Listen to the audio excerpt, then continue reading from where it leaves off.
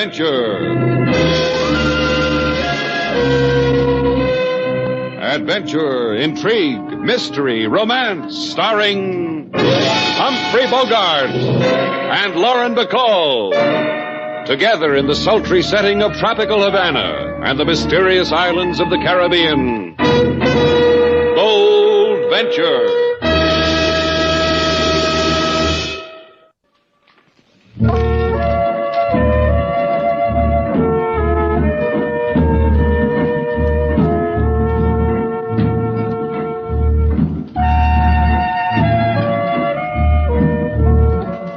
Once again, the magic names of Humphrey Bogart and Lauren Bacall bring you Bold Venture and a tale of mystery, adventure, and intrigue.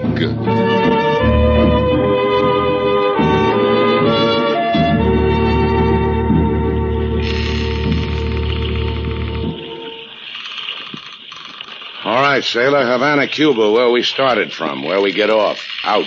How long can you keep it up, Slate? Come on, off the boat. I said, how long can you keep it up?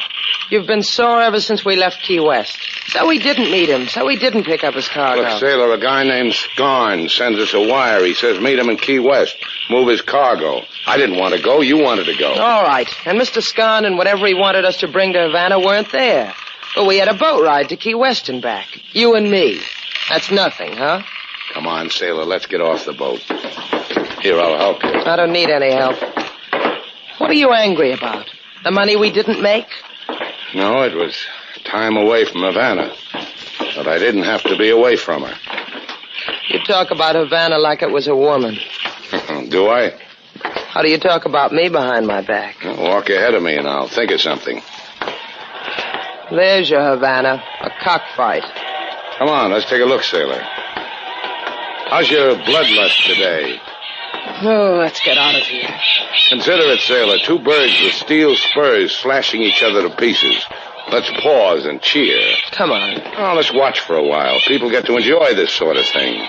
Let's find out why. I don't want to find out why. I'll see you back at Shannon's place. All right. Okay, let's go. You get a bang out of watching that? Well, it gives me a chance to get bitter. Makes me an honest man. Por favor, senorita. Huh? The cockfight disgusts you, eh? See, your tastes are too delicate, or perhaps... What's this, Slate? A new way to cadge the Yankee dollar? Or perhaps the Yankee merchandise. The lady asked you what this is, amigo. Who are you? Permit me to tell you the story of my life. I am a poet. I guess that's worth $1. Give him $1, Slate. What are we, patrons of the arts? Permit me to refuse the money. Permit me to return to the matter of the Yankee merchandise you have brought from Key West. Well, this is a man with a problem, Slate. You are the people from the boat, the Bold Venture. We're the people from the boat, the Bold Venture. Now it rhymes. Nice going, sailor. Then it is a simple matter. Since you are the people from the boat, it is simple. We will make arrangements for the removal of the merchandise. Now look, Shelley, Mario. My name, permit me. That is my name. Mario, sure. I forgot. My memory's a little shaky. Mine, too. Hers, too. So we're having a tough time remembering what this is all about. Slower reading, huh? Are you trying to be clever, mi amigo? Or perhaps you have pleasure in tweaking my patience? The merchandise. Permit me, but the merchandise. It is a matter of life and death.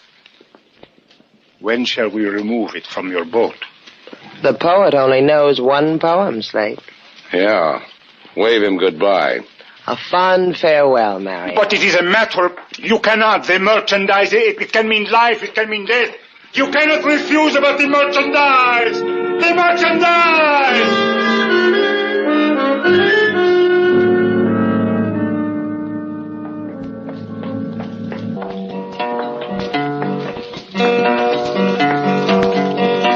If you want to be happy and lead a king's life, never make a pretty woman your wife. Therefore, from a logical point of view, marry a woman uglier than you. A pretty woman makes a husband look small, and then he very often falls his downfall. Therefore, from a logical point of view, marry a woman uglier than you. Ah, Lady Sailor, Mr. Slade, why you come back so soon to King Moses? Because you love me? Why else, King Moses? I tell why else. Because on trip to Key West, something sour must have turned more sour. Am I inevitably correct? You are inevitably correct, King Moses. You come back to make King Moses sloppy with happiness, Mr. Slate. Therefore, order me about. Bring us something to eat, King. Oh, an ecstasy, a joy, a frenzy, a kick. Just bring us something to eat. Right now, Mr. Slade. You really do love him, don't you, Slate? Uh-huh. Like he was my own. How long does it take for someone to be your own? Ah, that depends. Ready with the food, King? Ready. Yours, Mr. Slade. Yours, Lady Sailor. You talk, I smile inside myself. I get my guitar, I got song for you. Sing it, King. A lady approach who waits for Slade. A lady so handsome no one can hate.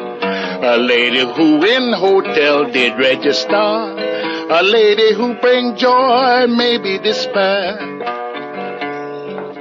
Perdóneme, Señor Shannon, but I think perhaps you were looking for me. For Bibi. No, Señor? Well, I don't know you, but I think perhaps I was looking for you. For Bibi. Slate. I want to explain something to you about the hotel business, sailor. I am what is known as a mine host. That comes in two parts. Mine and host. Sit down, Bibi. Gracias. Still you have not answered my question, Señor Shannon. You look for me? Well, I look for a lot of things. Why particularly for you? Because you are the man who brought his boat into port only a little while ago. Oh, the lady wants a boat ride. Why don't you try the nearest tunnel of love, Miss Bibi? This is included in the price we must pay for the merchandise? No, Bibi. I throw that in for free. Now, wait a minute. You said merchandise, Bibi. Isn't that what you said? Yes. Bibi, the gentleman posed a question.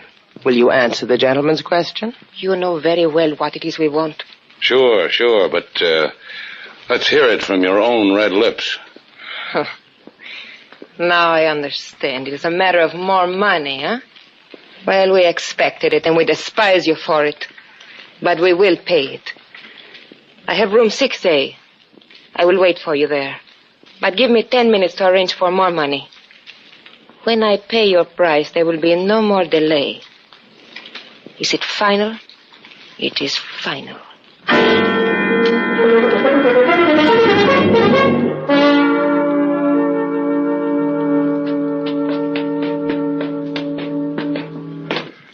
Let's see, 6A, she said. That's what she said, Slate. That's just what she said. You know, sailor, I think I can handle this alone. Why don't you wait for me downstairs, huh? Because I'm afraid of the dark. I cry in it. That's what I thought. Now you know. Slate, that noise. It's already happened to us once today. Well, maybe the little lady's a bookie for gamecock fighting. Hey, let's go.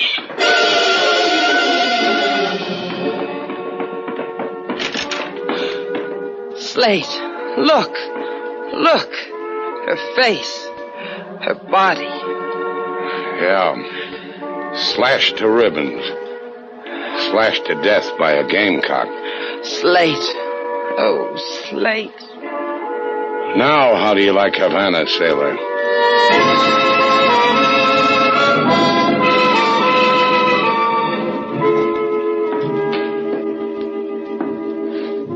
Mr. Slade. Mr. Slade. Mr. Slate is wearing out his office floor, King Moses. Tell me, I'll tell him. The police have made a fare-thee-well to the front door, Lady Sailor. They are 5 minutes gone. Thanks, I'll tell Mr. Slate. You want anything I can do for the after the police occasion, Lady Sailor? You, Mr. Slade? No, I'll call if we want anything. My guitar and me in hammock outside. You open the window and whistle for King Moses if you want something. Slate? What are you trying to build? All right. I don't blame you, Slate. I know. It's hard to believe. What's hard to believe? Beautiful woman killed by a fighting bird, a bird with steel spurs on it. Oh, Slate. And at my hotel, girl locked in a room in my hotel with a bird bred to slash for blood. I don't like cops in my place. Cops are for the tourist trade, not... Is that all that bothers you? The fact that the police were here? What's it to you what bothers me? I didn't ask for your questions. I didn't ask for you. All right, Slate, all right. Kind of a jerk am I, anyhow? A man tells me to take care of his daughter. So I take care of his daughter. You. What am I? Out of my mind? I don't need you hanging around here, sailor. I don't need anything about you. I got along great before... Before my father died? What do you want me to do, Slate? Leave? Well... Sit down, Slate. You're sweating. It's a trick I know. It's hot, so I sweat. You want me to fan you?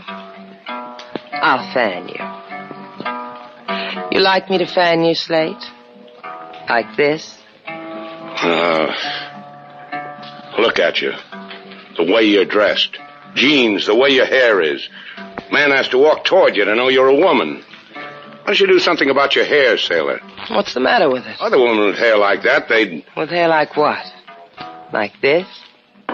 You can touch it, Slate. Touch it. Go ahead. Touch it. Answer the door. You answer it. Yeah. Permit me. Hey, it's the poet. Tell him to come in. He can wave the fan. An explanation for the events of this afternoon are in order. See? Hey, well, don't make it tough this time, Mario. What are you trying to tell us? A tragedy. The killing of the girl Bibi was a tragedy. Oh, what do you know about Bibi? Bibi was the sister of my wife. She... Please, what time is it? Hey, look, if you don't... It's almost 2:30, Mario. Gracias. Now permit me. It is very wrong that Bibi is dead. A wrong that is part of an even greater wrong. So help me What if... kind of wrong? Like so. The merchandise you have brought. Those of us on an island you know, here in the Caribbean. Those of us who wait for the guns. Guns. So that's it. That's the merchandise. Guns. Precisely. Perhaps there is a better way to purchase human dignity. But we do not know of it. We need those guns. And you think we have the guns for your revolution? Of course. Like so. You came with the boat. Oh, permit me, I will answer it. A compatriot I am expecting. He is to meet me here.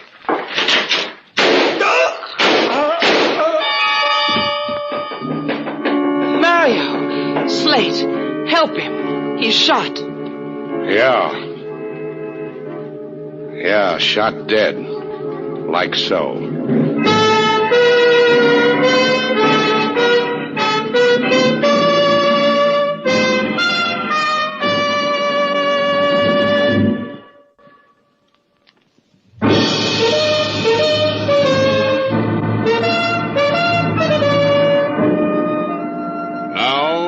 To Bold Venture, our stars Humphrey Bogart and Lauren Bacall, and the second act of our story.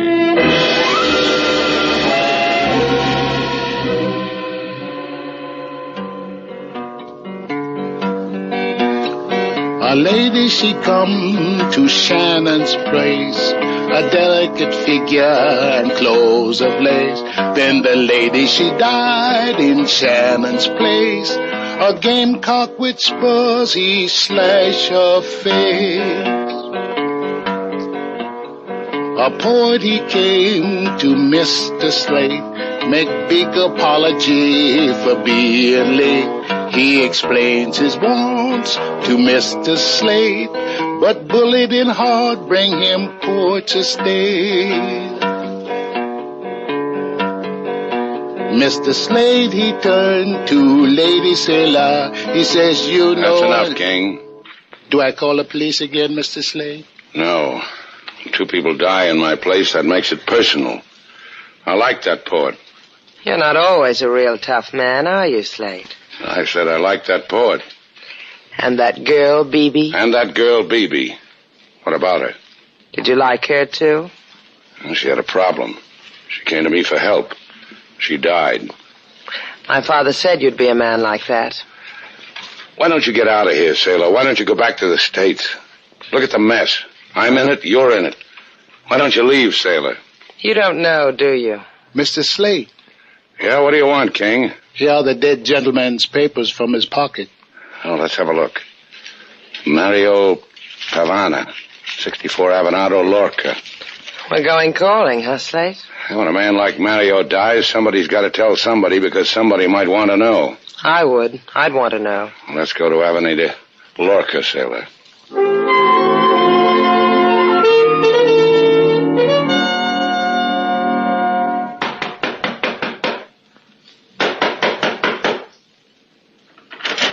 Yes? What is it you want, senor, senorita? We come to... Is it about Bibi? My sister Bibi? If you have come to tell me of her death, it has already been revealed to me. Well, just a minute, senora. I am called Celestine. Will it not be easier for you so? Yeah, easier. If you're Bibi's sister, then the poet Mario... Mario... He is my husband. Yes, a poet and a husband. I'm fortunate, am I not? You are friends of Mario's? Yes, friends. Sailor, I can't do it. You tell her. Thanks loads. Senora Celestine, your husband... What? He... What is it of my husband? What is it? He's dead. Okay, sailor. How long can you take to tell a woman her husband's dead? He said he was going to the waterfront to write me a verse. A little verse. Who are you? Are you of the police? We're Mario's friends. We want to find his murderer. It will not bring him back. Mario was telling us something before he died. About a revolution. About guns. Mario was to me a man who loved me. Who wrote little verses for me. Of this other Mario that you speak, I know nothing. Who would? Senor Etienne Parada, maybe? Senor Etienne spoke often with Mario, late into the night, while I slept. I would bring them food, and then leave them to talk among men. Where would we find Senor Etienne? He has a villa, 17 Avenida Cuarteles. I think there is nothing more for us to say to each other. Adios, friends of Mario.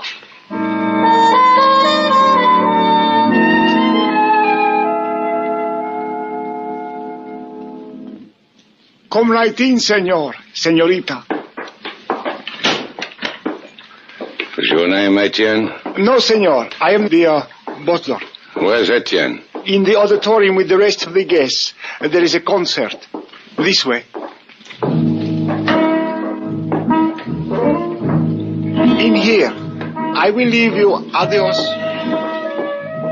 Some concert. That girl, the way she's dancing, Slate. She's wonderful. Yeah, real authentic. Am I being rude? Yes, you are. Can't you see that girl's trying to express herself? I am your host. My name is Etienne. This way, please. Yeah, sure. Celestine called. She told me to expect you. Did she tell you about her husband? About Mario? Yes. Did you two kill him? How's your record, Etienne? Not flawless, senor. In here, por favor, this room. Pepe. Hey, what is this? Who is this guy? These are the ones, Pepe. The man and woman we have been waiting for. Now, senor, you will tell us. Why have you come to Etienne? Because I don't like my hotel to be loused up with dead bodies. First a girl was killed, then a poet. Would you know why? Yes. I would know why. Who are you, Etienne? Why should you know so much? It does not embarrass me to say that I am a patriot. You see, Bibi and Mario were revolutionary. They were killed by our enemies. This we know. They were killed to prevent them from taking guns across the Caribbean to our islands. The guns they thought were on your boat. We shall proceed without Bibi and Mario. The man is talking like he's got the guns anyhow, Slate. See, we have them. They came on another boat, not yours. Well, use them in good health. Let's go, sailor. Wait, senor. I knew it. Peek over your shoulder, Slate. I just did. Question, what's the caliber of the gun Pepe has in his hand, a 32 or a 38? Looks like a 32. It's a 38. You will help us then. Help you do what? We have the guns, you have a boat. It's necessary to have both to get the guns to my island. Besides, I prefer not to have you roaming the streets of Havana until we have disposed of the weapons. Who wants to roam the streets? Me, Daddy. Por favor, senor, move quickly. There is a great need to hurry.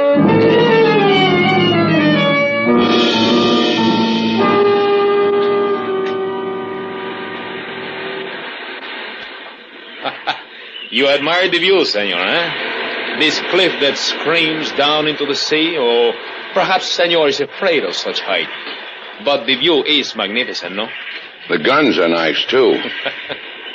You have exquisite taste, senor. In guns, in boats, and In me? Precisely, senorita. See how wrong you can be, Slate? The man said that you had... Get off it, Andy Etienne. What do we play now? Oh, no play, senor, I assure you. Hard work. Pepe is below in your boat waiting for the guns. You will see that he gets them.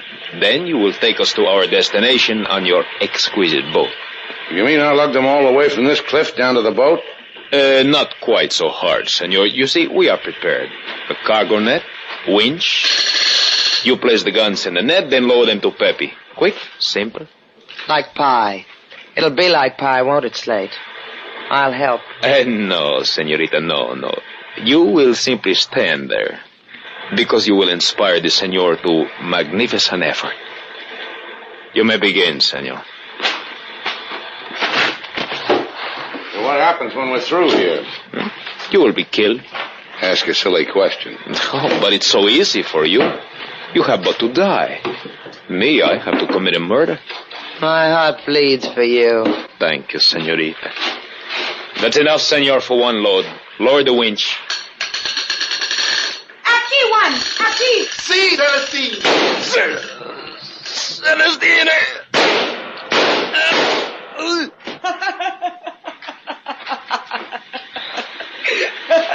We're glad you're happy, Celestine. Yeah, we're glad. Thanks for saving our lives. It was messy, but thanks. My heart is filled with kindness for you both. We'll drink to your heart filled with kindness in Havana. Tell your boy to take that gun away and we'll go. You were so kind to come and tell me of my husband's death. I want to do something gracious for you. In Shannon's place. Do something gracious for us in Shannon's place. I will not permit one to kill you. You will die as suicides. I wouldn't have it any other way. Tell us about killing people, Celestine. Were you born that way, or did it come on you all of a sudden? They tried to make a revolution. You were foolish enough to stumble into it. It is a pity you stumbled into the wrong side. You and Juan here are the right ones. You are all alike. Poets, revolutionaries, adventurers. All with the intellect of trained fleas. Bibi, Mario, Etienne, Pepe. Oh, yes.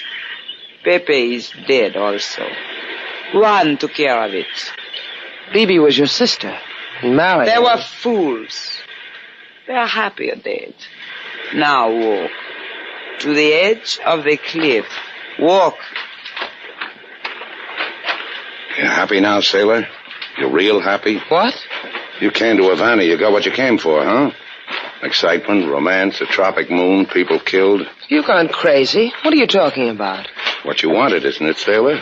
That's why you came to me, because it was empty for a girl like you back there from wherever you came from. Real empty. Why you... Don't slap me, sailor. I'll break you in two. No one. No, do not put your hands on him. Leave them alone. Just keep the gun in his back. They will kill each other. Sailor, watch it. You watch it. He's got a gun in your back. Have a gun in my back. One! Careful, one! Careful! The gun! Get it, sailor. Pick it up. Now you, Celestine. You let me go. Let me Don't struggle, Celestine. Relax. Enjoy yourself. I'm a tender guy. I'm taking you back to Havana. Fool! Take your hands off me. Let me go. Celestine. I'm holding you real tight till the Havana police take you away from me. You hold her that tight, she's not going to be in any condition for the police. So what about Juan? You got a gun in your hand, haven't you, sailor? Oh, sure. Sorry. I forgot for a moment. Oh, get with it, sailor. Keep that gun pointed at Juan till we get back to Havana. Then what? Then Shannon's place. Better back there. I want you with me.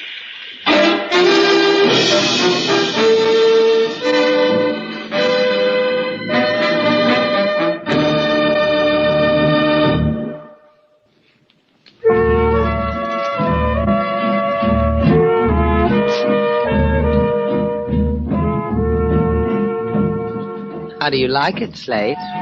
Like what? Dancing with me. That's all right. I'm wearing a dress now. Yeah, I noticed. And my hair. You like it this way? You like my hair this way, Slate? Let's get out of here. I like it here. Come on, let's go. Go ahead. I'll find somebody who likes to dance. I said come on. Why? Well, there's a breeze outside. What's a breeze got to do with it? I want to see what it does to your hair.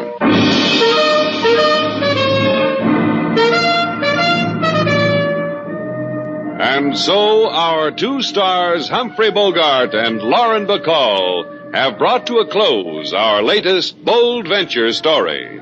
Special music was composed and conducted by David Rose.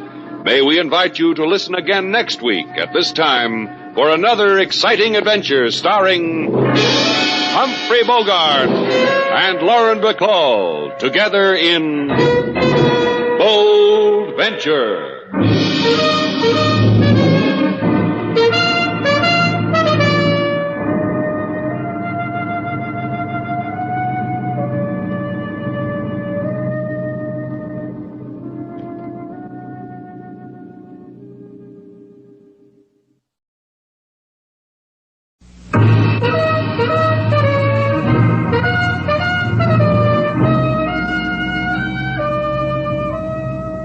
Bold Venture.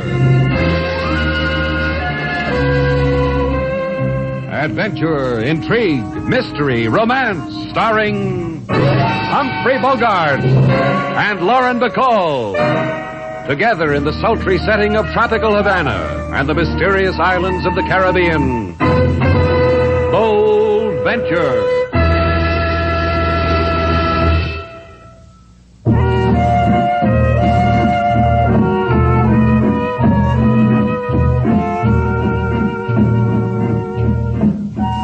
Once again, the magic names of Humphrey Bogart and Lauren Bacall bring you Bold Venture and a tale of intrigue and mystery.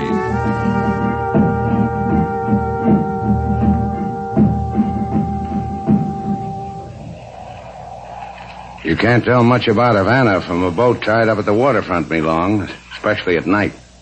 But you like Havana. It is a strange place. But to one who has lived her life in China, all other places are strange. It won't be that way for long. There's a little bit of all the other places in Havana. Mr. Shannon. All right, I'll get your suitcase, me Oh, no. Oh, no, that is not it, Mr. Shannon. It is the other thing. Why did Sam Chu have me brought here to Havana? You mean you don't know? I know only in Shanghai a letter came to me from Sam Chu. A letter with money, with instructions. Then a man came with more instructions and took me away from Shanghai. Why, Mr. Shannon? If I'd known you were in Shanghai, I might have brought you here myself. What manner of man are you, Mr. Shannon? I run a hotel, I own a boat. I meet freighters somewhere in the Caribbean. Because I have a client named Sam Chu who's in a hurry to see a girl named Mi Long. Hello! Anyone aboard? Yeah. Is your name Slate Shannon, sir? That's right. Good. Excellent. Come aboard, Mickey. We'll talk with Slate Shannon. How do you do, Mr. Shannon? Say, what is this? What do you guys want on my boat? Let me hold the gun, Mickey, so Mr. Shannon can see it better. Good. You did that very well, Mickey. And you, young lady, how do you do? Mr. Shannon, who are these men? The lady asked the question. We're friends of yours, Mr. Shannon, and hers. The closest friends you have in the world. Don't you think so, Mickey? Mickey can't talk. He just agrees with me. Don't you, Mickey? You see, what did I tell you? Now that I know who you are, off the boat. You hear that, Mickey? He wants us to get off the boat. To pick up the thread of the conversation, Mr. Shannon, what we want is the statue. The Kuan Yin the lady brought with her from China. You know what they're talking about, Mi Long? I have brought nothing from China. A suitcase. That is all I brought from China. Does that end our conversation, close friends of mine? Mickey and I think the Kuan Yin is on this boat, Mr. Shannon. Don't we think that, Mickey? Well, then ask Mickey where it is. With my holding a gun on you, you say that? Say, look now. Go ahead, Mickey. Well done, Mickey. Easy. There'll be other times, Mickey. Mr. Shannon will not disturb us for quite a while. So, young lady, where is the Kuan Yin? I do not know what it is you want. Search the boat, Mickey. Start with this suitcase. Now let us assume, dear young lady, that the Kuan Yin is not aboard. Where did Mr. Shannon stop this boat and hide it? Do not touch me with your hand. It offends you, my dear? Yes. You slapped Zenda. You slapped Jeffrey Zenda. That's most unfortunate. Most unfortunate. I detest killing. Now I'm afraid, dear young lady, your body will be washed up upon some shore, and someone will wonder why.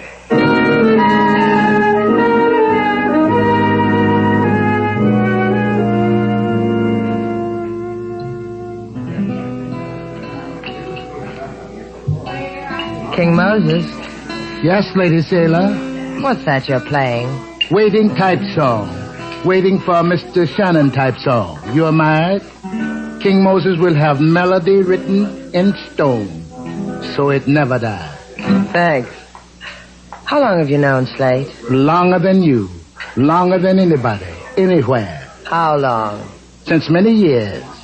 In Port-au-Prince, I see man walking on waterfront. A man. I sing song. He asks my name. I ask his. We attach ourselves each to the other. And it's been good? With Mr. Slate Shannon, it's the better than anything. That's how it is, King Moses. What's that kind of music for? Chinese girl Slate's bringing back? No, Lady Sailor. We are about to be honored with the celestial presence of Mr. Sam Chu. He looks like he's just stepped out of a Chinese finger painting. Looking for me, Sam? Oh, Princess, your exquisite face brings tears of delight to the unworthy eyes of Sam Chu. Hi, Sam. I bow to the fragrance of your beauty, Miss Gail Duval. Your presence lends enchantment to Shannon's place. Where is Mr. Shannon? He hasn't come back yet. Mr. Shannon told me he would have my cargo here at precisely this hour. In a matter of this nature, Mr. Shannon has been a man of the precise second. Oh, don't worry about it, Sam. But what is the nature of this matter? Slate never told me. It is a matter of bringing a girl from Shanghai. Well, this I already know. But does your wife know? Well, unfortunately, I am not blessed with a wife. However, of the girl from Shanghai, she brings with her the fabulous Kuan Yin. Kuan Yin? A statue. An idol. That's more important than a girl from Shanghai? Far more. Kuan Yin is a goddess. Priceless. Wondrous. I have made the girl suffer the ravages of a journey from China. The terrors of clandestine flight to bring Kuan Yin to me. When Mr. Shannon returns, have him bring the Kuan Yin and the girl to me immediately to the house of Sam Chu. Thus, I end the delight of your presence. Likewise, I'm sure. Bye, Sam. King Moses. Yes, Lady Sailor. That Waiting for Mr. Slate Shannon song. Play it some more. All right, Lady Sailor. That doesn't do it. You go to Dr. Wait for boat to see what that does, Lady Sailor. to see what that does, King Moses.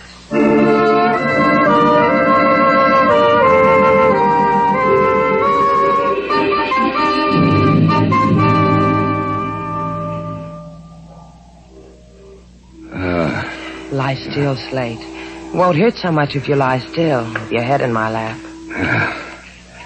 He was good, wasn't he? He went over me real good. Who? Man who was owned by another man who owned a gun. I told you it would hurt if you tried to move. If you want anything, I'll get it for you. All you have to do is touch my hand. You know about pain, huh, sailor? Not like yours. Other kinds I know about. Like what? If I ever tell you, throw me away. What happened to you, Slate? Why did somebody try to make you over?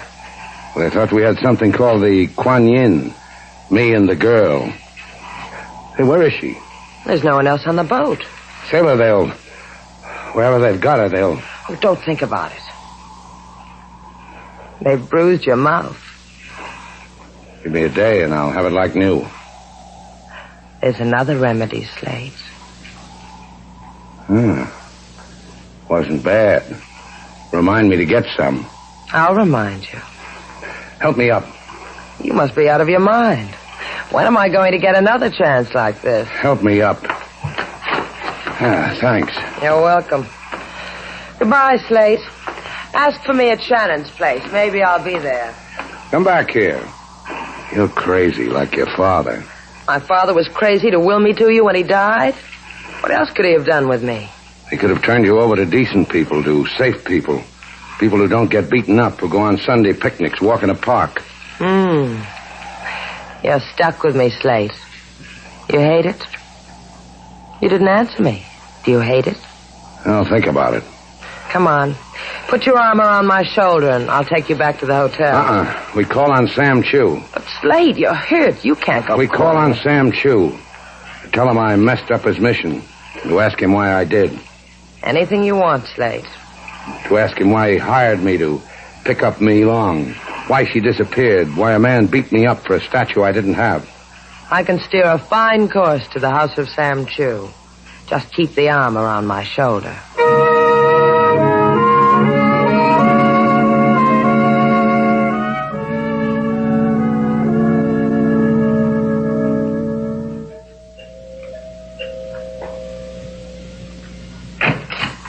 You have come about Sam Chu? That's right. Both of you? The two of us. That is strange. Where is Sam? Please come in. Your face, it has been hurt. His face has been hurt, but he still wants to see Sam Chu. You may call me Tamar. Slate Shannon. This is Sailor... Miss Duval. You are strangers to the house of Chu? I've never been here before. I know Sam pretty well. He never mentioned... Me? There is no reason why he should. I am in his employ because of my knowledge of antiques. What about your knowledge of a girl named Mi Long? Mi Long? A Chinese girl? Girl I picked up from a freighter and brought to Havana. A girl who's disappeared. On the radio, as I was driving here to Sam Chu's, I heard of a Chinese girl. What about her? Only that she was found in Havana Harbor, freshly dead from a bullet wound. Could this be your Mi Long? I got a feeling this could be our Mi Long, Slate. Yeah. Take us to Sam Chu. You must understand. When I returned here a half hour ago, I disturbed my employer not at all. This is a lady with a message, Slate. Do you get the message? No, I don't. Then you are not of the police? I called them. Police? Please. In this room. There. There on the floor. Sam. I know what. You're going to tell us he's dead, aren't you, Tamar? Precisely. If you can bear to look, there is a silk cord about his throat. Isn't that unfortunate, Miss Duval?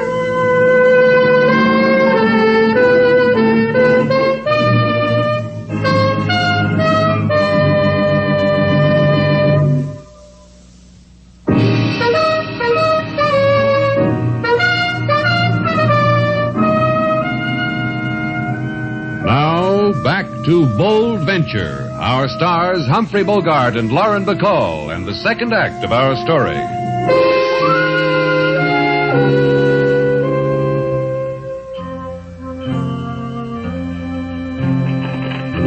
Quite a sight, huh, sailor? I've never seen a Chinese funeral before. Sam Chu and Me Long. Sam Chu and Me Long. It was one of the toughest things I ever had to do, sailor, identifying Me Long. She was that lovely? That lovely. Light some more firecrackers, sailor. Firecrackers to keep away whatever spirit she wants kept away. Money thrown in her coffin to pay her way into whatever paradise she wants. A paradise that's watched over by Kuan Yin? Yeah. What's there about a Chinese goddess? What's there about a statue that makes people dead? Sailor. Sailor. Look at her. Yeah. Tamar. Tamar in a mandarin robe like... Go ahead, say it, Slate. I'll agree with you. Like an enchanted princess. I'll see you, sailor. Where are you going? To join the funeral. To get a princess to tell me a story. Slate! Hey, wait for me, Slate! A fascinating and pathetic spectacle, don't you think? What? Oh, that's right. Fascinating and pathetic. Who are you? If you don't mind, I am Geoffrey Zender. I don't mind. That's your problem. And you are Miss Duval. And I am Miss Duval. How did you know? Merely because the late Sam Chu pointed you out to me one day at Shannon's place, and I have never forgotten. Oh, you knew Sam Chu? Quite intimately. He was my business associate. Would you care to join me in my own private manner of expressing grief over Sam's death? All right. Yes, I would. Sam's shop is just a few doors down. I'd like to see how you grieve when a friend dies, Mr. Zender. I noticed it was difficult for Mr. Shannon to tear his eyes away from the lovely and exotic Tamar. Do you know her? Only slightly. Here we are. This place looks as if Sam collected all the loot in China. Spurious loot. It's all fake. Will you sit down? Thanks. Now grieve, Mr. Zender. I want to watch. These statuettes you see on the shelves, all plaster. Mass-produced for the tourist trade. In all this rubbish, nothing so delicate or so desirable as a Kuan Yin. Tell me more about this Kuan Yin, Mr. Zender. About it? About it is that it's worth perhaps $250,000. Oh, and there's nothing so delicate and desirable as $250,000, is there? Quite. What is your theory as to where the Kuan Yin is? Why should I have a theory? I'll tell you why. A Chinese girl sails half around the world with a fabulous idol. Mr. Shannon is to deliver her to Sam Chu. She's killed. But suddenly she doesn't have the idol. Why doesn't she have it? How do you know all this?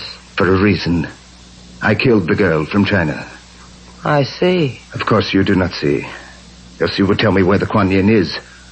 Where is it? I don't know. Will you tell me, Miss Duval?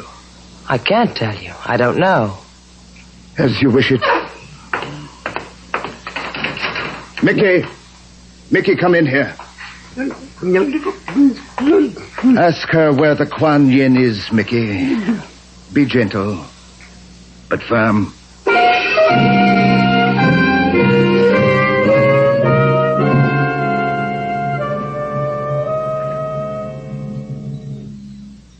I knew you would come back to me, Slate Shannon. And we both knew it, didn't we, Tamar? I saw you when you were watching the funeral procession. It was a very long funeral, and all the time your eyes were on me, as they are now. You find me desirable? An understatement, Tamar. Guy wants a lot of things. Some of the best are marked don't touch. I am not fragile, Slate. I will not break. You may touch me. Anything you say. You see, I am not an illusion. Here, I will show you. Yeah, I see what you mean. It is said the goddess Kuan Yin could kiss a wound and make it vanish. The image of her is believed to be just as miraculous by some. It is a pity she has been lost, is it not? Yeah. Maybe if Kuan Yin weren't so miraculous, the girl I picked up at sea, Me Long, would still be alive. And Sam, too. This Kuan Yin, does it kiss away dying tomorrow? If you gave her to me, gave me the Kuan Yin. Yeah, but what makes you think I've got it? Because a man like you, it would have been simple to steal from me long. Yeah, it would have been, but I didn't think of it. Also, she didn't have it. Now it's your turn again. I don't believe you. I don't believe... Besides the miracles, how much will the Kuan Yin bring in Yankee dollars tomorrow? The Kuan Yin image is a symbol of the tears of Mother China. You're having her the desecration. Oh, where did all the gentle go tomorrow? Look, if I had the Kuan Yin, maybe I'd give it to you. That would make us pals again, wouldn't it? You and me and Mother China. Get out. Get out of this house. Your presence is insulting to the memory of the dead. Yeah, we almost forgot about that, didn't we, Tamar? Get out! All right. Some other time, huh?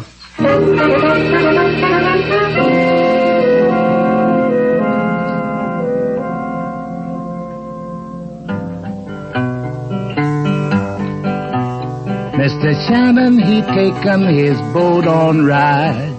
Two fellas on deck, in shadows they hide. No beefsteak or lotion can start to erase the bruises they bumped on Mr. Shannon's face. Mr. Shannon, he was... What time is it, King? Miss Sale is not back for 5 hours already. I didn't ask you that. No, you didn't ask me that. Where could she be for 5 hours? In Havana. In 5 hours in this Havana, you get born again and live again. She's never been away from me this long. As long as she's been here. Lucky fellow, you, Mr. Slade. So beautiful is Miss Sailor. She... Look, Mr. Slade. Yeah, I see him. You want something, Chico? Por favor, yo quiero, Senor Shannon. My name's Shannon. Bueno. Un hombre, a man, he said to come here to this place and find Senor Shannon. All right. What man? What did he want? No sabe what man. He say go to here, this place, and tell Senor Shannon like this. Kuan Yin. Kuan Yin? Si, Kuan Yin. He say also bring it. He say bring it to shop of some Chew. He say Senorita Duval. What did he say about the senorita? Nada. The senorita will be there, that is all. What man told you all this, Chico? I do not know. What man? What man told you this? I do not know. I swear it by my mother. I do not, senor. Un hombre on the street, he tells me to... Okay. You did all right, Chico.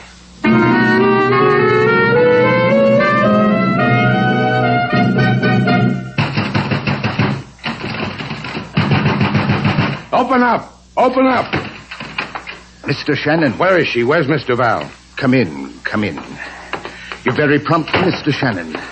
I asked you something. I asked you, where is she? Ask politely, Mr. Shannon. This gun at your stomach says, ask politely. Come. Miss Duval is in the back room. Through this litter of Sam Chu's vulgar tourist art. Through beaded curtains. Also vulgar. Miss Duval. Mr. Shannon. You all right? Just untie me, Slate. These ropes keep doing things to my wrists. Oh, they're bleeding. No comments. Just untie me. Sure. Not quite so fast, Mr. Shannon. Not quite. You forget two things. One, this ugly little beast in my hand. Two, the exquisite Kuan Yin. Oh. We barter, huh? I give you the Kuan Yin, you give me Miss Duval. Precisely. The man strikes a hard bargain, Slate. Yeah, I remember. He's got a hammer named Mickey. Mickey will trouble no one anymore. Oh, he'll be washed up on the beach like me long. Exactly. As Flotsam. Or is it Jetsam? Jetsam. I never can remember the difference. And now, Mr. Shannon, now that we've touched gloves, the Kuan Yin, please. No, you just don't understand how it's going to be. First, I release Miss Duval. Then I take her home. Then you get the Kuan Yin. You didn't bring it with you? I left it at the hotel. Why, I'll... No, you won't. You killed Slate. No Kuan Yin. You hurt a hair on my head. No Kuan Yin. Isn't that how it is, Slate? If he hurts a hair on my head? Maybe you need time to think it out, huh, Zenda? Tamar and I have waited this long. We will wait an hour longer. Oh, you and Tamar. Who wound the silk around Sam Chu's throat, Zenda? You, Tamar? I only asked because it was so professional. Thank you. I did. It was necessary. So I did. Sure. Just as a matter of curiosity, how much is the Kuan Yin worth? $250,000. Hey, you come expensive, sailor. Real expensive. Almost as expensive as this. Fool! Take your hands off me. I'll kill you. I'll kill you. Try me.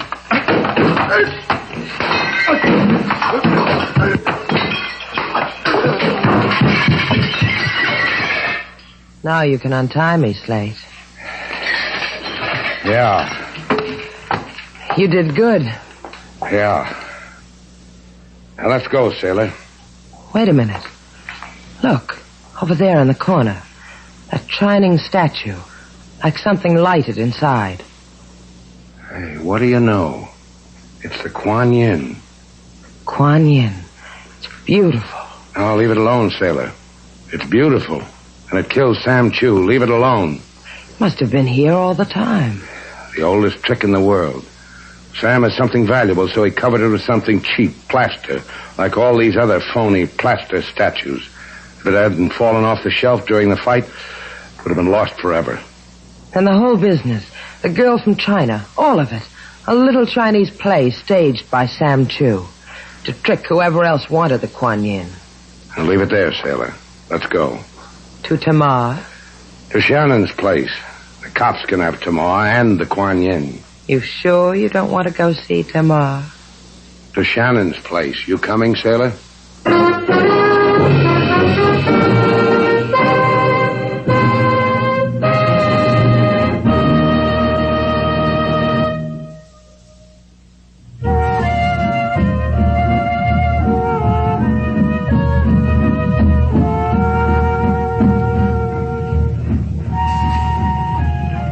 Take the wheel, Slate. All right. I like this.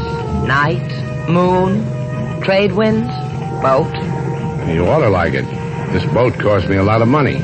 I paid half, remember? Yeah, that's what I said. You paid half. Take the wheel, sailor.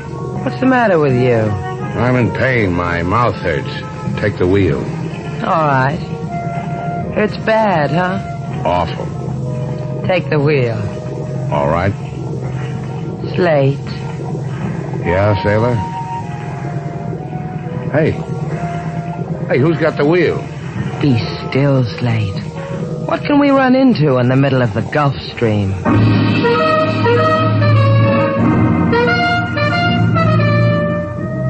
And so our two stars, Humphrey Bogart and Lauren Bacall, have brought to a close our latest bold venture story. Special music was composed and conducted by David Rose. May we invite you to listen again next week at this time for another exciting adventure starring Humphrey Bogart and Lauren Bacall together in Bold Venture.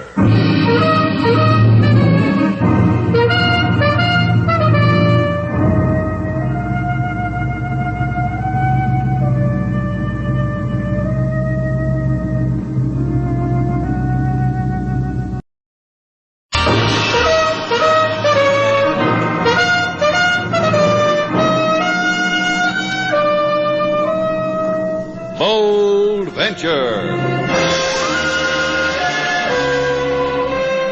Adventure, intrigue, mystery, romance, starring Humphrey Bogart and Lauren Bacall. Together in the sultry setting of tropical Havana and the mysterious islands of the Caribbean. Bold Venture.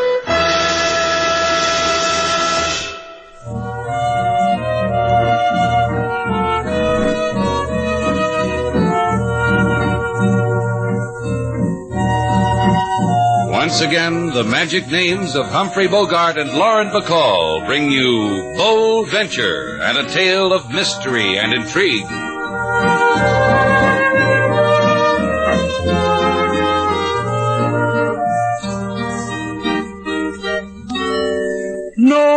come to Shannon's place. Cash register is one big disgrace. The money that lies within the till could possibly change $1 bill. Why the applause, sailor? Because I like calypso songs, and because I like the way King Moses sings them. You know, you're a lucky man, Slate. You get your business troubles set to music. Yeah, it delights me. Saturday night and no customers. What's a man supposed to do on a Saturday night? You're a big boy now. But if you don't know, King Moses will tell you. Don't worry about it, Mr. Slate. It was the same no business last year when the rainy season came. Mr. Slate? Well, what? Here comes a man who's liable to start a fad. He takes out a girl on Saturday night. Yeah, smile like you can hardly bear the fun you're having, sailor. Good evening, sir. Table for two on the corner, mister. Hold the menu till I whistle. Lady's not hungry. Are you, baby? No. Not thirsty either, are you, baby? No. See what I tell you, mister? Don't bother, I'll find myself a place. Yeah, don't forget to whistle. Everything all right, baby? You happy? If I were dead, I'd be happy. Oh, baby, Dolores, baby. Oh, no. Come on, sit down. That's my girl. Take your hand away from me. You don't tell Vic what to do, remember? Remember? Yes, I remember. Well, now, that's good, real good. Fine. All right. You said you wanted to talk to me before you gave me the papers. Talk. If I give them to you... You're starting off all wrong. There's no if. Just give me the papers and you can talk your head off. I'll listen, smile, and nod. Anything you want to say. How do I know? If I give them to you, how do I know everything will be all right then? Oh, baby. How do I know? You don't know anything at all. You're hurting my arm. You're hurting me. Shut up. Oh. Told you to shut up. I haven't whistled yet, mister. Those welts you're raising on the lady's arm hurt my eyes. Outside, Buster. By yourself. Out. You want to play? You want to play, huh? Well, good. Fine.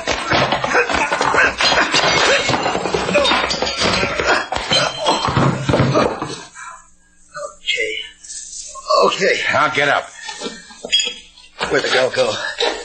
Girl I came in here with. Where'd she go? She couldn't wait. She left. You know something, mister? You just don't know what you did.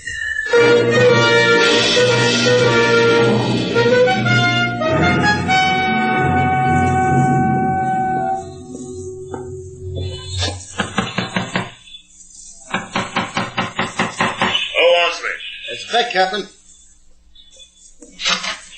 Now, did you bring him? No. I gave you an order. Look, I've taken enough of those from you and for you. With $250,000 shining down on us, you'll take more, won't you, Vic? Won't you? Yeah, Captain. All right. You can come in now. The ship's empty except for you. You like it here alone, Captain? Havana within kissing distance, you stay here alone? I gave the crew shore leave. They can kiss it for me. They can do other things with their mouths. Like talk. You talked, but you didn't come back with anything. Something got away. A spoonful of Havana girl, and you couldn't take away from her what was bought and paid for. Maybe you ought to talk to the ship's doctor, huh? I told you, a guy named Slate Shannon lost it. You'll tell me how, huh? I had my hands on him. Girl got girlish about it. Began to think up reasons why she shouldn't give them to me. I tried to persuade her I was going good, too. And this Slate Shannon wrapped your knuckles because he's a hero. I never knew you were a hero worshiper, Vic. The things I don't know about you. Like to try him yourself, Captain? I can give you the address with a recommend. You're slime, Vic. Isn't that what you are? Answer me! That's what I am. You let $250,000 run through your fingers. That makes you slime. You already said it once. I got a fortune in opium in the hole. In the barrio in Havana, we can get $250,000 for it. You know how it is with all that money? I heard. I get hungry for nice things, expensive things, things I haven't had for a long time. I want those things, Vic. That's why we brought this tub all the way from Macau. I explained it to you. Shannon, stop. We can't unload all that stuff because I haven't got a bill of lading. Because you didn't get it for me. Just a bill of lading that says I'm carrying canned apple juice. That's too much to ask, Vic. I'll get it. Sure you will, Vic. Sure you will.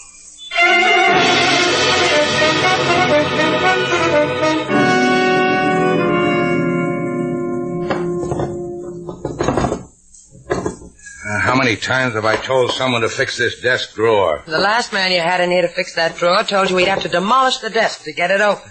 You should have taken the $3 he offered you for it. I've got a pipe in that drawer. You've got other pipes. I know, but somebody gave me this pipe. Did she break it in for you first? It won't open, Slate. It never does. Answer the phone. I'll bet it won't open this time either. Hello? Who? Mr. Slate Shannon? He's trying to open a drawer right now. Can I help you? Oh, sure. Yes, he's here. Slate. Who is it? The girl with the welts. You'd better talk to her. Yeah.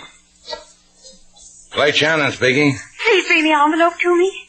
What? The envelope I gave you. I must have it. What are you talking about? What envelope? When we were fighting, I put an envelope in your pocket. Huh? What'd you do that for? There's no time. Please, you have the envelope. The envelope with the papers in it. Now, wait a minute, I'll see. I'm sorry, no envelope. I put it there, in your coat pocket. Oh, please, it must be there. Oh, why didn't you say coat? Sailor, my coat hanging on the chair over there. I'll take her. She sounds that excited, and all she wants from you is your dry cleaning. Here, there's an envelope in one of the pockets. All right. There's an envelope here. Thanks. Hello? Yes. Okay, I've got your envelope. What's important about it? Bring it to me, please, please. There's no time. Please bring it to me. Now, just take it easy. Where do I bring it? To Avenida Presidente, number 18, the end of the hall. Who do I ask for? For me, Dolores Quito. Oh, please, please hurry. Right away, Dolores. You're going to see Dolores right away? This minute. Help me with my coat, Slate.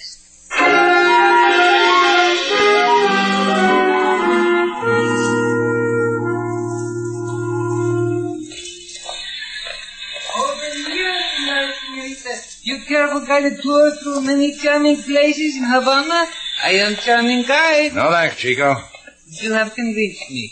Instead of $5, I will take you to such places for only $3.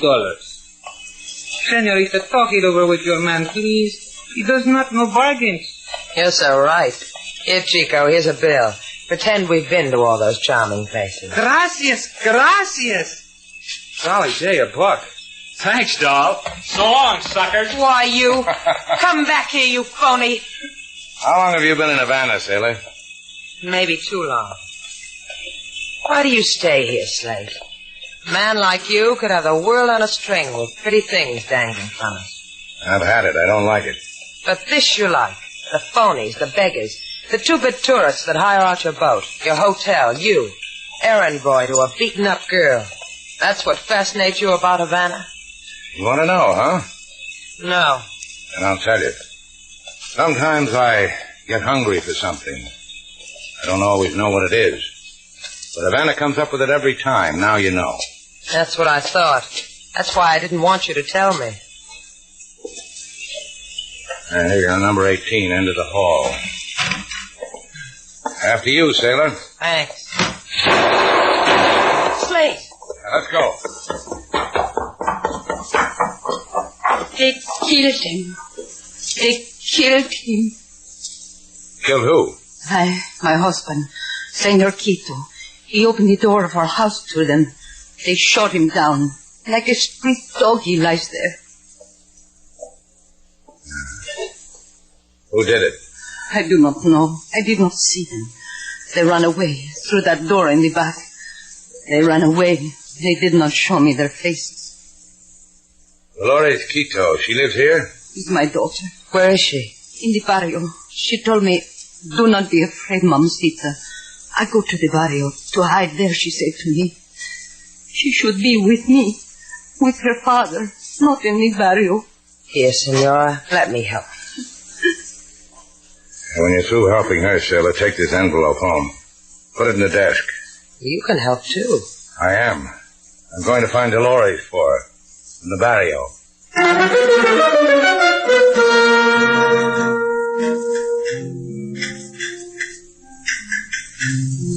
Dolores Quito, know where she is? You are not needed here, senor. I'll look. Do not try, senor. Dolores Quito is unknown to us.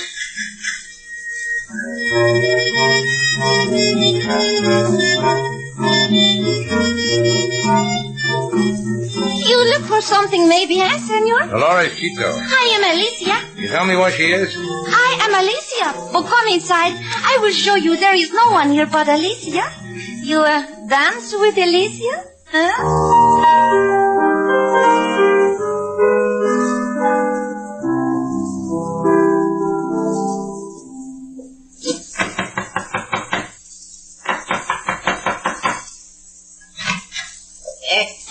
Dolores Quito, they told me maybe... No sabe nada. All right, mister? Sure. Well, I better get in this doorway out of the rain. Yeah, that'll be good. Here. Hey, you're the guy. That's right, I'm the one. He's yours, Captain. Yeah. You did good, Captain. Real good. Fine.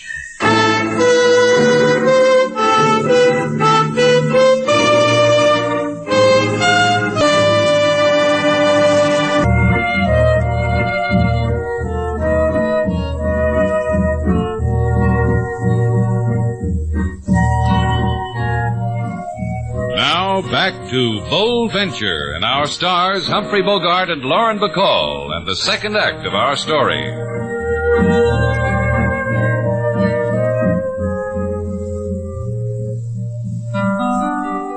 Mr. Shannon, he go to Barrio, the place of danger where the lights are low. A fella, he bang on Mr. Shannon's head. Mr. Shannon, he think pavement is new bed. Slade Shannon, Well, don't rub it in, King. Sailor? Uh-huh. Give me that envelope out of my desk. I want to see what's in it that makes me bleed. It's not in the desk. The drawer won't open, remember? I don't care where it is. Just get it. It's in the safe. I'll get it, Lady Sailor. Left 23, right 14. Not so loud, King. Don't get excited, Slade. The only thing in that safe beside the envelope is a necktie. Say, I've never seen you in a necktie. How do you look? Nifty and dapper. Here's the envelope, Mr. Slade. Thanks. I don't get it. What is it? Bill of lading for the steamship Capricorn. Look. It says they're supposed to unload 6 cases of apple juice in Havana Harbor. Apple juice? What do you mean, apple juice? Apple juice means apple juice. What else does apple juice mean? I don't know, but I'll bet it's the first time in history anybody ever got beat up for apple juice. Think of some more clever things, sailor. When I come back, you can tell them to me. Put the envelope back in the safe, King. You going out? Sure. The rain's stopped, the moon's out, the sea's calm. Who knows? I might find me a steamship.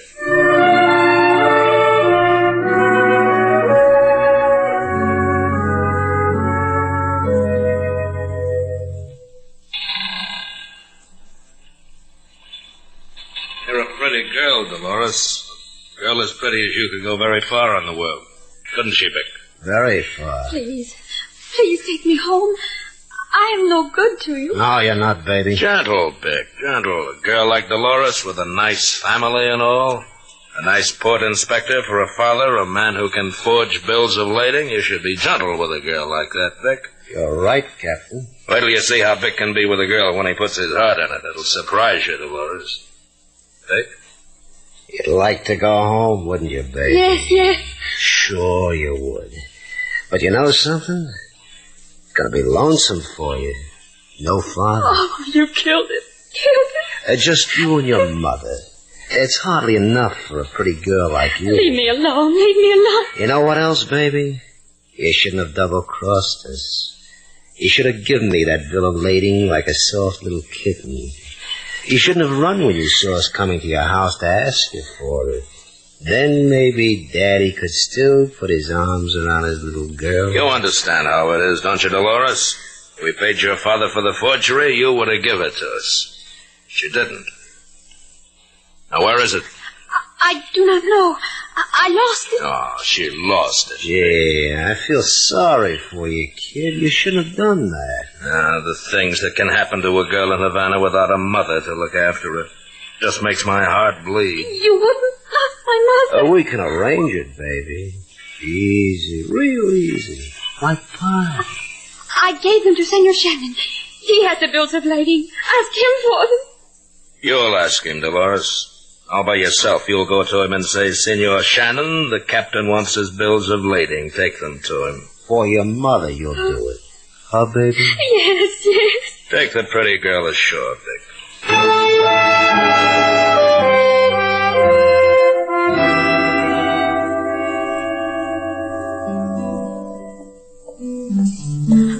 I beg your pardon. What can I do for you, miss? I want to see Senor Shannon. He's gone. Where? Where he is where. I don't know. Miss Sailor, she here. Miss Sailor's standing over there under the fan. Maybe she can help you. Thanks. Is your name Sailor? That's right. Hot, isn't it?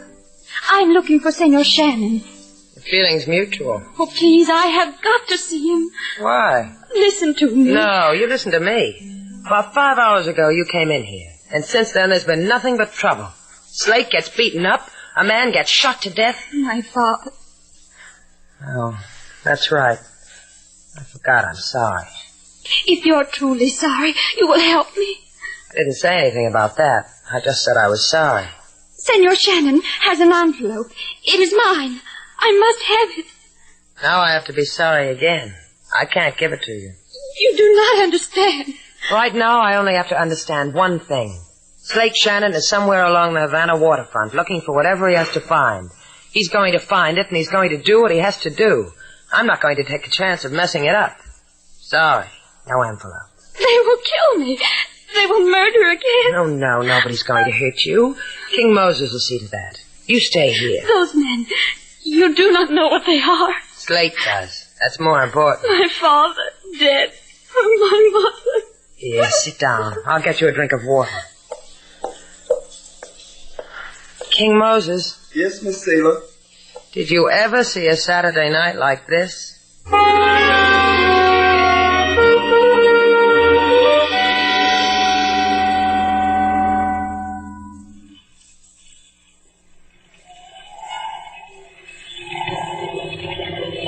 Ahoy, Capricorn, ahoy! Ahoy!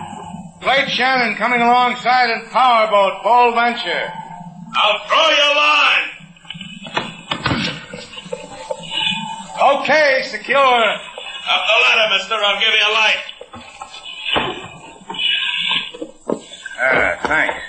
Where's the captain? You're looking at him. Well, I'm just making a social call, Captain, so you can put your gun away. Think so? It's very interesting. Vic!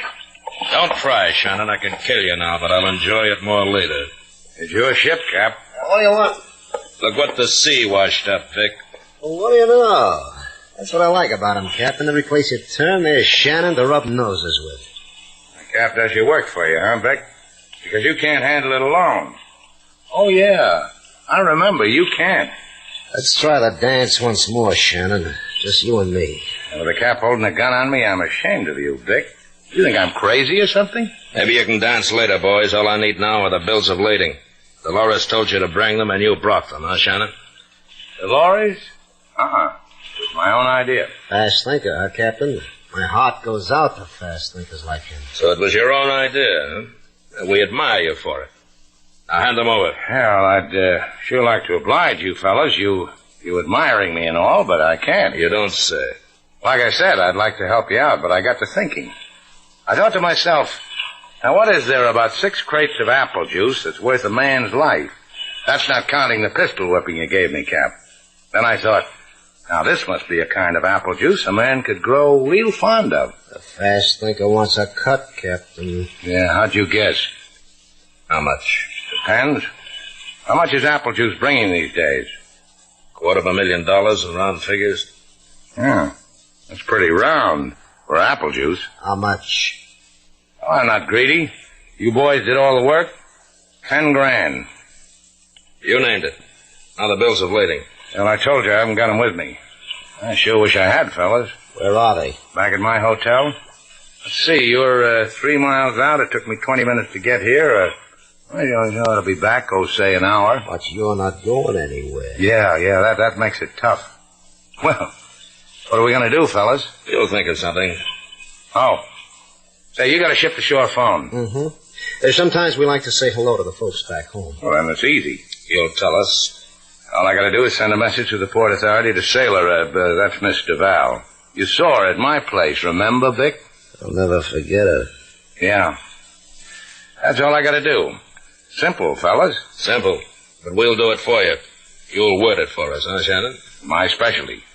Tell her to get the envelope out of my desk drawer. A plain manila envelope, bulky. Tell her to hire a boat and bring the envelope here to me on the Capricorn, because I need it in a hurry. You can fill in your position. You'll tell her that? Just like you said. Word for word.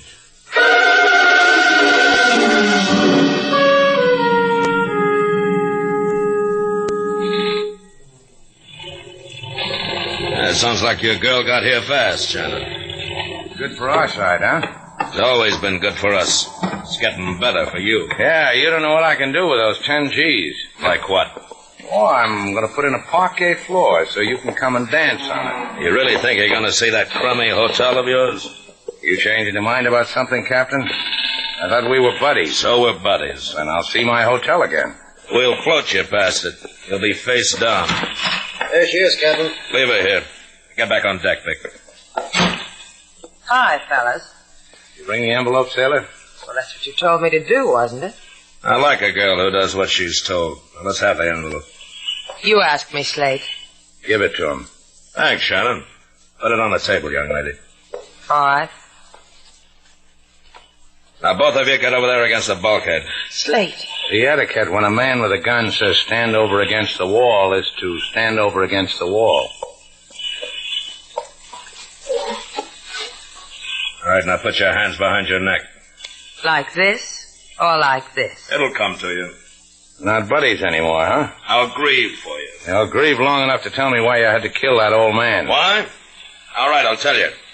I paid him some money to forge a bill of lading for me so I could get this stuff into port. He sent his daughter down with it. She got cagey. I had to teach her a lesson. What did he promise you, Slate? 10 grand. That would have been nice. Yeah, it would. Let me take a look at this bill of lading. Been waiting for it so long. I waited a long time for this piece of paper. $250,000. Something wrong, Captain? Now, this paper, it's blank. It's a blank. Get him, Slate. Yeah. Nice going. Sailor, I could kiss you. I knew when the message said get the envelope out of the desk, something was wrong. The desk drawer doesn't open. I switched papers. Hey, what was that you were saying? You could kiss me. Hey, Captain, What, you... You're all by yourself again, Buster. Come here. That's enough, Slate. What was that you were saying? Oh, I said I could kiss you. I lost my head. It couldn't happen to a nicer guy.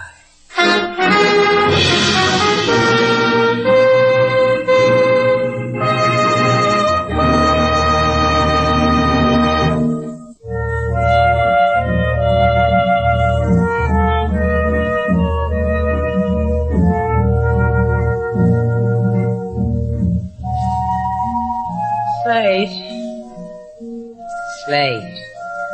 Uh-huh. It's raining again. Yeah. No customers. Uh-huh. For 2 bits, I'd close up the place and take the boat out to the point. I like to see the surf pounding in. Would you take me along? I'd consider it. You've got your 2 bits, Slate. I said you've got your 2 bits. Yeah, I sure worked hard for it. I'm tired. Man's got to relax. Let's go, sailor.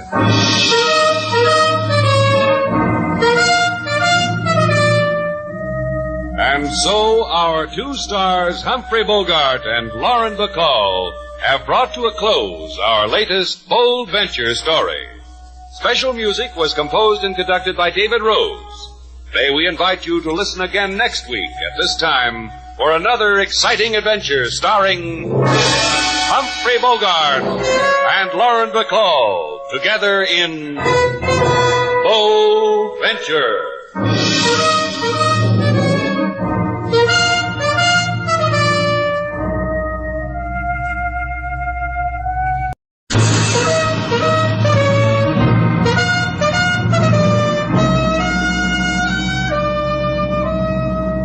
Bold Venture.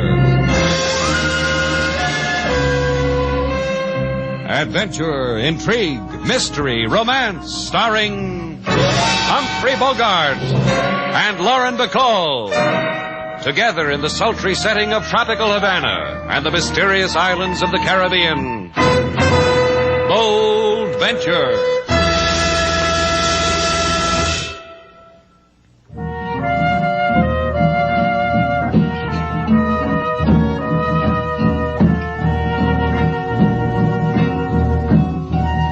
Once again, the magic names of Humphrey Bogart and Lauren Bacall bring you Bold Venture and a tale of mystery and intrigue.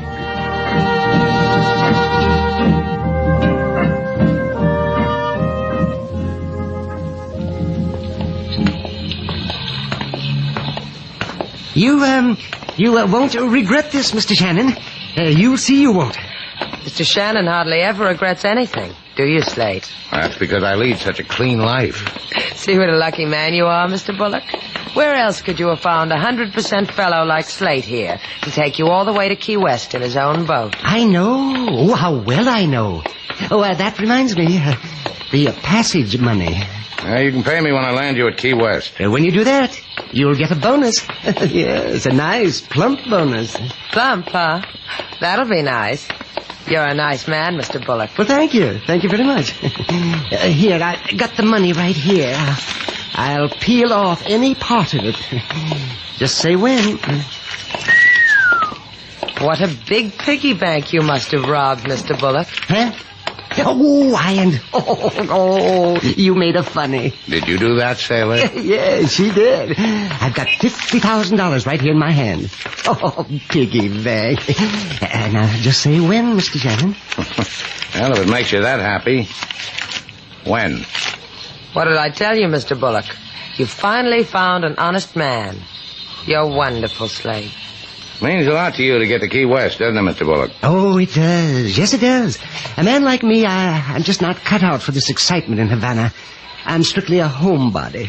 Carpet slippers, a pipe, the evening paper, but all of it in English. Something a man can hold on to. Yes, how much farther to your boat, Mr. Shannon? A couple of minutes. If you're that anxious, you could have taken a plane. One of the crack liners. I told you, I don't like all those people around me. I paid you enough, didn't I? I'm not paying you to ask silly, personal questions. You're being paid to... Now, easy, Mr. Bullock. Slate doesn't like it when you... Hey! Watch it, sailor. Hey, watch with you guys. You know better than to drive in Havana with your headlights off. You could have... Keep the mouth polite, friend. All we want is to ask a friendly direction. Mr. Shannon, look out. They're the men who... The men who... What do you know? It can still talk. All right, move it, my check. Johnny will be proud, won't he, my chick? Huh? Yeah, he'll be proud.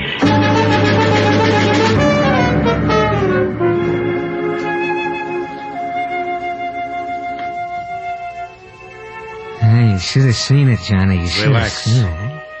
But, Johnny, I said shut up.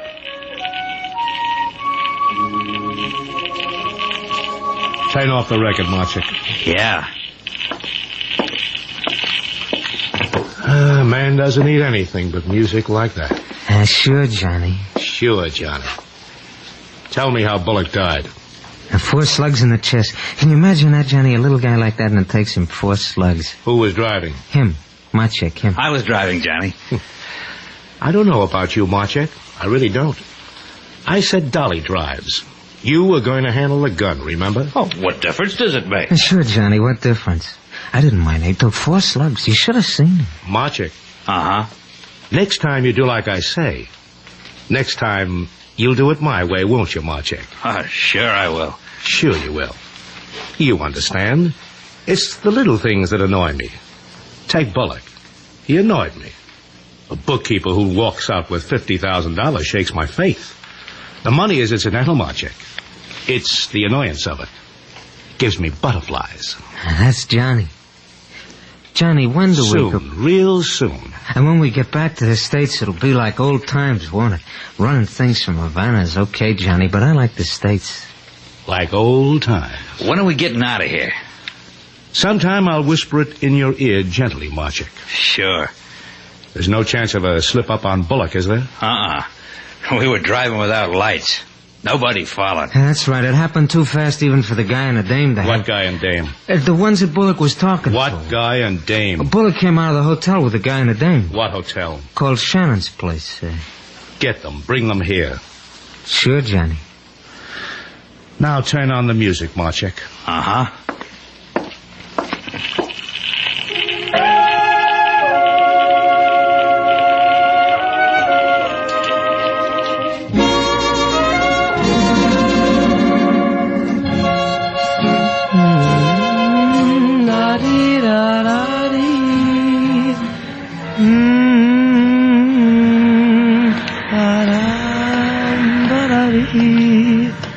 The guy inside said you were outside. He said you were on the patio.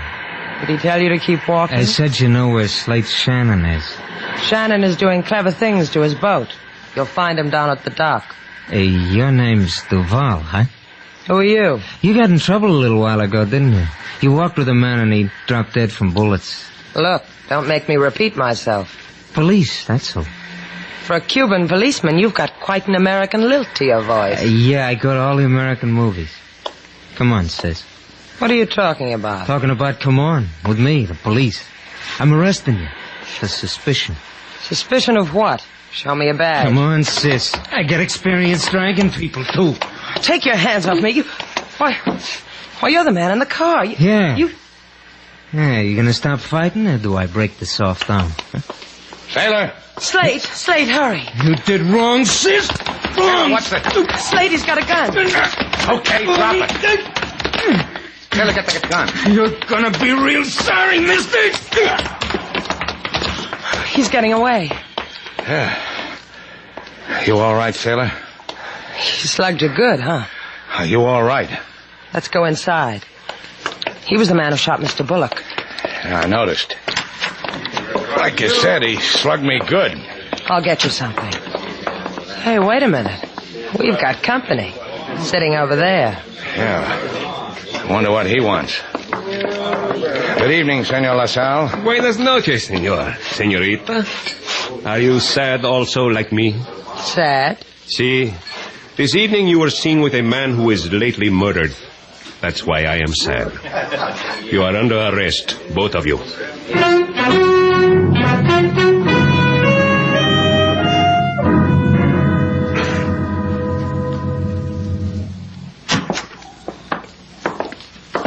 Make yourselves comfortable, senorita. Senor, we have a saying in Havana, my jail is your jail.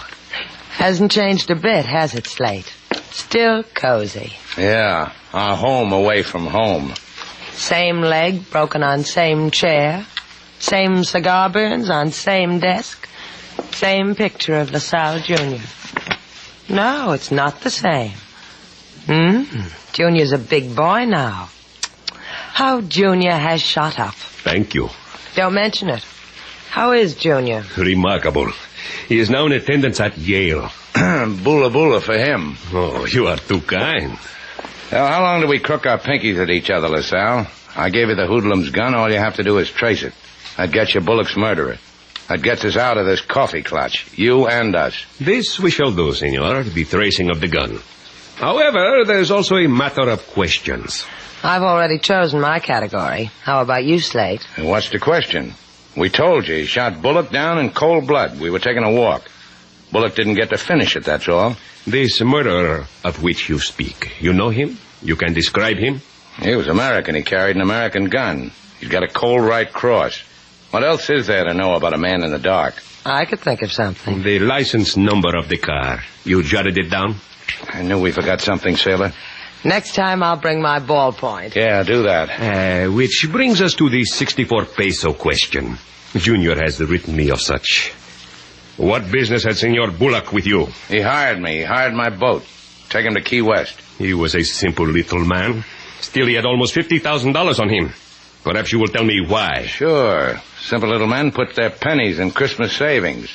You'd be surprised how it adds up. It could have been a good fee to take him to Key West. $50,000. Perhaps this hoodlum you speak of, perhaps he had fear you would not share with him, eh? Hey, look, I told you what happened. Buenas noches, Senor LaSalle. Everybody. Well, will you be glad I'm here, Shannon? You and the lady. Will you be glad? What is it you want, Senor Armand? A favor, Senor. Just release Shannon and Duval.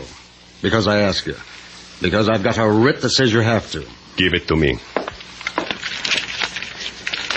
It is in order. You are released.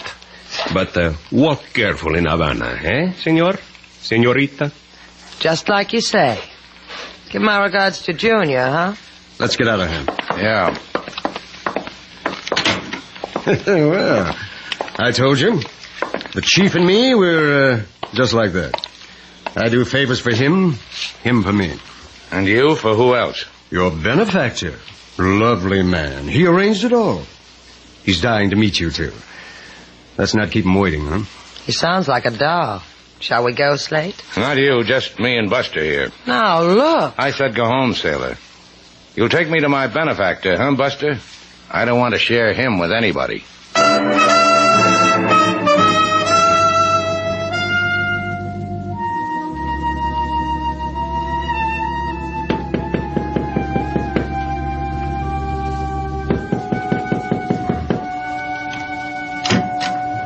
Yeah? I brought Shannon. Oh, you're the lawyer. Hey, Johnny. Yes, who is it? The lawyer with the guy. Tell the lawyer to go home. You heard him. Come on in, Shannon. Right in here. Here he is, Johnny. Hello, Shannon. Are you staring at me because you recognize me?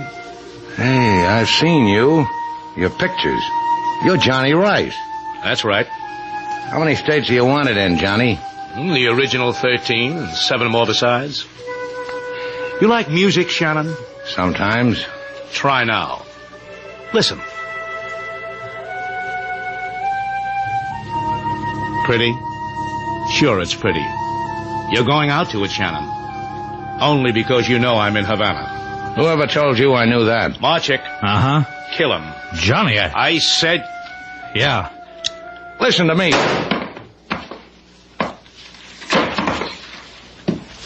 Now throw him away, Marchik.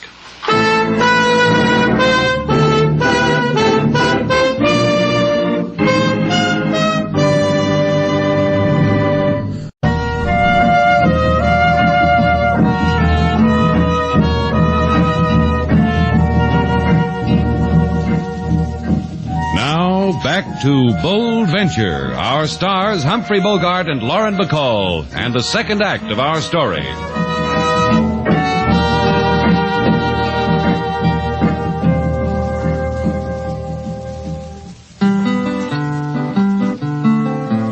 A man he come to Shannon's place, have plenty of money and anonymous face. This man so rich want to live in states, but die in gutter, decree his face. The police they come and arrest Mr. Slate, also Lady Sailor, his fair lady of late. Then lawyer he come with writ, 3 cheers. Lady Sailor come home, but Mr. Slate disappears. Now Lady Sailor, she bit her lip, her eyes are sad. Does it show that much, King Moses? Maybe not to somebody else, but to King Moses it shows like it was in neon lights. Funny, Slate never sees it. Mr. Slate sees, but he does not believe. You are someone he has not known the like of ever before. He do not think himself worthy of you. That'll be the day he underrates himself. I know him longer than you, Lady Sailor. Well, then maybe you can tell me where he's been all night, because you know him so well. I cannot. In Havana, there are many places. One goes because one has a desire in his heart also. Or what, King? Or there is a desire in someone else's heart, to please or to do harm. Slate can take care of himself. Yes, but sometimes a man gets hurt taking care of himself. Sometimes... How could he have got hurt? We were in the police station. A lawyer named Harmon came in with a writ. Slate went. Get me my coat, King. You go someplace, Lady Sailor? Yeah, to see our lawyer. We got him for free yesterday. Maybe he'll tell me where he took Slate. For free.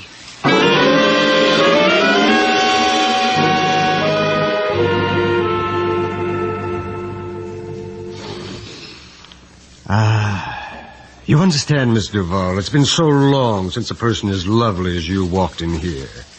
Mostly until you... dregs. Unfortunate people with burdens. Mr. Harmon, where did you take Slate Shannon? Really now? Look, Mr. Harmon, I could go away and come back. Only then this office would be cluttered with half the police in Havana. Let me explain something to you, Miss Duval. I am a lawyer. I was hired to get you and Mr. Shannon out of jail. I succeeded quite well, don't you think? Where did you take Slate? Here I was only half successful. I was supposed to deliver both of you. Where? You must realize I'm not going to say where or to whom or why. And may I make a suggestion? What? Should you bring the police here, I would lie. I would lie and say I dropped Slate Shannon in the middle of downtown Havana, in the street. I would lie and you would become a fool. Beautiful, but nonetheless a fool. Goodbye, Miss Duval.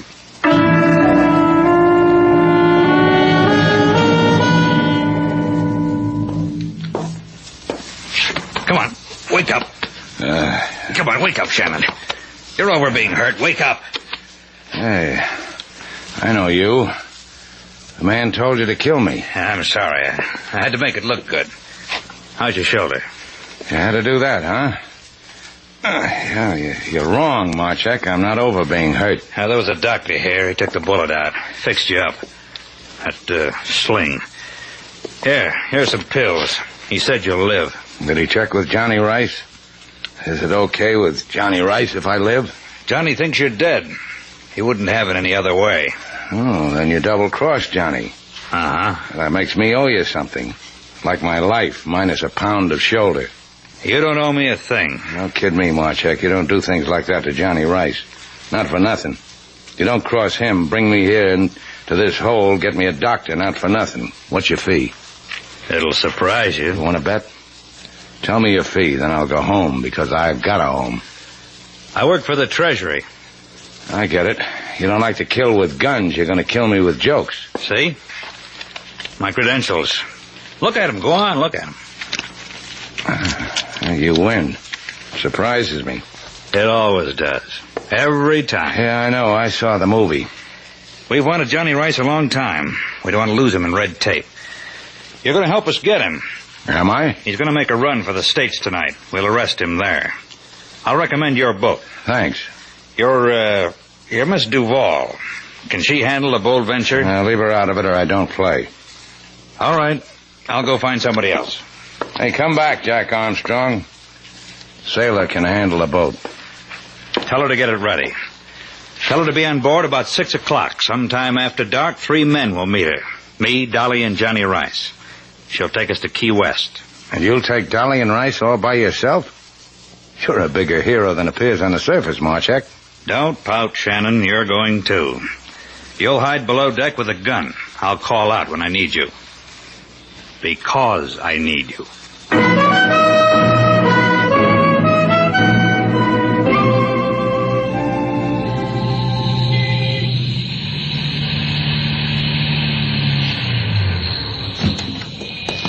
See you later, Marchek. Yeah.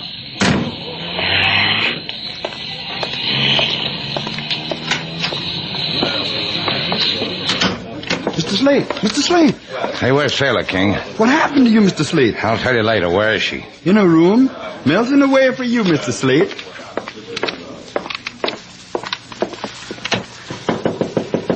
Sailor. Slate, where have you been? Why didn't you... Now, watch it. Your tears are getting my bandage wet. Hey, what's the matter with you, Sailor? Your arm. Ah, it's my shoulder. Used to have a bullet in it. Oh, Slate. Cut it out, will you? Man spends a hard night getting shot. He likes to come home and see a girl with her hair combed and lipstick on, looking nice. Look in the mirror. I'm sorry. Forget it. We're going to Key West.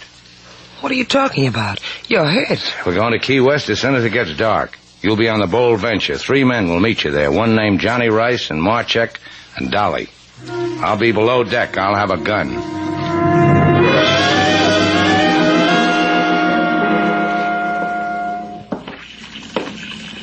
Ahoy! Bold Venture! Ahoy! Come aboard. Well, good evening.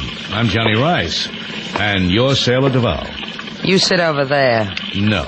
You're at the wheel of this tub. I'm your right-hand man. Right beside you. Let's get moving. We wait for 2 more men. Marchek and Dolly? That's right. When Marchek paid me for this trip, he said you, him, and something named Dolly. How much did Marchek pay you for this trip? $300. He did well by it. I'll thank him again when he comes aboard. I'm afraid not. He's dead, like your friend Slate. Dead? That's right. I caught Marchek placing a phone call, transatlantic, to the Treasury boys. Can you imagine Marchek doing that? That's why he's dead. What about Dolly? He's packing Marchek to bury him wherever he wants to bury him. I'll meet Dolly in the States. Then there's going to be only you. And you. Let's go to Key West, Mr. Val.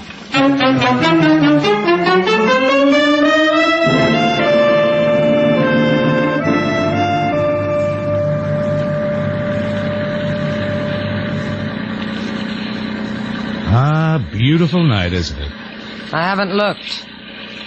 Do you mind if I get some coffee? Where do you get your coffee? Below in the galley. And who runs the boat while you're doing that? You. Just hold the wheel. Steady as she goes. All right. I've never run a boat before, but go ahead. And bring me some, too. Hurry back. I'm beginning to miss you already.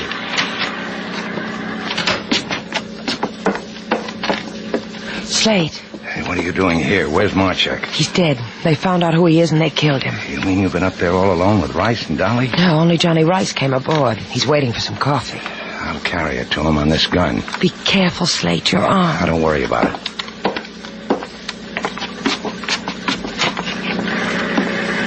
Yeah, you were quick with the coffee, Mr. Val. No coffee, Johnny. We're all out. Huh? Well, what do you know?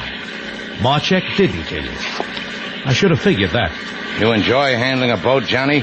Yeah, I'm happy like this. Shoulder's bleeding, huh? Drop the gun. Drop it. Thanks, Shannon. Now I'm going to have to spend the voyage with a gun in my hand, huh, Shannon? Did you hear what I told your boyfriend, Miss Duval? Slate, you're hurt. I'll take the hurt away from him in a little while. Get on this wheel. I'm sorry, sailor. I lost it. Come on, get on the wheel. You know something? I forgot how to run a boat. If I took the wheel, this boat would go around in circles till we ran out of gas. I can blink an eyelash, Mr. Val, then shoot you dead. Slate can run the boat. It's a big coincidence. I forgot, too. What's on your mind, Slate? Throw my gun overboard and I'll see you get ashore. Where I want to go? Key West. You got my word for it. All right. That was my gun, Johnny. Now yours. Now I'll take the wheel.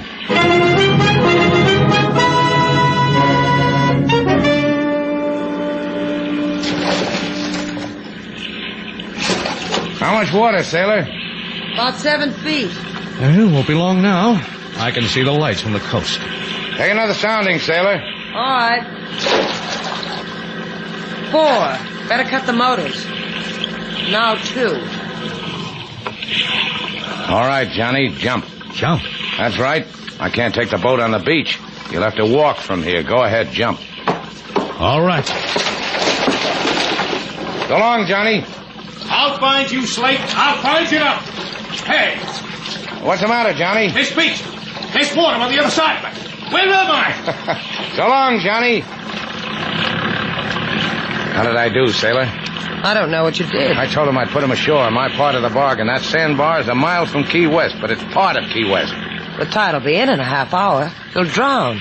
Get on the ship-to-shore phone, sailor. Get the Coast Guard. Give them Johnny's position. If they hurry, they'll get him alive.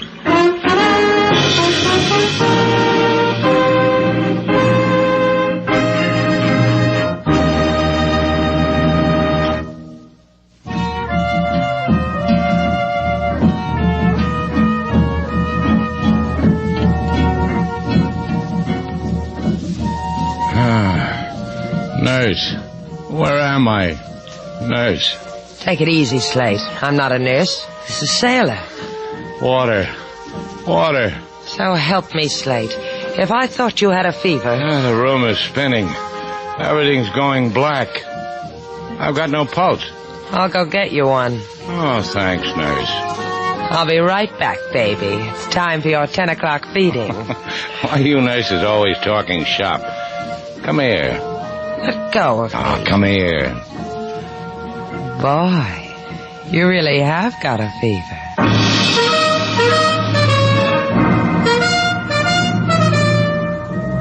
And so our two stars, Humphrey Bogart and Lauren Bacall, have brought to a close our latest Bold Venture story. Special music was composed and conducted by David Rose. May we invite you to listen again next week at this time for another exciting adventure starring Humphrey Bogart and Lauren Bacall together in Bold Venture.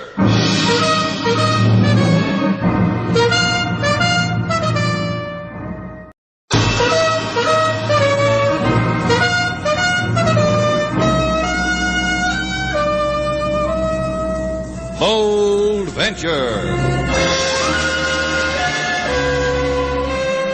Adventure, intrigue, mystery, romance, starring Humphrey Bogart and Lauren Bacall. Together in the sultry setting of tropical Havana and the mysterious islands of the Caribbean. Bold Venture.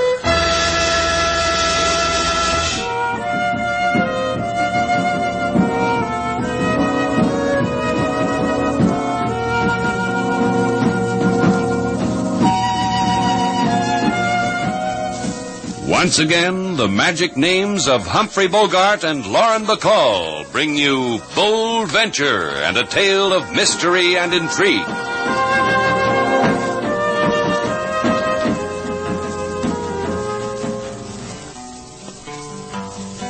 Now in Havana there is a small hotel. From here to there they come pell-mell. No elevators or curtains of lace. It's known all over as Shannon's Place. You like that, Mr. Slate? I sure do. Do you have another verse, King? Every time, Miss Sailor. Look, we've got work to do. If you don't mind, I'd like to get on with it. Huh? Right now we mind. King's in a singing mood. Go ahead, King. Mr. Shannon, he run the small hotel. He man who like Havana so well. He would rather starve in this city than have $1 million in Cincinnati. Thanks, King. Now it's your turn, Whit. Go ahead. Well, we've been sitting here for 3 hours now talking about it. All I'd like you to do is say yes or no. What'll I say, sailor? Yes or no? Well, I'd like it. It's a thing I've always wanted to do. If you want my opinion, Mr. Slate. Sure. I've heard stories like this before. Spanish gold. Nothing ever happens. Down in the barrio, secret treasure maps get sold all day long. I know the man who draws them. The man just made a point, Whit. I beg your pardon, and yours, too. Because I'm not making myself clear. Look, I have nothing so tangible as a map. All I have is this knowledge that on the island in Flamingo Cay there is Spanish gold. And this you learned in college. That's right. Now, you people don't have to smile about it. Mr. Cheney and I are serious. That's why he sent me to you. You don't have to smile. I wasn't smiling. Thank you, Mr. Val. Let's see the charts again. Sure, Mr. Shannon. Now, look. See? Your boat could make it easily. Right through the Bahama Channel and along the banks, eh? Here's Flamingo Cay, about 30 small islands. Now, this one. Here's one. Due south of Exmouth Sound. Here's a nickel, Slate. Yeah. Heads we go, tails we don't. Tails we don't. I said 2 out of 3. Yeah, that's right, you did. Heads. One more. Heads. Heads we go. We'll start in the morning, Whit, about 6. Oh, that's swell. I'll see you then, huh? I don't think I'll be able to sleep. You won't be sorry. Take it easy, boy.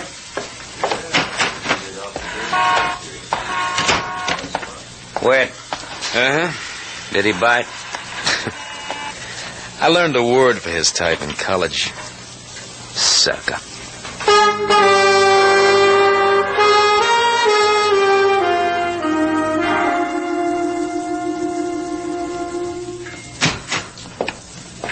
I want to tell you something, Joe, just between you and me. All right. I feel good. I feel good all over. Well, I'm glad for you. Yeah, that's a feeling I like. All that loot just waiting for me. For both of us. For both of us. You're a greedy boy, Whit. That's what makes you so useful. But you'll remember something, Whit. Anything you ask me, I'll remember. Anything you tell me, I'll remember. That's good, because it's my party I call the dance you won't forget now, college boy. Joe, tell me more about yourself. Tell me again how a man like you comes on a dream like this. Yeah, I had me a boat once. I tore the insides out of it on a coral reef in Flamingo Cay, and I got ashore. It is like you said, the stuff that glinted on the beach wasn't just sand. You make me young again, Joe. It just lay there teasing me, pirate's loot whispering to me in the sun. Then a shadow come over it, a guy and his wife. Mr. and Mrs. Mark Bryan? Yeah, college boy, Mark Bryan and his wife. He told me the island belonged to them. He told me don't touch. He told me fix your boat and go away. I went away. But he won't do that to us again, will he? College boy. And our sucker, Slade Shannon. And that pretty dream that hangs on to him. What do we do with them, Joe? We use them. Then we lay a Spanish doubloon on their foreheads so they shine in the sun. So the seagulls can find them. Oh, thank you, Joe. I can sleep now.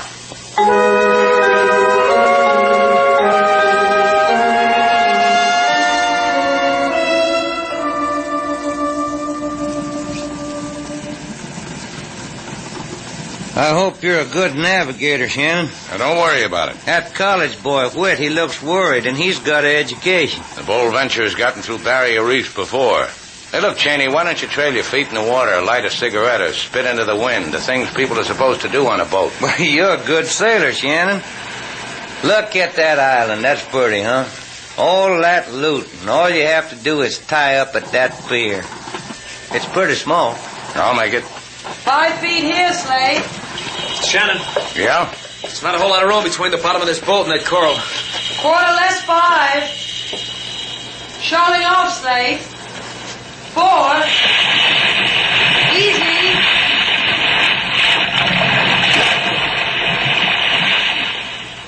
Yeah, that does it. We'll tie up here. Maybe. Huh? Look what we got, a committee standing on the beach. He's got a gun, Cheney. What is this?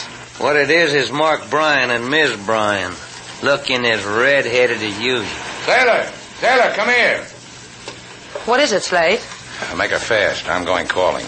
Hey, that looks like a shotgun the man's holding. He couldn't miss with it if he tried. Just make her fast, sailor. Hello. Get out of here. Your name Bryan? And you're Mrs. Bryan. My name is Slate Shannon. Hello, Slate Shannon. Get back on your boat and get out of here. I've counted 4 on your boat. We can put you up. We're lousy with bamboo shacks. I weave them in my spare time. You've come for the gold. It's dug up and put away. I didn't say anything about gold. Who are you trying to fool? That man, him, standing on the pier? Don't you think I know him? Joe Cheney. Why don't you just listen for a minute? Listen? You listen. What do you think Oh! Bryan. Oh, that crazy college punk. Shot my husband. What do you know? Someone finally called Malt's bluff. Pick him up, Mr. Shannon. As I said, I've got accommodations for everybody.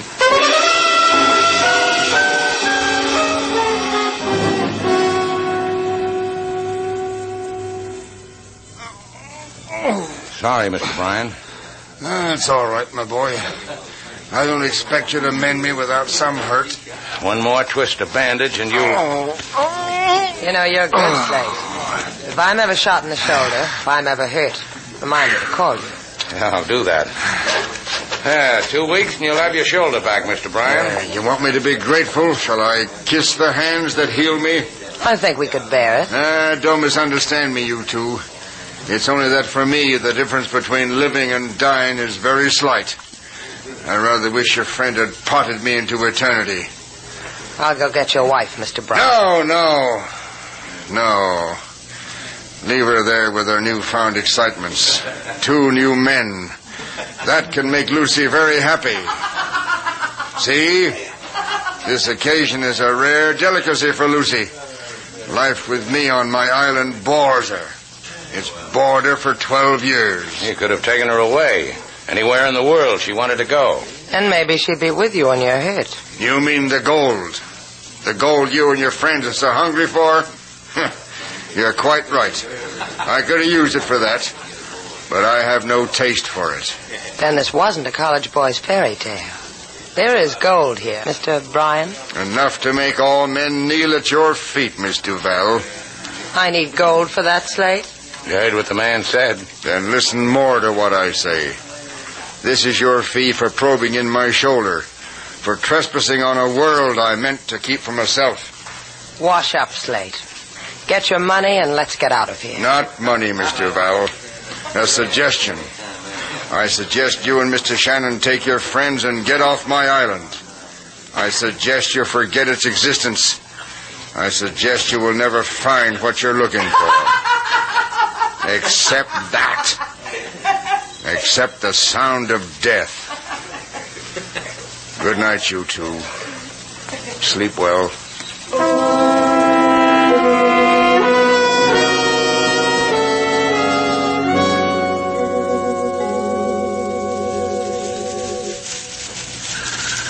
You done good, college boy. You impressed Miss Bryan, I could tell. Redheads and me, Joe, there's an affinity. I tell her the things I'd do for a girl like her if only I had money, so she whispers in my ear where her husband hid the loot.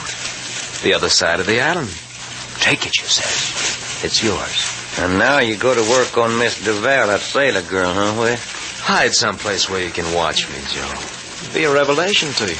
I couldn't live without it. You're on your own, college boy. Now, don't louse it. She'll love every minute of it. Goodbye, Joe.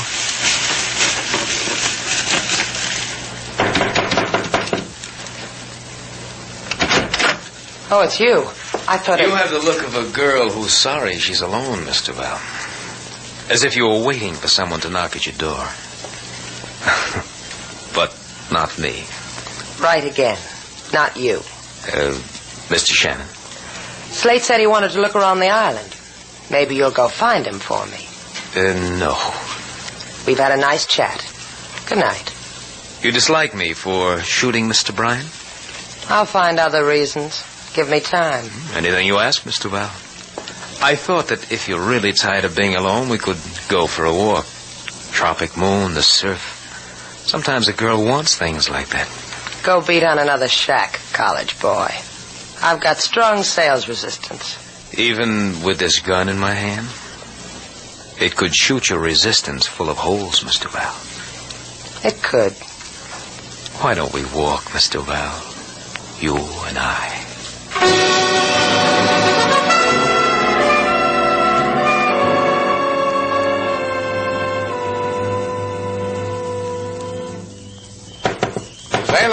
Sailor, get decent and open the door.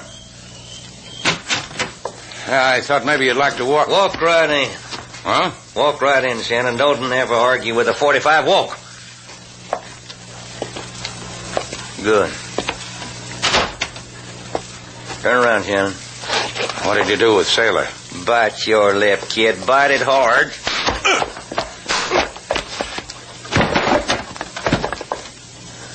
You stay unconscious too long, Shannon, you'll rot.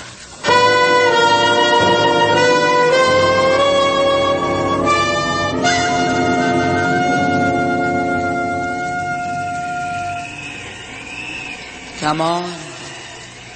Come on, Slate. Oh, you'll have to do better than that. What the... Ah, that's better. Open your eyes. Yeah, help me up. Thanks. Where's Sailor? In the boat. I guess she's in the boat. Look out the window. Huh? Yeah. Hey, the boat... Gone? That's right. She's in the boat. Only the boat's gone.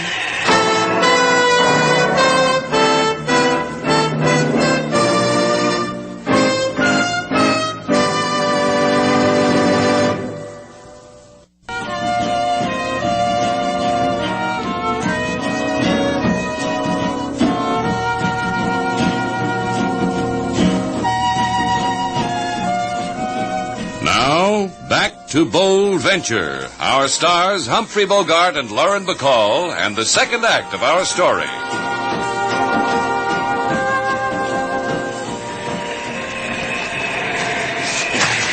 She said it would be here. She said all we have to do is dig right here. That redhead crossed me out. Keep your sweat for the digging, college boy. It'll be here. I said dig. Maybe if he digs hard enough, it'll turn out to be his grave. You're real funny, Mr. Val. You run a boat good, and you're real funny. What did you do to Slate? Did I forget to tell you? I hit him on the head with the butt end of this .45. It must have hurt him because he didn't talk back. That's what I done with Slate. You dig for a while, Joe. I want to tell a lady about the splendors of where we are. Little-known facts. She'll enjoy it. Do that, college boy. Maybe it'll do something for me, too. This lagoon you sailed us into, Mr. Val, it's really just a saltwater lake filling up a hole that used to be a volcano. Imagine that. And all of this cove with these sheer cliffs all around, rising up into the sky like a cry for help. Stunning, isn't it? It makes me weep, the sheer stunningness of it. And that hurricane hovering over us like a black winged bird. But it won't touch us here.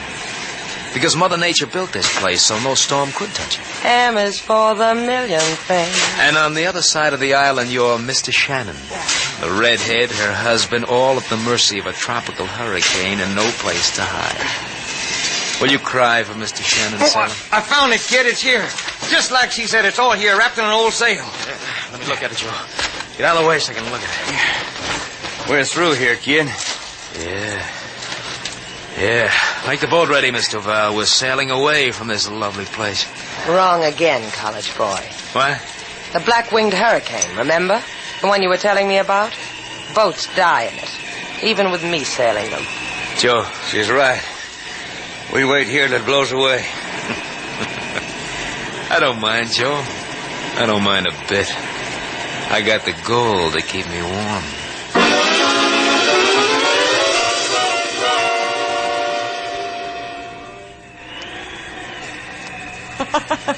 And the whole thing strikes you funny. Well, consider it, Shannon. Look at it the way I do and join me in a big fat laugh. Yeah, I know. It's about your husband. You're getting a reaction from his shoulder wound. Him? Lying in our shack, drinking up all this tropical paradise? Him? Nope. You want to know what makes me laugh? I can see it from here. The moon. I can see it. A fire moon, a hurricane moon. Hey, look, Mrs. Bryan. It's an intimate time. Say, Lucy, I'll answer you. Where did they take Sailor? Lucy. Where did they take her, Lucy? Now we're intimate and you worry about Sailor. So help me. You gonna hit me? Go ahead if you operate that way. Cheney and Witt put her on the boat because she can navigate out of this reef. Tell me where they went. The other side of the island. We could cuddle up, make a song out of that. That's where the loot is, isn't it? It's where I helped Mark bury him. Now I know what's funny. I'll laugh at you and you laugh at me. That's one way of spending a hurricane. Maybe you're not impressed. That hurricane's really coming. Listen to me, Lucy. I didn't figure it, Shannon. Whenever someone whispers in my ear, I tingle all over. I told them where the treasure was and they ran out on me. We gotta get out of here. None of us is getting out of here. How do we get to the other side of the island? Why? What for? You've got to listen to me, Lucy. The other side of the island. We've got to get there. You know a way, don't you? It's far. We'll get your husband. He can walk. We can't leave him here. It's far. Can't be too far. It's a small island, Lucy. You miss the mood, huh, Shannon? Sure. Sure, I'll take you. All you gotta do is hold my hand.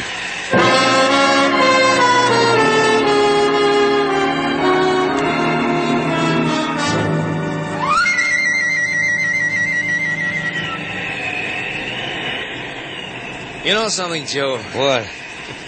I'm glad we're down here, not up there.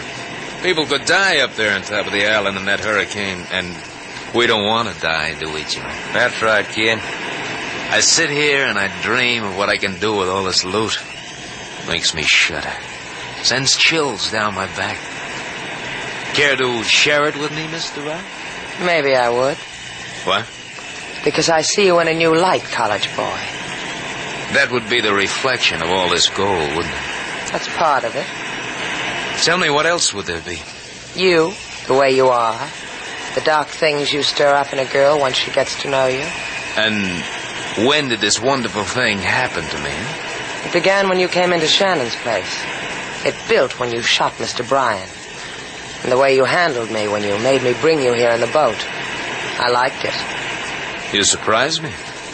I didn't figure for this kind of girl. No? How do you figure me, Joe? I don't have to, I know. Leave her alone, kid. She's got a point, Joe. It interests me. We burn up dreams, you and me, huh, Sailor? Burn them. Blow the ashes away. Start new ones. Whatever you say. Uh-huh. Joe? What's the matter with you, kid? You gone crazy? Put that gun away before I slap you across the mouth with it. You won't be able to do that, Joe. I'll tell you why.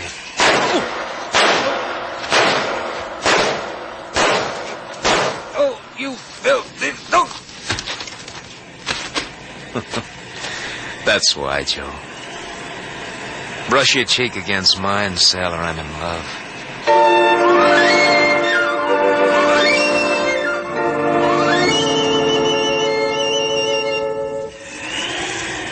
You okay, Brian? You didn't have to take me. Two of you could make it faster. You lean on me. Leave him alone, Shannon. What's the matter with you? I said leave him alone. You love him all of a sudden? Shut up. How much further? We'll never make it. Never. Down that crater. There's a passageway that leads to the other side. Then we can... That tree! Watch out! Mark! Help me with him! Help me! No, it's no use. Help me with you! I can't budge the tree. Come on, Lucy. You can't help him. Lucy. Get out of here! Get out! You can't stay here. I did wrong, Mark. I did wrong, and this happened. It's my fault, Mark. It's mine. He's dead. No. No, it isn't my fault. It's your fault, Shannon. Coming here with that boat. Those men. Get out. Get out, will you, and leave me with my husband. The wind's dying. You'll be all right. Can't you understand? I want to be with Mark. Tell him how sorry I am.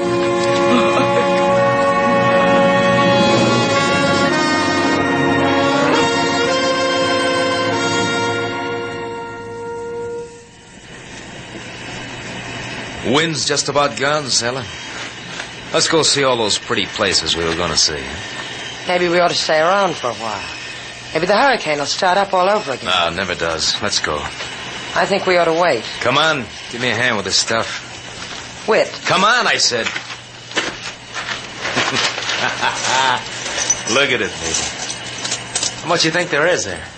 I wouldn't know. It'll be enough for what we want it for. That's a happy sound. Wait a minute. Well, what do you know? Look what the storm blew in. Slate. Slate Shannon, trying to be quiet as a mouse. You're clumsy, Mr. Shannon. Try it with your hands in the air. You all right, sailor? Yes, she's fine. I'm going to have to tell you something, Mr. Shannon. You're going to have to die. I'm going to have to kill you. Let him be, Whit. Just let him be. I asked you something, sailor. I asked you if you're all right. You didn't tell me. Slate, don't come near me. He'll kill you. No, you're wrong. I won't kill him. You'll kill him. You're fond of me, remember? Here, take my gun. Go on, take it. That's right. Now shoot him. You're not a very bright college boy, are you, Whit? Phi Beta Kappa. Don't point the gun at me. Point it at him. Go ahead, shoot him. Don't come any closer. Sailor, let him have it. I warned you, Whit. You aren't really fond of me at all, Sailor. Stay where you are, Mr. Shannon. This other gun, Joe's gun, is loaded. All the bullets in the gun Sailor's holding are in Joe. What do you do with us now? Kill us both? Only you. Slate. You tried, Sailor. Pick up that sailcloth with the coins in it. Pick it up, Shannon. That's right. Might as well lead a short and useful life. Now carry it over to the boat. Show him the way, Sailor. That's right. You get your feet wet, but it won't matter. What are you going to do with all this money? Convert it into coin of the realm, then live. Sailor helped me plan the whole thing. Dry him off first. Why, you... Watch it, Sailor. I'll tell you. Start holding your breath, Whit.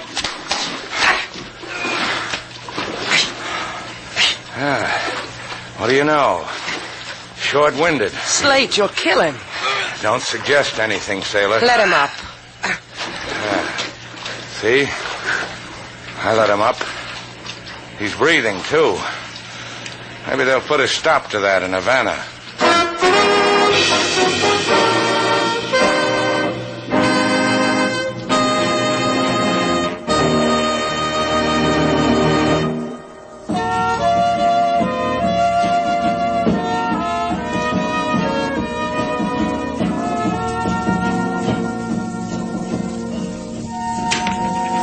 There it is, Sailor. It's pretty.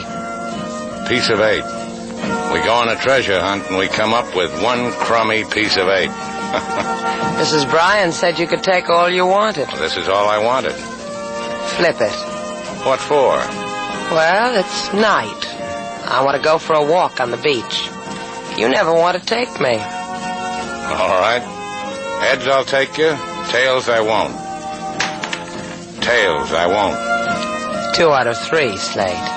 Oh. Tails again. Sailor. Uh-huh. 3 out of 5. Isn't that the way we play it?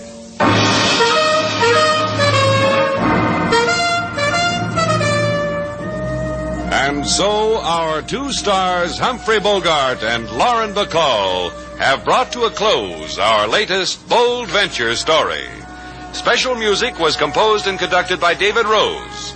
May we invite you to listen again next week at this time for another exciting adventure starring Humphrey Bogart and Lauren Bacall together in Bold Venture.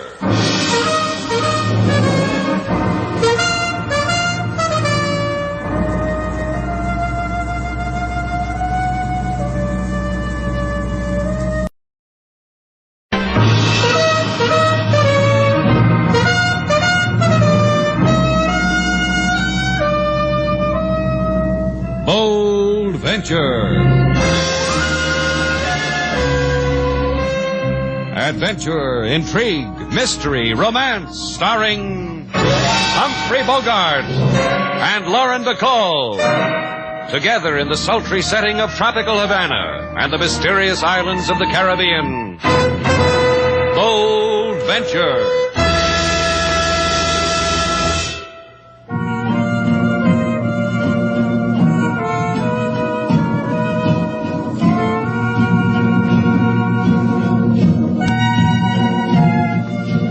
Once again, the magic names of Humphrey Bogart and Lauren Bacall bring you Bold Venture and a tale of mystery and intrigue.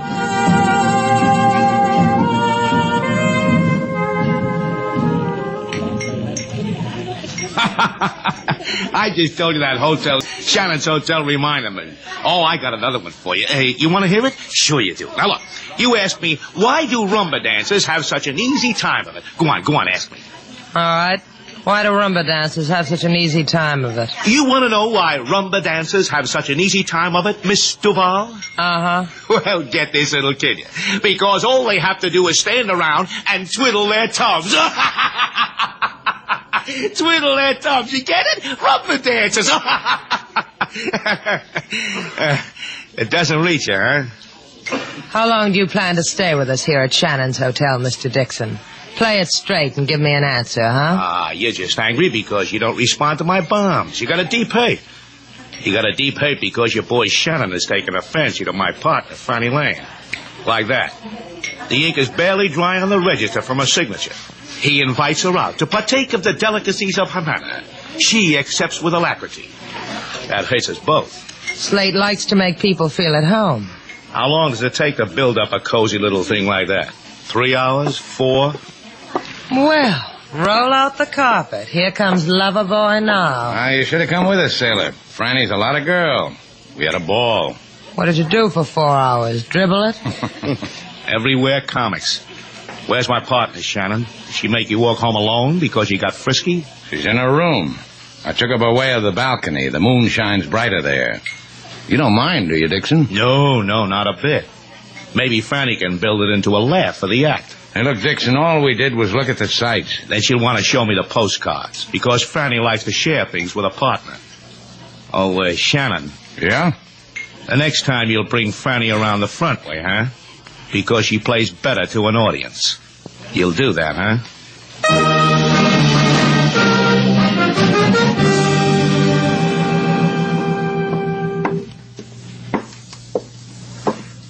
Franny. It's Hal, Franny.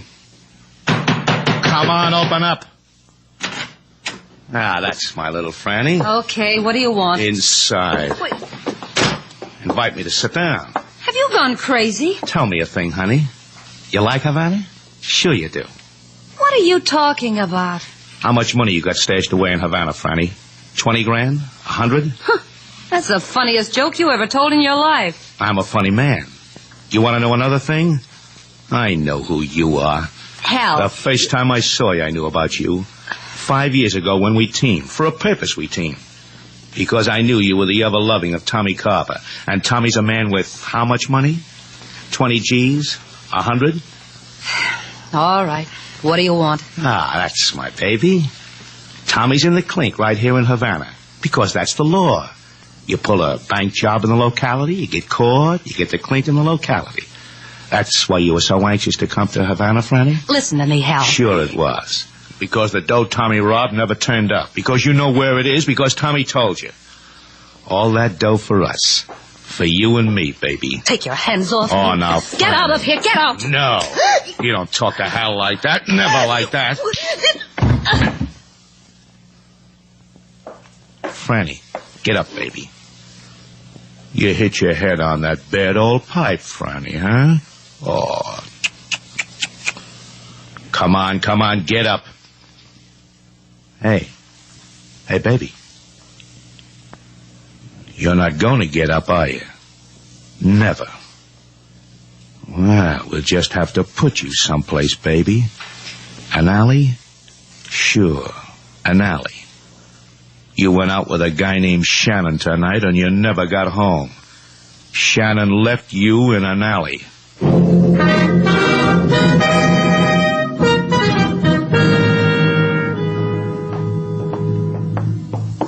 Did you bring the passkey, Shannon, like I told you? Like you asked me. You did ask me, didn't you? Oh, sure. What's eating you, Shannon? You got ugly memories? Did I wake you up out of a bad dream? You should be grateful. It's just that I'm not used to comics on an empty stomach. What makes you so anxious to get into Franny's room? Well, it's like this. I've been knocking on the door and she doesn't answer. Oh, you must have given her a snazzy time last night, Shannon.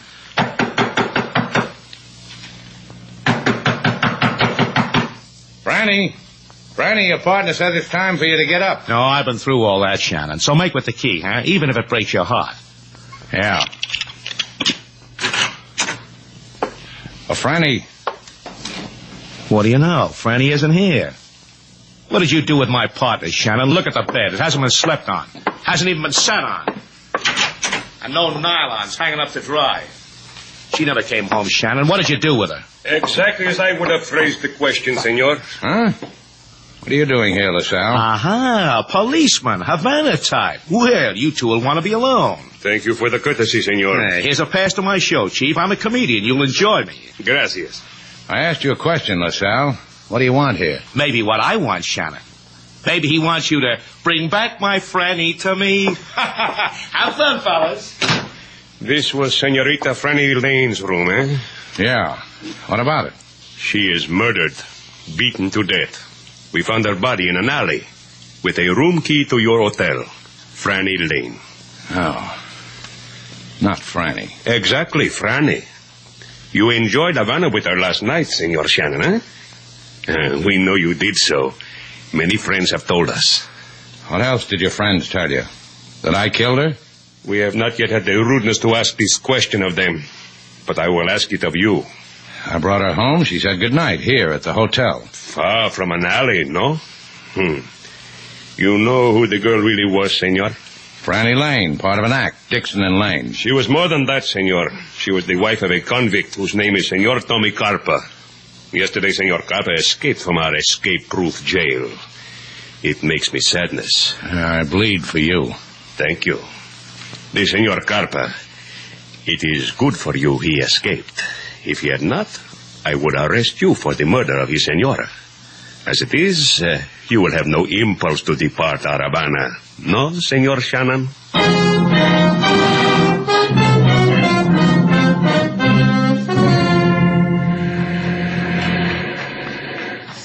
Slate. Hello, Slate. Hi. I've been looking all over the beach for you all day. What do you want? Nothing. Pretty night, huh? What do you want, sailor? Look at me.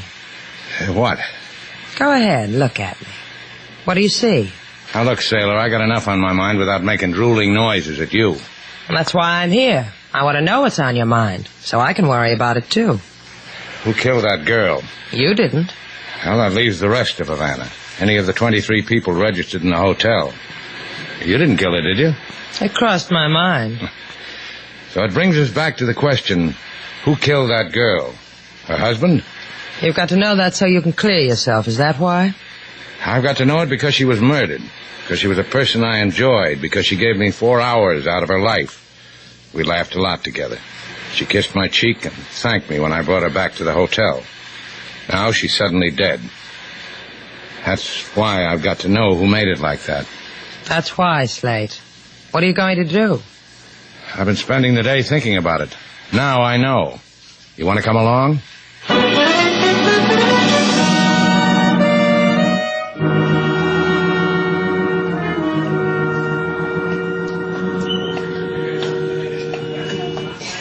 We going to walk around Havana for the rest of the night, Slate?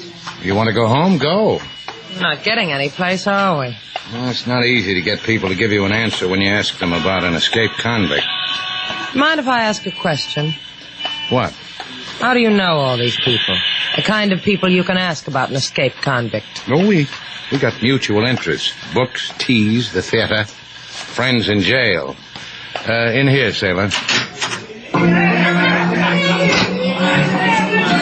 Hey, what is this? 10 centavos a dance. Stay here, sailor. Oh, Slade.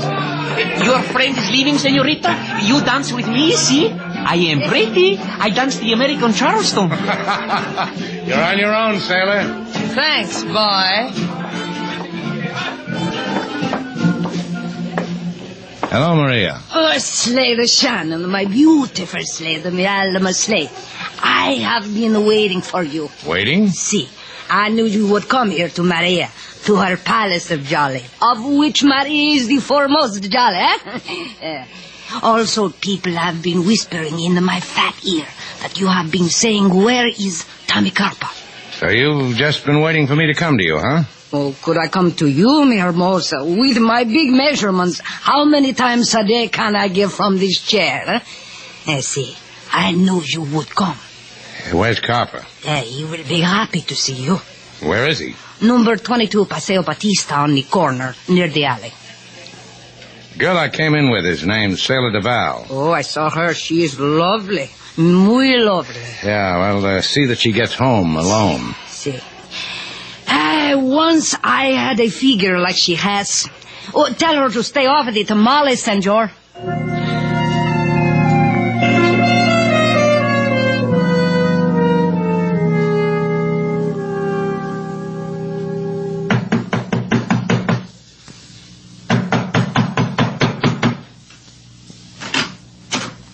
You would be Slate Shannon. The word got to you, huh, Copper? Word moves fast in Havana. Doesn't it, though? Come on in. Make yourself cozy, Shannon. The sofa there. And a pillow for your head. Don't refuse me, Shannon. I'm sensitive. I'll be hurt. Yeah, but the gun in your hand will help you get over it, huh? Sure it will. Comfortable? Uh-huh. What have you got in these pillows, Copper? Goose down? I never looked. Another word reached me, Shannon. A word that said you showed my wife a big time. Then you killed her. Is that how you operate? One pleasure on top of the other? Now look, Copper, I came to you... You came to me to die, Shannon. That's why I want you to be comfortable. All warm and cozy. Because pretty soon, Shannon, it's going to turn cold.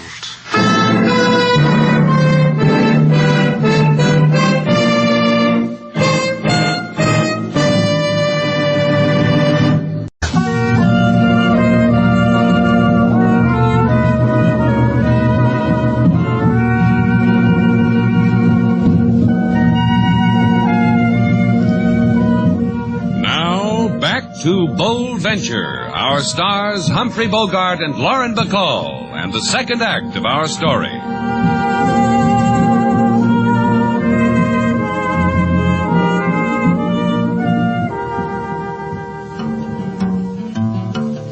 Lady Sailor, she go to dime a dance, the place of jollies and bell-bottom pants. Lady Sailor, she try like a hostess to pose. Mr. Shannon, he take powder right under her nose. What are you laughing about? I made $1.30. How that man could Charleston. You mean you danced, Lady Sailor, and let Mr. Slate get away from you? How did I know he was getting away? I turned my back and he was gone.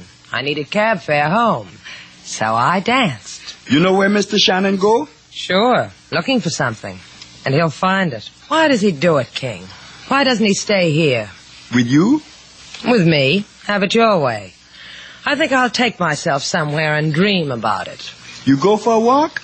With the moon dipping low in the tropic sky, I'm going to bid a fond farewell to colorful old Havana. I'm going to sleep. Hey, wait a minute. I wait, Lady Sailor. For what? The letter in the box for room 12. Franny Lane's room. While you were out, it came. I was going to mention it to Mr. Slate when he returned. A letter for Franny Lane. For a murdered girl. Registered. Postmarked Miami. And no return address. Let's see what's in it, King. Don't look at me like that. Mr. Slate would see what's in it. King Moses can compose jail song on spur of the moment. Well, what do you know? What is it, Lady Sailor? A baggage check for the check room at the plane terminal. A baggage check. I wonder why. If King Moses was you, he would not wonder too much. He would wait for Mr. Slate to do the wonder why. Sing me a song, King Moses, about how I was going to sleep to dream of Slate Shannon. About how I decided to wait up for him to show him a baggage check. Go on, King. Sing to me about Slate Shannon.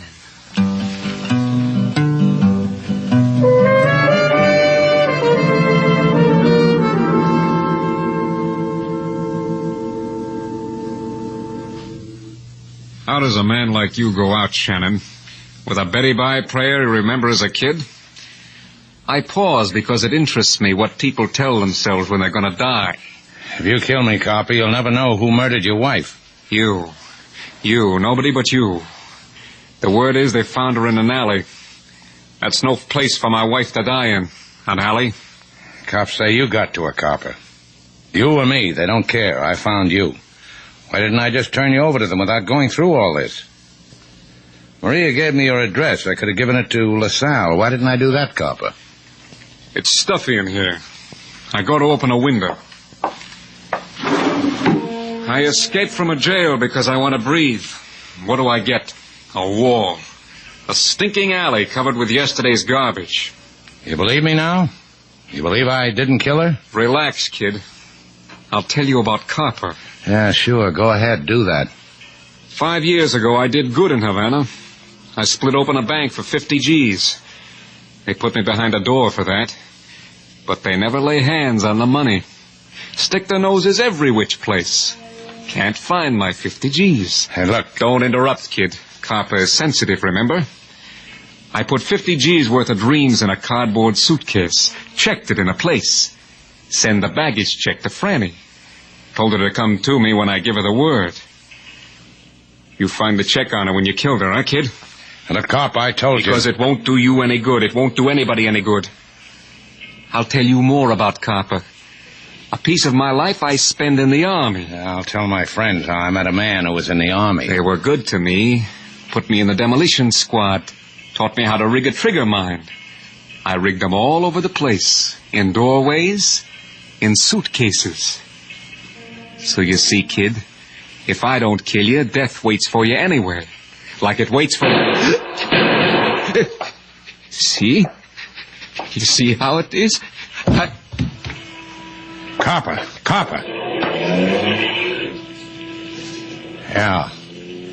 Yeah, someone just killed you. That's how it is.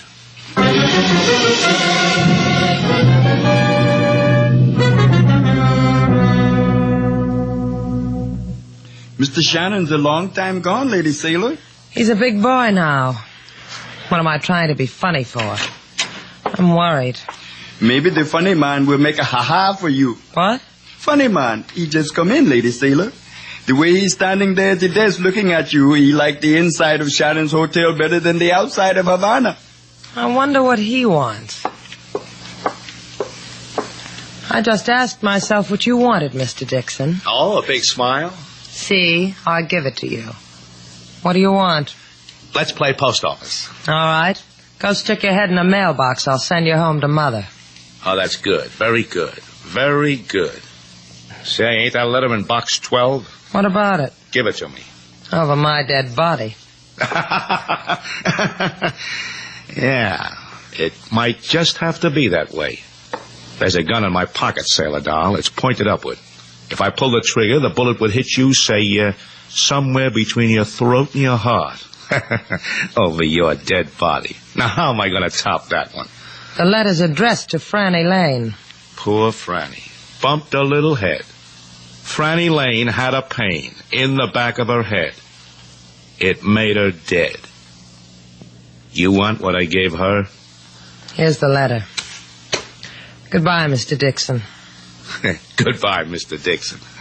How funny can you live? You tag along, doll. Wave goodbye to your friends over there. Make it jaunty and carefree and happy. King Moses. Yes, Lady Sailor. Ta-ta, King Moses, and toodaloo. Tell Mr. Slade I couldn't wait any longer. Jaunty enough, Mr. Dixon.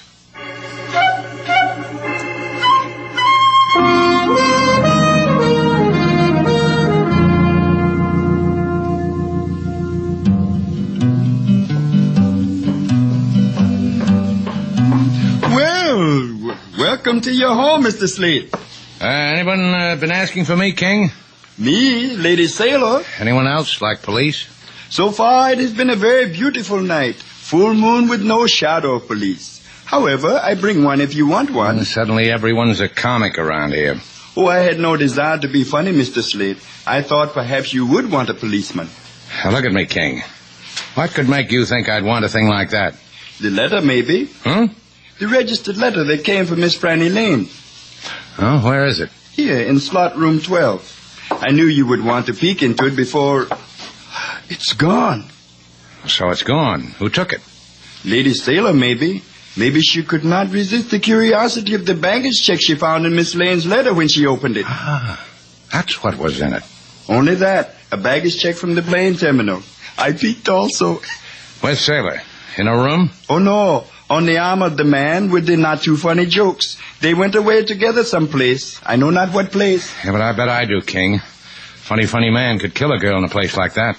Because he killed before? Uh-huh. How'd you guess?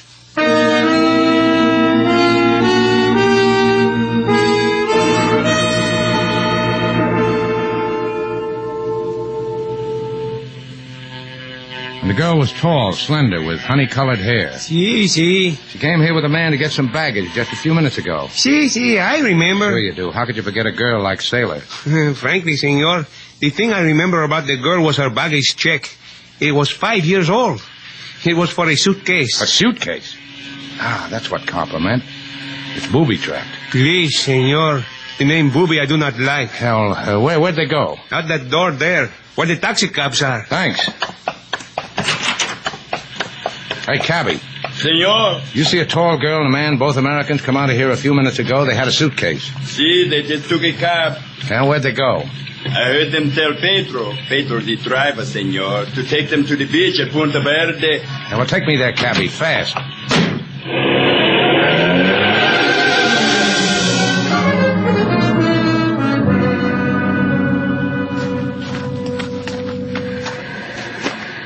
You tell me where to stop, doll.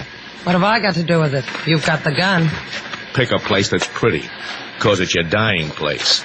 I want to do right by you. What's it to you if I'm dead or alive? You've got to be dead, doll. There's maybe $50,000 in that suitcase. I killed Franny for it and Copper. I've got to kill you so you won't run to the police. I know a joke to fit the occasion. You want to hear it?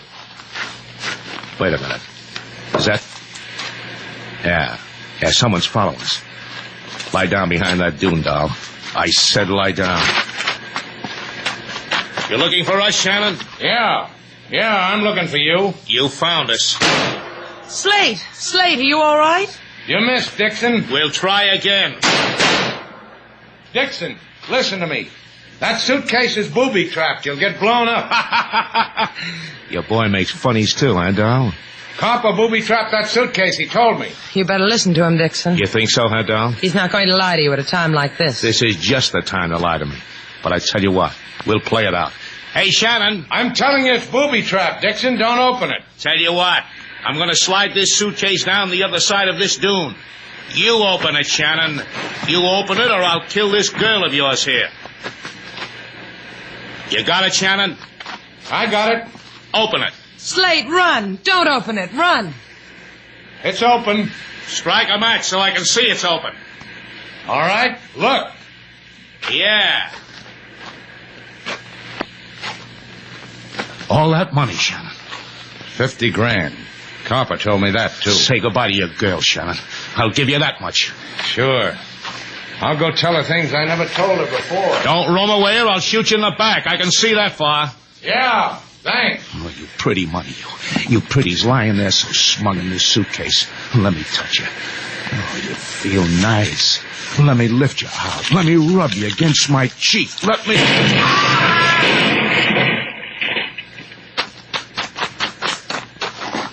Turn around, sailor.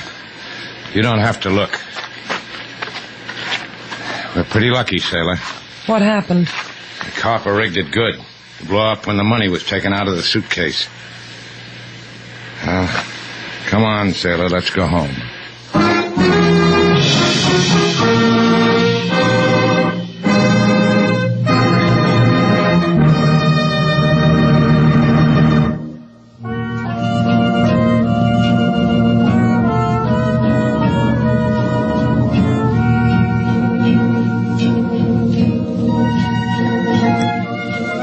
Down there, Slate. Doesn't the beach look lovely?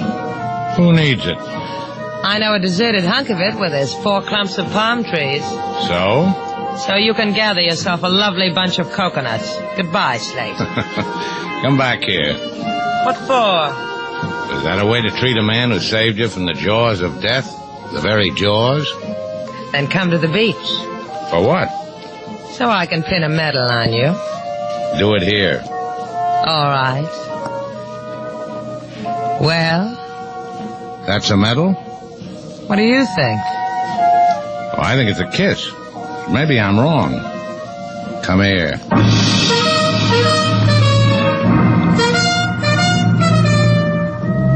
And so our 2 stars, Humphrey Bogart and Lauren Bacall, have brought to a close our latest bold venture story. Special music was composed and conducted by David Rose. May we invite you to listen again next week at this time for another exciting adventure starring Humphrey Bogart and Lauren Bacall, together in Bold Venture.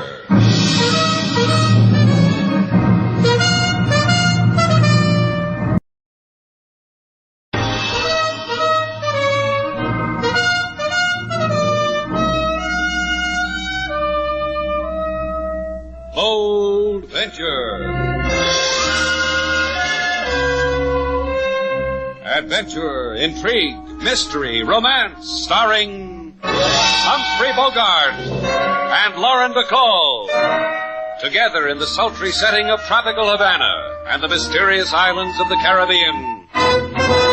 Bold Venture.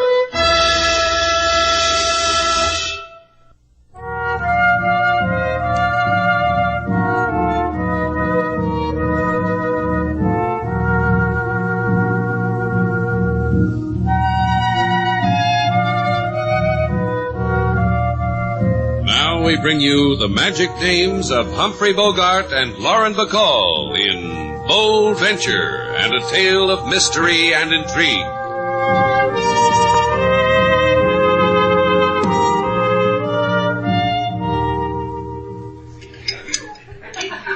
One thing I don't understand, Johnston. Please tell me. I'll try to explain. Why are we sitting here? It just seems to me, well, talking about this, well, Shannon's place is pretty public. Known as reverse cloak and dagger in the trade, Mr. Shannon. As far as any of your customers are concerned, we're just sitting here eating cheesecake. It's fine cheesecake, Mr. Vaughn. Thanks. Now, shall we go on? I don't think there's anything to go on about. It's just a matter of whether Sailor wants to help you or not. Sinclair is a clever man, like all foreign agents have to be. We can't have him know that intelligence is onto him, onto what his plans are, why he's in Havana. It embarrasses me to appeal to your patriotism, Mr. Val, but whatever I have to do to convince you... All I have to do is go to this party, show an ankle, and bare a shoulder to Mr. Sinclair. Is that it? And convince him to drive you to this address in San Tomas. I'll meet you there. Let me get this straight. A man suddenly disappears from the States. A man named... Faulkner. Faulkner. A guy loaded with secrets about nuclear physics. You think he's here in Havana and he's going to contact a foreign agent named Sinclair, right? Right. Of course, we'd just love to pick up Faulkner and take him back, but we don't know where he is. Sinclair we do. And Mr. Val is going to bring him to us. I've gotten her name on the party's guest list. Am I going, Slate? That's a question. She's got a chance to wear a strapless, and she says, am I going, Slate? More cheesecake, Mr. Johnstone?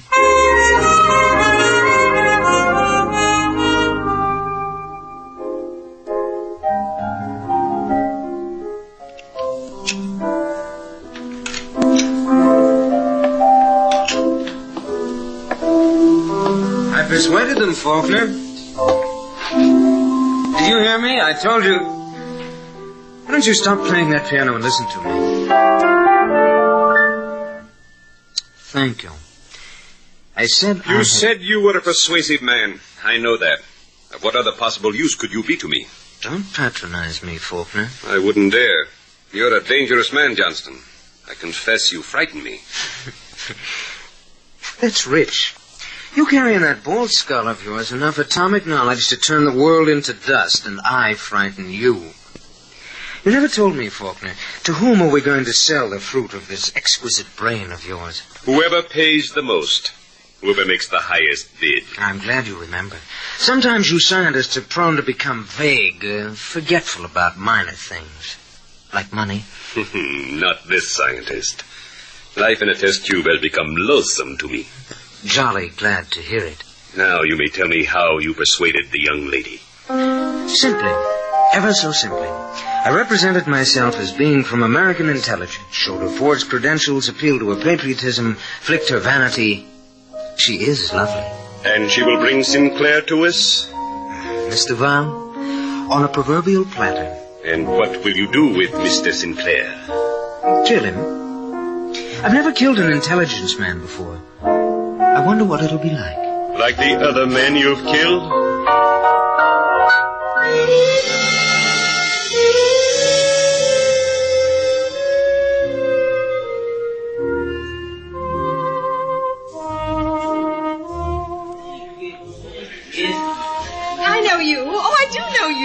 You do?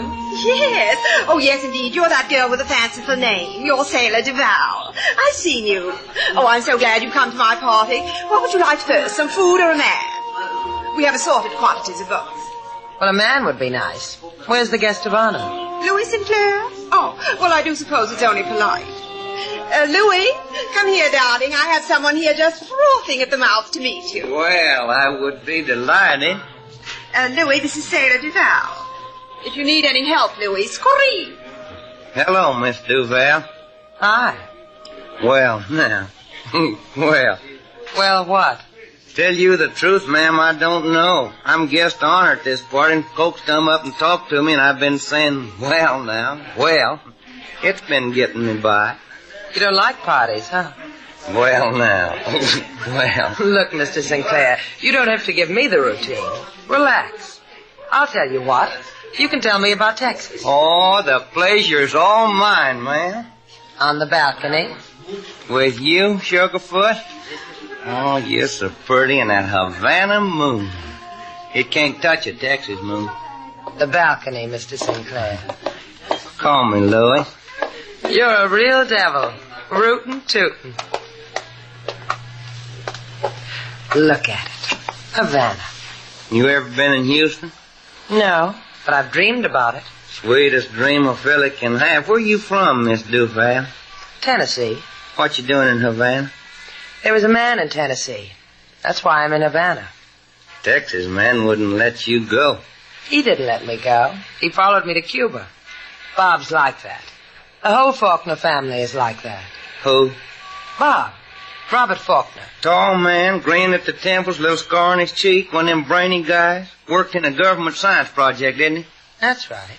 You know him? Oh, do I know Bob Faulkner. Bobby used to spend summertime on my ranch. What you know, Faulkner here in Cuba. Would you like to see him? Oh, the sooner the finer. Well, he's got a little place in San Tomas. It's about 20 miles down the coast. We can get there in 15 minutes, depending on the traffic. Bob Faulkner in Cuba.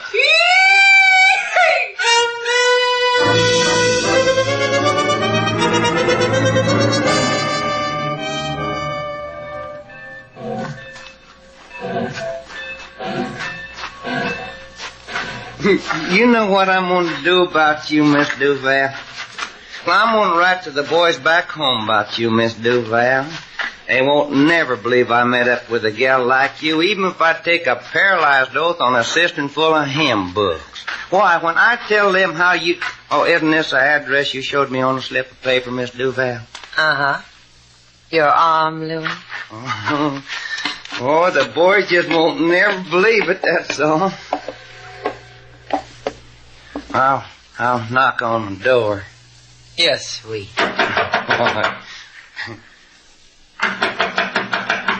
You're sure Faulkner lives here? If he doesn't, I'll let you beat me at Lotto. Oh, Miss Duval. I see you've accomplished your mission. You have brought us our quarry. The corn pone is all yours, Mr. Johnstone. Corn pone. That's rich, very rich. Come in, Miss Duval. Mr. Sinclair. Where's Faulkner? You want him, don't you, Mr. Sinclair? You've been stepping on his shadow ever since he ran away from Tennessee, and now you think you found him. Your errand girl told me he'd be here. Get him. Hey, Louis, you're shedding your hayseed. You know, I like you better this way. You're a lovely woman, Miss Duval. That is, you would be lovely if all this weren't so sick-making. Hey, he can't talk to me like that, can he? Can he, Mr. Johnstone? No, of course not. No, you... Don't try, Mr. Sinclair. Oh. Just give in to it. Now, our Mr. Sinclair will never talk that way to another woman. You killed him. Cold blood. Mr. Sinclair was a tedious man. He wanted to arrest my Mr. Faulkner so desperately. Oh, yes, because Sinclair really was from intelligence. True blue. And I brought him to you. We have many rooms here, Mr. Val. Choose one suitable for weeping over him. He died a hero's death.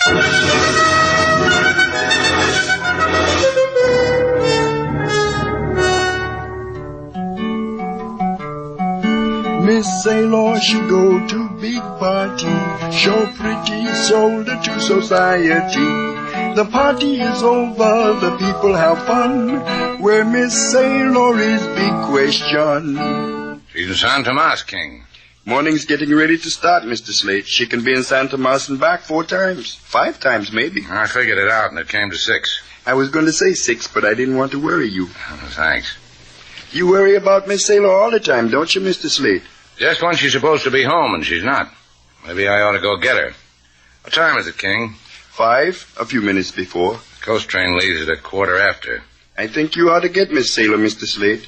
Now, don't worry about it. I'll bring her back to you.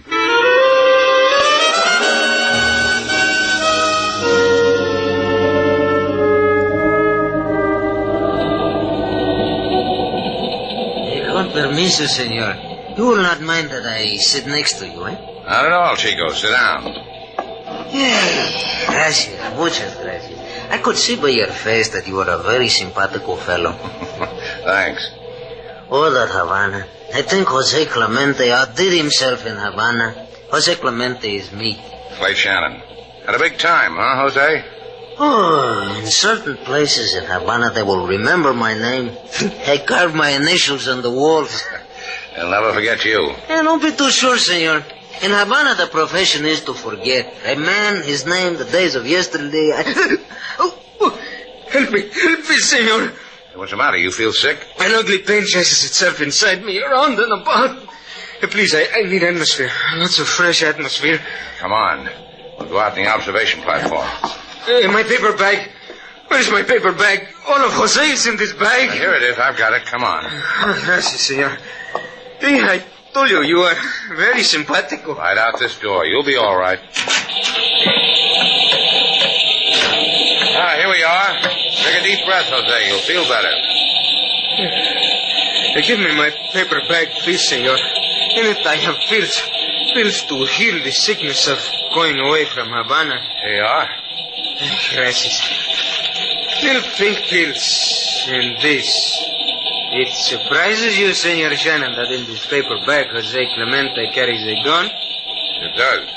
Especially when you point it at a simpatico fellow like me. And this is a remarkable little gun, Senor Shannon. So little and still big enough to make you fall from this train. You never get to San Tomas. I will shed tears and say you were drunk. But you and I will know that the little gun did it. Might not be that easy. It will, senor.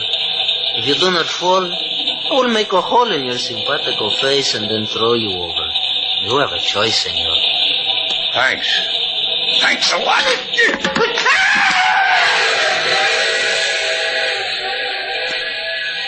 Now, why didn't you want me to get to San Tomas, Jose? But you can't tell me, can you?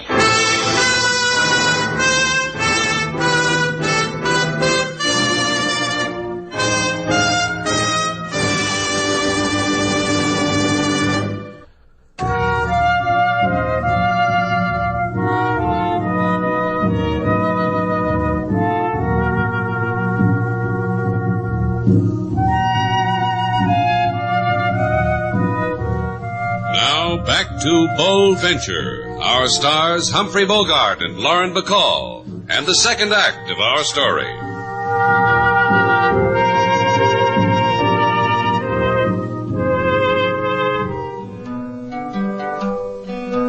Mr. Slate, he gone to San Tomas to look for Lady Sailor by train first class. On train he meet a little man with gun who try to keep him from his destination.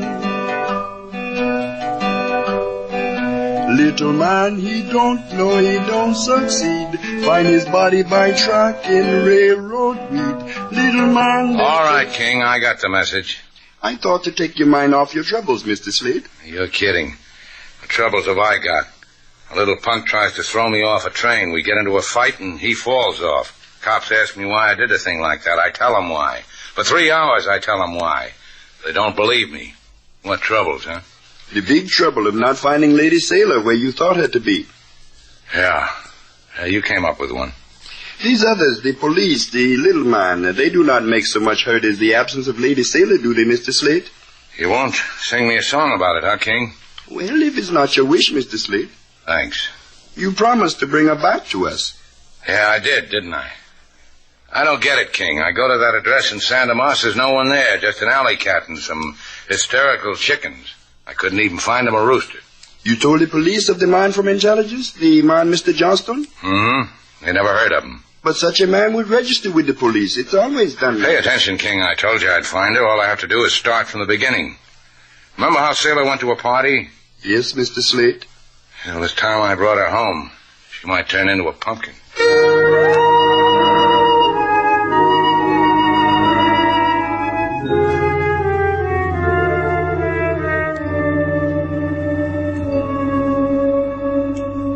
Comfortable, Mr. Vaughn? Why did you bring me back to Havana? Because the method of your disposal has not been contracted for. If I'm to kill you, the man has to tell me. In what manner, for how much. It's up to the man. How does my hair look? I want to make a good impression. A Faulkner doesn't impress. Oh, so there really is a Faulkner. Well, surely. This is his place. Of course, he rented it, furnished, but it's indicative of his tastes. Expensive, like mine. Tell me, how does it feel to kill a man? It gets easier all the time. But here, let's talk of more pleasant things. Consider, shall we, these goblets? Crystal. Exquisite. Here, hold one up to the light. No? Or, then this candlestick on the table. Hand-wrought silver. Don't you shiver when you see something so beautiful? Never did. Mr. Johnstone. Yes. How much did you say you got for killing Sinclair? 2,000. You want a shiver? Pardon? Wait a minute. Here, take a look at this locket. Beautiful. Just beautiful. Here, I'll take it off so you can see. The diamond in it is worth, well, your $2,000 would buy a corner of it. Here. Oh, I'm sorry I dropped it. Oh, let me. You've got your foot on it, Mr. Vaughn. And you put yours right in it. Well, what do you know? You dented Mr. Faulkner's candlestick. Oh, sailor, sailor. You're so brave and clever. Why do you fight it? Huh? There's humor in this. A killer lying at your feet, you standing over him with a candlestick in your hand. Irony, the essence of humor. Who are you? My name is Faulkner, and yours is Duval. It's fortunate. I've had better things happen to me. You have a boat, I've heard, and I have you. I'll need both of you. And Mr. Shannon, and Mr. Johnstone, and this gun.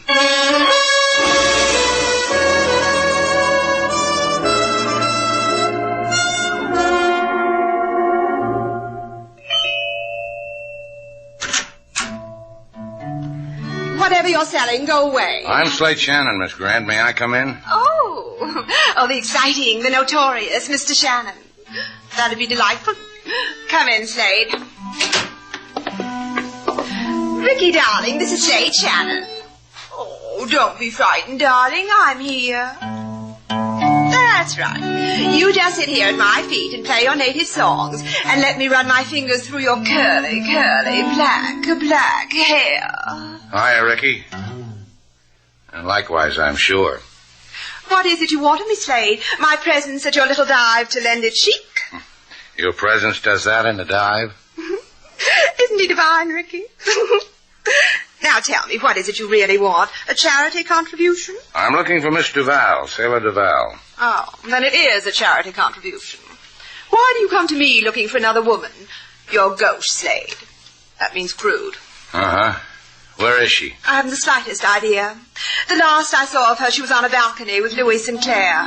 Louis yelled, "Yippee!" And they were off together into the somewhere. Into what somewhere? Wherever girls and boys have fun yelling yippee at each other. How would I know? But you know where Sinclair lives. Mm-hmm. You want to know, too? Yeah. Now. Mm-hmm. Tease me for it. So help me, Miss Grant. If you don't give me Sinclair's address, I may hit you over the head with guitar, curly boy and all. Ricky, are you going to sit there fingering that stupid guitar and let this wonderful man talk to me like that? Of course you are.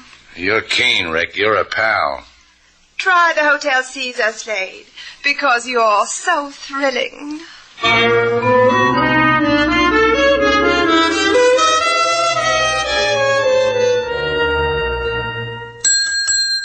Hey, how about some service around here? Service! Si, senor. I am the service. ¿Qué can I do for you? ¿Qué can I do for you? ¿Qué means what? I throw in a Spanish word so I'm colorful. This way the tourists don't mind no bath with the room. Do you have a Senor Sinclair with a room?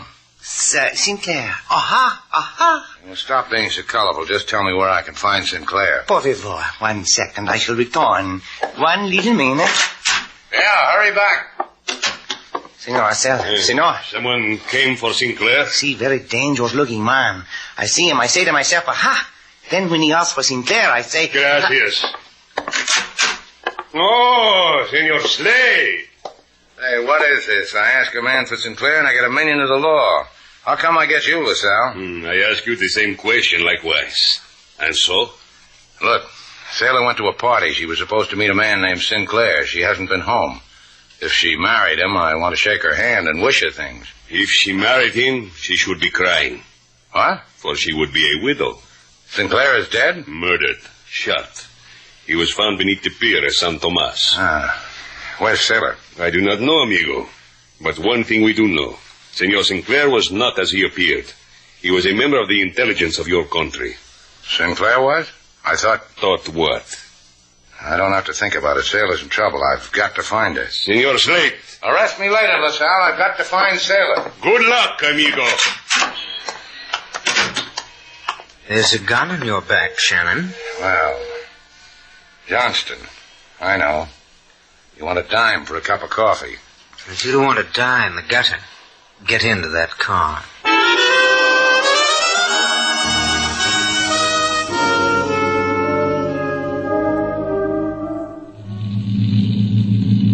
Your friend Faulkner handles my boat real good. He's the genius type. Knows everything. Hey, Faulkner.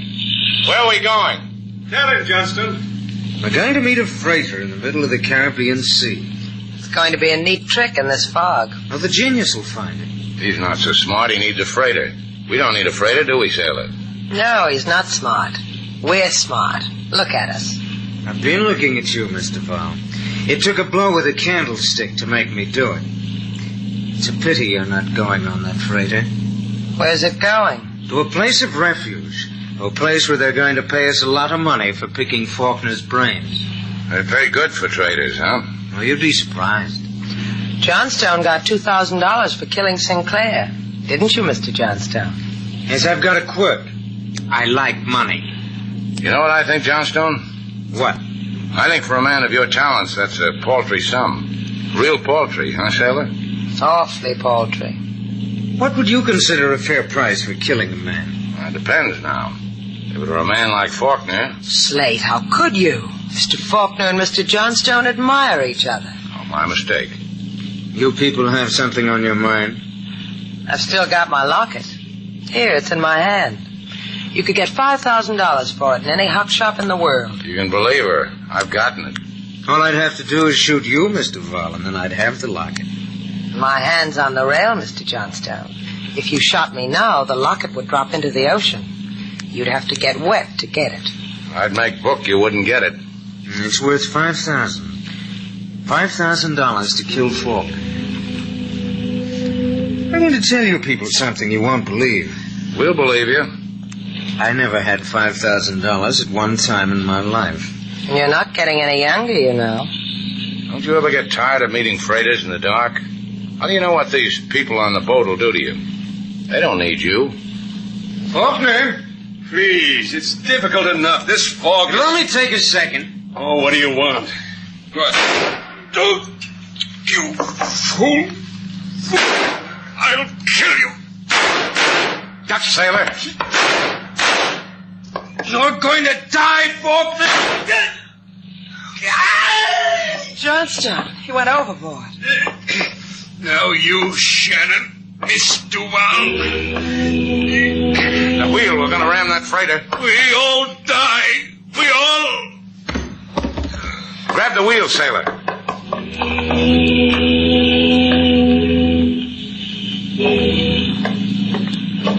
did good, sailor. Faulkner, He's dead. take the wheel, Slate. Maybe I'll be a girl for 2 minutes. Maybe I'll faint.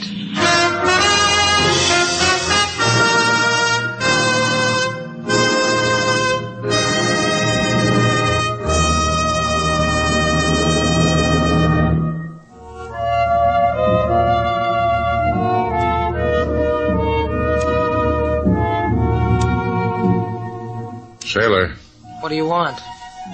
where'd you get that locket? A man gave it to me. What man? A man. You love him? A lot. He was my father.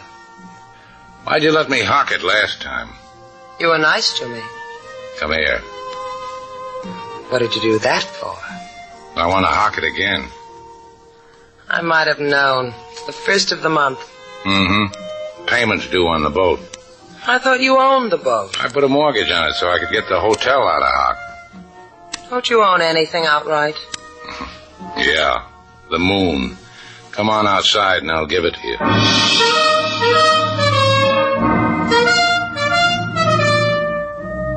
And so our 2 stars, Humphrey Bogart and Lauren Bacall, have brought to a close our latest bold venture story. Special music was composed and conducted by David Rose. May we invite you to listen again next week at this time for another exciting adventure starring Humphrey Bogart and Lauren Bacall together in Bold Venture.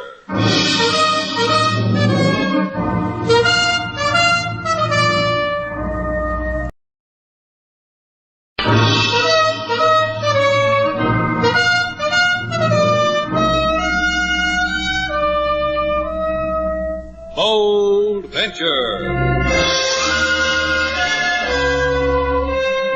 Adventure, intrigue, mystery, romance, starring Humphrey Bogart and Lauren Bacall.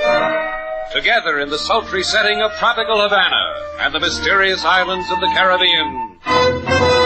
Bold Venture.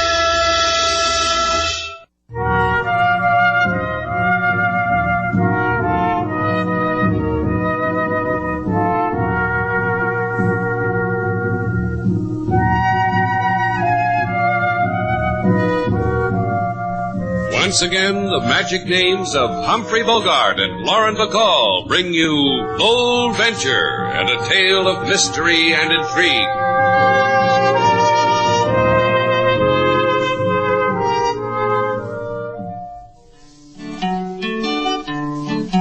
In Shannon's place do many dwell, the pretty, the ugly, the high-toned swell. They come to Havana to have some jolly sit around in the evening to discuss their follies.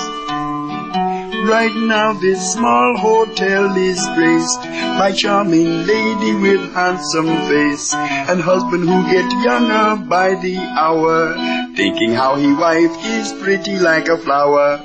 Isn't that lovely, Robert? Yes, Martha. Oh, you sing beautifully, King Moses. It's, I don't know, joyful, haunting. Thank you, Mrs. Palmer.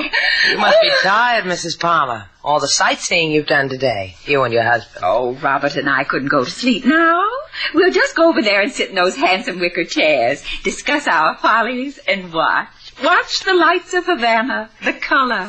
That's what we'll do, won't we, Robert? Just watch. Whatever you wish, Martha. Oh, I love you, Robert. Take my arm. You didn't mind those things I bought. Anything you do, Martha, it's all right. I hope you were paying attention, Slate. Lesson 1 in how a gent treats a lady. Yeah, look me up when you get to be like Mrs. Palmer. That could take years. That's what I said. You know something about those two? What? I'll bet when they check out, we won't find one towel missing.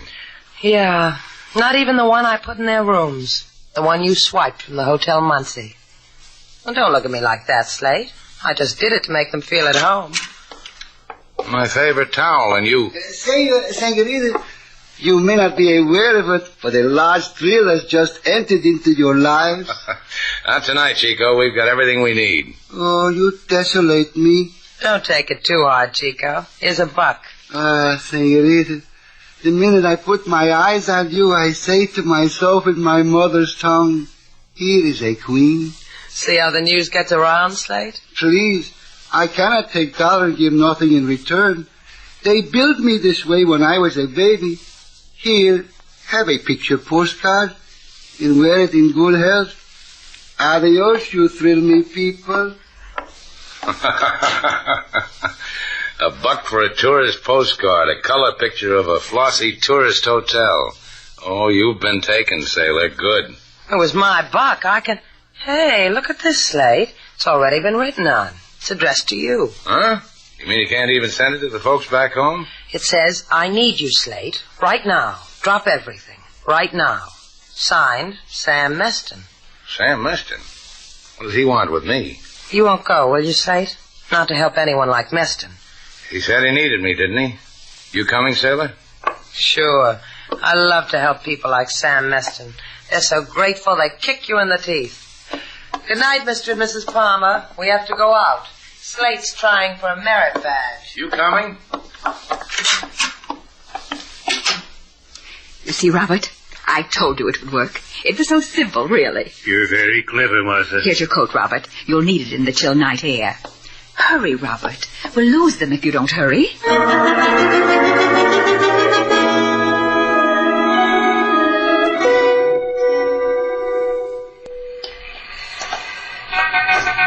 Be careful, dear. There's a puddle of water. I see it. Well, walk around it.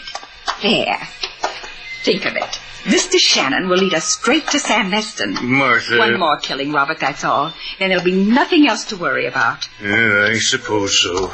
Don't hate yourself, dear. Couldn't stand it. Martha, please. After all, your first wife, Alice, was an old, tired woman. And wealthy. That has nothing to do with it. Oh, Mr. Shannon, Miss Duval, just turned that corner. We'd better hurry. Help me up the curb, dear. Martha, I have an idea. Oh? Tell me, Robert. Why can't we go back to Muncie before we do this thing, this killing?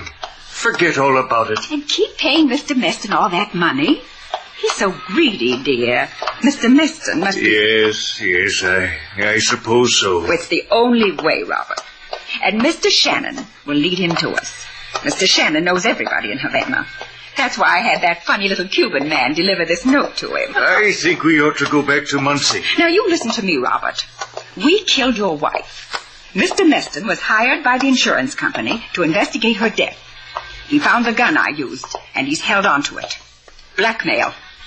It has to stop. Yes, whatever you say, Martha. Of course. And, Robert... Yes? Isn't Havana a beautiful city?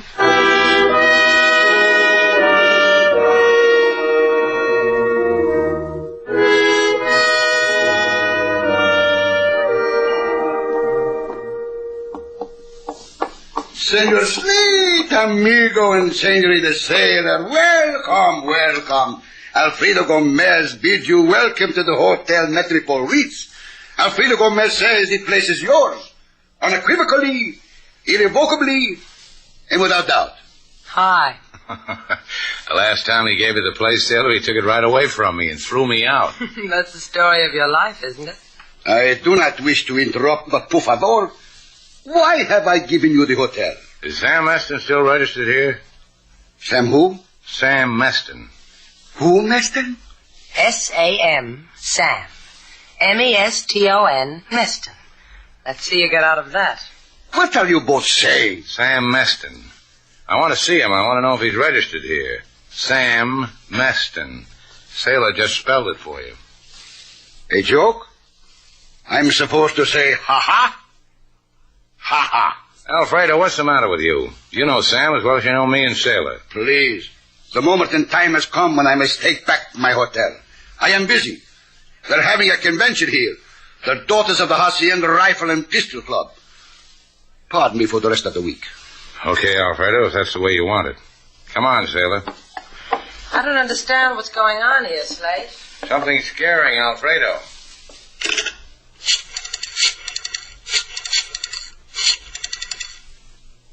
Sam Meston, this is Alfredo. They were looking for you, Sam. You better go far, far away.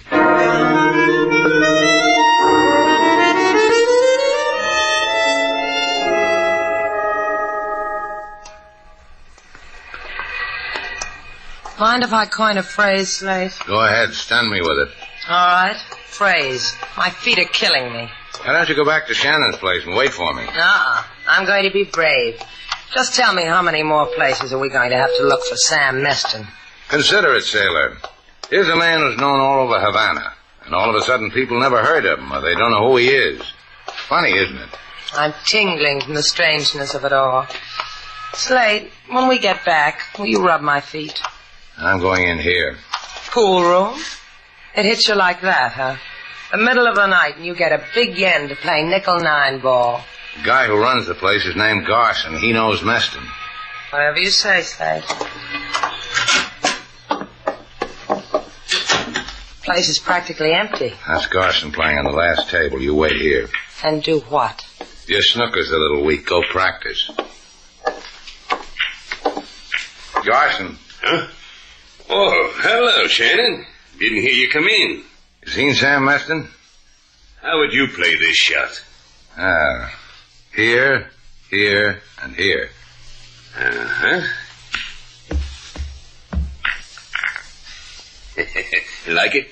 Olay. Gee, wow. Hey, you like it? Watch this one. You're crowding, Slate. Sam Meston. This is a toughie. Beautiful, huh? What's everybody so cagey for, Garson? You want to shoot pool? Grab yourself a table. 60 cents an hour. Hey, look, Garson. You can't push the management around, Slate. Get out of here. Where's Meston? What happened to him? Okay, you're asking for help to get out, huh? Yeah, just that... You're asking what? And you'll tell me. Tell me, Garson, and I'll make you fit into the rack. Tell me. Paseo Lima, number 14, ground floor. Huh. Now, there's one to try a man's mettle. You like that shot, Garson?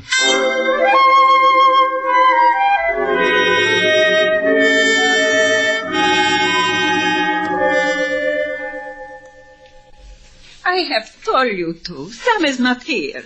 I have not seen him since he went to the Estados Unidos many days ago. Look, Lola, maybe I didn't make it clear. Sam bought a guy to give me a postcard. It said he needed me. That's why I'm here, to help him. My husband, he needs no one. Maybe he doesn't at that, Slate. Look at the way Lola's dressed. From Paris, isn't it, Lola? Sailor's right, Lola. Sam must be doing good. Your clothes, that necklace, the new furniture. You notice it, Sailor? I've been rubbing my hands on it. Dusty. Now, if I had furniture like this, I'd Get out of here. I do not know what strange joke you are trying to play, but you have undoubtedly had your amusement. Now get out. Go home. Now, why didn't we think of that, Slate? Home. Place to sleep. A place to wash out my nylons. Let's go, Slate. First, I want to leave my calling card. A guy asked for help. A guy I could live without. I grub all over Havana for him. People make jokes at me, try to slug me. And why don't you take the lady's advice, Shannon, and go home? Huh? Sam Meston. Greetings, Sam. The whole world's been telling me you were out. You should listen to what people tell you, Shannon. You learn things that way and you don't get hurt. I'll remember. Just for the record, why'd you send me that postcard? You never got a postcard because I didn't send one. It'll have to be better than that, Shannon, if you want to cut in. Sam, please. Maybe it is What else not... could it be, Lola? They want a piece of what I got. They're here to put a finger on me and say, give us a piece.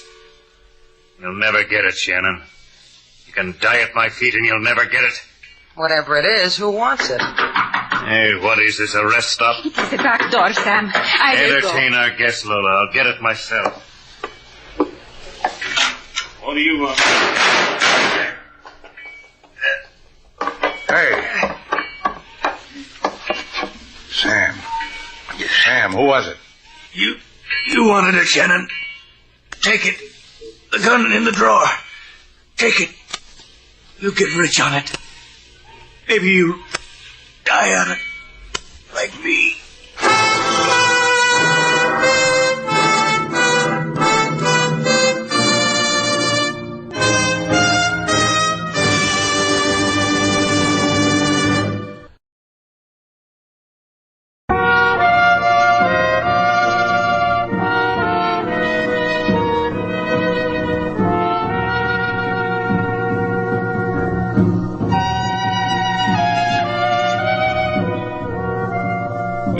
now, back to Bold Venture. Our stars, Humphrey Bogart and Lauren Bacall, and the second act of our story.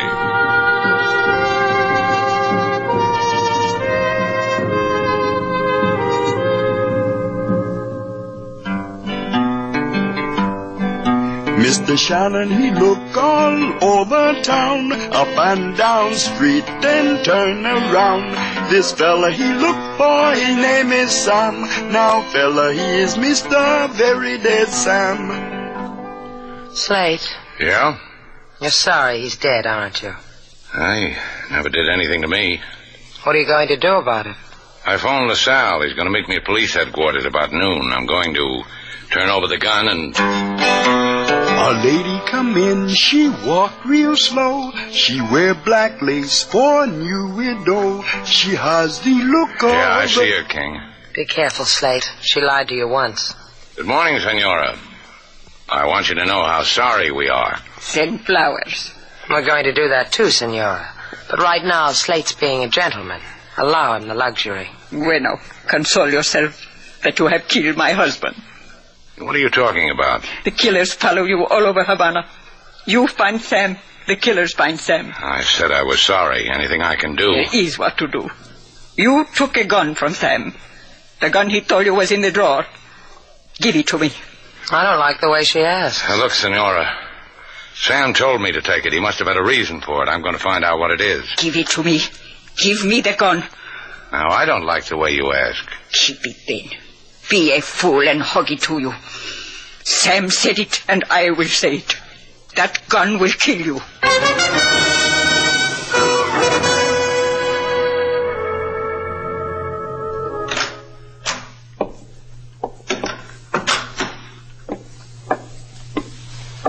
Robert, are you asleep? No, Martha. You were restless all night. Once I thought you were sobbing. But you were only talking in your sleep, wasn't that it? We're done, aren't we, Martha? Done with killing? We can go home now? No, Robert, we can't. Well, you killed him, killed Meston. That ends it, doesn't it? But they have the gun, Robert. Mr. Shannon and Mr. Val. I was downstairs and I heard them talking about it. We'll have to get it somehow. Well, how will you do that? Oh, I have it all planned, here in my head. You're not to give it a moment's thought. And no more killing. Swear it. Don't ask me that, because I can't. I'll tell you later what we must do. Kiss me, Robert. And do try to get some sleep.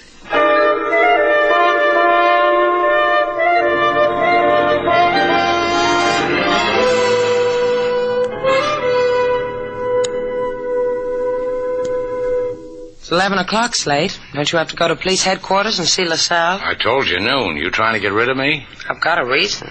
You don't want me to watch you bathe your feet in Epsom salts, huh? In bicarbonate. We're out of Epsom. Well, how come? You're supposed to take care of kitchen supplies. We're out of ketchup, too. Come in. Oh, if I'm disturbing you, just tell me to go. Not at all, Mrs. Palmer. I'm going to see the sights of Havana. Have fun and don't... Don't take any wooden nickels? I know. We've got that one in Muncie, too. The young men use it. Oh, we've got handsome young men in Muncie. Or eventually there would be no Muncie. Oh. Is there something we can do for you, Mrs. Palmer? Yes, there is. Mr. Val, would you go with me? Me? Well, there's so many places I've missed. You know Havana so well. You could show them to me. Mr. Val would be delighted. Slate, my feet. You two girls just run along. Have a wonderful time. And sailor... What do you want? Don't take any wooden nickels.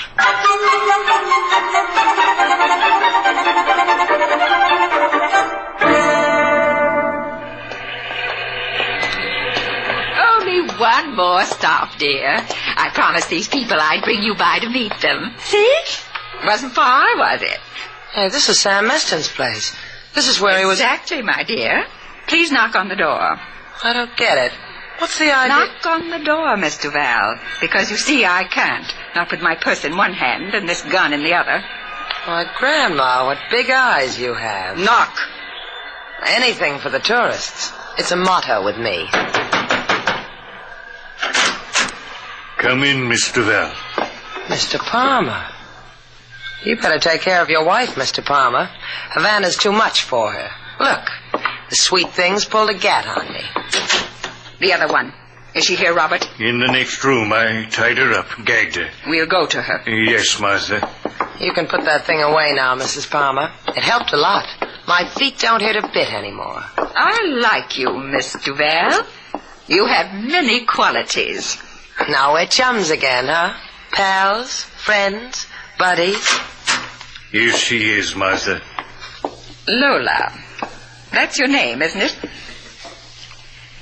Lola, you understand what is about to happen to you, don't you? Pray, my dear. I give you that. See if she's dead, Robert. Yes, Martha. She's dead. Now, you too will understand me, Miss Duval. Sam Meston willed you and Mr. Shannon a gun. I want it, so Robert and I can live happily. You've got a gun. How many do you need to be happy? How many people dead? You will call Mr. Shannon on the phone. Tell him to bring the gun, nothing else. Tell him, if he doesn't, I'll kill you.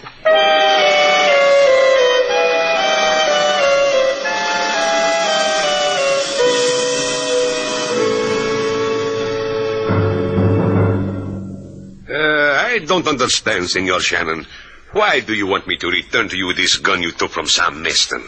What good is the gun to you? I'll tell you what good it is. Word gets around fast in Havana. And the current word is that I've got the gun. Someone's going to try to take it away from me. And you want to be the cuckoo?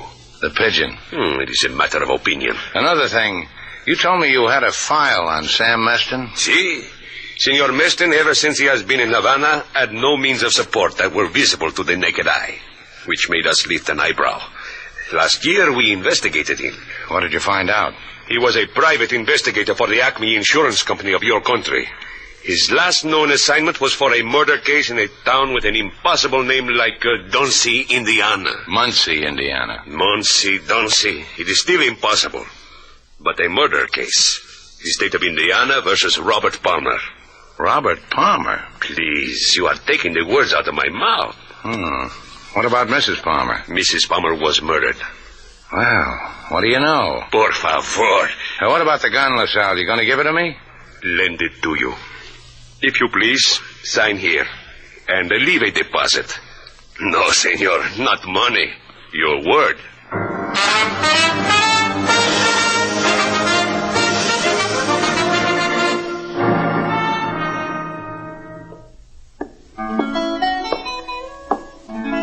King, sailor come back yet? No, not yet, Mr. Slade. Perhaps she stopped someplace with the nice lady. Yeah, maybe we were wrong about the nice lady, King. Maybe I better go and find Sailor and take her away from the nice lady. Why? I don't think my girl ought to run around with murderers. She might get killed.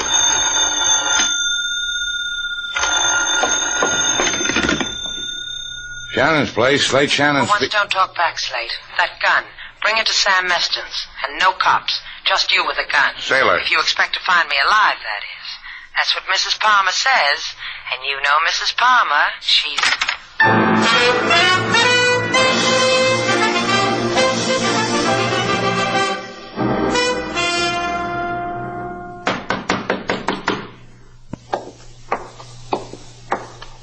Mr. Shannon?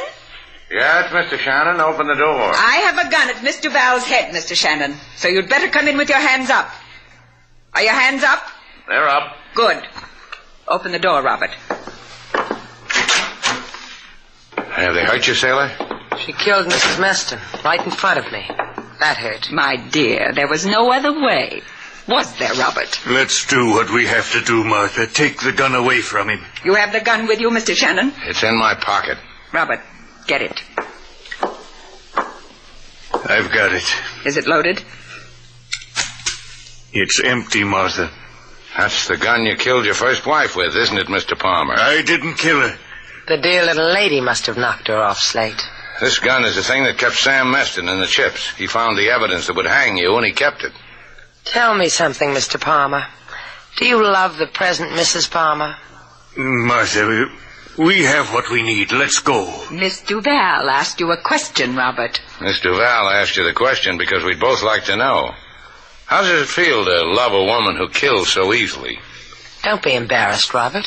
You can tell me. Robert's proud of his love for me. You just stand there and agree with everybody, Robert. But I'll tell you something. I admire you. I couldn't love a woman like Mrs. Palmer. Why not? A sweet lady like her. We all have our faults. Hers just happens to be killing people. Yeah, that's why. I'd be afraid of her. I'd be afraid she'd kill me. Shut up. I'll... Kill them, Martha? See how easy it is for her, Robert? Martha, would you kill me? Oh, what's the matter with you? Now's a good chance to kill me, Martha. Kill me and blame it on these people here. Go ahead. Kill me. You can do it. Just pull the trigger. Robert, stay away from me. Robert, don't you see what they've done? Don't walk toward me. Stay away. Get her. Robert! You fool. Out of my way. Drop that gun. Drop it. I'll kill you.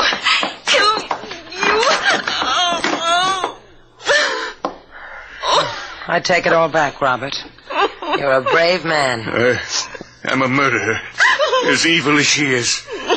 But it's over now. Yeah, it's over. Sailor. Uh-huh. You're clever with a dial phone. Dial 111, the police. Tell them to get here.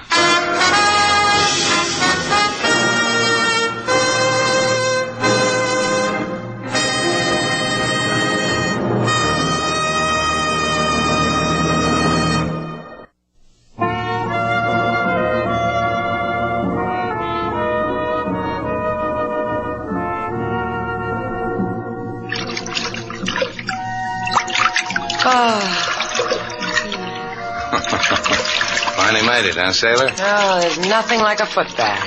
If anyone asks me to take another step... I know what you mean. Yeah. Uh-huh. That's why I'm not going to ask you to do it. Do what? There's a dance tonight at the Plaza Royale. I got 2 passes. Well, I guess I'll have to stagger. Hey, wait. Oh, don't worry about it. I'll probably meet somebody. Slade, you're not going without me. I can dance. Look. 1, 2, 3, kick. 1, 2, 3, kick. 1, 2. You'll be a sensation. Let's go dancing, Sailor.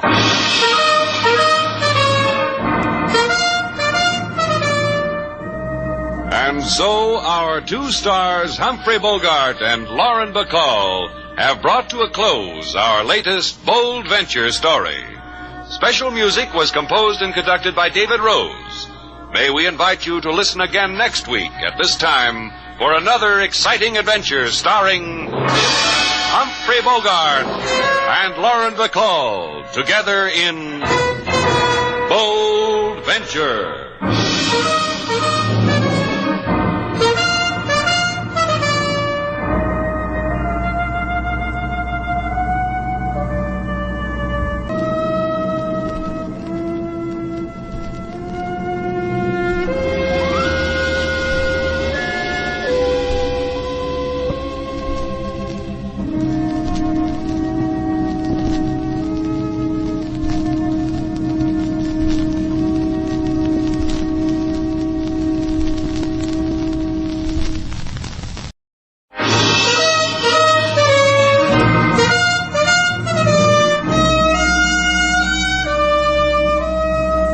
Bold Venture. Adventure, intrigue, mystery, romance, starring Humphrey Bogart and Lauren Bacall. Together in the sultry setting of tropical Havana and the mysterious islands of the Caribbean. Bold Venture.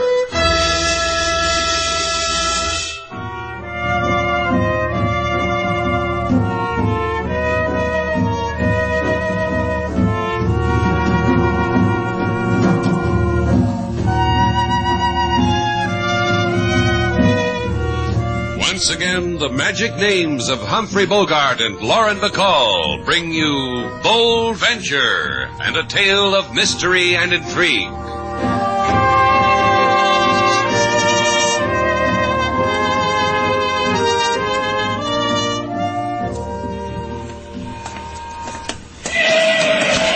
Hey, watch it, sailor.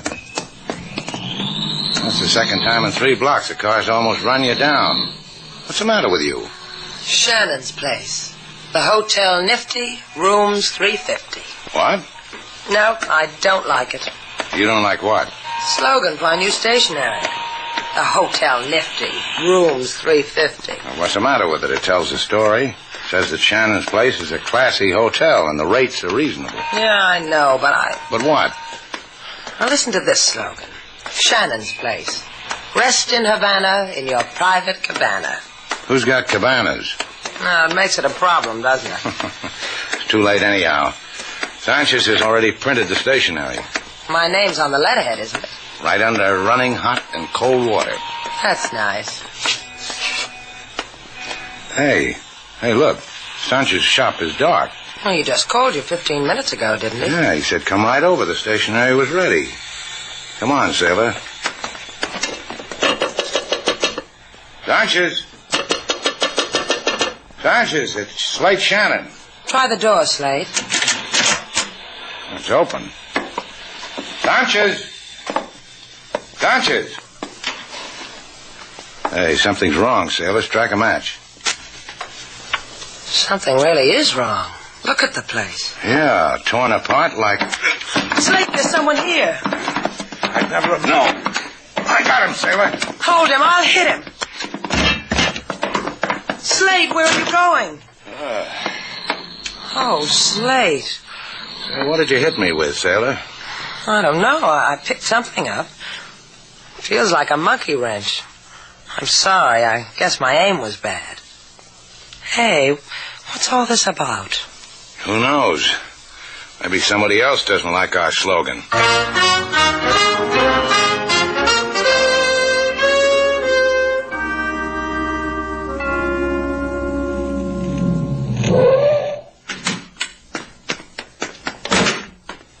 We'll stop here first, Harry, at my place. That'll be nice.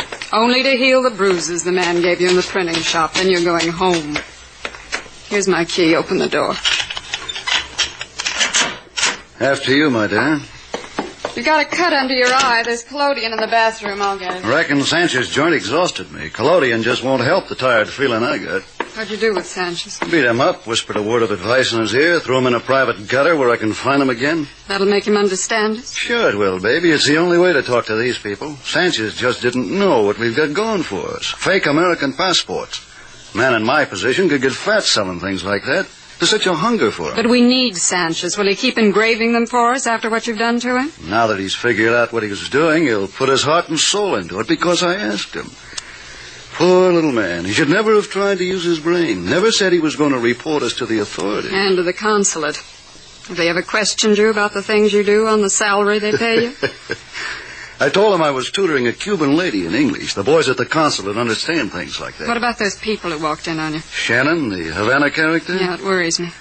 Leave him to me, Jenny. Leave everything to me. Have I ever failed our great love? Have I?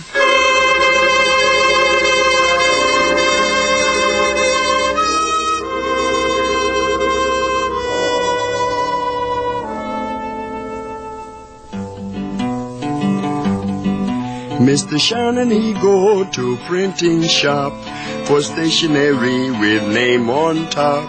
He go inside, then hit toboggan when monkey wrench connect with noggin. Miss Sailor, she wished that she was dead for making lump on boyfriend's head. But Lump is happy, it doing fine with cold compresses and iodine. Mr. Shannon... That's enough, King. Hold still, Slate. Ouch. Hey, that hurts. And then cry on my shoulder. See? I know all the cures. I appreciate it. It's not every day a man gets the opportunity to get banged with a monkey wrench. Now, I've looked up the records. There, that looks better. You can hardly notice, can you, King? The bump doesn't show a bit.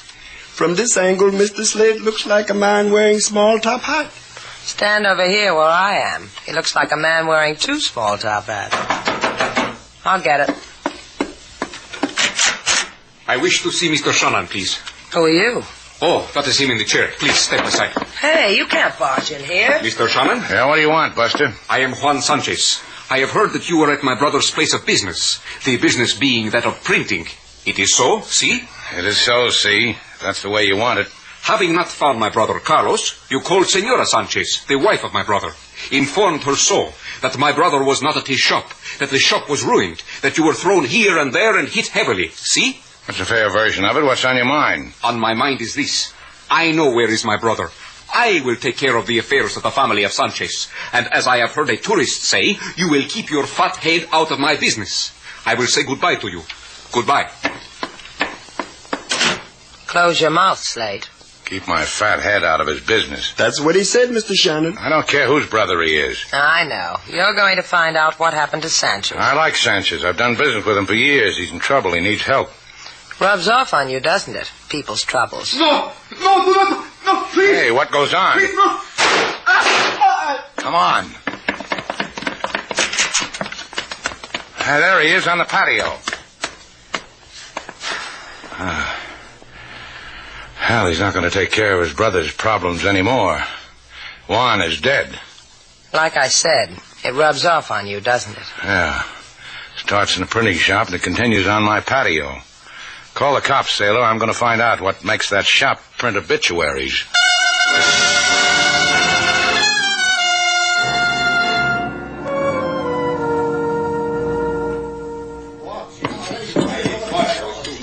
The rotary press goes in that corner, boys. Be careful with it. This is very delicate equipment, very expensive.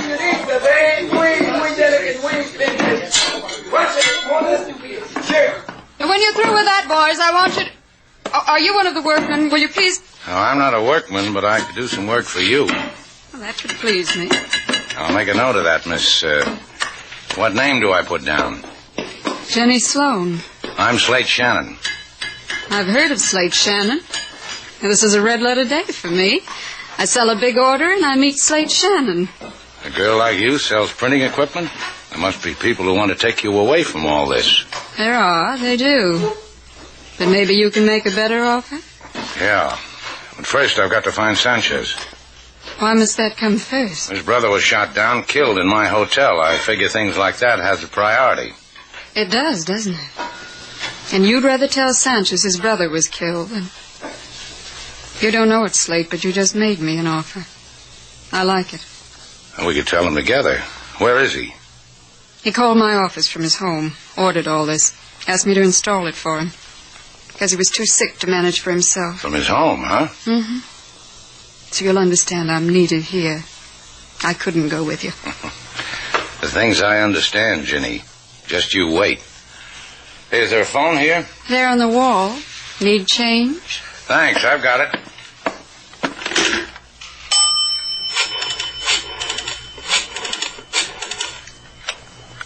Hello, King. Put Sailor on. Yeah, well, tell her she can wash out my socks later. Put her on the phone. You good with socks, Ginny? Sailor has her. Oh, Sailor? Meet me down the corner from Sanchez's house. Yeah, right away. Well, I'll tell you why later. Uh-huh. Oh, and Sailor, don't forget to put my Argyles on the stretcher. Yeah, I know. I haven't got any Argyles, but I can dream, can't I? Sailor, That'd be Miss Duval. Chalk up another red letter for me. Tell me something, Ginny. If I don't have to shout. I'll lean close. Better? Better. How come Sanchez, a poor man, a sick man, can afford to buy all this equipment from you? What does he need it for? You'll ask him when you see him, Slate? Then come and tell me. 16 Avenida del Presidente. I want to know, too. I'll do that, Ginny. Real soon.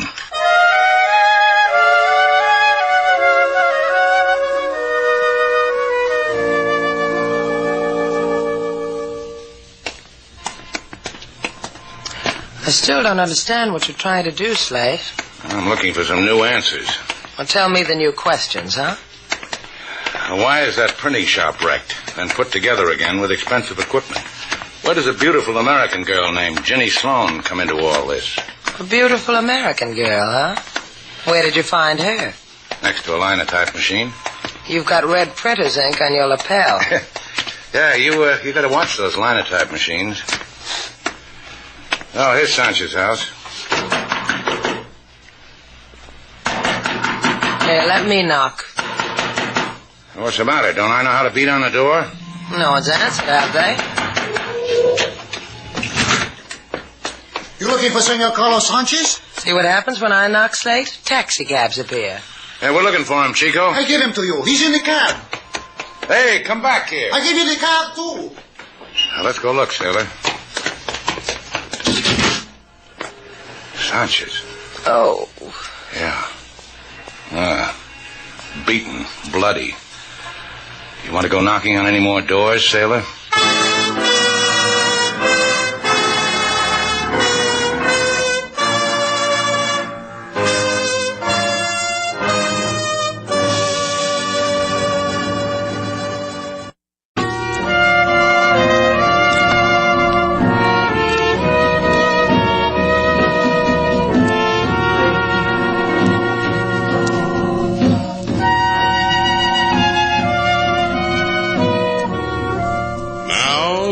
To Bold Venture, our stars Humphrey Bogart and Lauren Bacall, and the second act of our story.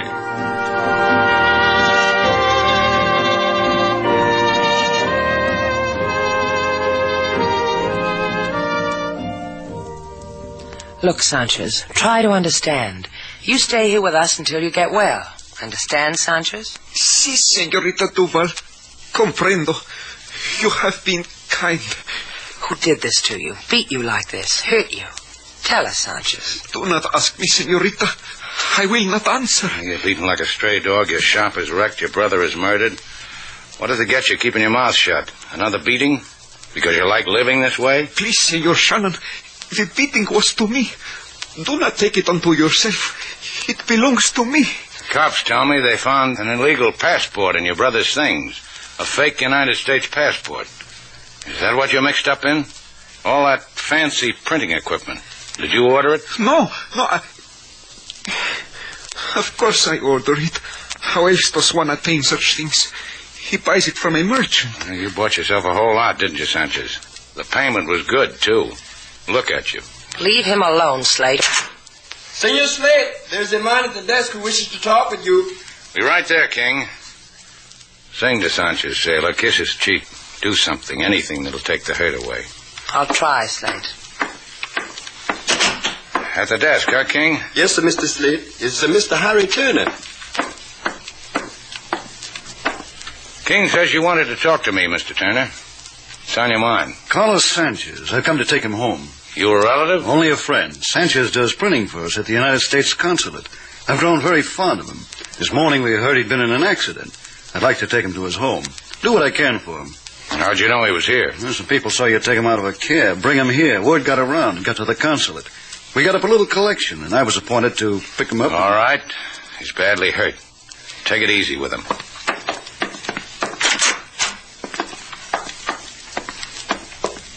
Sanchez, you want to see this man? Senor Turner. Hello, Carlos. I'm sorry about what happened. I've come to take you home. You want to go home with him, Sanchez? Of course he does. I ask Sanchez. Si, I do. I'm very happy to go home with him. Happy, si.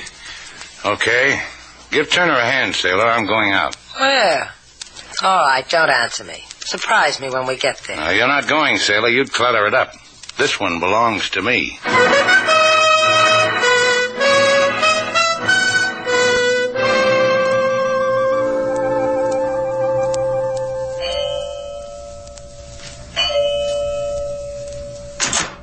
Yes?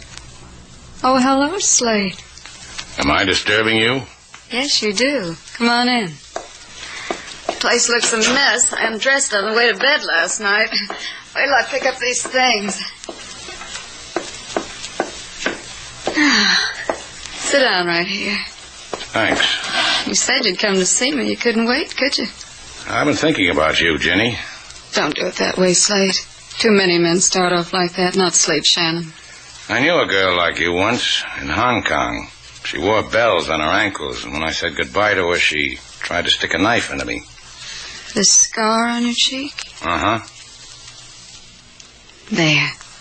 So I can share it with that girl with bells on her ankles. That's funny. She did the same thing after she cut me.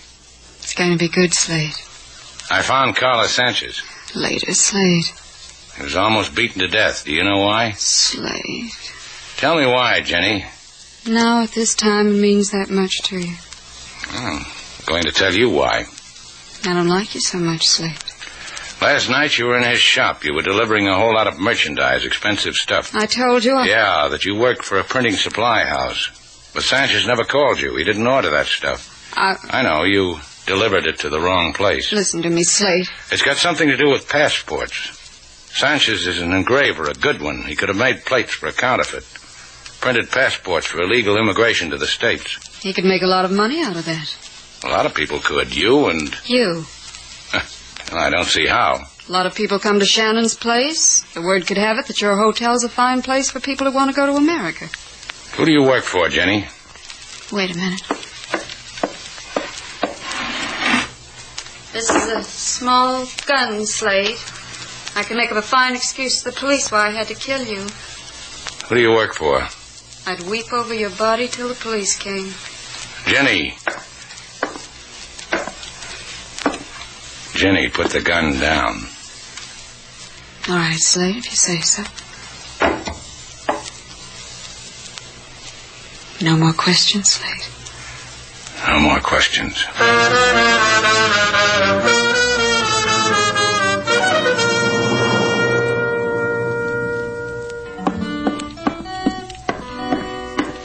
King, stop playing that thing and listen to me. Do what he says, King. A man with lipstick smeared all over his ugly puss. You gotta do what the man says. What? Been cuddling up with a linotype machine again, Slate? I see she got some new ink. The color's different this time.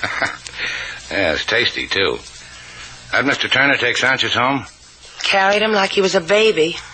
Imagine a man doing desk work having muscles like that. Oh, you know that because he told you? Because I asked him. He swore it was desk work. I didn't believe him at first, but he finally convinced me. Nice fellow, that Mr. Turner. I bet he doesn't care if a linotype lives or dies. King, here's $200. Go buy yourself a fake American passport. I don't wish to go no place, Mr. Slade. Besides, I got a passport. Humor the fellow, King, because the fellow wants to play cops and robbers. You know Havana, King. Find the right alley, wave $200 under the right nose, buy the passport, then come back here and tell me who you bought it from. King might get hurt, Slade. Look what happened to Sanchez. Don't worry, Lady Sailor. King Moses take care of himself. He'd like Mr. Slade say, I know Havana, Havana knows me. She will do me no hurt.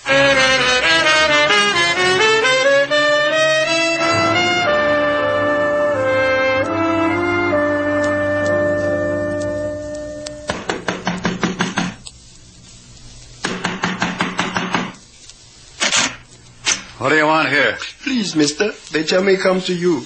In Barrio, they say for what I want to go ask Mr. Harry Turner. You are Mr. Harry Turner? Where in the Barrio? At the place of the Palace of Jollies. They say many times their people come to you for same thing I need. I have done bad thing in Havana, mister. I must go away. 2 states will be nice. You're all alike. You do a bad thing, you must go away. Get in here. A pleasure, mister. They tell you what it costs? They say you will tell me this thing, mister. What's it worth to a man who has to go away? I have only $200 American, mister. Is enough? Is all I got. Please, mister, they catch me. Prison. Give it to me. 200. You get away cheap. The passport? You know Sanchez's printing shop? You'll find it. Be there at 9 o'clock tonight. The passport? I'll check with my mood. Now get out.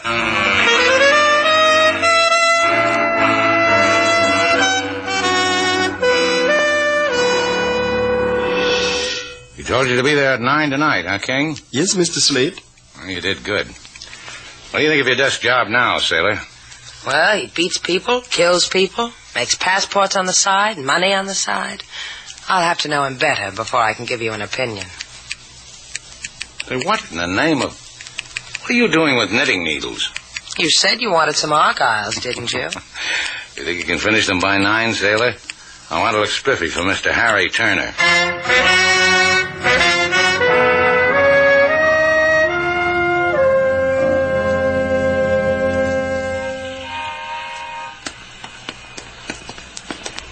I told you to go home, sailor. What are you following me for? Don't you know I always follow you, wherever you go? This time I just happen to be with you. Now, look, there's liable to be trouble. Well, if anything happens to you, I want to be there to get my Argyles back.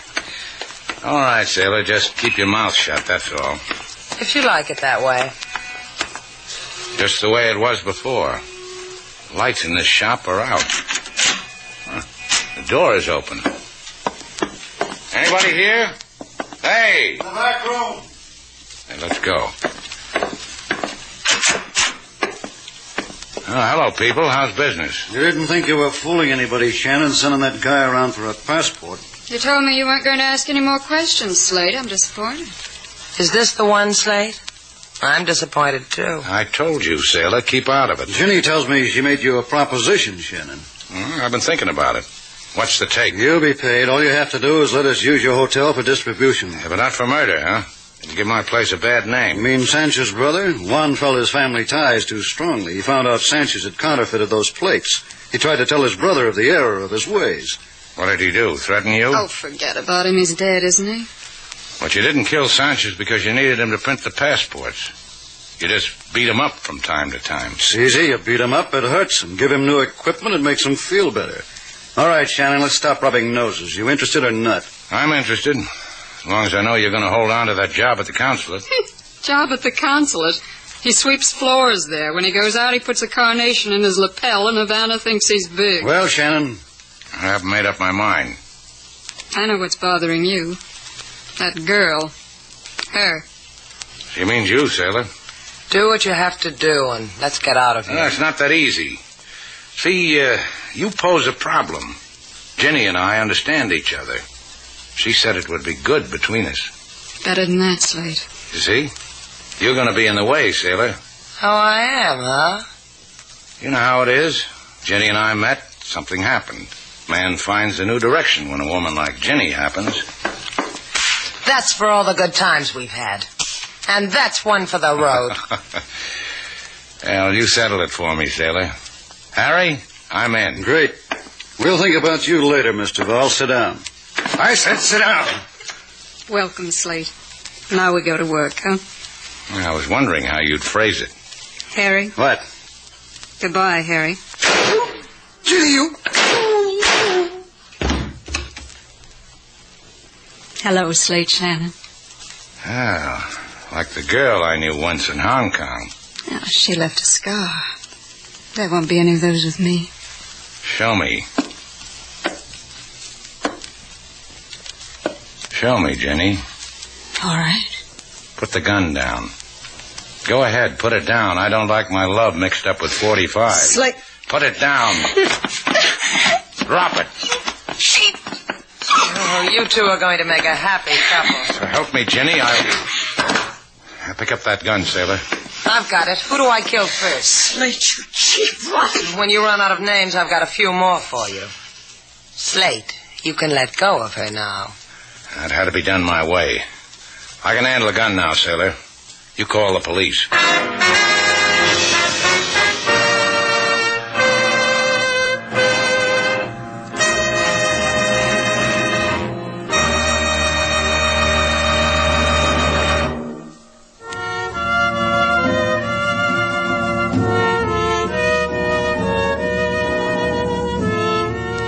Sailor. Go away. You bother me. I brought you something. You can take your dime store jewelry, and you know who you can pin it on. Well, why don't you just turn around and look? See? I brought you a monkey wrench. Just what I've always wanted. Yeah, I had an idea if you clobbered me over the head, it'd make you feel better. It's thoughtful, huh? Give it to me. Here.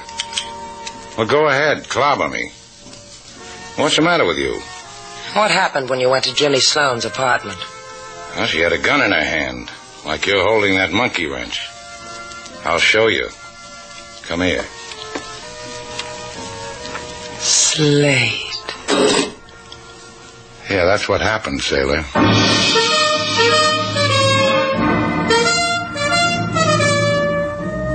And so our two stars, Humphrey Bogart and Lauren Bacall, have brought to a close our latest bold venture story. Special music was composed and conducted by David Rose. May we invite you to listen again next week at this time for another exciting adventure starring Humphrey Bogart and Lauren Bacall together in Bold Venture.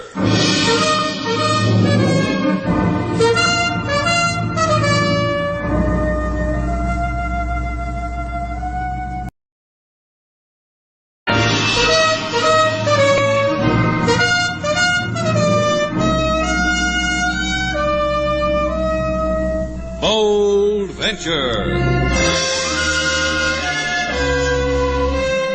Adventure, intrigue, mystery, romance, starring Humphrey Bogart and Lauren Bacall. Together in the sultry setting of tropical Havana and the mysterious islands of the Caribbean. Bold Venture.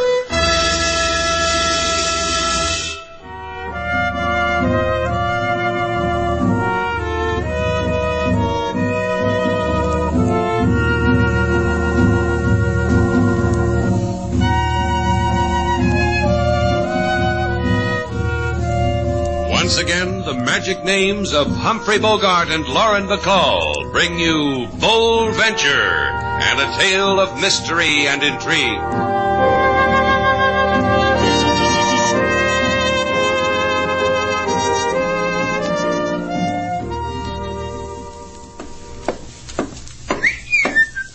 You sound happy, Mr. Calvert. Oh, I am.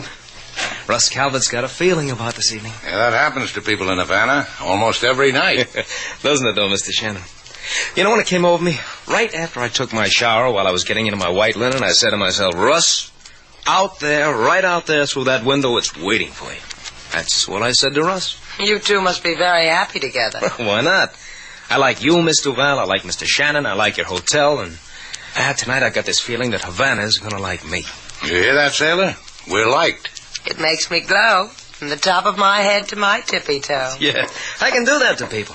Why, I can make Pardon, but I look for a young lady by the name of Gail Duval. You need a pardon to do that? I was merely being polite. The young man here was talking, but the urgency of the occasion demanded... I'm Gail Duval, and you've just marked me urgent. So what can I do for you, Mr. Mr. Clokey, Ralph Clokey. And it's not what you can do for me, it's what I'm going to do for you, on behalf of my client, Mr. Cheever. See, sailor, it's all for Mr. Cheever. For who? Mr. Cheever, who owns the grandest hotel in Guantanamo. Mr. Cheever, who is expanding operations to Havana. Here, in my briefcase. Slate, that's money. It's staring at me. Real live money. Scads of it. This little packet, 5,000.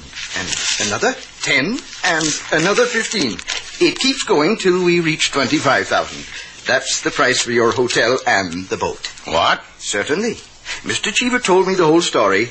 Not that I wish to embarrass the young lady. Oh, go ahead, embarrass me. What did this rake Cheever say about me? He said you and Mr. Shannon were in a jam. You had to get out of Cuba lickety-split. That's why Mr. Cheever sent me here to Havana to look over the property. I have looked, Miss Duval. I agree it's a bargain.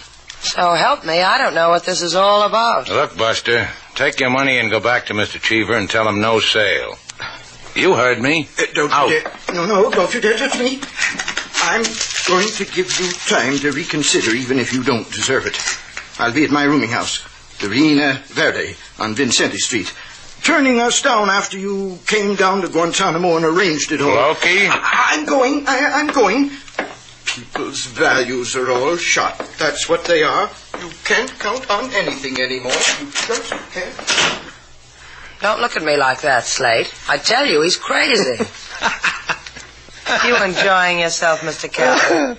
Oh, this is what I love about Havana. It's so full of fun, so full of characters.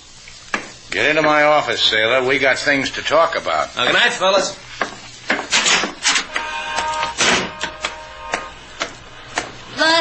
Russ over here in the car. Where'd he go? In that cab just ahead. Hurry. For $25,000, we can keep him company. Can't we, Ziggy? For as long as he lives. Such a little man. His life's all used up. You know, it sends shivers through me. put your arms around me, Russ?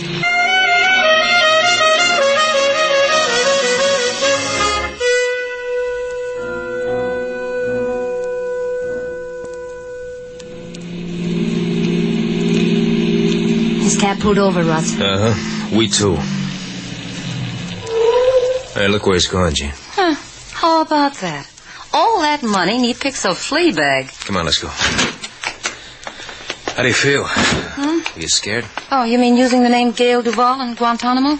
Like that. Selling the hotel and the boat to that hotel guy, Chiva. Not much.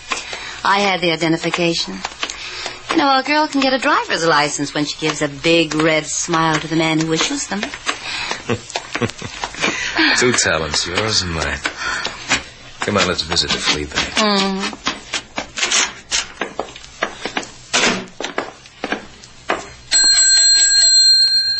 Un momento, por favor. See? A man live here named Mr. Clokey? Oh, Senor Clokey. I see, to room number 3, right down the corridor. Yeah, thanks. Here. Oh, Senor, $5. Oh, you are too kind. For what purpose? Being a nice landlady. We'll show you some more of those dollars later. Oh, I will like that. For whatever purpose. I know how to cooperate. You will see.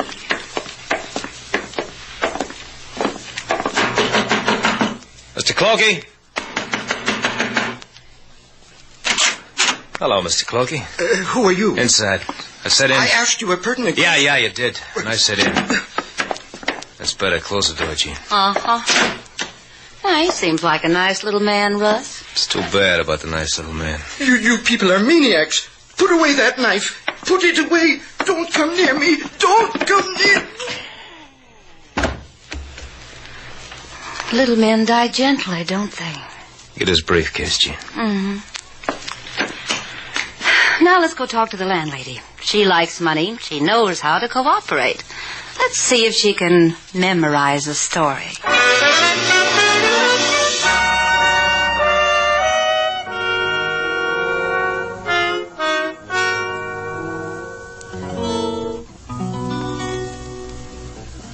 You're a man of the world, King. Explain some things to me. You mean Lady Sailor, Mr. Slade? Yeah. What's the matter with her? She knows she doesn't own any part of this hotel. Of course she knows. Well, then what's all this about? Why you give yourself pain, Mr. Slade? You know Lady Sailor never do anything to hurt you. She never been in Guantanamo. Yeah, that's so. That means someone else was there, palmed herself off as Sailor, told them she... You there! You! Take this bouquet exquisite flowers to room of Senorita Gail Duval and announce to her that her beloved is below. Huh? Ricardo Malpin, desirable dealer in carnival supplies and dedicated to the proposition that when a senorita says she will marry me, I expect no dilly-dally. My card. Hey, where's it printed about the dilly-dally? Doesn't need. It's known about Ricardo Malpin. All over Guantanamo it's known. Please, senor. Run to Senorita Duval. Do not drop flowers. Tell her to put on bridal veil. Her beloved simmers. I noticed. You proposed to her in Guantanamo? She proposed to me. Proposal as follows. Ricardo, I love you. Ricardo, marry me. Ricardo, give me $1,000 to buy trousseau in Havana. Then I return to your arms for centuries. In 2 days, has been weak. Where's her room? I delight for myself. That way, Ricardo. But that way, senor, is too street. To where I come from. That's right. You do not comprehend a future bridegroom, senor. You cannot deprive his bride of him. Especially when he is waiting... Maybe not, but I'm going to try. Pardon me, Ricardo. Put me down, senor! Put me down, I demand! You are very strong, senor. Back to Guantanamo, Ricardo. Here. Don't forget your flowers. But she will suffer so if she does not... Hey, for a girl who's never been to Guantanamo, Sailor sure gets around. King. Yes, Mr. Slade? If anyone asks for me, tell them I'm trying to find out who wants to buy my hotel.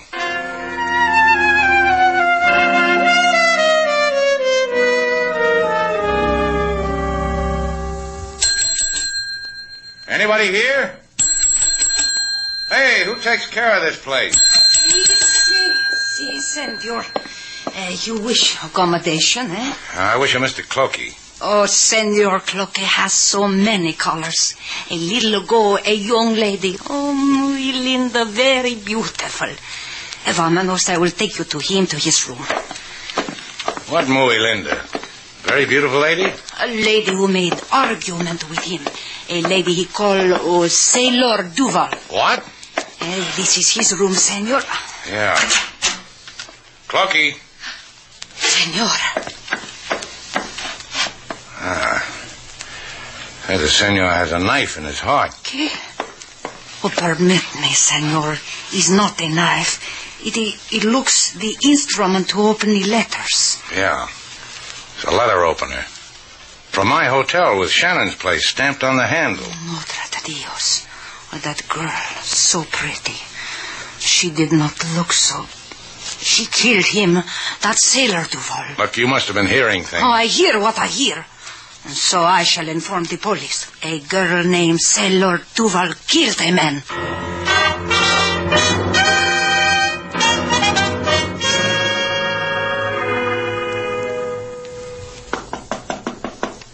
That you, Slade? Guess again, Miss Duval. Give you a hint, it's not Slade. You want something, Mr. Calvert? I want to check out. There was no one at the desk, no one in Shannon's office, so I took the liberty. Oh, I'll get King to help you with your baggage. Oh, forget it. What's to help with? A tired cardboard box, a box of tortillas to eat on the journey, a briefcase? I'll manage. It's been swell. Oh, that briefcase. What about it, Miss Duval? It's the one that Mr. Clokey had earlier this evening. The one with all the... You know what you just did, Miss Duval? You just spoiled my going away party. Get back in your room. So you can confess to me how you got the briefcase? Just because I asked you with a gun in my hand. Who saw a briefcase? I must have been out of my mind. Don't be a heroine, Miss Duval. It can scar your pretty face. Just do what a departing guest asks. You won't like it. My room's a mess. It's your stockings, Miss Duval. All you got. Huh? You want to mend them for me? You know, you're lucky. I could just kill you, but I feel warm towards you. I'll just tie you up so you won't keep me from going away like I want to. And this handkerchief in your mouth to keep you from screaming, like for help, like for police.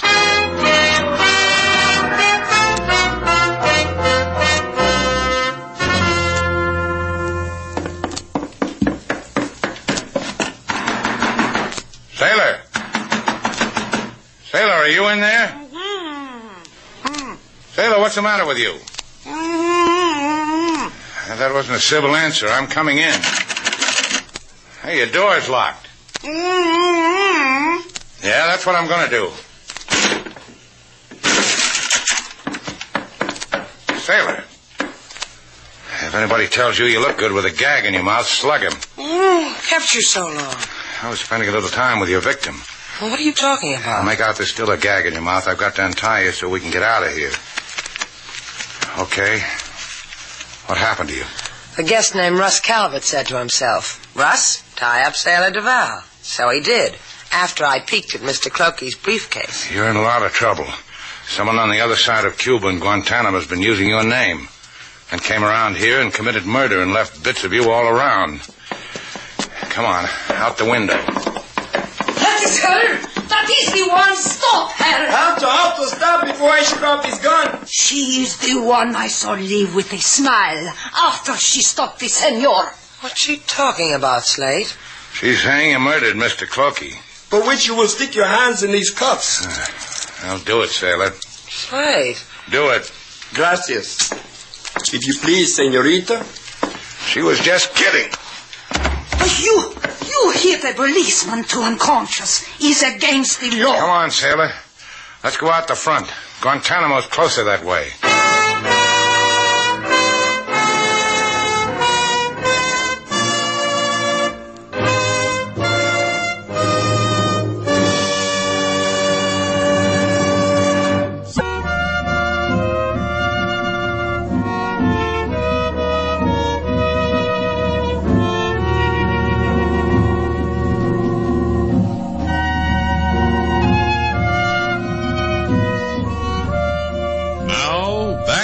Bold Venture. Our stars, Humphrey Bogart and Lauren Bacall, and the second act of our story.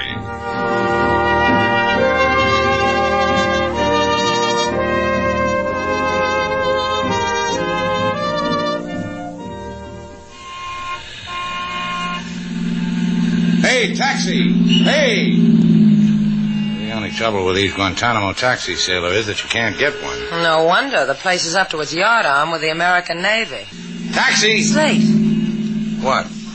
No, I must be crazy. That man standing across the street. No, he's gone now. I couldn't see his face, but... Now, wait a minute. Taxi! Inside, sailor. Let's show you to the man who wanted to marry Sailor Duval. Maybe he can tell us a few secrets about her.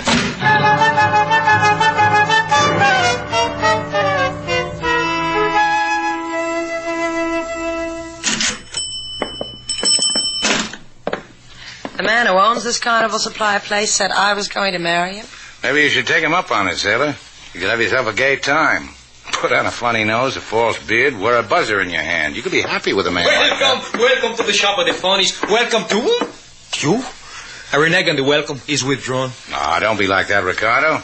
I brought you your bride. Ricky, doll baby. They couldn't keep us apart, could they? Hey, you got the shapefulness of Bubbles. You got the coiffure of Bubbles, the mouth and the eyes of Bubbles. But you are not Bubbles. Will you please to marry me? You can put him down now, sailor. Oh, buy him for me, Daddy. You do that, senor. I will not be costly. I give you a discount. First we bargain, huh, Ricardo? Whatever you like, but I promise you, for this girl, you can have me for practically nothing. Then this girl isn't the Sailor Duval who proposed to you. Leave me to observe her up and down once more. Front. Back. No. And she's not the one you gave $1,000 to buy a trousseau in Havana? $1,000? Will you marry me, Ricardo? Answer my question first, Ricardo. Oh, senor, how can you talk like this? This girl chiseled me out of $1,000? It is to ha-ha. This girl is an angel. Linda hermosa. See, Slate? Ricky understands me. Sugar? But she looked like Sailor here. Hey, if I close my eyes. You called her Bubbles. All Guantanamo call her Bubbles. Bubbles Sailor Duval. Because when she dance Oriental dance on platform, she make Oriental bubble bath in brain of even admirals. And you're sure it wasn't me? Where Bubbles dance? What platform, Ricardo? An amusement park for the sailors. And that's where first her love hit me in the heart. That's where... Bubbles. And let's go, sailor. Can't you see Ricardo wants to be alone?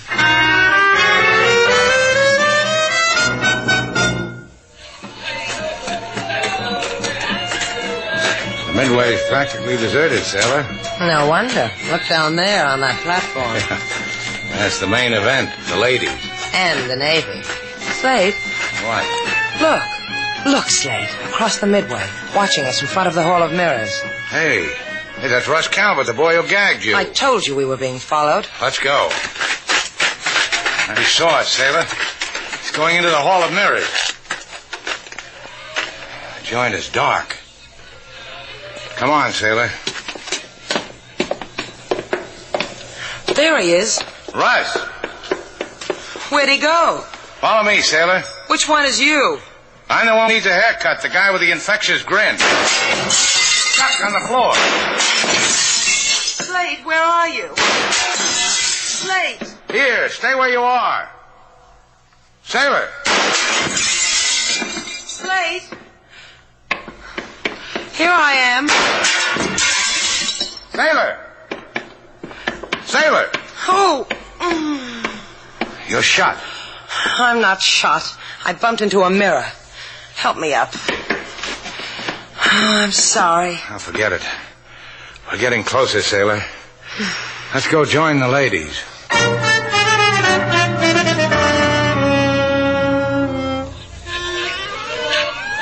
Look at this, boys. Every little movement has a meaning just for you. Step closer, that's it. Step closer.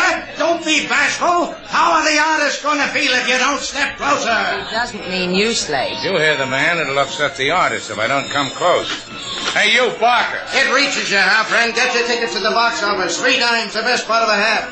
These girls have danced before the crowned heads of the continent, boys. Kings and emperors and dames. I want to talk to you. Come down here. Hey, look, friend, all you got to do is buy a ticket. I can't do any more for you than that. Now, men, I tell you, these visions, these dancing dreams... You coming down, or do I go up and talk you into it? Pardon me, boys. I got a rube here who wants to show us some muscle. Now, as I was saying, these Down, gorgeous... friend, away from the madding crowd. Hey, let go of me. Down. All right. You talked me into it. Don't go away, boys. Just feast your eyes. Man here's got a personal problem. Over here. What eats your friend the 30 cents can't buy? You had a girl working for you, Bubbles. Bubbles Gail Duval. An artist. Where is she? You a plainclothesman, friend? Because if you are, I never knew an artist named Bubbles, so cut me to pieces, friend. I'm a chum. I brought her something from Havana. I didn't see her on the platform. Oh, why didn't you say so, friend, instead of puffing up your muscles? Bubbles retired from me. Living the domestic life in a little flat. Where? On Canal, 19 West Canal. Brought her something, huh? Let me look. It's between me and Bubbles. You understand, friend. Oh, Sailor. Sailor, now where is she? Oh, hey, Sailor. Get away from those sailors.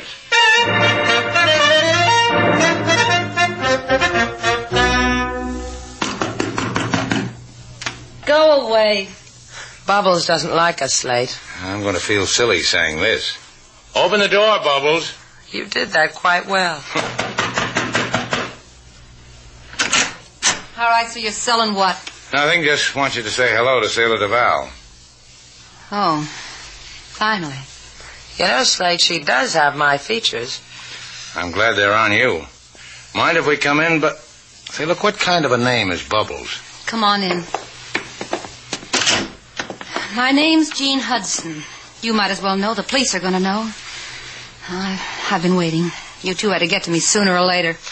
It's not that I'm difficult to get along with, Miss Hudson, but why did you have to adopt my name? You and Slate Shannon, your names get bandied about in Cuba. So you took a little while to establish your name as Gail Duval to people who mattered. Said you were my agent. My hotel was for sale. I'm just telling you all this because I don't care anymore. You're going to scream cops after you hear me out, aren't you? The thing's got murder in it. The police have got to make a living, too. Well, it goes like this. Mr. Clokey was the agent for a hotel buyer. Came to Havana with the money, and Russ stabbed him. But the landlady said she saw me with Clokey. Well, we told her what to say to the police. She's money hungry like me. Like everybody. What makes you so bitter, Jean? The man kissed my cheek and pinched the poke and walked out. Russ Calvert took a powder. With the $25,000? $26,000. He absconded with my trousseau money, too. Let's you and me go in the corner and have a nice long chat about men. Can you imagine somebody stealing his fiancée's trousseau money? That's how Jean got it. It doesn't make any difference. A girl's got to get it where she can. Where'd Russ go? He's taking a boat out of Guantanamo tonight. Sails in about an hour. 2 stops from here, sailor. The police, then we go see a man about taking a boat.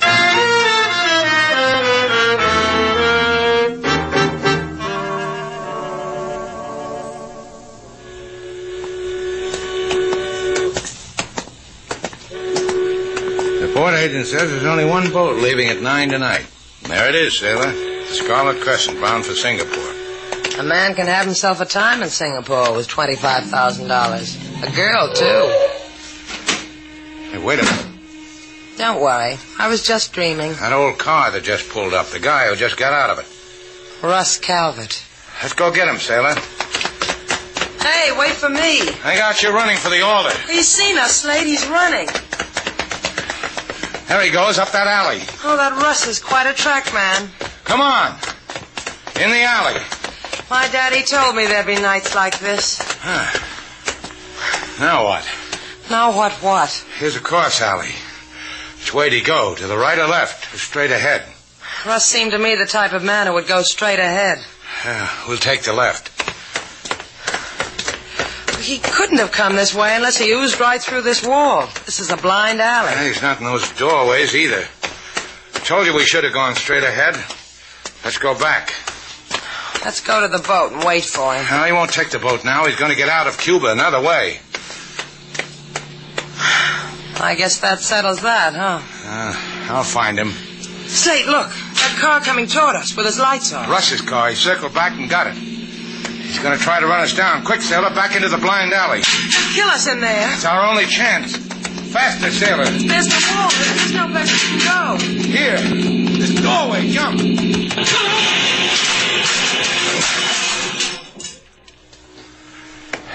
You all right, sailor? You all right? You did it again. You saved my life. Oh, not me. You did. You take up jumping into doorways at Vassar, sailor?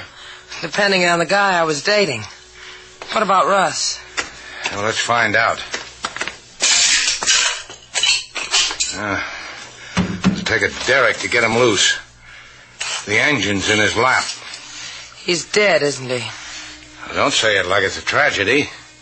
He tried to kill us. Slate, take me home.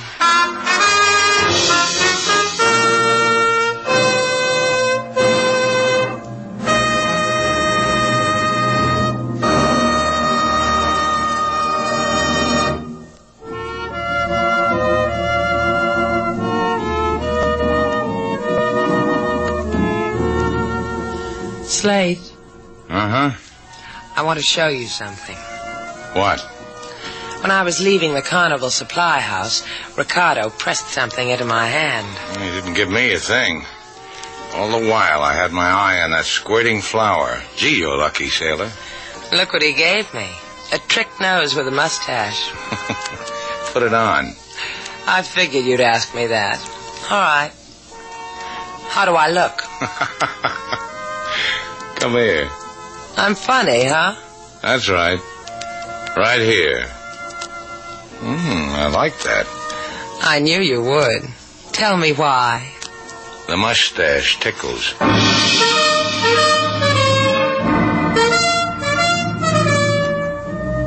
And so our two stars, Humphrey Bogart and Lauren Bacall, have brought to a close our latest bold venture story.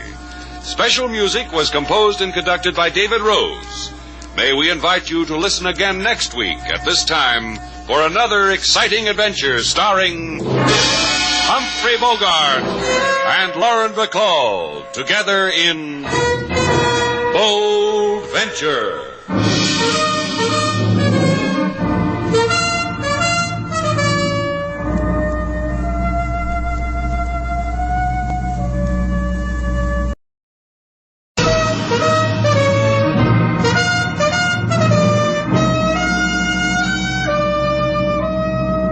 Bold Venture. Adventure, intrigue, mystery, romance, starring Humphrey Bogart and Lauren Bacall. Together in the sultry setting of tropical Havana and the mysterious islands of the Caribbean. Bold Venture.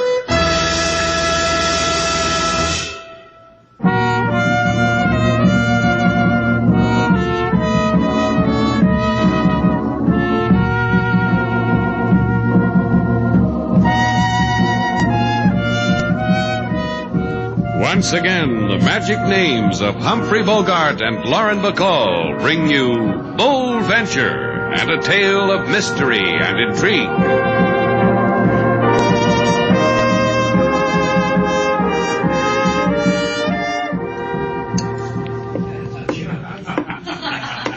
Is your name Slate Shannon? That's right.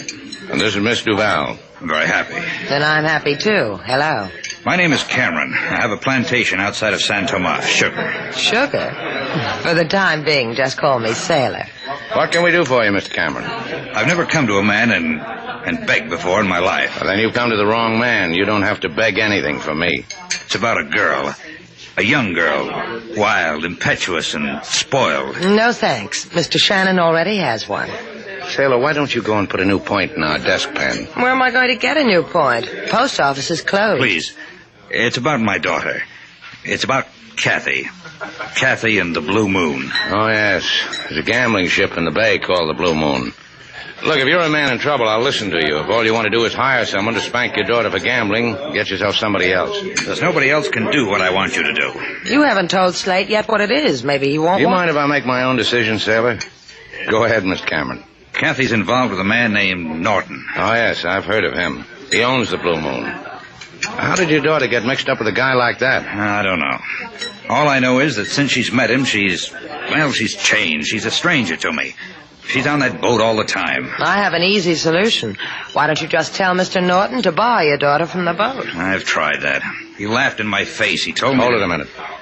Sailor, there's a guy over there at the cigar counter. Take care of him. Now, go ahead, Sailor. I'll remember every word Mr. Cameron says and tell you later. All right, Cameron?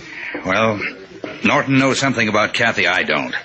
I know my daughter. It's more than just a lust for gambling. Please, will you help me, Shannon? Go there, talk to Kathy. Convince her that she need never go back to that ship again. Please, I'll give you anything. Put your wallet back. Your daughter's in trouble with Norton. I'll try to straighten her out. You don't understand, Shannon. I'm a rich man. When I bring Kathy back, you'll give me a box of lump sugar?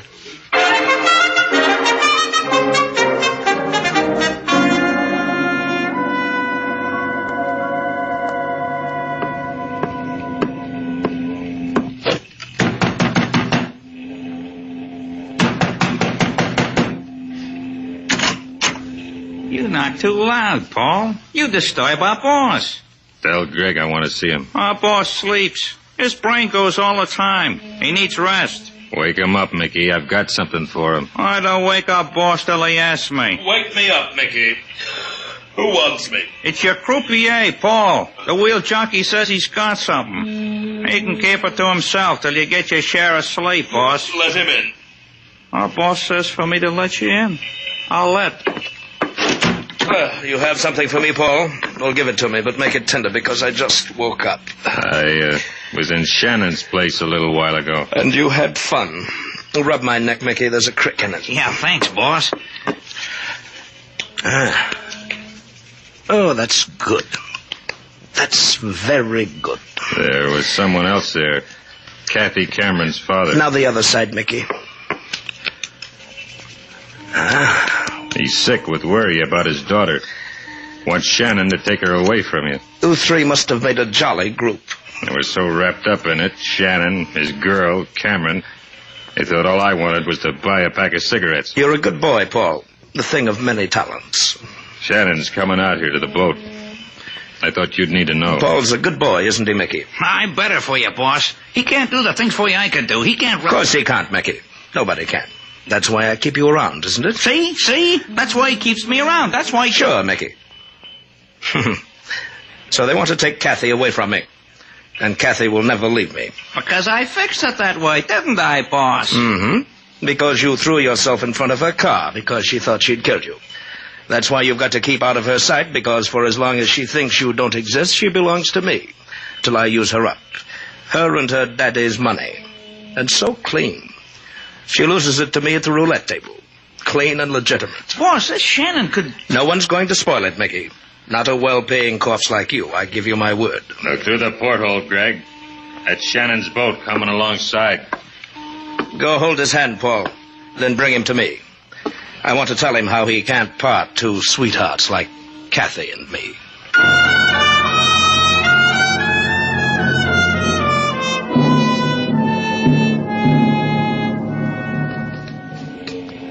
You do me and my gambling ship great honor, Miss Duval, Mr. Shannon. Your boy brought us to you. We asked for Kathy Cameron. He didn't want to deny me the pleasure of meeting you two. He has standing orders to deliver to me first the illustrious, the renowned. You see, Slate? I keep telling you that's what we are. You never believe me. Go on, Mr. Norton. You were saying... That I would have shuddered if you came aboard and deprived me of yourselves. Gee, you're smooth, Mr. Norton. The way you talk. The waxed mustache. That's the only word for you. Smooth. So you saved yourself a shudder, Norton. Now, is it all right if we go find Kathy? She may not care for you disturbing her at the gambling table. Now, what did you want with Miss Cameron? We're going to take her back to Havana with us, Norton, because her father's lonesome for her. He's a funny guy.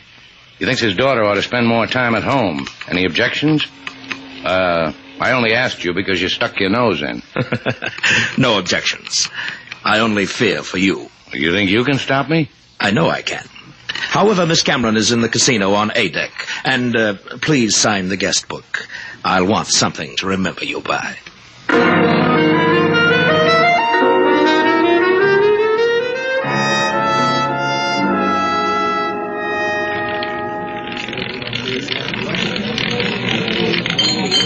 Number 12 on the black. Black pays, 12 pays. Miss Cameron? What? Mind if we talk to you? Place your bets, ladies and gentlemen. Place your bets. Mind if we talk to you? Go away. I can't do that, Miss Cameron. Why don't you two try the poop deck? It's a good place to jump from. Jump from?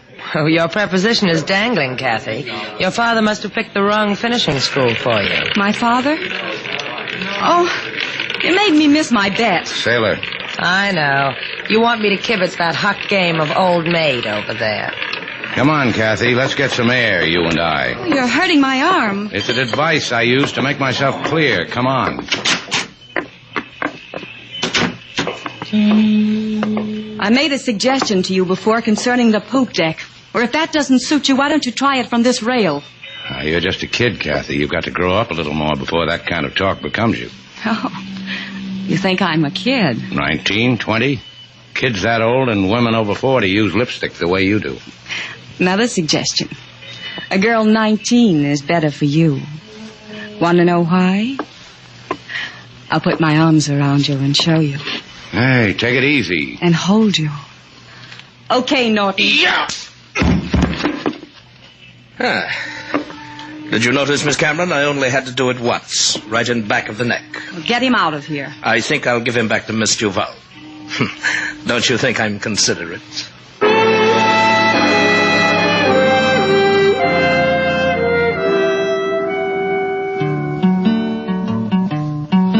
Mr. Slate, he stood on moonlit deck. Man from behind hit him in he neck. Lady Sailor, she bring from ship Blue Moon her winnings to date, Mr. Slate in a swoon.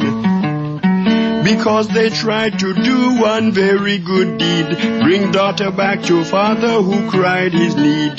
He waved at them a face full of woe. Mr. Slate, he said, don't cry, I go. You see, Slate, you didn't make such a hobby of helping people, this never would have happened to you. That's just what a fellow needs at a time like this, Sailor, a kind word. Now you are hurt, Mr. Slate, because you love a good deed too much? Yeah, I live for the moment when I can bring a wandering girl back to her daddy. Let Norton have her. I don't think I could go through this again. You go through with it.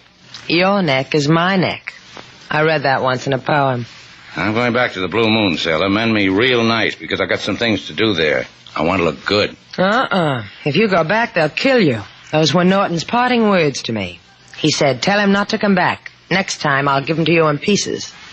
You're a complicated man, Slate. I could never put you back together again. Give me another whiff of your smelling salts, Sailor. That ringing noise is back in my skull. You're a ham bone. That's the telephone. Shannon's place, Sailor Duval. Mr. Shannon, please. Oh, uh-huh. It's for you, Slate, the man who grows sugar. He's in a tizzy. Anyway, he makes sounds like a tizzy. I'll let you know. Slate Shannon speaking. Forget it, Mr. Shannon. Forget ever I've called on you. I don't need you any longer. Where are you, Mr. Cameron? I'm at home. But you're not to come here. You're not to... Get me a clean shirt, Sailor. I've got to see a man who doesn't need me.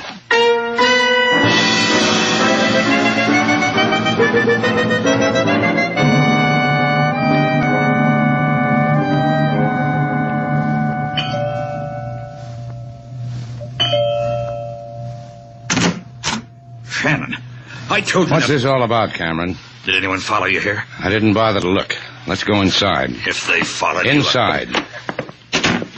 Norton's got you scared too, huh? You don't know what you're doing coming here. Who did he threaten? You or your daughter? Get out of here. You made a big noise when I first met you, Cameron. Now all I hear is chicken. Your daughter needs help. What happened to all your worry about her? I'll kill you. I'll kill you. You're kidding. No! Let go of me. You're going to calm down. There. That's better. Now, don't let us throw you. It's just a matter of age and condition. They'll kill her. Now, they won't kill her. That's not what you're afraid of. Yes, yes. They're taking all your money through her. Killing you would be a safer investment. That way, they'd get the money a lot faster. I don't want to die. Well, neither do I. You started something with me. Now it's got to be finished.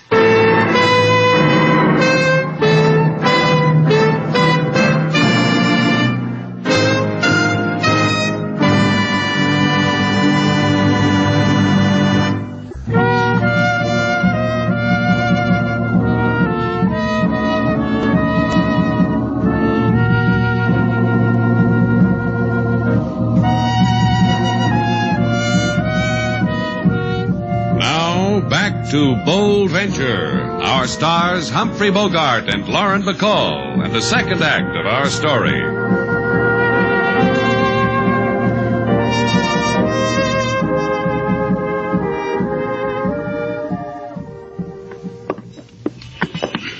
I give you 2 words, Slate. You're crazy. Yeah, I get psychotic when I'm beat over the head.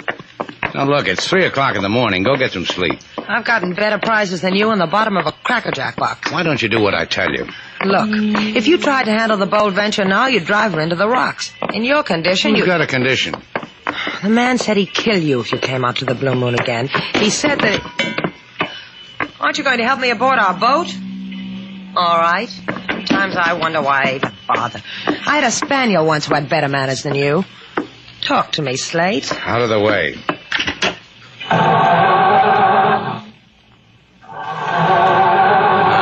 Come on. Now, you're going to give me trouble. Who are you talking to? Out of the way. Taylor, What do you want? come here. Look at the motor. Wires all over the place. Someone's come aboard. Who's there? I can't see your face. Who is it? But you can see my gun, can't you? Who are you? How about you, Mr. Vaughn? Can you see it? Move it a little to the left. Thanks. My, it's pretty in the moonlight. If you get that boat fixed, take it north. If you take it south, you might get too close to the Blue Moon. Then everything will blow up in your face. I've been pushed around long enough. I've got about... And next time, I'll put the bullet into your head, Shannon, instead of into the woodwork of your boat. Want to try? No? See, you can be sensible. Good night, mechanics.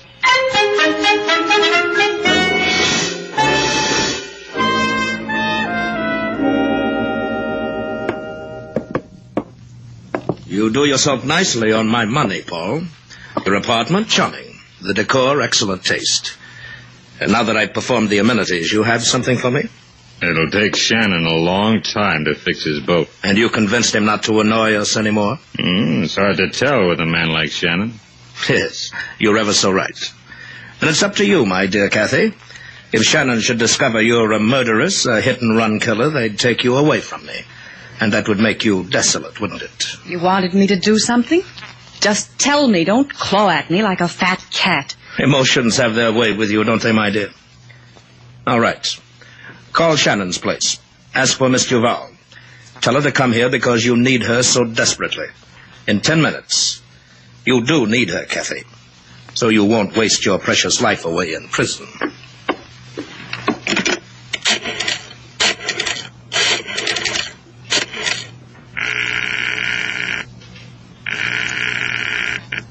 Shannon's place, Sailor Duval speaking. This is Kathy, Miss Duval. Kathy Cameron. Is Mr. Shannon there? No, he's sitting up with a sick boat. He's hypnotic. Good. Listen, you must come here alone. 16 Paseo Gomez, apartment 12. In 10 minutes, if it matters to you whether I live. Well, that's the other side of town. How do I get there this time of night? There are no cabs. What do I do? Wave a wand over a pumpkin? Oh, you must. Please, find a way. Well, maybe King Moses will lend me his jalopy. What's wrong, Kathy? Why do you want... In 10 minutes, Mr. Val. The way you wanted it, Craig? Your choice of words was exquisite, my dear. And it is a matter of whether you live.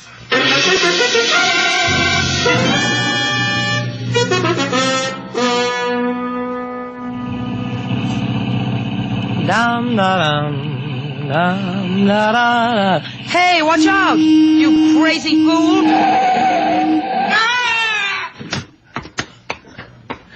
Look, I didn't see you. Oh, you're hurt, aren't you? I'll go get help. Hey there. I'm mighty glad to see somebody. This man I ran... saw what happened. Get a doctor, will you? Your car was weaving from side to side. You ran this man down. What are you talking about? He just ran out in front of the car. And you tried to run away. If I hadn't stopped you, you'd have just left the man lying there. You know something? You don't have anything to worry about as long as you listen to me. You know something? Now your voice fits your face. First it was your face. You spin the wheel on the Blue Moon. And your voice happened a little while ago, aboard our boat. Wait a minute. It doesn't matter who I am. You hit that man. Ouch! Hey, you out of your mind, lady? Did I pinch you too hard? You're supposed to be dead. Hey, we got a clever one on our hands, Paul. Yeah. She's done being clever. Throw her in the car, Mickey. The boss will tell you where to throw her after that.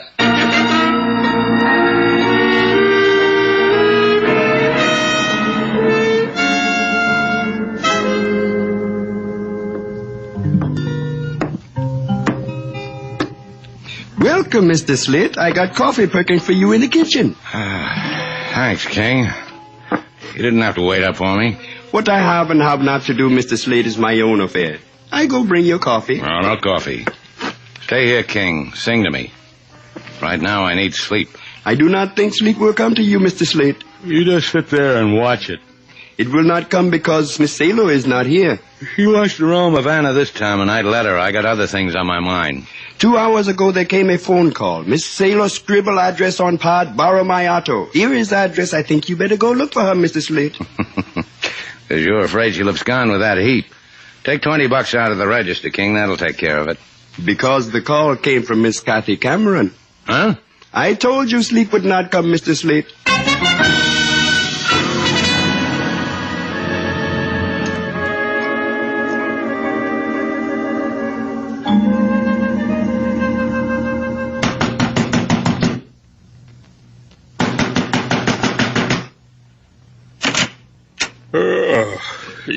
You banging on the right door, mister? Yeah.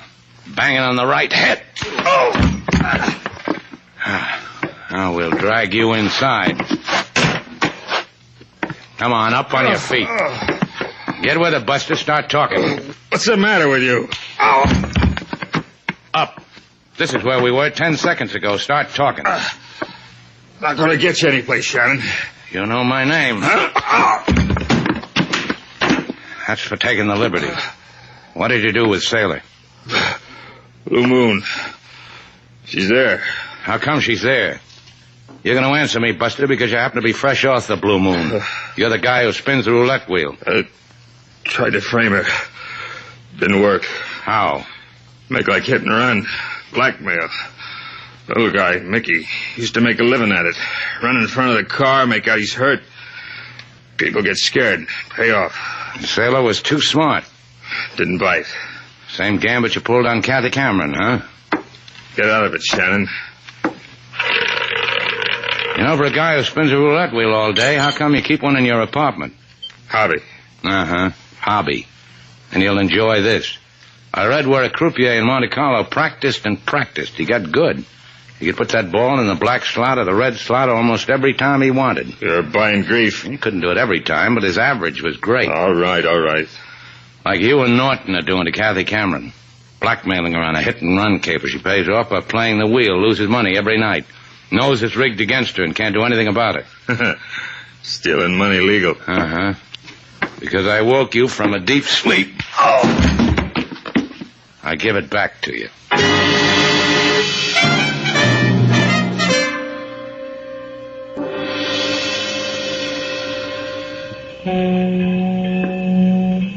Hey, amigo.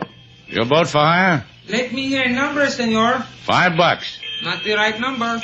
Try Carlos with the catboat. $10. Put your money where my hand is. Here, $8 and change. The Blue Moon, skipper, she's anchored a few miles out. First, I count the change. Now, look, you. You want the Blue Moon, senor? Then let me count the change. 97, 98, 99. Oh, here is the other penny. You almost didn't make it, senor.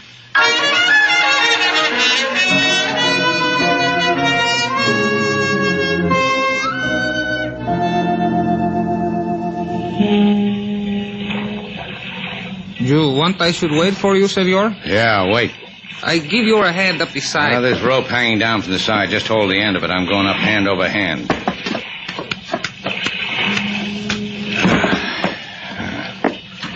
And now, pick a cabin, Shannon, and see how your luck is. Sailor.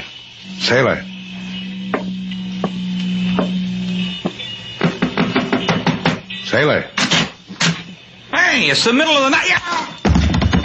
Yeah, isn't it, though? I'll get back to you.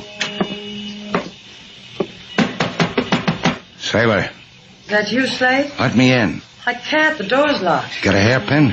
What's the matter? Night wind playing hard with your hairdo? Slip it under the door. All right, here.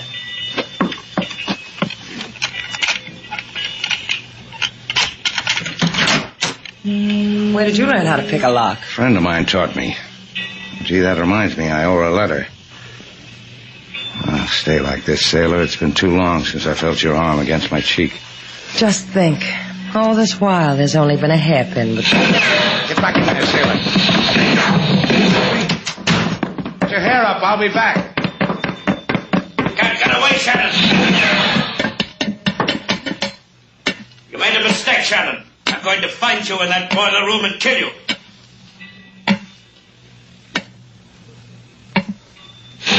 I see you, Shannon. Well, I've got to hand it to you, Shannon. You tried. Too bad you had to die on a coal pile. You almost did. Come on down to the coal pile with me. I'll brain you. Start with this. I can still hear you. Can't hear you anymore now, Norton. Slade, are you all right? Look, I spoiled a nice clean shirt you washed for me. I'll wash your other one. First, there's a couple of guys on this boat. I've got to collect them for the police. What about Kathy? She's got nothing more to worry about. Her father can get her. Well, it happened again, Slade. You did your good deed, and you got your lumps for it. Don't you get tired of it. Till the next time. Let's get out of here, sailor.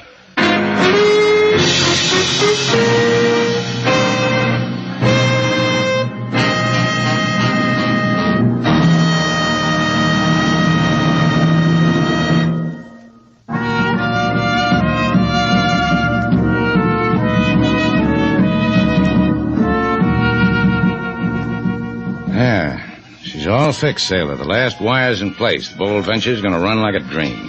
Fine. Where are we going? Well, I didn't say we were going anyplace. I just said the Bold Venture'd run like a dream. You want to hear it? If it makes you happy. All right. Wait till you hear that motor purr.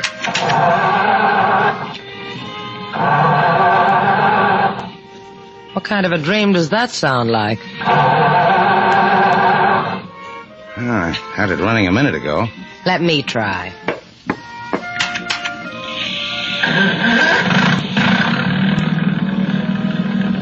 What'd you do to it? Touched it gently. You want to see how?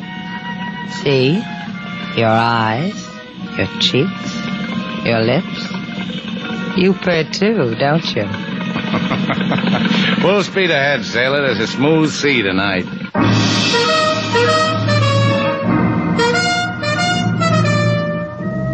And so our two stars, Humphrey Bogart and Lauren Bacall, have brought to a close our latest Bold Venture story. Special music was composed and conducted by David Rose. May we invite you to listen again next week at this time for another exciting adventure starring Humphrey Bogart and Lauren Bacall together in Bold Venture.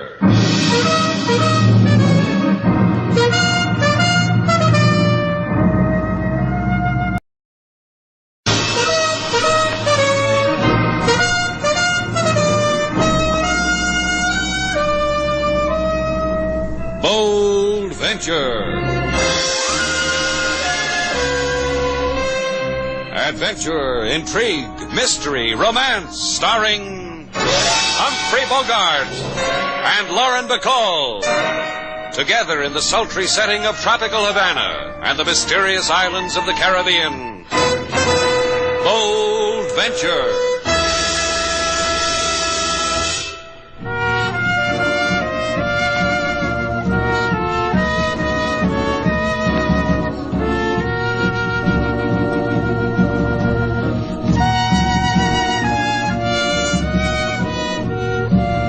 Once again, the magic names of Humphrey Bogart and Lauren Bacall bring you Bold Venture and a tale of mystery and intrigue.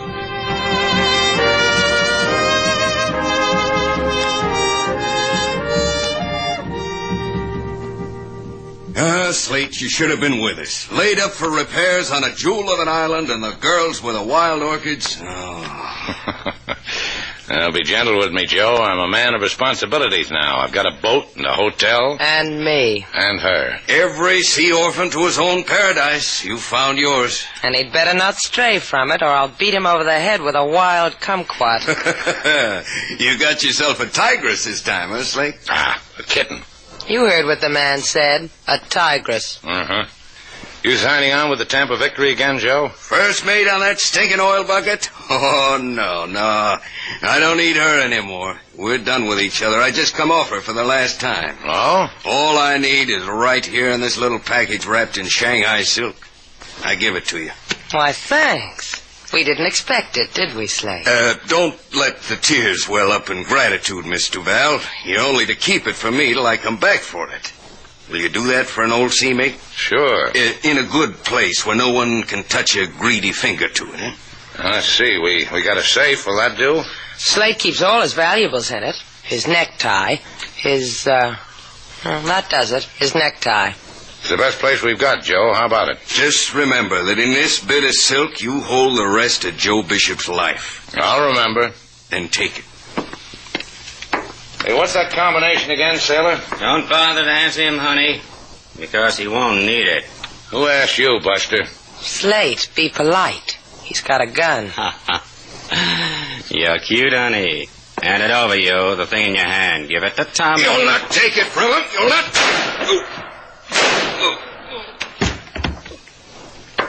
You know something? I bet he's dead. Anybody want to discuss it? Yeah. Don't, Slate. He'll kill you, too. You read me, honey. Throw it on the floor, Slate boy. He does what you tell him, doesn't he, honey? Hold on to a man like that. And now Tommy's going to go away with it. Because right now, Tommy doesn't want anyone else to die.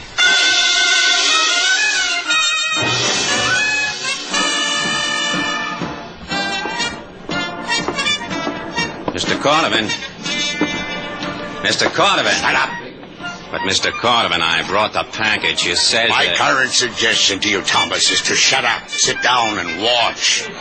Consider the beauty which surrounds you and savor it if you can. Sit down, Thomas. Chorus girls dancing. Not supposed to send me? See how delicate. That one over there. She's fat, Mr. Cordovan. And she's tattooed. Primitive goddess. Primitive. Doesn't it turn your blood to ice, Thomas, to realize we are here now beyond the reaches of civilization? A part of it. I don't know what you're talking about, Mr. Cordovan. This is a crummy walk-down joint in Havana with a 50-centavo cover charge. Here's the package. Thank you, Thomas. Did you have any trouble? I killed a man. Oh, I'm glad you did, Thomas.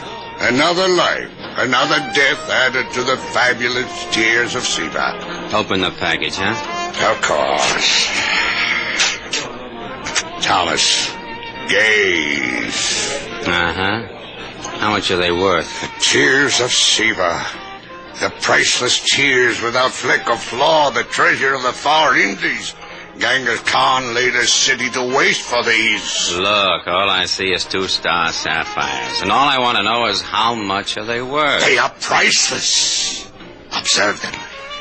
Pick one up and look at it. It will light up the whole room. Go on, Thomas. Pick one up and look at it. Sure. I first saw these beauties after a pick-sticking with the Raja of Similu. He showed them to me. This is pretty. Not the Raja of Similu who played polo. The other one, the one with the wives. Uh-huh. This star sapphire doesn't light up nothing, Mr. Cordovan. Well, what did you say? It don't even show a star. What? Maybe they're priceless because this Genghis character liked them. But from where I'm sitting, they're dime store items. Let me see.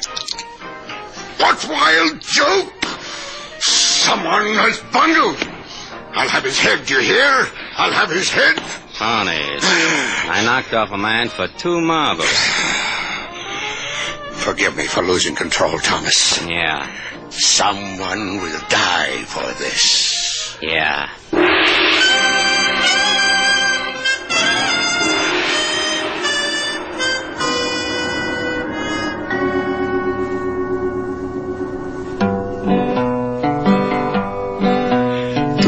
Mr. Slade, come a man from sea, who dream of island, say do something for me. Say here is pocket, please put it away. I come back to take it on another day. Then in walk man with death in he hand, say hand over pocket in voice so bland. The seafaring man makes big protest, 2 bullets in chest. Give him rest. You think they did that, King? A man finds peace in many ways, Mr. Slate. He only does not know when it is coming to him. It didn't have to come to him that way. Look, Slate, maybe Joe Bishop bought it that way. Maybe he could... tasted wild fruit on a tropical island. He didn't expect to end up on a slab in the police morgue. The police will take care of it, Slate. They'll find his murderer. It's out of your hands. Is it? Is that how you want it? Whatever you want, Slate. Take your hand off my arm. Just go get your coat. I want to talk to the skipper of the Tampa Victory. Whatever you want. Send him away, King. I'm not into anyone. I'm afraid I heard that, Mr. Shannon. One of my less exquisite vices, eavesdropping. Goody. Now I don't have to be polite. Thank you, sir. I have come to share your bereavement over the deceased, Joseph Bishop, and to ask if Joseph's dying song was for me. Might have been. We couldn't make out the words. Joe's pain got in the way. And he had no message from me, for Junius Cordovan is intimate of many places and many memories. No message. The name of a port, perhaps, of a person, of a thing?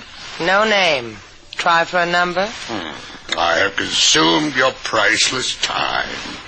Good day, and may the goddesses of, whatever be with you.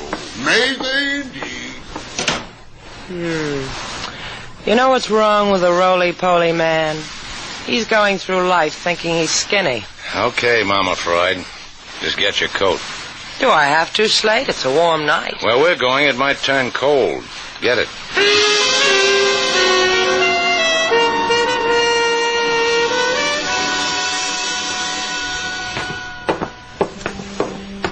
Hey, where do you think you're going? Where's the skipper of this freighter? Can't see him. Joe sent us. Is that the way you say it, Slate? Now, look, let me handle it, will you? Why'd Joe send you? He's a friend of ours. And Joe's a friend of the skipper's. Now we're all friends. Hi. You got the makings? What is Frisco do, you seafaring man, you? He means the makings for cigarettes. Oh.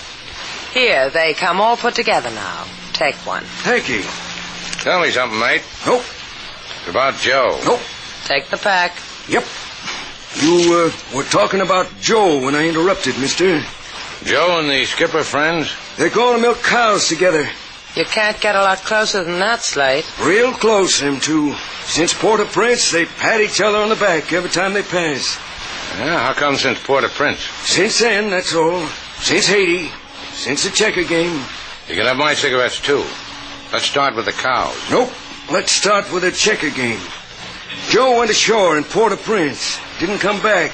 Skipper chewed his pipe stem in two neatly. Tried to get another first mate. Couldn't. Called me. Skipper and me went ashore and found Joe. Playing checkers? With a lady. What lady? Owns the Sailor's Rest in Port-au-Prince.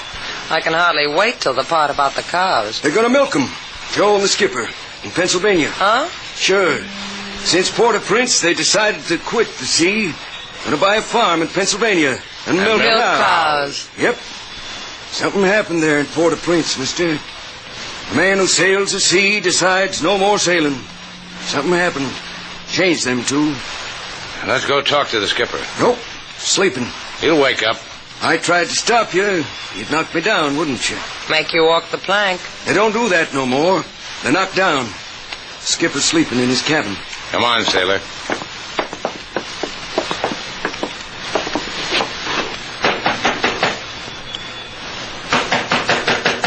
Try the door. You want to handle this, or you're going to let me? I'll try the door. See? The skipper's not a tidy man. Sextant off the wall, coffee stains on the charts, and what a dusty compass. Yeah. Look at the skipper. Huh? Come here. Look at him. Oh, you should have just told me about it. Stabbed in the heart. Dead. Now let's get out of here.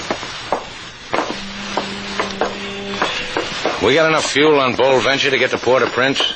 No, not quite. Why? Because that's where we're going. We'll pick up some gas in Guantanamo. The question's still hanging in midair. Why? Look, 2 guys had a dream about owning a farm in Pennsylvania. One of them was a friend of mine. I've got a boat that can get me to Haiti. That's not very far to go for a friend. What makes you think the answers are in Haiti? Well, that's where 2 sailors suddenly decided to become farmers. Whatever brought them that decision also made them dead. Let's go to Haiti, sailor.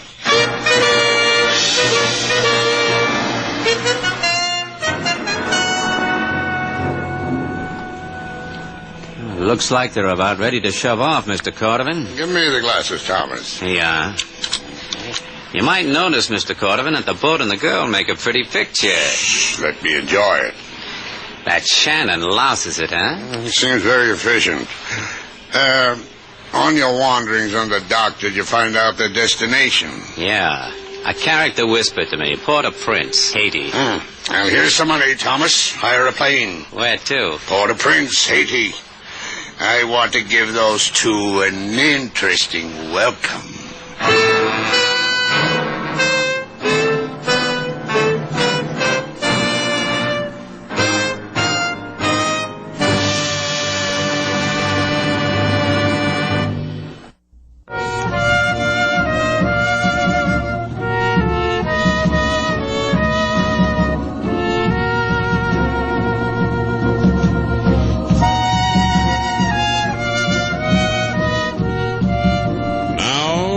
To Bold Venture, our stars Humphrey Bogart and Lauren Bacall, and the second act of our story.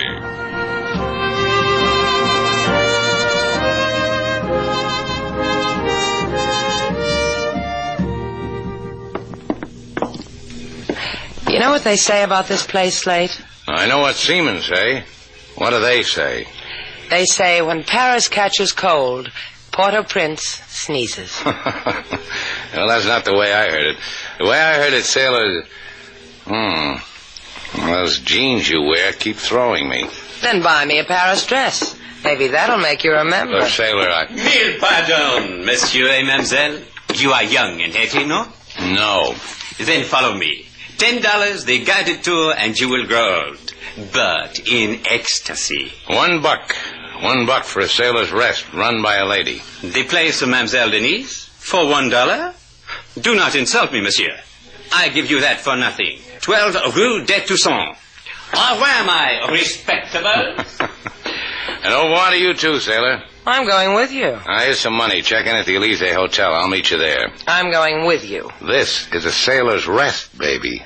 How are they going to get any if they see you walk in? Why, that's the nicest thing you've ever said to me. Come back in one piece, respectable Shannon.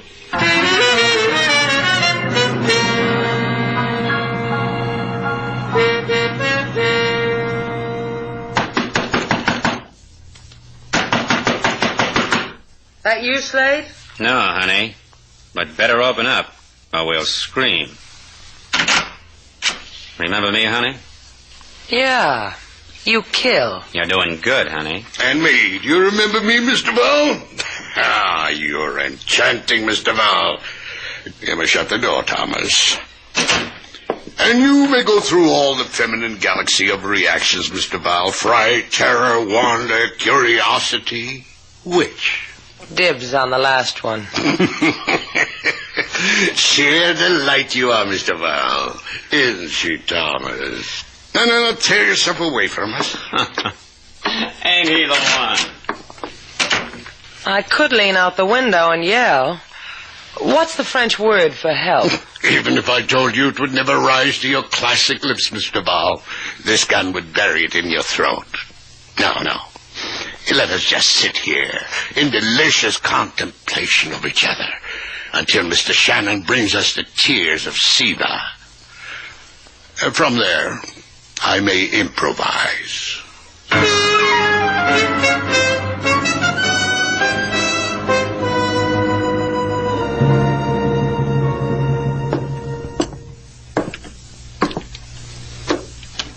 You run this place? Oui. You want to play checkers with Denise, no? No. What do you want from Denise? I want to talk to you. Sit down, talk. We play checkers to prevent from boring each other, huh? I'll take the black. You know a man off the freighter Tampa Victory, first mate named Joe Bishop? Who are you? Joe's friend. Move a shekel. How do I know you're Joe's friend? He died in my arms. Oui. I look into your face, I see sadness. Your friend. Jump. Yeah. 2 for 1, you will lose. Joe dead, huh? Uh-huh. He was here. His captain came for him. The captain was knifed to death. It was the jewels, for the bad luck jewels. I don't know what you're talking about. The ones given to Joe by the Mama Loy. I'm still not with you. Mama Loy, voodoo lady. In the hills outside of Port-au-Prince. Why did this, whatever you call it, Mama something, give anything to Joe? Perhaps Mama Loy liked Joe. Can you take me to her? It's not allowed. I didn't ask you that. You wish to go to Lady Voodoo? That's the impression I'm trying to make. Denise will take you later tonight. Now move a shekel.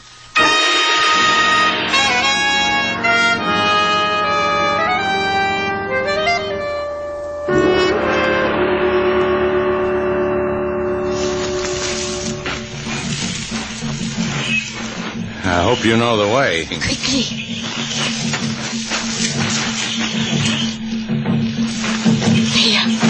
There is her hut. Go to her. How about you? I wait here. Go. Mama Loy is expecting you. What? How does she know I'm... Go.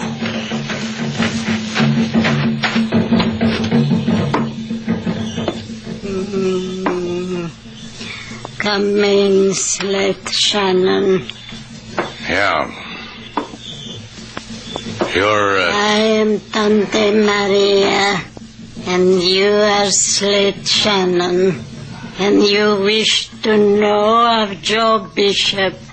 Those drums outside told you all that? The drums, other things. Joe Bishop is dead, as is his captain.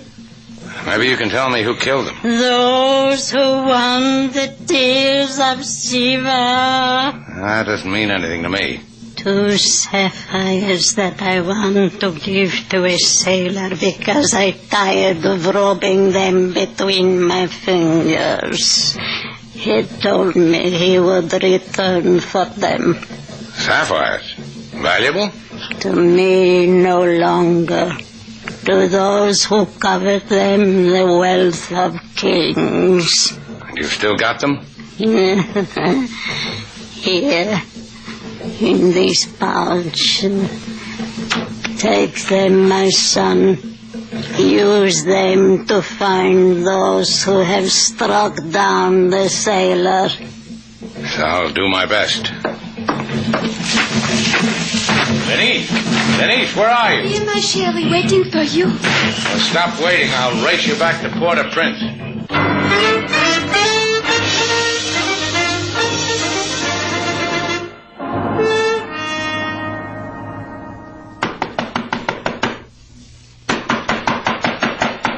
That would be your Mr. Shannon with the tears of Shiva. How do you know? It could be the housemaid with knees to match. A wager, dear woman. Your life against his. Let him in. Go away, Slade. He'll kill you. So unworthy of you, Mr. Val. Instead of frightening him away, you have only... Sailor, what's it? You have only given him into my hands. My compliments, Mr. Shannon. You're a gallant. I counted on that. What are you doing here, Chubby? The tears of Shiva, Mr. Shannon. You have them? Uh-huh. They've cost me many tragic hours, Mr. Shannon. The hour when the seaman told me he had them, would sell them to me. The hours of waiting while Thomas killed him. The desolate hour when I discovered Thomas had brought me worthless baubles of glass. I will not suffer any more such endless agonies, Mr. Shannon. Joe double-crossed you, huh? Was going to sell you phonies while the real jewels were with a voodoo crone, so we could grow sapphires on a Pennsylvania farm. The tears of Siva, Mr. Shannon. Death, Mr. Shannon, like this gun. You don't want them, Slate. Give them to him. Yeah, I'll do that. Take him, Chubby. I'll kill you. I'll kill you. You ought to diet, Chubby. You're fat. You're starved. Exercise more like this. You. Pick up the marbles, sailor. You'll not get away. Watch him, sailor. Run. I'll have your heads. I'll have your heads.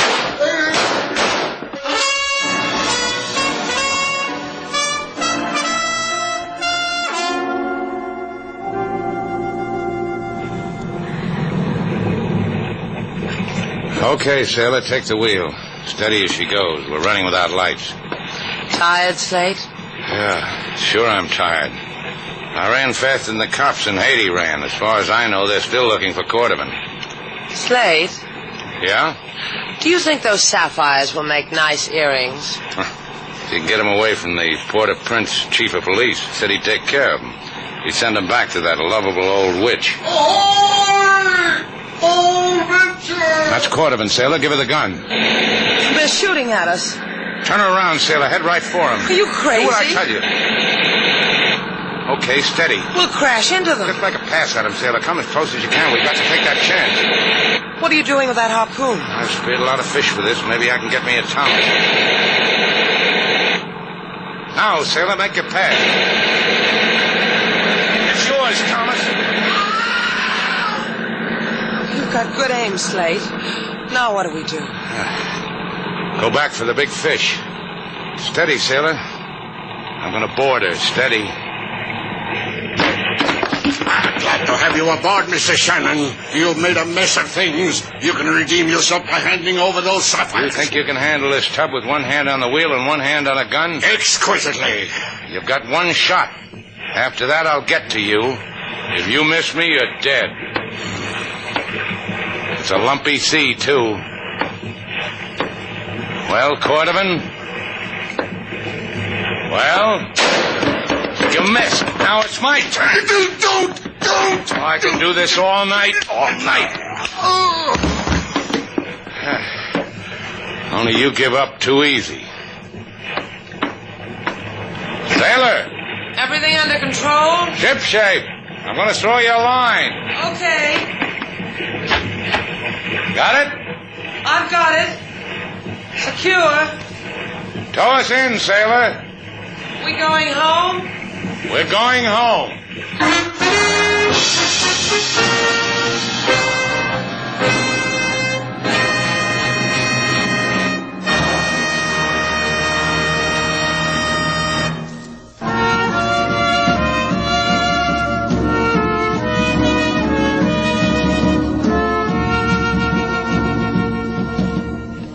Here, put this on, Slate. What is it? I bought it in Haiti, in a little shop. I don't care where you bought it. Just tell me what it is. Well, this part is a love charm. And this part is a long chain, so it hangs over your heart. What'd you pay for it? What difference does it make? Put it on. Anything to amuse you, sailor? Now that you've got it on, don't you feel anything? Nothing. What's it supposed to do to me? Make you feel love. It says so in the directions. Well, you better read the directions again. All right. Oh, yeah. Here it is in small print. What is? I'm supposed to get inside that necklace with you. Oh, I knew there was something wrong. Come on. Now, what does it do to you? Well, we can take it from here. Throw away the directions, sailor.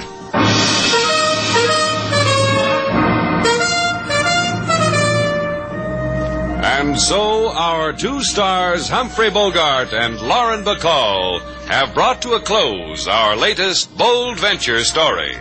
Special music was composed and conducted by David Rose. May we invite you to listen again next week at this time for another exciting adventure starring Humphrey Bogart and Lauren Bacall together in Bold Venture.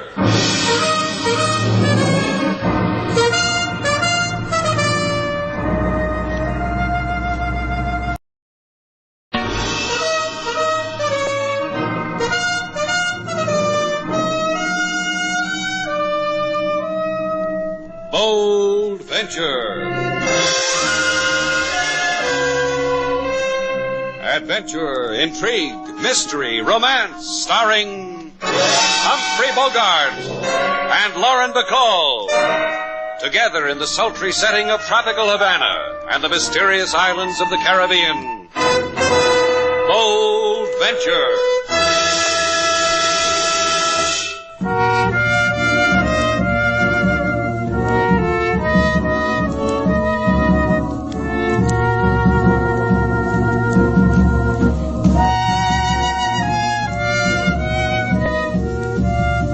Once again, the magic names of Humphrey Bogart and Lauren Bacall bring you Bold Venture and a tale of mystery and intrigue.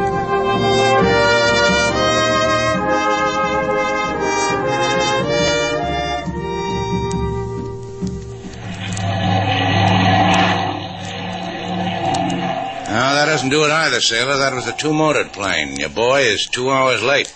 Oh, Carrie will get here. You don't have to worry about him. I'll tell you a secret. I spend my whole life not worrying about Carrie. You'll like him. Wait till you meet him. Blonde, wavy hair and wears a white silk scarf. Is his mustache blonde, too? No mustache. I showed you his picture. Well, there was a mustache in that picture someplace. Just Carrie Martin in his plane. Here, look, I brought it along. Hey, you drew a mustache on him. Yeah, and a beard, too. Does it bother you because I knew a man named Carrie Martin before I knew you? Because he sent you a wire from Miami to meet you at a crummy airstrip outside of Havana. Because I had to get up too early and drive you too far. I told you last night you didn't have to come along. But this morning there was a Jeep waiting for me, and you were in it. Because the last time you drove the Jeep, you came home with the wrong Jeep. The time before that... Hey, you two there. What are you doing here? Hello? I asked you a question. What are you doing here? Believe it or not, we're waiting for an airplane. What are you waiting for? Get out of here. We like it here. We'll able to settle down right here. I don't know who you are, but my company has leased this airstrip, and I have full authority. Here comes a plane, Slate. That's four-motored. Your friend's is a single-engine job. I can't understand it. Something must have happened. I don't want to have to talk to you two again. Now, take it easy, mister. We're going, not because you say so. Sailor's worried. She might want to cry. She doesn't like anyone to watch.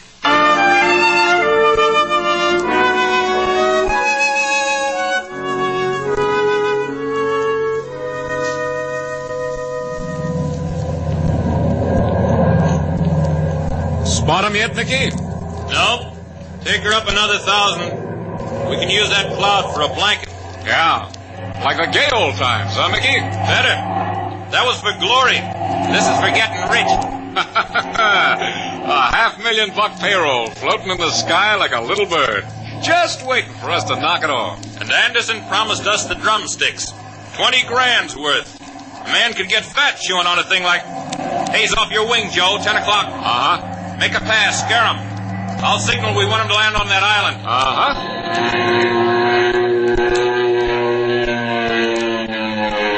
He won't play. Carrie Martin's a hero. I've got something for heroes. In the wing, Joe. We don't want to kill him. Just keep him and his plane on ice. You left out the part about the $500,000. Like you asked, in the wing. The boy's good to us, Joe.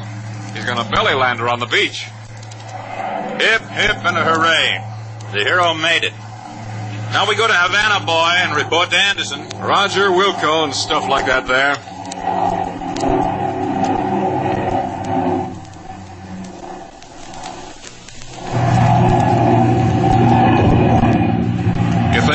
find him, Mickey, before... Not anyone, kid.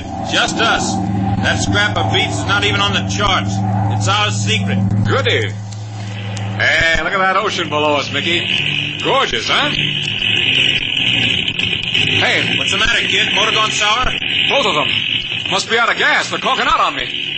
It's a... Hey, Mickey, what? Oh, we had it in our hands and we're gonna...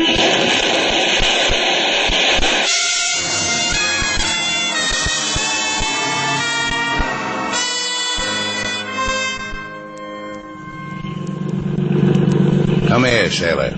Keep your hands on the wheel. I'm tired of it. We've been running around in circles for half a day. Just because a sailor on a passing steamer reported he saw a plane crash in this vicinity. Harry Martin means this much to you, huh? I met him in Europe, Slate. He was shot down. I helped him. He needed me once. A woman doesn't have many opportunities like that. Okay, we'll keep looking. Thanks. Slate, look over there to starboard. Is that a wave crest in the sun? That thing shining? I don't know. That's metal. It's a wing. Yeah, it could be. It's a wing, Slate. Let's take a closer look, huh? Hey, wait. What? Carey flew his own plane when he left Miami, and it's a single engine. That's what the telegram said. I don't understand what you're trying to say. But this wing has a nacelle where it housed an engine. That means it was a two-engine job. It can't be Carey's plane. Maybe it's an old wreck. Wrecked planes don't float that long. Maybe Carey's alive. Can't look any more, sailor. Our fuel is low. We've got to let the authorities know about this wreck. A little while longer. Something's wrong here, but I'll promise you this. If Carey's alive, we'll find him.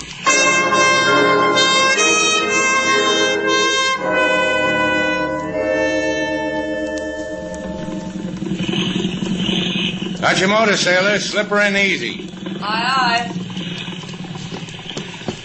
And now throw me a line. I'll make her fast. Line. All secure. Bring the chart I drew, sailor. You didn't find him, did you? Huh? Oh. Well, look what's here to welcome us home, sailor. The man who orders people off his airstrip.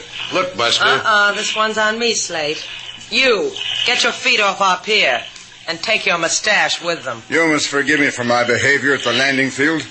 I was the victim of a grave concern. I didn't know then, Miss Duval, how intimate you were with Carey Martin. You know, you've got a talent for saying the wrong thing. Not intimate. Just a boy I knew once. I give you that to make the goodbye easier. You're getting off cheap. And now, goodbye. Now, please, you must hear me out. I am John Anderson, resident manager for the Toledo Canneries. That boy was flying in a $500,000 payroll. You hear?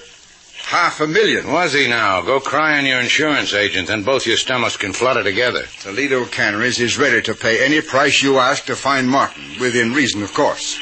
You want the boy or the money? And why do I ask a stupid question when I know the answer? Oh, you underestimate our humanity, Miss Duval. We want Carey Martin. He was a loyal employee, intrepid, a man of know-how. You finally think of the right answer, and then you go and spoil it. Intrepid know-how. We learned from the authorities the plane you found wasn't Martin's. Continue your search. Find him. And we will show our gratitude in any manner you wish. Within reason. We'll search for him. We'll find him, but not for any reason you'd understand. Take that back to your company. Maybe they can put it up in cans. I would have preferred that... Well, just notify me when you do, please. Goodbye, you two.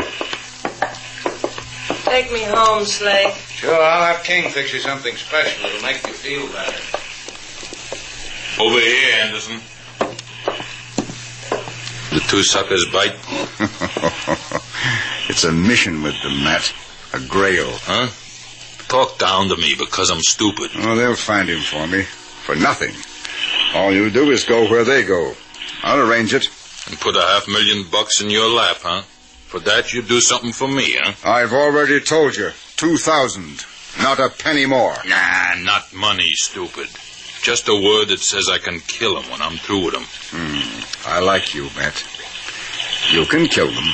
Thank you very much, Mr. Anderson.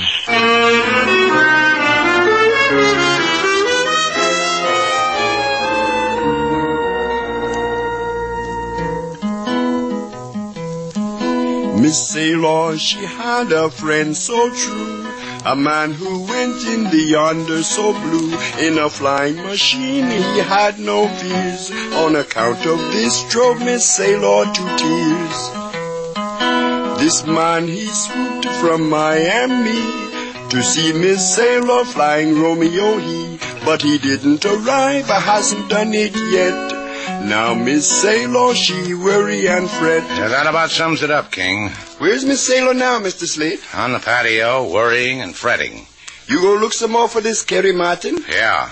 One of Bold Venture's motors has reverse gear trouble as soon as it's fixed. Why don't you go put an arm around Miss Sailor and say, there. I tried it. She didn't even know I was standing beside her.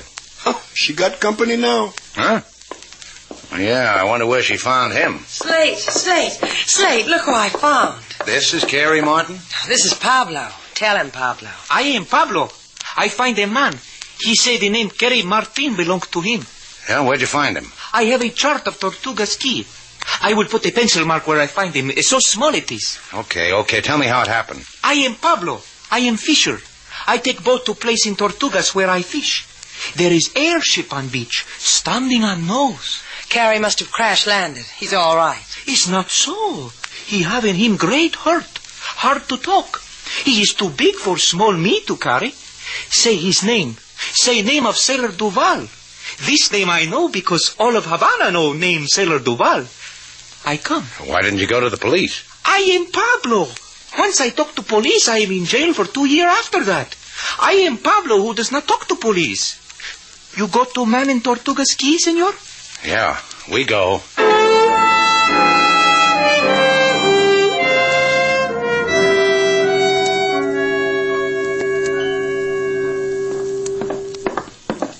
Hurry, Slate. Easy, baby. We know where he is now. I'm taking you to him as fast as I know how. I'm sorry. I just can't. I know. He needed you once. He needs you again. Pablo said he was badly hurt. I'll do what I can, sailor. He'll be all right. He'll see you again, and it'll help make him all right. Look, Slate, I told you. Carrie was just a guy who... Here, I'll give you a hand aboard. Thanks. Just a nice guy who wanted to be friends. Well, tell me about it later. Right now, we got company. You, Anderson, and your friend off my boat. I won't ask you again. No, just a minute, Mr. Shannon. This is Matt, one of our employees, and he's at your disposal. That means I'll help, Mr. Shannon. I and Carrie Martin work for the same company. If you're so anxious, Anderson, why don't you go hire your own searching party? Leave us alone. If I did that, the Caribbean would swarm with fortune hunters. Their palms itching for all that money. Martin's flight was a secret. And we'd like to keep the finding of him that way, too. Yeah, I see what you mean. They might kill Martin, Exactly. Matt could be of great help in preventing that. And for nothing. Well, I could use an extra hand. Okay with you, sailor? The more the merrier. Let him come, Slate. Okay, Matt, just take my orders and we'll get along real good. Gee, thanks. You'll see, Mr. Shannon. I'm going to help you like anything. The way I do it, you'll never get over it.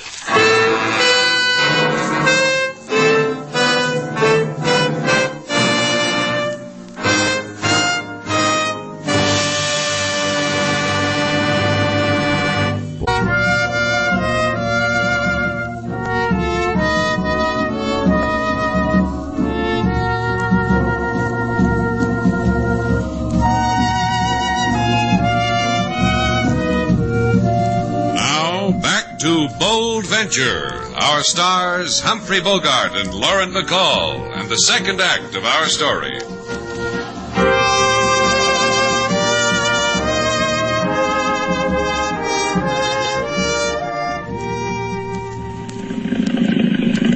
How deep now, sailor? 6 feet. Steady.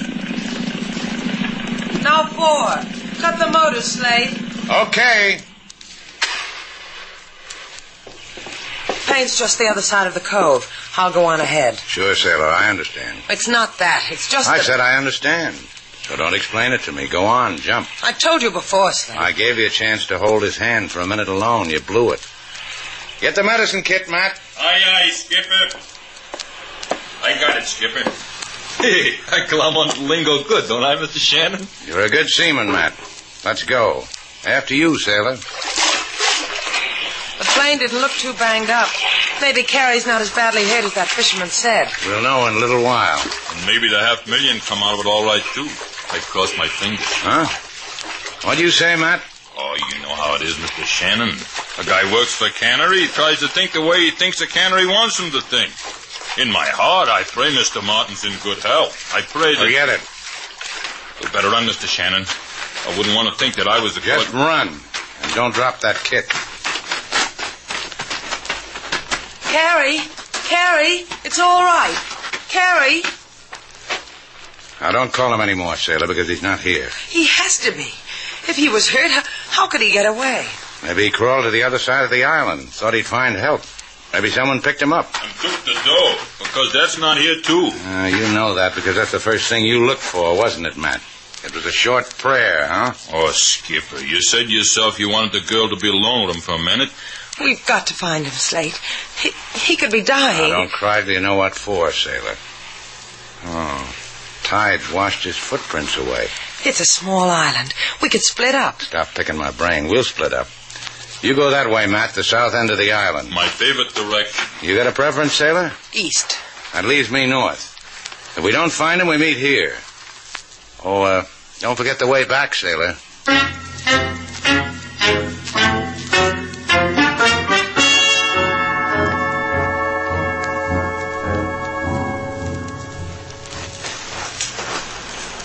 Martin! Hey, Martin, can you hear me? Martin! That you, Shannon? You get lost, kid? Not me. You're supposed to be casing the south end of this island. Well, I started that way, then I got worried. Maybe you'd find that dough and I'd be far away. Things like that. That money really bothers you, doesn't it? Ever since Pop taught me how to beat the paid telephones, he used to bring them home by the dozens. And you work for a big outfit like Toledo Canneries, huh? Well, I'll tell you. A guy works for a place, troubleshoots, makes a salary. Gets to sniffing $500,000, he gets downright disloyal. I guess I'm what you'd call disgusted. You trying to sell me something? You bought it, baby. You're one too many on this island. Look, I take out a knife, then I point knife upward for ripping and rip. Yeah. Next time, hold it close to your body. You're breaking my arm. Drop it. Drop it. Now, dream about what I told you. I couldn't bother with you, Matt. On second thought, I'll need your shirt to tie you up. And I'll find Carrie.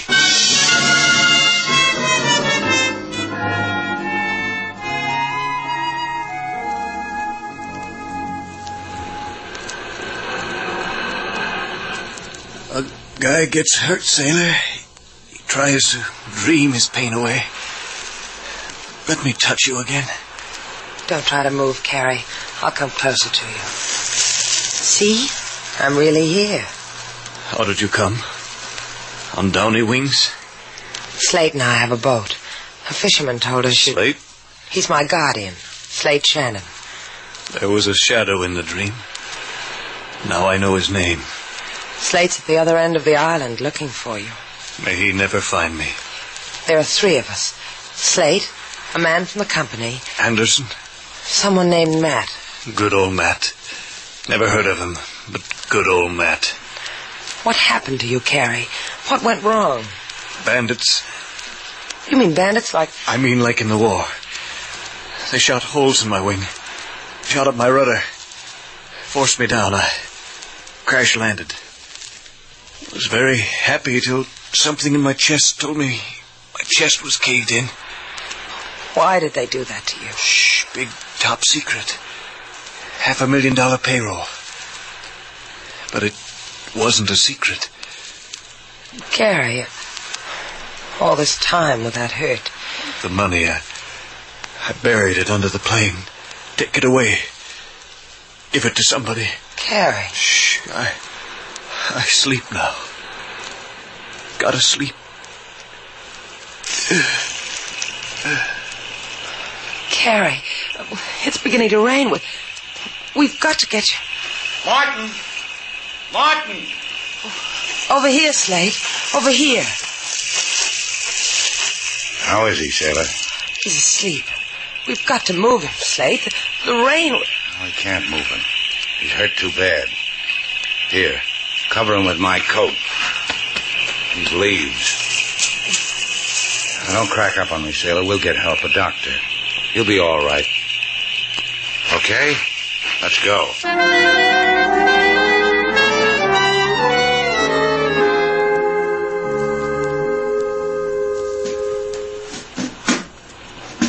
Can you lift it, Slate? Yeah, the box is not that heavy.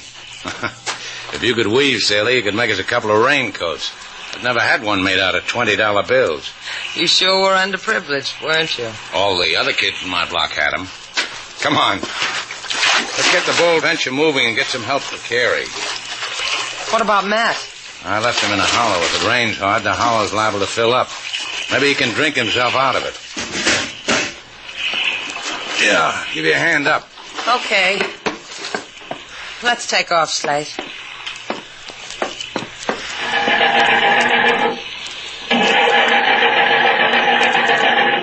Now what?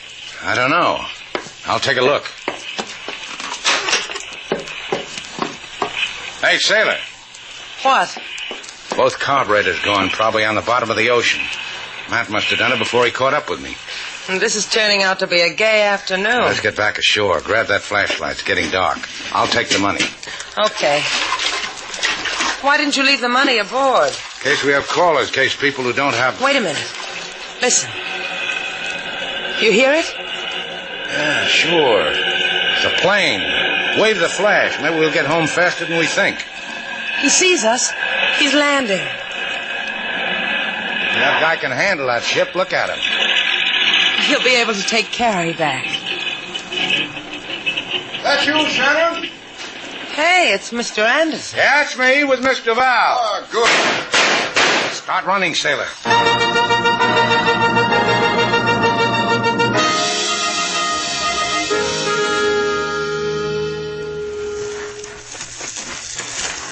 There he is, Slate. Martin, are you awake? You don't have to talk, Carrie. That's right. Now, just listen. Can you hear me? Yeah. Good. John Anderson just landed a plane. He'll help. No, he won't. If he finds you, he'll kill you. But Anderson... Don't talk, Carrie. We'll explain it to you later. He's looking for all of us. If he comes close to you, don't move. If he calls to you, don't answer. Make out you're dead. Do you understand? Yes. Understand. We'll come back for you. Sure. Now, don't worry about anything. It'll be all right. Let's go, sailor. Where are we going? Get rid of this money. We going to bury it? Uh-huh. We're going to give it away.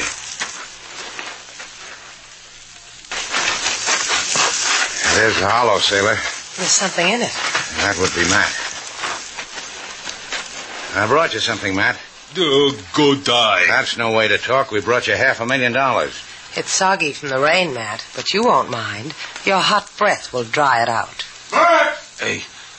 That's right. Anderson landed a little while ago. This knife says don't answer him. Talk soft. Anderson made it, huh? You two pigeons are in trouble. How'd he find this island? In Havana, when you were getting your boat ready for this haul. You stepped ashore for coffee, remember? That's when we come aboard and nuzzled your charts. Anderson flies a plane accurate. He's got a loud voice, too. Oh! I don't blame you, Matt. If that knife was sticking me, I'd go, oh, too. Okay. What's with the money? What are you trying to say? You want to look at it? Yeah, I do. All right. Open it, sailor. The man on that $20 bill winked at you, Matt. Oh, pretty. It's all yours. What about him? He'll find you in a few seconds, then you can chat about the money. Me tied up like this? He'll kill me. I know him. He's double-crossed his company. He'll do it to me. I'll put this knife in your hands. You can saw your way out. Matt! Let's get out of here, Slate. Yeah. Matt! Here I am, Anderson. Got the money right here. Help me get out.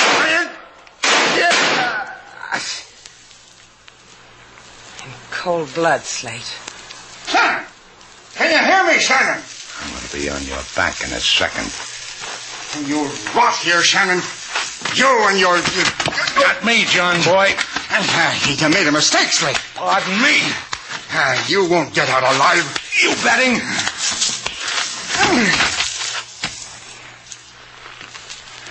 Come out from behind that tree, sailor. I haven't got time to pat your cheek. Let's get help for Carrie. Sure, with this gun in back of Anderson's head, that plane will get help here in an hour. I'll say it again, Slate. It's been a gay day. That's almost over. Let's go take a ride in an airplane.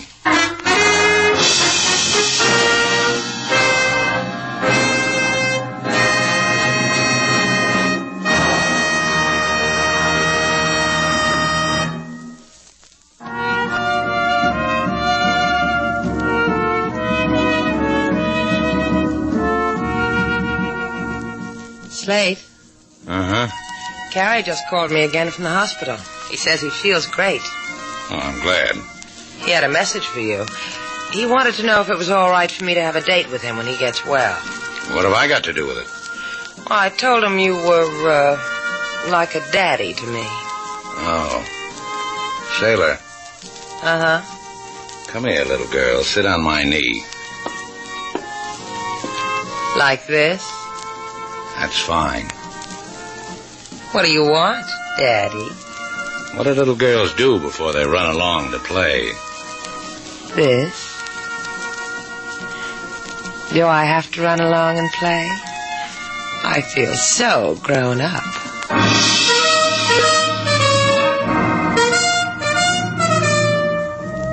And so our two stars, Humphrey Bogart and Lauren Bacall, have brought to a close our latest Bold Venture story. Special music was composed and conducted by David Rose. May we invite you to listen again next week at this time for another exciting adventure starring Humphrey Bogart and Lauren Bacall together in Bold Venture.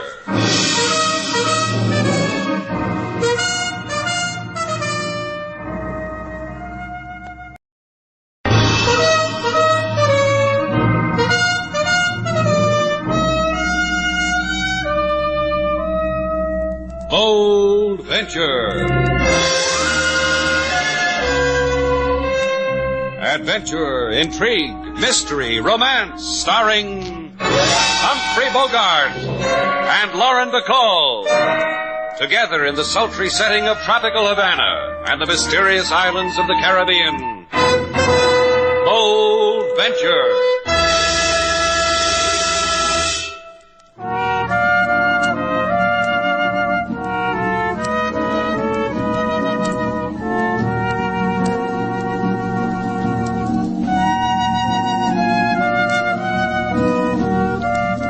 Once again, the magic names of Humphrey Bogart and Lauren Bacall bring you Bold Venture and a tale of mystery and intrigue.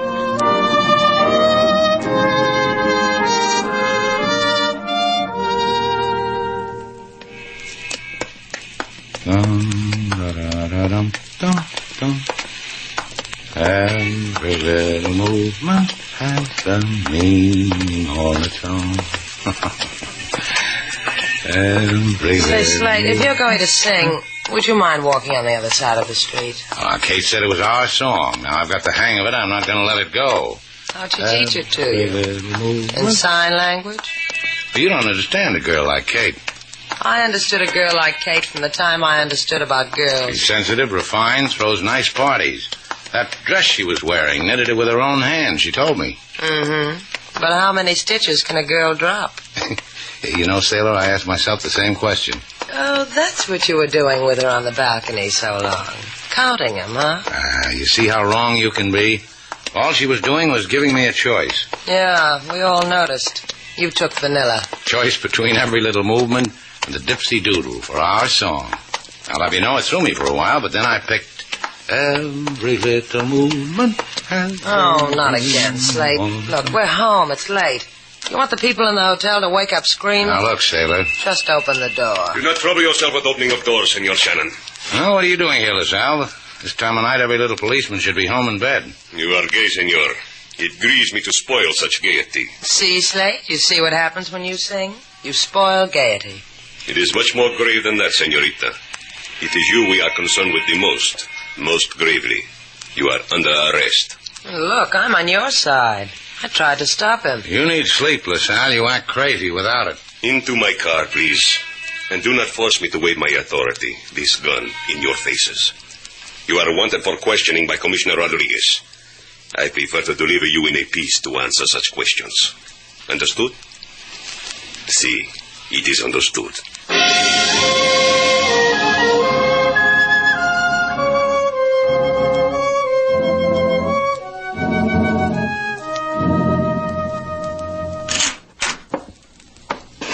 Kate?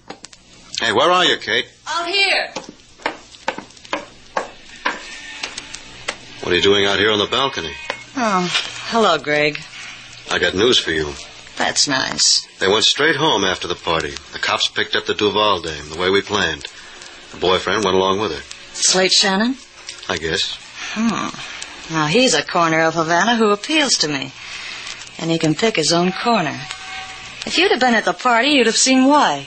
Don't make wishes to yourself. He's liable to wind up dead. All right. Look, baby, business. I said all right. Let me ask you something, Greg.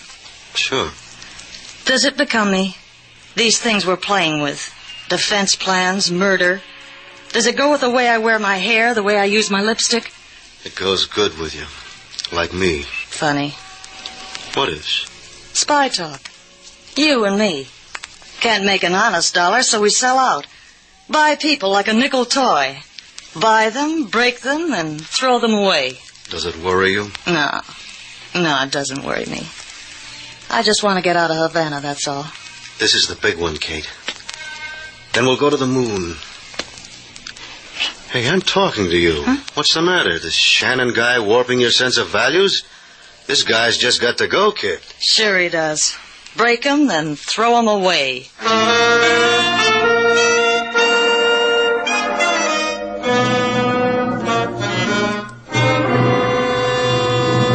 Now, look, Rodriguez, you've held us here at police headquarters through the night, through the dawn. It was a delicious dawn. When we are finished here, I will go home and write a poem about it. You guys must be spy-happy, Rodriguez. You've got a loosening of the brain. What makes you think Sailor... We have been over it to a point of weariness, Senor Shannon. The information we have in our file states that... Sailor's been in Havana for 3 years, and it just came on you like a hot flash, huh? The fact that Miss Duval's papers were destroyed in Europe, the fact that she cannot establish her American citizenship, these things we know and are simpatico. However, recently a dossier came to our notice... Where were you hiding it? In a kumquat? The dossier of Miss Duval gave us to wonder. Her manner of entering Cuba as your ward, Senor Shannon. Her sojourn in Europe. Her choice of friends there. One especially, the notorious espionage agent Kramer. I told you. He taught me how to ski. All it was between us was slaloms and herringbones. We have reason to believe there was more. In any case, Cuba is too vulnerable to suffer your presence, Senorita Duval. Delectable as it may be. Well, don't cry, Rodriguez. I couldn't bear it. You have 24 hours, Miss Duval. Use it as you wish. But at the end of these 24 hours, deprive us of yourself. Get out of Havana. Let's go, Slate. He's eating into our time. Yeah. Havana will be desolate without you, Senorita. My heart bleeds for Havana. I'll get a cab. Why spend good money when you can use my car? I'll sell it someplace else, Buster. Come on, Sailor. With the car goes a way to keep Miss Duval in Havana. No extra charge. The man's trying hard, Sailor. I want to help him make it easy. What's all this about, friend? My arm. Brittle bones, huh? Come on, talk. You'll break it. I said talk. How come you know things about Sailor that I don't? How is it that you know the formula to keep Sailor in Havana and I don't? You'll never know. Go ahead, strong man. Beat me up, throw me in the gutter and walk away. You'll never know. Sailor Duval gets thrown out of Havana. Now you're being sensible. You're going to convince me I am. Okay, Buster. You got yourself a fare. Let's go.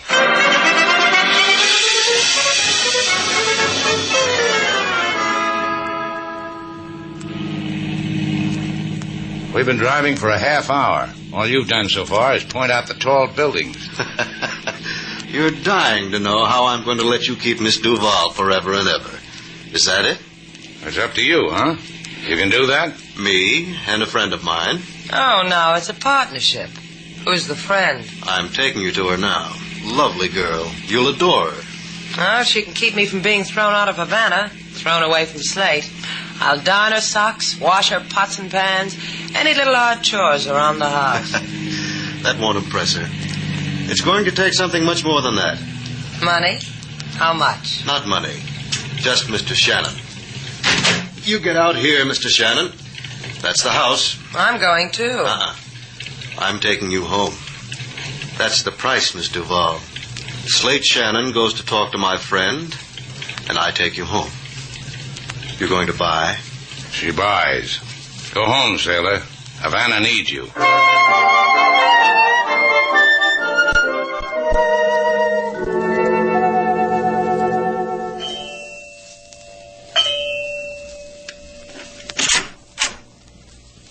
Hello, Slate Shannon. Well, if you stare at me that way, I'll blush. Then you'll lose the illusion. Come on in. All right. Sit down. Over there'd be nice. It's my turn to stare. I like the way you move, Slate. I've got a hop, skip, and jump routine that used to be the talk of PS 62. You want to see it? Sit still. Talk to me. I like Havana best because the climate is nice all the year round. Why don't you try me in 20 words or less?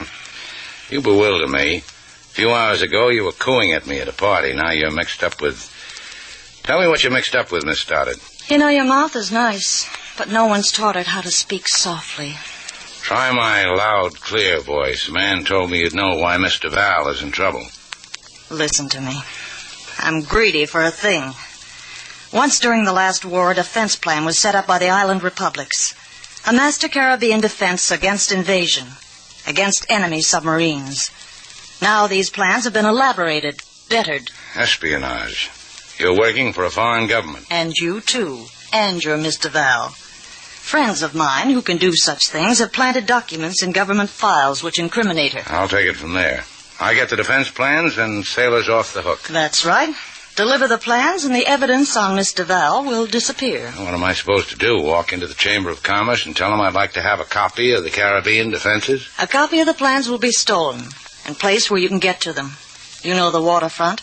Near the edge of it, to the south, there's an old fish shanty built on pilings.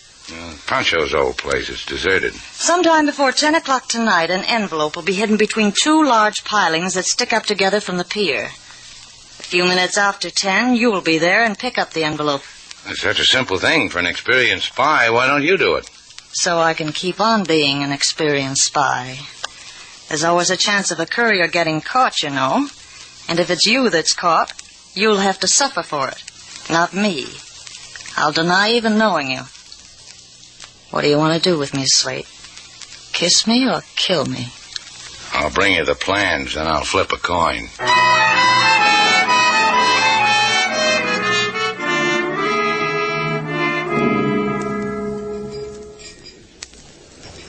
What time is it, sailor?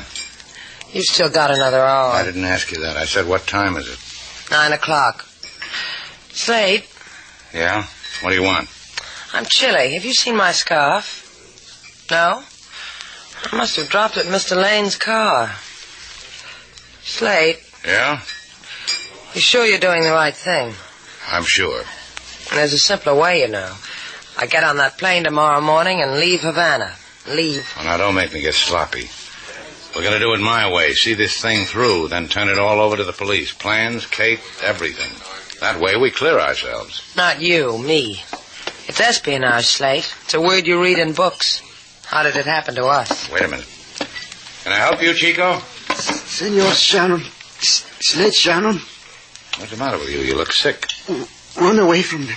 Spies. Get some water, sailor. Hello, Chico. Why don't you sit down? The plans. I put them... Do not... Here. Let me help you. Run from them, senor. Run.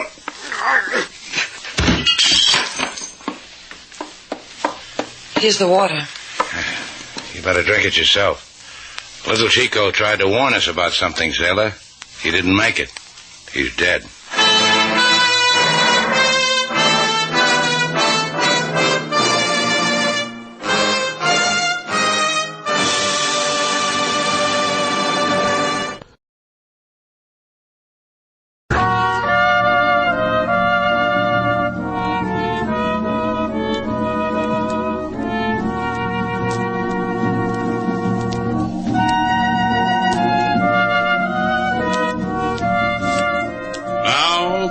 to Bold Venture.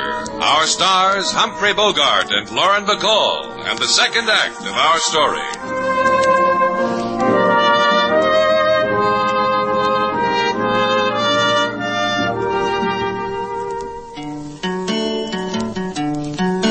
Lady Sailor, she feel a great remorse, like a girl who ride backward on a very fast horse, to wave farewell to Havana this day, and the sigh at places where she used to stay.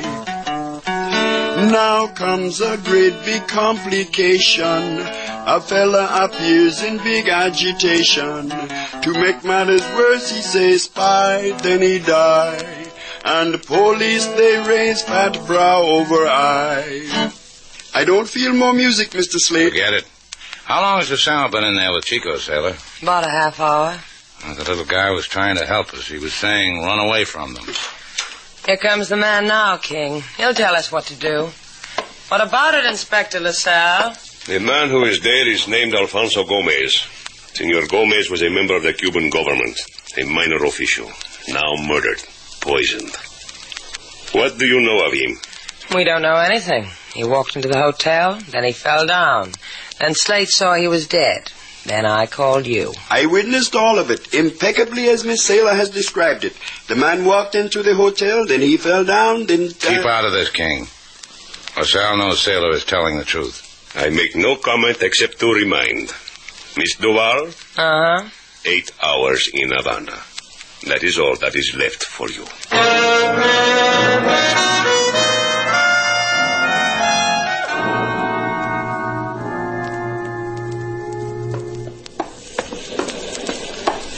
She said between two pilings sticking up together. She must have meant the ones over there. The butterflies. I've still got them, Slate. Here. Give me a hand. Right here. Hold on to them. We'll pin them up in a glass case and chortle over them on dull evenings. Dull, he says. Right now, I'd settle for a lifetime of dull. Hold the flash, sailor. I want this to be our secret. Ours and Kate's and Mr. Lane's and Gomez and King. You know, if we play our cards right, maybe we can get 3 sisters to sing a song about it.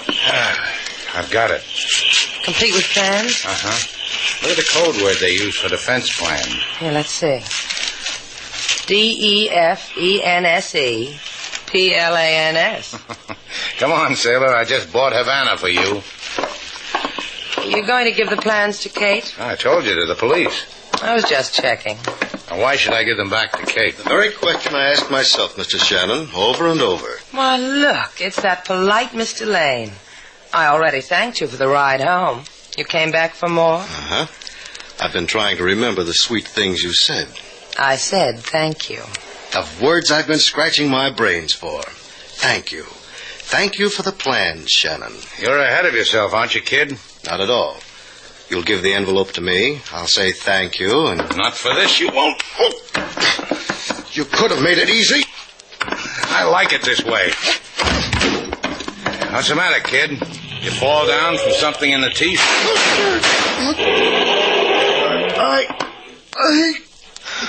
Slate, that car. They shot him down. We've got to help him. Leave him alone, sailor. Come on, let's get out of here. Come on.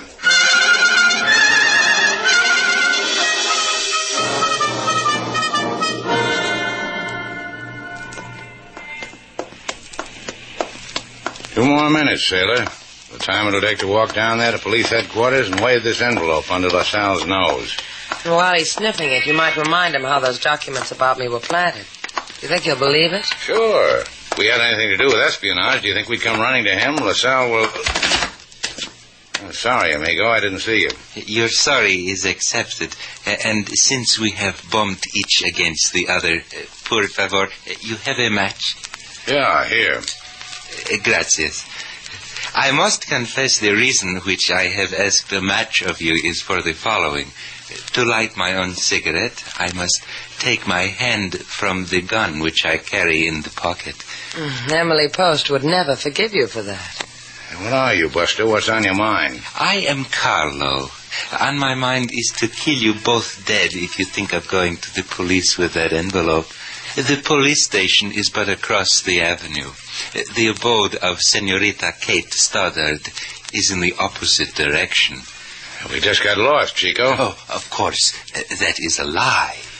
However, Miss Duval... What?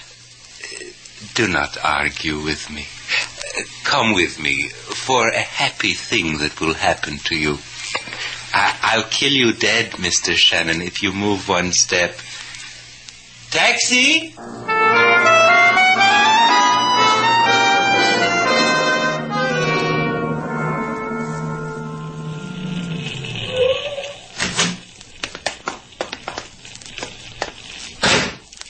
Gracias, driver. The change is for you.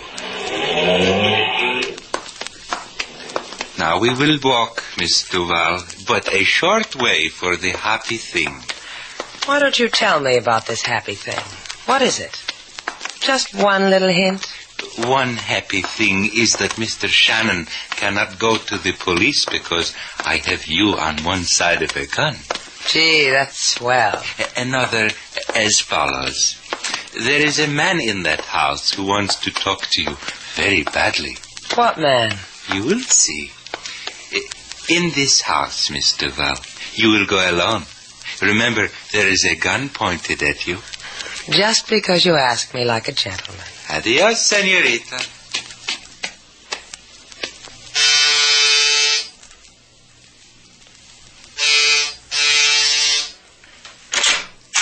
Hello, Miss Duval. Inspector LaSalle, what are you doing? Please come in. In here, please. I'm glad you are here, at the home of Senor Rodriguez. Senor Rodriguez? Si, Rodriguez, the commissioner. And I must tell you this. You are under arrest. Again? For what? For his murder.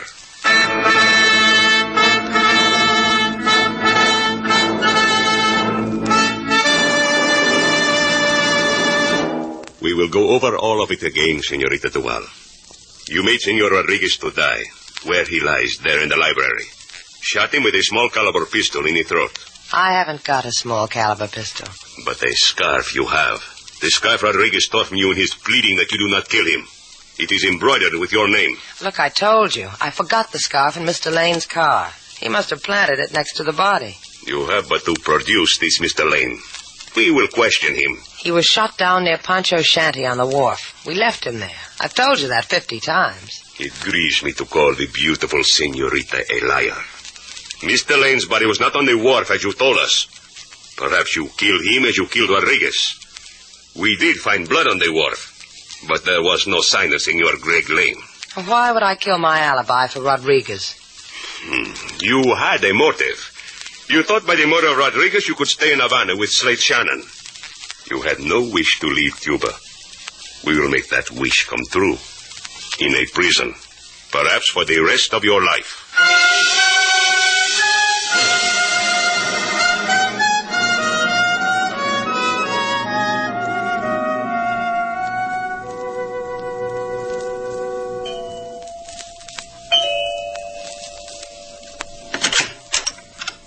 Hi, Slate.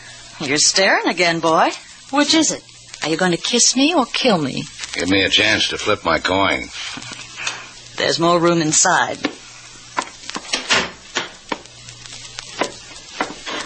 I brought your envelope. Thanks.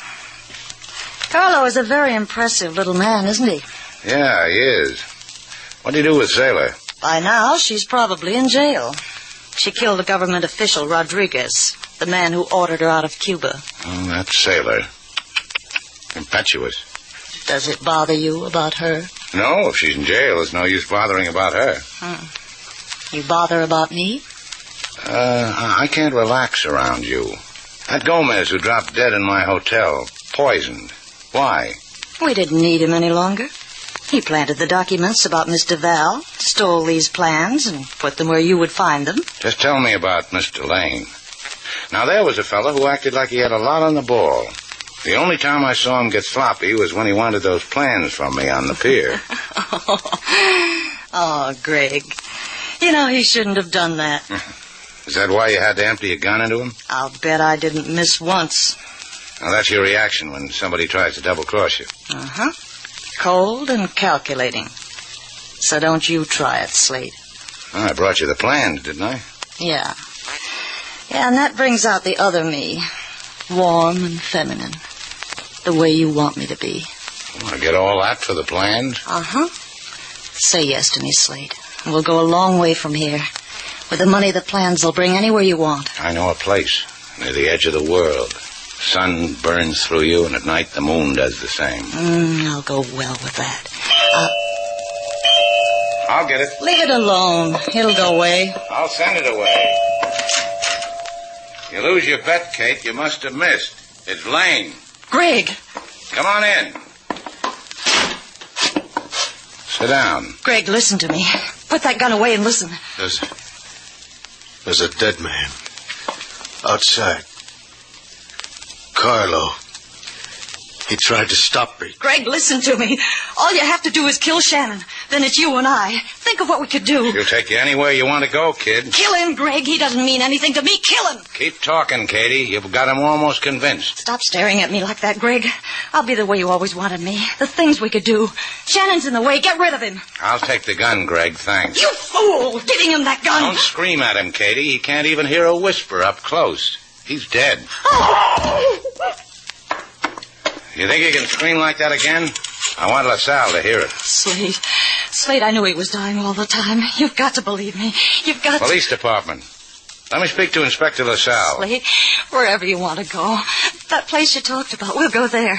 The sun will burn through us and the moon. Everything like you said, Slade. Kate, by the time you get out of this jam, you'll be too old for that sort of thing.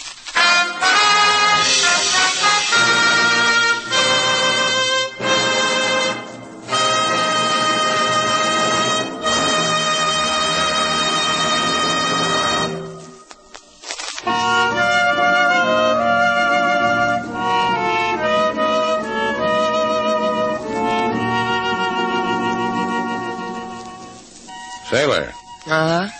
Let's go dancing, Sailor. Let's get a bucket of red paint and tear Havana apart. I just want to stand here and look at Havana. I almost lost it. I almost lost something, too. Slade. You mean me? My suitcase. You packed your stuff in it. You'll get it back. Cardboard, twine, and all. Yeah, well, see that I do. Is that all I am to you? A cheap cardboard suitcase? That's right. Where that suitcase goes, I go. You mean you were going to go with me? Come here, Slade. Why? Come here. I'll explain it to you. That's why. Do it again, Sailor. I didn't understand a word.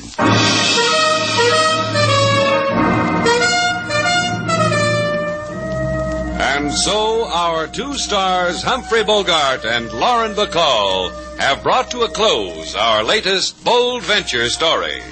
Special music was composed and conducted by David Rose. May we invite you to listen again next week at this time for another exciting adventure starring Humphrey Bogart and Lauren Bacall together in Bold Venture.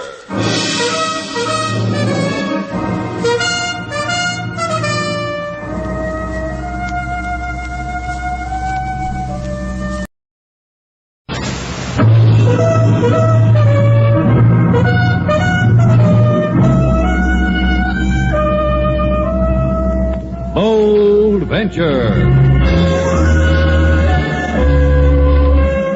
Adventure, intrigue, mystery, romance, starring Humphrey Bogart and Lauren Bacall. Together in the sultry setting of tropical Havana and the mysterious islands of the Caribbean. Bold Venture.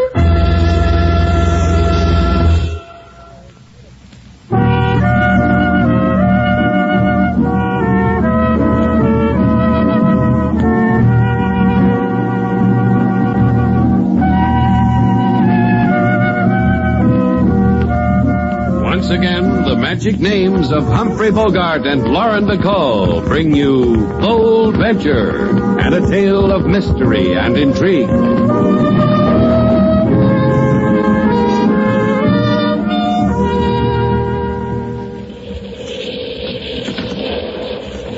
Where are you, Slade? Stop yelling in my ear. I'm right beside you. Did you find the candles? Where you told me, in the pantry under C. I knocked over the Brussels sprouts under B to get them. Serves you right. I told you to put the Brussels sprouts under S. Hold still till I light them. Yeah, that's a little better. All the lines are down, huh? Telephone is in. That's about all. Oh, there goes that hotel sign again. It's always falling down. Yeah, ever since the last time you sang in the shower. I'll get it. Quickly, come on in. Out there it's wet. Come in so I can close the door. You're going to have to register by candlelight, miss. The management isn't trying to be romantic. It's just that the electricity is out. Who are you? Where is this? What's the matter with you? Tell me where. Slate, come here. Look at her, Slate. What do you think I'm doing? Hold your candle up to her. Yeah. Tell me when my hand catches on fire. Nice rain we're having, isn't it, miss? Don't come near me. Don't come near me. Slate, watch her. She's got a gun. Oh. Hey, take it easy. You little fool, drop that gun. Your hands, take them off. They're touching. Drop it, I said. Oh. Okay, sis. You made a good entrance. Now tell me why you did. Well, me or the cops? Cut it out, Slate. Can't you see she's sick? We'd better get a doctor. When a girl roams around in a storm with a gun, she needs a cop. This time we'll do it my way. We'll get a doctor.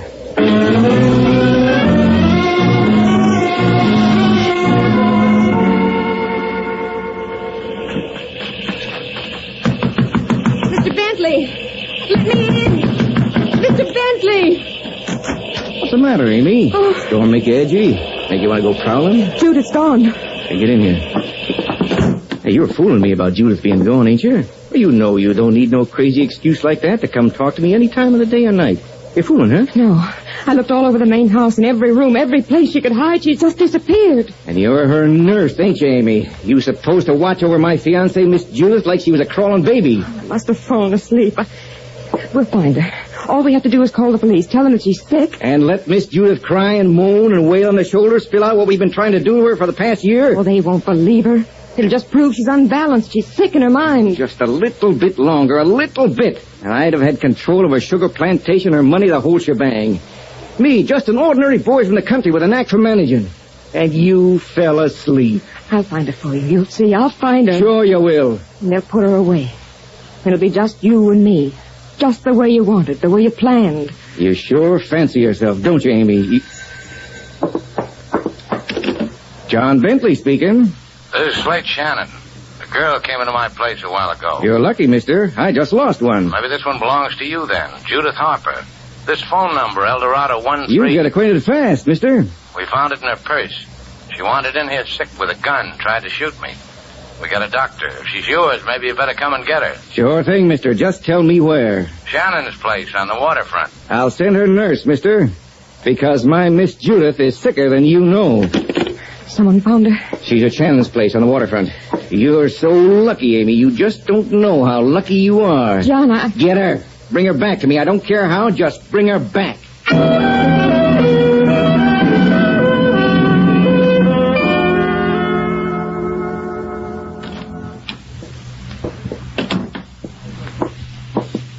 I have talked to the young lady, senorita. How is she, Doctor? Buena, very good, quiet. She is tip-top.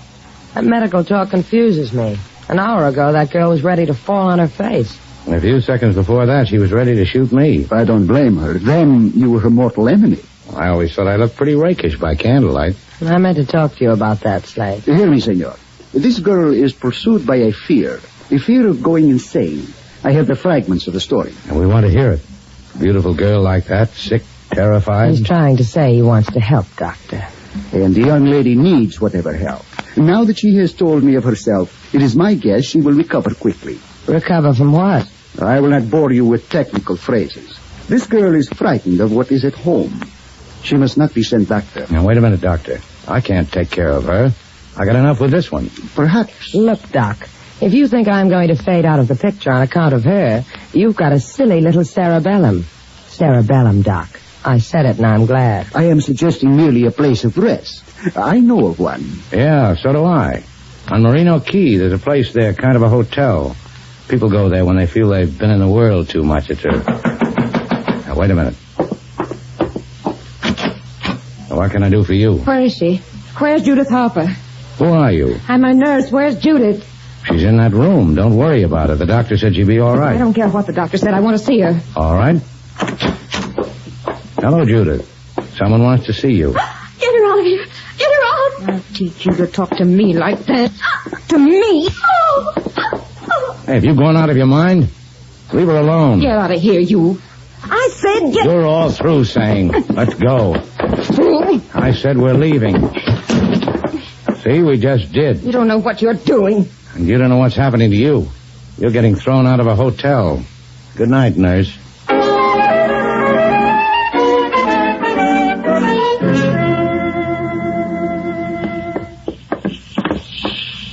We about ready to shove off, Slate? Just about. Give me a hand with this line. Aye, aye. Got it. How's the girl? She's asleep below. I tucked her in. Well, I told you I'd take care of that. And that's why I tucked her in. I don't know about you, sailor. Sometimes I get the feeling you're possessive. She shot at you once because you wanted to touch her. Well, she was out of her mind. Besides, she missed. But I'm not. And I wouldn't miss. And for the same reason. Yeah, that's what I said. You tucked her in good like I told you, huh? Soothed her fevered brow, hummed a lullaby, mentioned your name. Can we go now? Yeah. Take the wheel, sailor. I'm going to go below to check on a few... Hey, you mister! Hold it up a minute! Sorry, Buster, we're... Hey! The reason I yelled hold it up is you may not be going no place. I thought I'd tell you.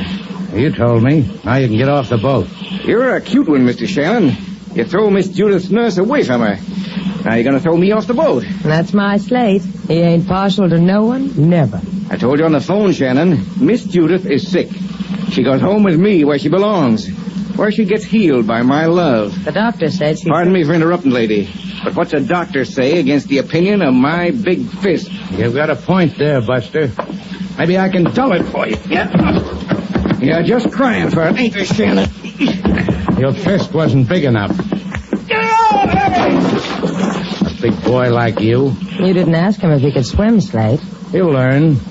Let's go to Merino Key, sailor.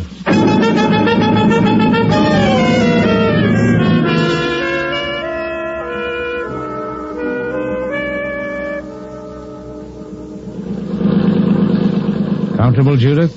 Yes. So wonderful here, sitting on the deck. The ocean and the air. There isn't much that combination can't cure. I want to apologize to you, Mr. Shannon. But taking a shot at me, forget it. If it didn't happen at least once a week. Hey, sailor, what's the matter with you? You let her fall into the trough. Look to starboard, Slate. Over there, those clouds. Oh, yeah. The black squall. You better get below, Judith. I don't mind. I like the rain. Here it comes, Slate. Looks like a real one. Come on, Judith, below. Steady as she goes, sailor.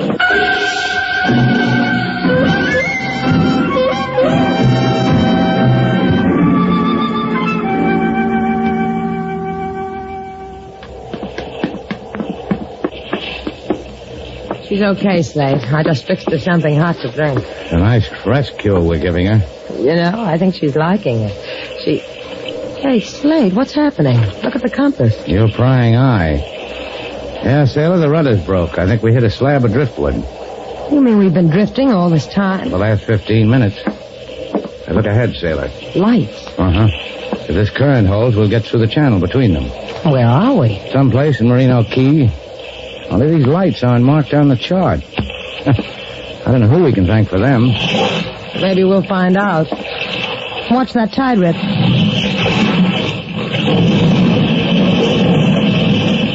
You all right, sailor? What happened? As far as I can make out, we're aground on a reef. But the lights. They put us there. Better go see about Judith. Tell her to get comfortable all over again. I got an idea. We're going to stay here for a while.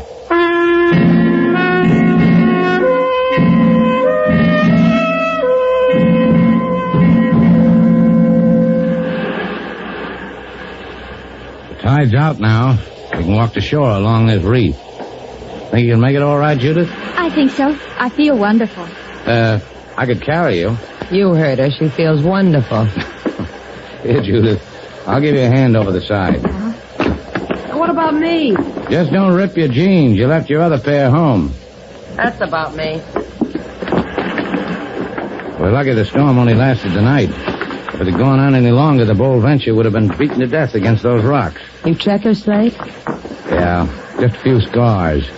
All we need is a new propeller and a new rudder. Maybe I can bite one out of that palm tree. Why not just ask the man for one? Huh? The man standing underneath the palm tree, waving hello to us. I'll bet he's got lots of used propellers. Welcome. Welcome. Thrice welcome to my island. Look, you, whoever you are. Charles Dane is whoever I am. And whoever you are, I am delighted the sharks did not smell you out during the night. You shill for sharks? Only for myself, dear one.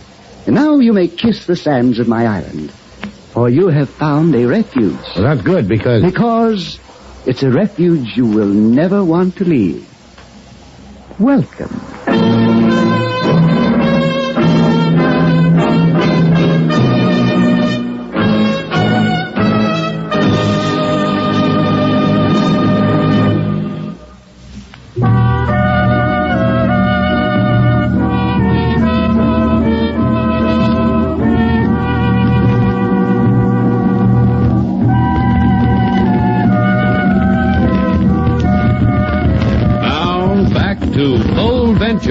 Our stars, Humphrey Bogart and Lauren Bacall, and the second act of our story.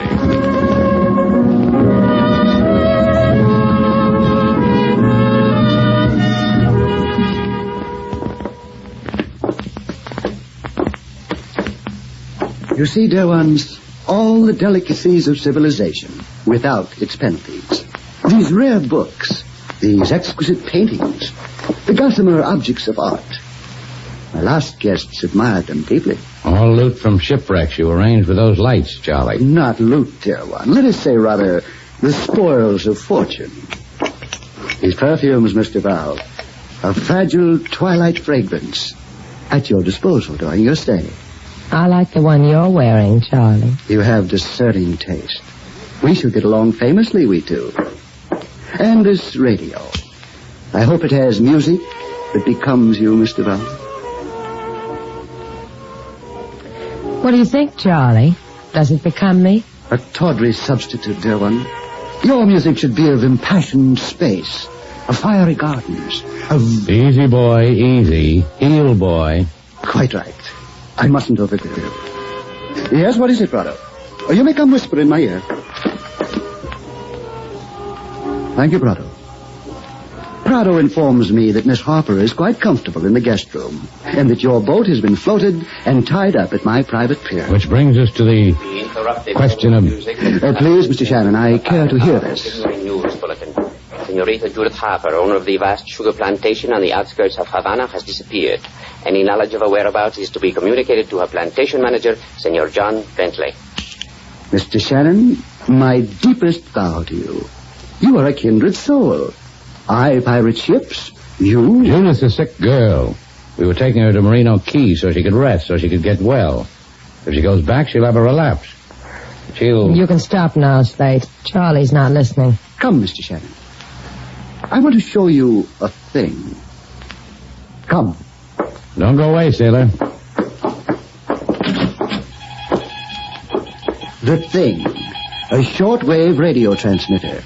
My contact with the other lonely souls of this world. You going to get word to Bentley after what we told you? Precisely. I believe Bentley should be with us. For the game. Oh, what game? A precious game. A delightful game. A game that could possibly... kill you.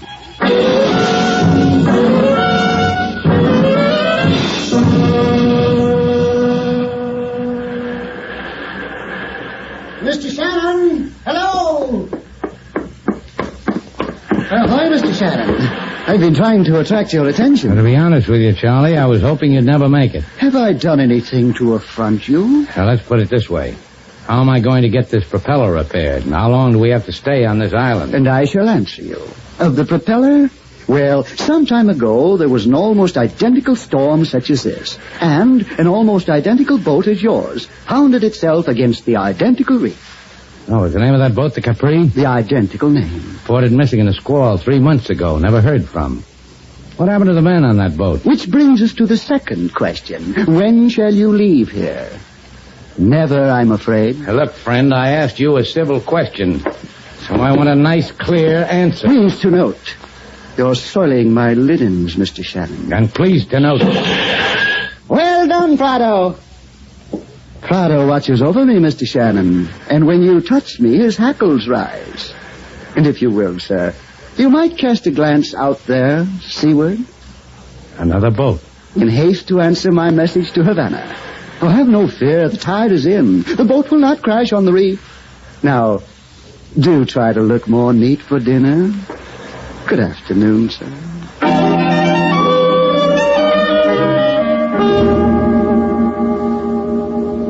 Aren't you grateful to Mr. Dane, honey, that he got word to me? So I could come and take you back with me in the boat. Don't touch me. Keep away from me. How can you say things like that, honey? You don't want me. You want the plantation and the money and that woman. Honey, just by saying things like that proves you ain't well in your mind.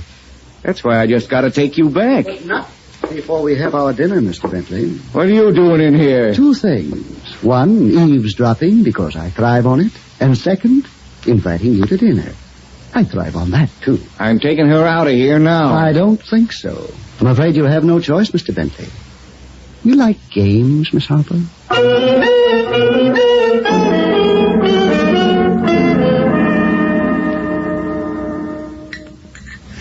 You haven't tasted the roast pheasant, Miss Harper. I don't care for any. But you should eat, my child. I've heard you've been ill. Leave her alone. Hey, sailor, you want that pheasant giblet? I'll trade you for the neck. Hey, Charlie. Yes, Mr. Shannon? The rye bread. Save me the heel, Slate. You people have fine appetites. I'm happy for you. I've got to hand it to you, Charlie. You serve a fine blue plate. Por favor, senor. How many will there be for dessert? We shall see. Ladies and gentlemen, I hope you have enjoyed my humble board. And now, the pièce de résistance. I give you a game. Here. Slate, you've been dying to say that ever since you saw that British picture. A game, ladies and gentlemen, with this revolver I have here in my hand. Russian roulette. Huh? Hey, you really are crazy, Charlie. That game can be fatal. As I told you, it could be. 6 chambers in this revolver, but 1 bullet. Each of you shall spin the chamber, place the gun to your head, pull the trigger. So help me, Dana. Hush, sir, hush, or Prado will shoot you in the back. Now, shall we play so that Prado can signal the cook how many there will be for dessert? You first, Miss Harper. Take the gun. Thank you. Now, spin the chamber. Just so. Of course, you may close your eyes, my dear. I congratulate you. Mr. Val, if you please. I'll keep my eyes on you, Slate. All right, sailor. You'll be with me another day, Mr. Val. I am thankful. Please pass the gun to Mr. Shannon. Always pass a gun, but first, sailor.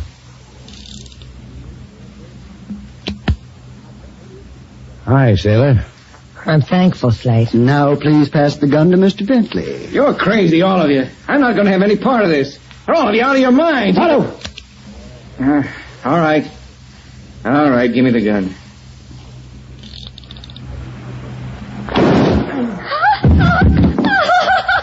I am pleased, Miss Harper. Mr. Bentley shot himself dead, and it amused you, too. I pronounce the dinner a success. May we have another try tomorrow?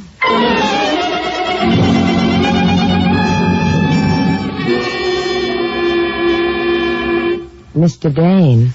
Yes? I've been waiting for this chance to see you alone. It sends a delicious thrill through me. I've never known a man like you. Of course you haven't, dear one. I wanted to go on. If you sent Slate away, it could be any way you wanted it. Whatever you... What a pathetic effort. And ludicrous.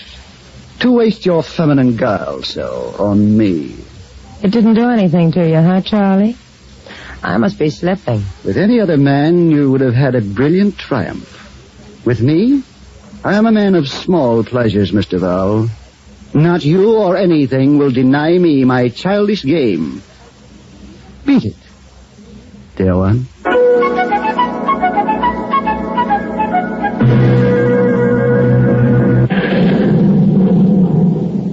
Now it's your turn, Miss Harper. Give her the revolver, Shannon. Yeah. It's 1 in 6, Judith. I don't think it matters very much. We all die. The approaching storm makes you moody, Miss Harper. Play. It will pass. Bravo. Well done. 3 days and you all still survive. However, there is still tomorrow. 4 for dessert, Prado.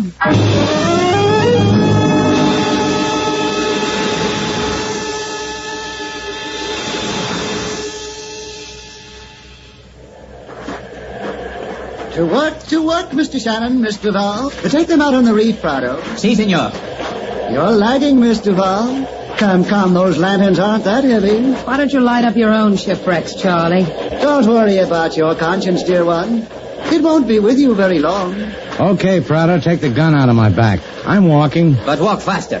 You too, senorita. I shall wait here and observe. Hurry back, dear ones. I'm desolate without you. Aquí. Put a lantern here. Bueno. Adelaide. Move. What a racket this Charlie has. Arranging these lights to make it look like a clear channel. Aquí. Here. A lantern. Sailor. I can't hear you. Speak up. After we set down the next lantern, slip, fall, grab Prado. You too. No whisper. Here. A lantern. Give me a hand, Prado. Si, senorita. My pleasure. You're wrong, kid. It's mine. Say your name. Say your name. You said the wrong thing, Prado. Now what? Now what is, we've got his gun. What's the matter, Prado? What's wrong? Prado! Prado! Get out of the way, sailor. Out of the way is in the water. That's right. Get in it. It's not deep. Just hold on to that rock. Prado! Quick, sailor. What are you going to do? I'm going to be a hero. Get in that ocean. Did you get Prado, Shannon? I got him. My congratulations, sir. Does it hurt, Shannon? Where? In the stomach? Or did I get you? Oh! It hurt, didn't it, Charlie, for a time? It doesn't hurt anymore, does it? Sailor! I heard you cry out when Charlie shot. What do you do when a bullet creases your skull? I run to somebody so I can put my head on his shoulder. Lend me a shoulder, sailor. I got just the head for you. Lean on me, Slate. I'll see you get home.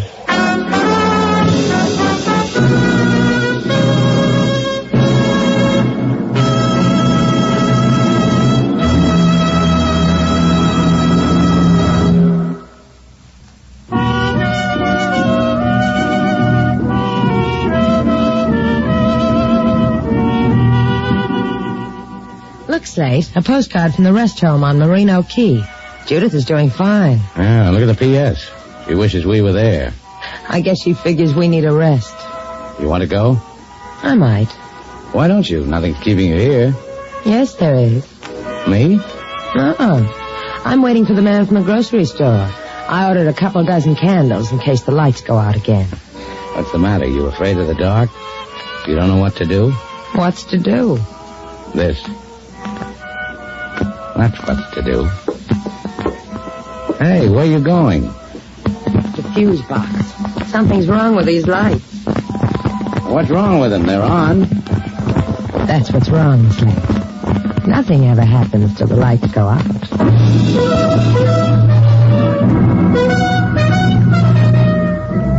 And so our two stars, Humphrey Bogart and Lauren Bacall, have brought to a close our latest bold venture story. Special music was composed and conducted by David Rose.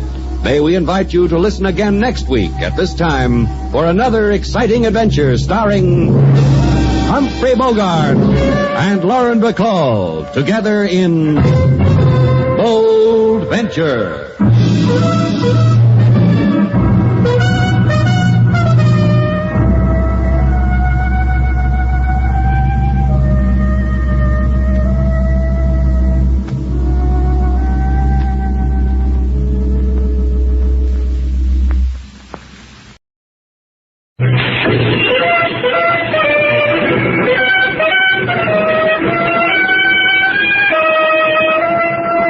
Bold Venture. Adventure, intrigue, mystery, romance, starring Humphrey Bogart and Lauren Bacall. Together in the sultry setting of tropical Havana and the mysterious islands of the Caribbean. Bold Venture.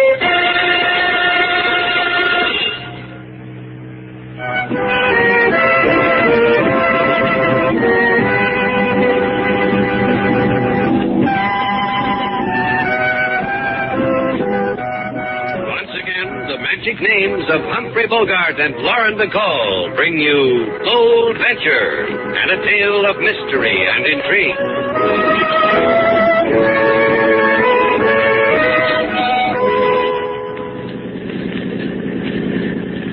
Take the wheel, sailor. Steady as she goes. What's the matter? You tired? Want to get some sleep? I'll sleep in Havana. Right now, I want to stand back and admire those jeans you bought in Key West. You twisted my arm.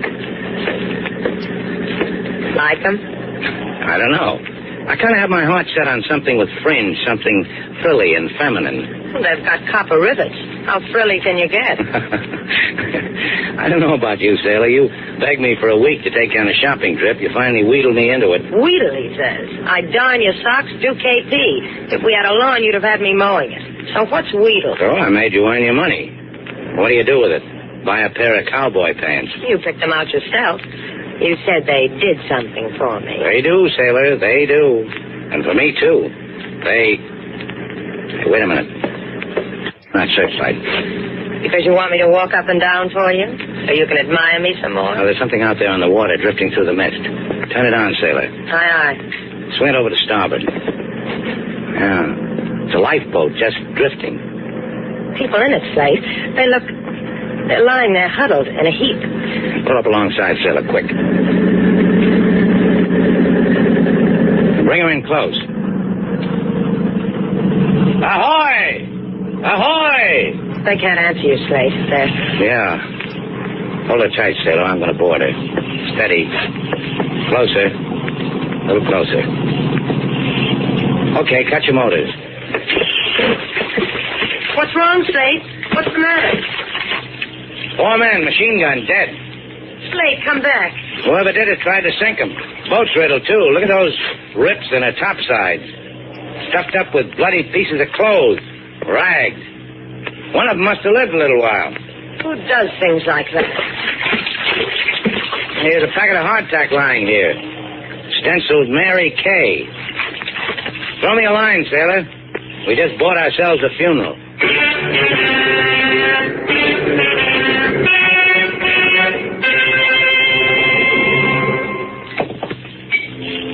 Gibson? Oh, good morning, Buck. Grab yourself a chair. You got something for me, Buck? $105 bills, 50-cent bills, new, crisp, and American. Here. Hold on to the dough till we get outside. In the bank, when I changed the money into clean bills, the clerk asked me how I came by such filthy currency. And you put a finger to your trim mustache and told him what? That I was a rent collector in the barrio. I can arrange for another shipment very shortly. I can use some more money. The simplicity of it. Refugees who get somehow into Cuba, then want to sneak into the States at $500 per sneak. Load them on a Mary Kay, sail the boat in circles for a few hours, tell the people that we are near Key West, put them in a lifeboat, shoot them, sink the lifeboat. No trace back to us, the American phrase is it not? No trace back. It'll do.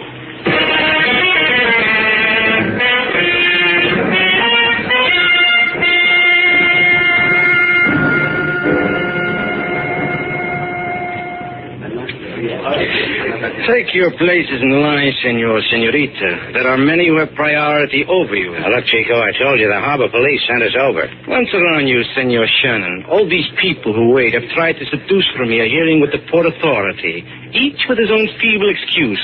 They sit, they wait. You will do the same. Get off your fat desk, Chico. Maybe you can convince easier. Off your... Put him down, Slate. I've got a better way. This matter of manhandling an official. However, thank you for your kindness, senorita. We found a lifeboat drifting in the Caribbean with 4 dead men in it. I pity for your limpid eyes to gaze upon such things. And the packet marked Mary Kay? The Mary Kay. You saw this? You are proof positive? Better than that. We'll accept no substitutes. Not even for you, Chico. Get us to your boss. Of course, naturally. One moment. Immediately. See how easy it is, Slate? Yeah.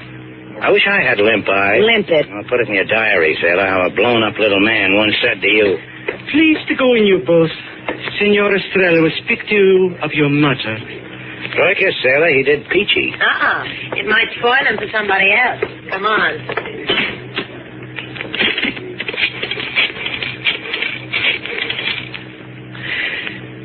Senor Buck, here is Alfredo Vincenti. Listen well, senor. Two are here, Shannon and Duval. They are heavy with knowledge of the Mary Kay. Excelente. And for me, $100 will be a joy. It is of no moment to me what you do to them. Forever thank you, Senor Buck.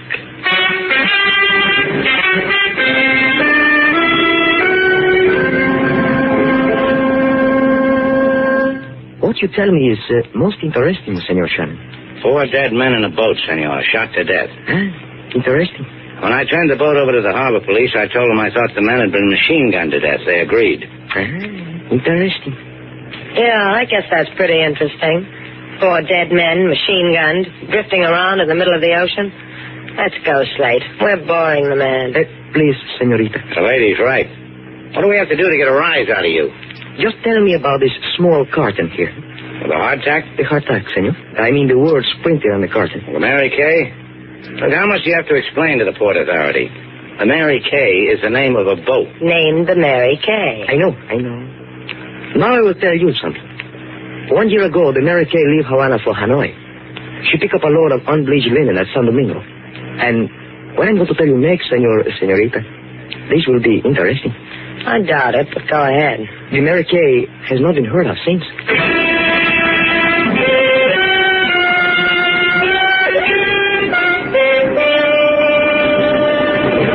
Why don't you try to get some rest, Slate? You haven't slept since we left Key West.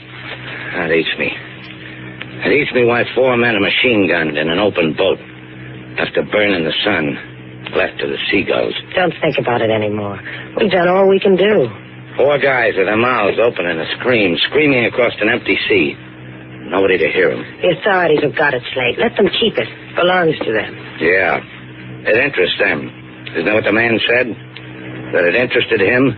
That was just his way of saying it bothered him. 4 dead men off a boat that hasn't been heard of in a year. There aren't many words for that.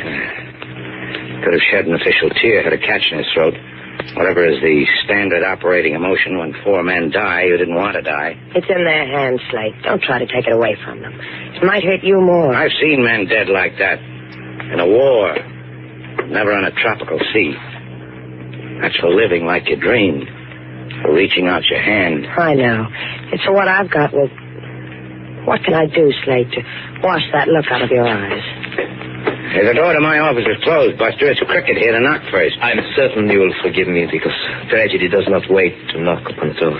We've got our own troubles, mister. Peddle yours somewhere else. This thing of the Mary Kay has brought anguish to all of us, has it not, Miss Alphys? What do you know about the Mary Kay? Only that 6 months ago, my brother booked passage on her. He was never seen again. That's impossible. The Mary Kay was reported lost at sea a year ago. This is not so. 6 months ago, my brother boarded her. Let's take her to the cops. Things like this interest them. They tell me. Please, hear me out. My brother was a refugee, illegally in this country, trying to gain entry into the States illegally, on the Mary Kay. I am in all ways like my brother. Now we know why you can't go to the police. That leaves the question of why I am here. To take you to a man who knows everything of the Mary Kay. To ask you to plead with him for a morsel about my brother. To ask him if my brother's destiny was similar to the man whom you found. How'd you know about that? In the barrio, in the place of the lost and the not wanted, word comes to us. We scavenge for it. You will come with me to the Cafe Pollo, where he is. Both of you? Just me. I'll need her to come back to.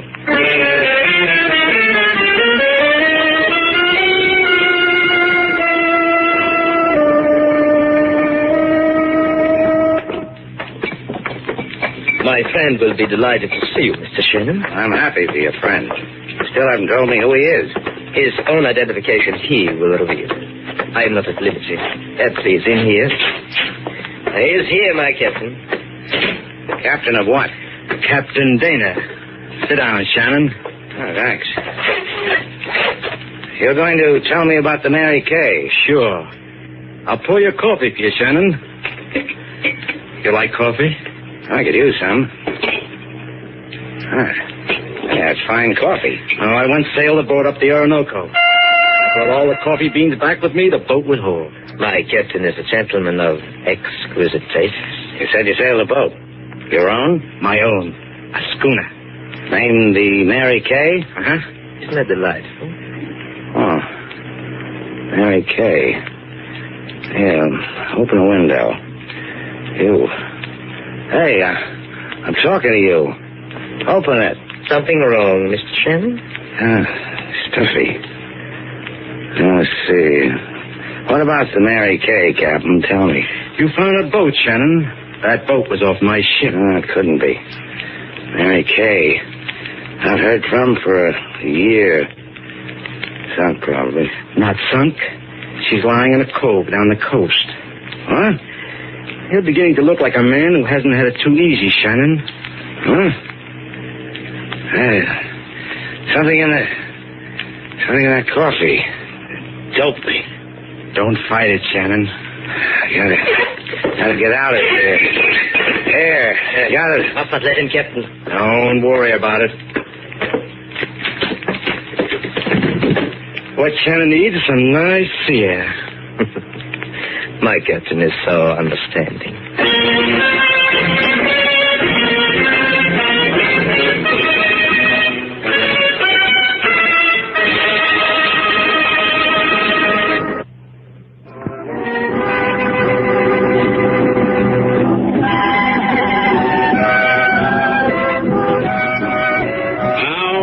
To Bold Venture, our stars Humphrey Bogart and Lauren Bacall, and the second act of our story.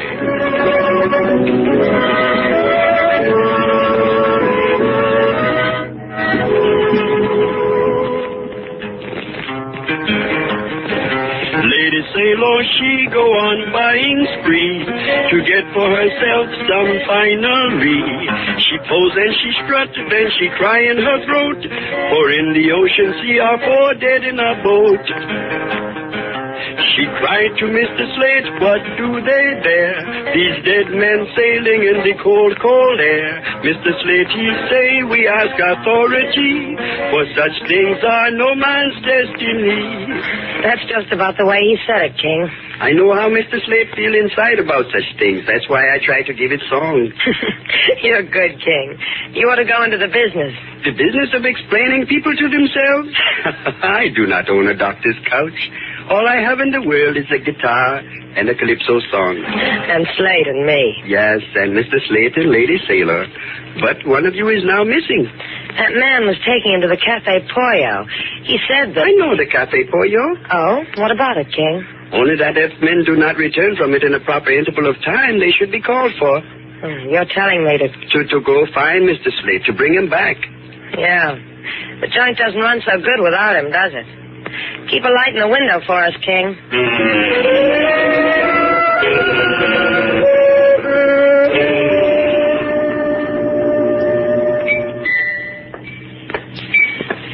You are looking for something, Miss Duval? Refreshment, perhaps? A Slate. Where is he? It is a world of coincidences, my Miss Duval. I'll take it up with you later. Right now, all I want is Slate. A world of coincidences, because I was about to go looking for you. So I saved your trolley fare. That wins me a prize. Slate Shannon. A woman like you. Any man in the world would grovel at your feet, and all you want is... Because he doesn't grovel. Slate came here with you because you wanted help about your brother on the Mary Kay. When he left here, did he tell you where he was going? No. But I will take you to him. I'll find him myself. I will take you to him, Miss Duval. This gun in my coat pocket says you cannot deny me this moment. Huh? This gun. Oh, that's what I like about you. You're so helpless. Lead on, gun.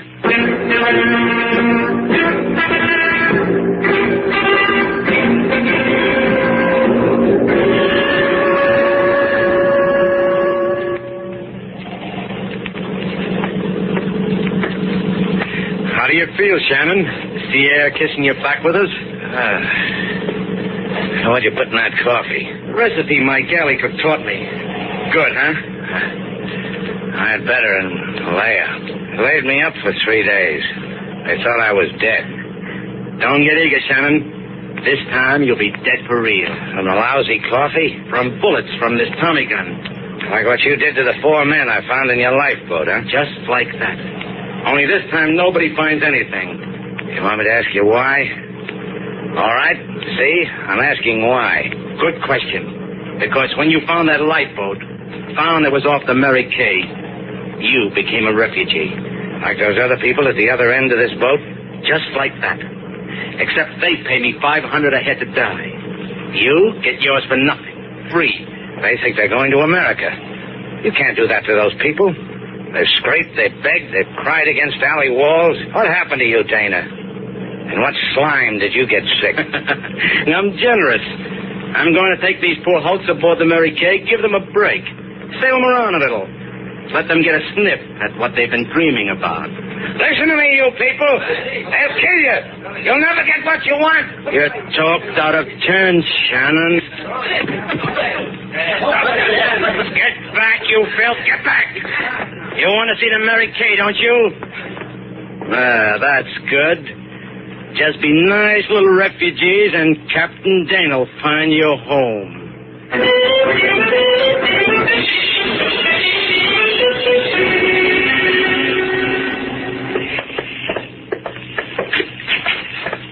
Down those steps, into the hold. After you. I said down those steps. Hello, everybody. I'm sorry about that entrance. I was pushed. Lady, of these 4 of us, the rest, they do not understand your speech. Only I. The other one, the one in the corner, speaks nothing. What are you doing here? Nearing the end of a dream. We're going to America. You mean you're entering the States illegally? For the same $500 which you have paid. Sit down with us and... One of your friends sounds like he's getting paradise the hard way. The one in the corner? Oh, my head. Where am I? Slate! Slate, this is Sailor. What happened to you? Sailor, how did you get here? If I'd have known that man was taking me to you, I'd have gone quietly. He wouldn't have needed a gun. What man? Our boy who took you to the Cafe Pollo. You followed me, huh? Do you know what you got yourself into? I know. This is the Mary Kay. It's a phantom ship. It lives in this rotting cove. Sails to sea with people without passports. It gives them to the sea. Dead. Those people are refugees? Those 4 over there watching us? Yeah.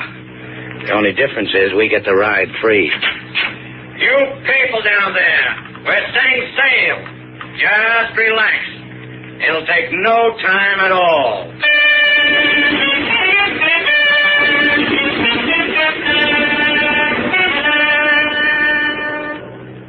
It's going to be tough, Sailor. Getting them to believe us. They've been promising America to themselves for who knows how long. You've got to make them understand. That one's Slate, the tall man in the leather jacket. He's the only one who speaks English. Let's try. You, mister. Laszlo Vanek. Slate Shannon. Mr. Val tells me you speak English. Poorly. You got an idea you're going to America. You're wrong. What are you saying? The men who sail this boat are lying to you. They've taken your money. They're going to load you in a boat. They're going to spray you with machine gun bullets. Please, slowly. They're going to kill all of us and dump us into the ocean. We go to America. You'll never see it, Vanek. A jest. A trick. Call it anything you like, mister. You don't believe what I'm telling you? Ducks. You, me, your friends, Mr. Val, dead ones. There's sincerity in your face. However, we cannot turn aside a dream for that. Look, listen to me. Yesterday, 4 men were picked up at sea. They were in a small boat. I have knowledge of this from the newspaper. That boat was off this schooner. You're lying. Off this boat, the Mary Kay. By the time I get you to believe it, it'll be too late. I need your help. It's so close to America. You've never been further away.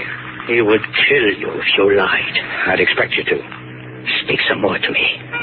In a little while, that door up there will open. A man will come through. He'll probably have a Tommy gun.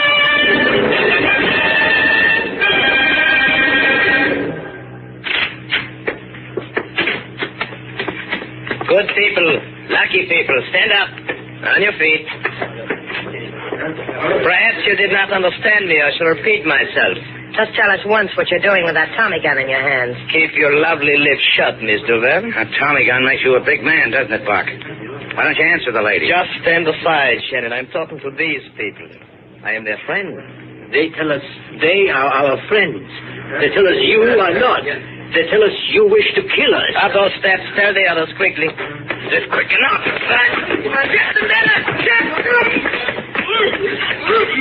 You got a good aim, sailor. He's not going to make much noise with your handkerchief in his mouth. And tell him not to chew it into shreds. It's the only one I got with my initials on it. Now what, Mr. Shannon? Now pick up that gun. Yes? And now? We're going on deck. You and your people will take care of the crew. And you? I want Dana all to myself. And what do I do? Up on deck, there's going to be a Tommy gun, sailor. It sprays bullets. You stay here. Find something heavy and amuse Buck with it. You say so. Bucky, old boy, it's just you and me. If you blink an eyelash, I'm going to let you have it right where you think. That's my sailor. Come on, Vanek.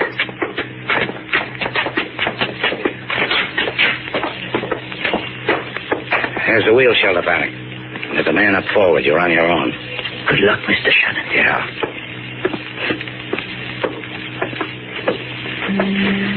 That's you, Buck? They loaded? No, they're not loaded. Shannon. Well. Now, who's going to be sorry for who? Now, tell me what happened. That happened. They're throwing your crew into the ocean, my captain. Before you try to find the gun, try this first. I like it better this way. Any way you want it. Yeah, I'll pass it on.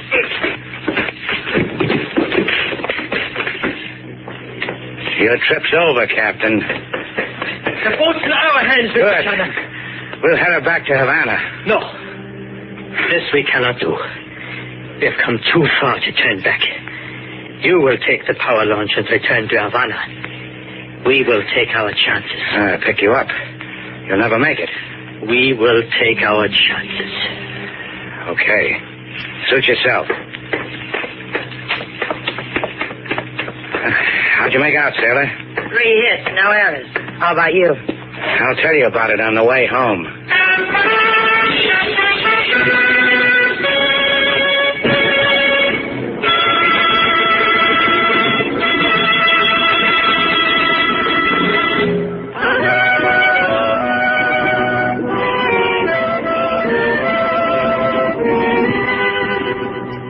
Well, Slate? Well, what? I've been standing in front of you for 10 minutes at parade rest. Haven't you noticed anything? Let me look. Oh, you're wearing fingernail polish. Notice anything else? Shoes with heels. That's right. Keep trying. Oh, you mean the dress? I didn't notice. If you wore one, I'd notice. You've seen one dress, you've seen them all, I always say. Oh, is that what you always say? I always say. Come here. Why do you always talk so much? A girl likes to call attention to herself. Why do I always talk so much?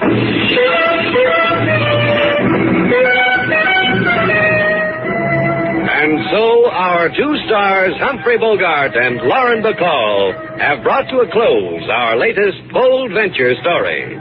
Special music was composed and conducted by David Rose.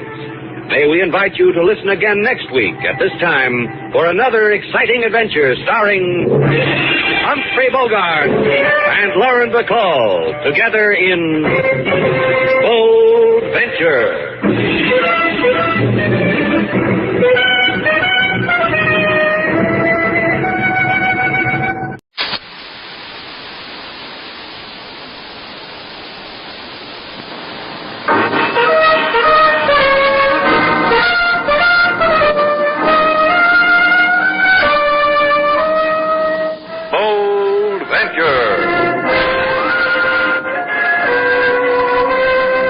Adventure, intrigue, mystery, romance, starring Humphrey Bogart and Lauren Bacall. Together in the sultry setting of tropical Havana and the mysterious islands of the Caribbean.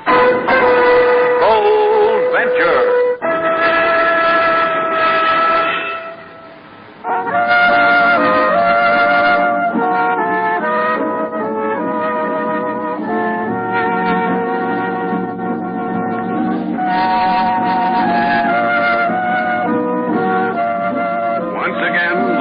Names of Humphrey Bogart and Lauren Bacall bring you Bold Venture and a tale of mystery and intrigue.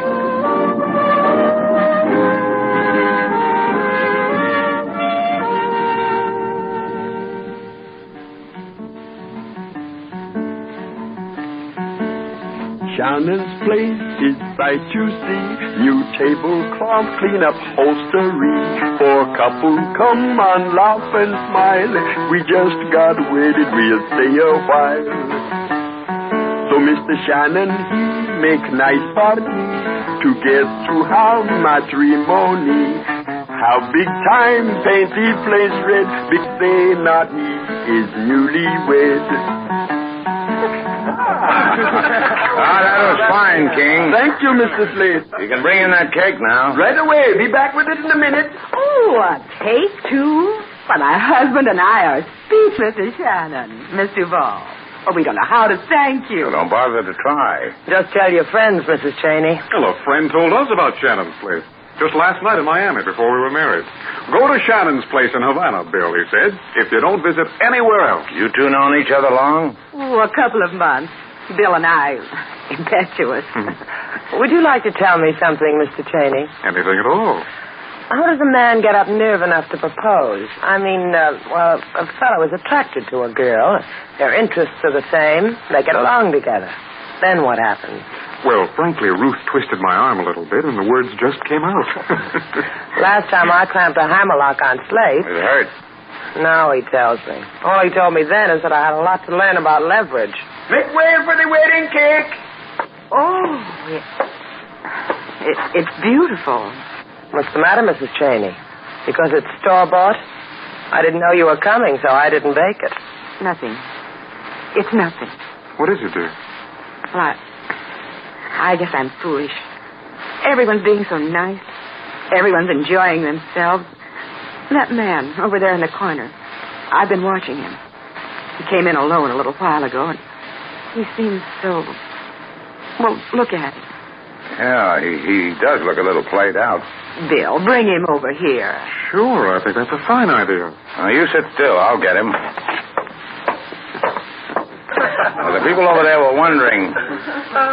Hey, what's wrong with you? Come on. You can't... Slate, what's the matter with him? I didn't have time to invite him to the party, sailor. He just dropped dead.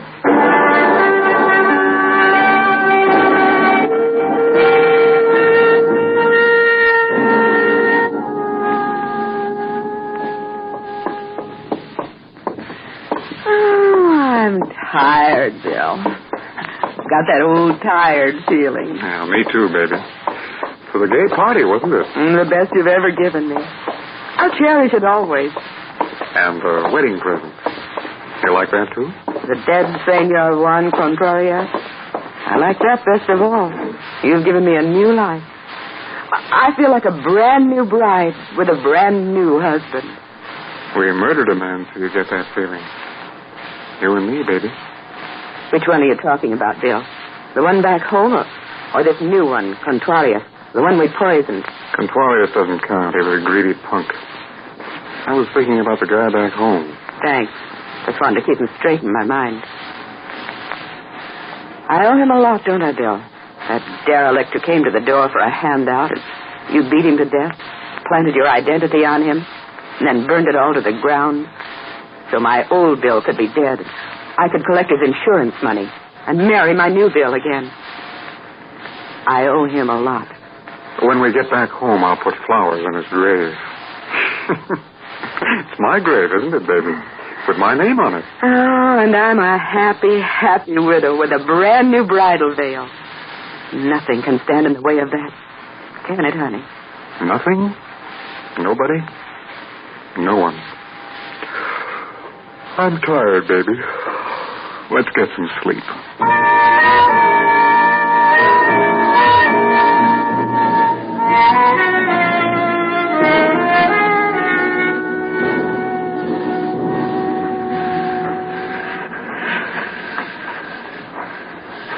was trying to make people happy, build up goodwill for Shannon's place, and what happened? What are you talking to yourself for? You know what happened. By the time we get back to the hotel, Inspector LaSalle will probably be waiting there. Getting so the cafe is a daily stopover for LaSalle's flunkies and coroners. Guy picks up some poison someplace in Havana, comes into my place, and keels over. Maybe that man back there knows why. Huh? You still following us? Uh-huh. Now he's trying to look like a palm tree. Let's find out about a sneaky fellow like that. To spoil his fun? Look. Suddenly he's wearing a beard. Come on. Hi there. Nice day. It will rain. Your beard's dragging. That is how I know it will rain. How do you tell when you're not wearing the beard? Huh? What are you saying? He's saying, why the disguise? Why are you following us? Who are you? What are you doing here? Stuff like that there. Permit me, my card, a key. Read and you will know. Eduardo Cinco, 54, Paseo Tortuga. And it says here you're an ojo particular. See? The greatest ojo particular of them all. Of them all, you're the greatest what? Ojo particular. It's private eye. And of the matter of why I am following you, it is of the matter of why you have murdered my partner, Juan Contrarias. What? You have learned of the blackmail, senor. Is it not so? So you want in. Is it not so? And it is for this that I follow. Put up your hands. Now, let's stay alive, shall we? So you refuse. Very well. You will take that and also... You didn't have to hit him that hard, Slade. Blackmail? What is he talking about? I don't know. Well, neither do I. Let's go back to the hotel. I've got some figuring to do.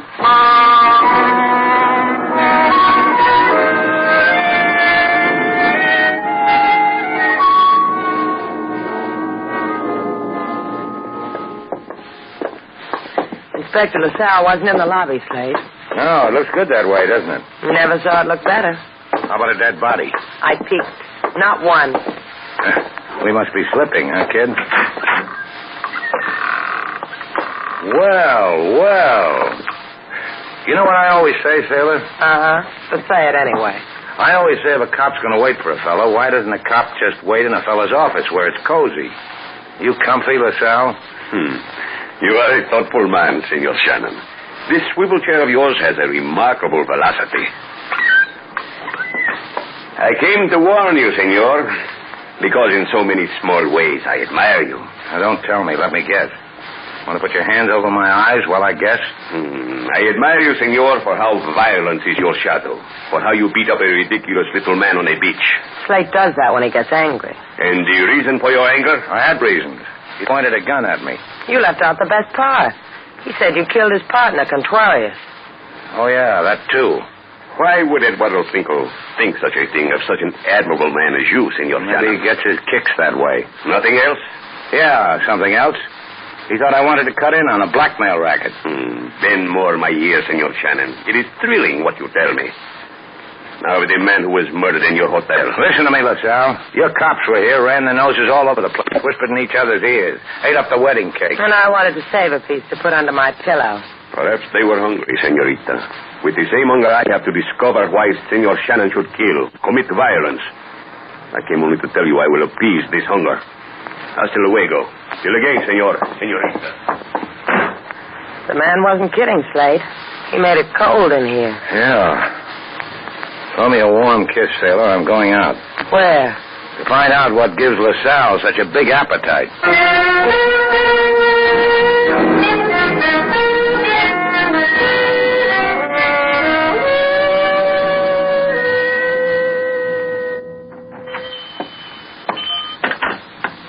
Please, stand in the place where you are.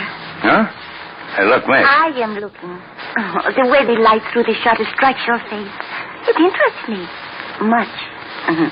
Much. Try this profile. What does that do? Oh, it makes me want to write home to my mother. You are the Slate Shannon, notorious, violent. A boy to bring home. Yeah. And for a P.S., you can tell Mom I want Eduardo Cinco, the ojo particular. On second thought, maybe you better tell me. You wish him to follow something? To divorce you from something? Yeah. From a murder rap. The one he's trying to pin on me. Murder? Oh, well, I must pick for Eduardo the appropriate false beard. He has a pretty one for murder. Don't bother. I already pushed that one down his teeth. Oh, he was so partial to it. What's his favorite beard? He said something to me about blackmail, about that's why I killed his partner. Yeah, but you wouldn't know about that, huh? About what? Off the dime, Magda. Oh, because Slate Shannon spoke my name, I will tell you. I wouldn't know about it. Which brings us back to Eduardo. My name is Magda Marquise, 12 Avenida Parada. Whenever loneliness walks the streets at your side. Could be. Let's see, where was I? Oh, yeah, I was asking you where I could find your boss, name of Cinco, the man with a beard. He is attending a rendezvous on Little Beach at this moment. Because you said, could be.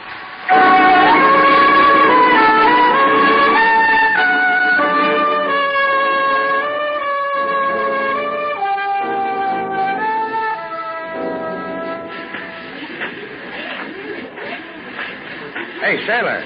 Hi. What are you doing here? LaSalle called. He wanted you, so I thought I'd LaSalle? What do you want me for? Maybe you better ask him. There he is. Over there in the crowd. Well, what's going on? I just looked and didn't believe it. You better see for yourself. Inspector LaSalle. Oh, welcome, Senor Shannon. You have returned to admire your handiwork? No, what's happening here? Look. You see, Senor Shannon? The man lying here on the sand has been stabbed to death. Well, that's the little private eye, Eduardo Cinco. Nor did he forget you. Here, at his fingertips, he has written a name in the sand. Do you see it? He has written the name, Slate Shannon.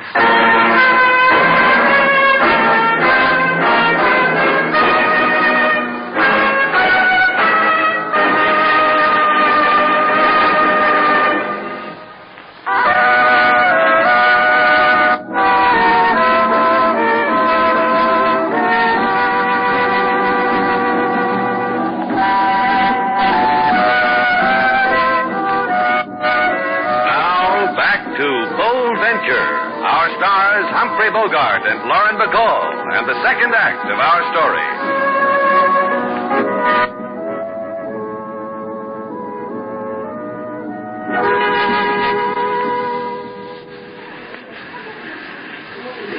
Look at those people over there.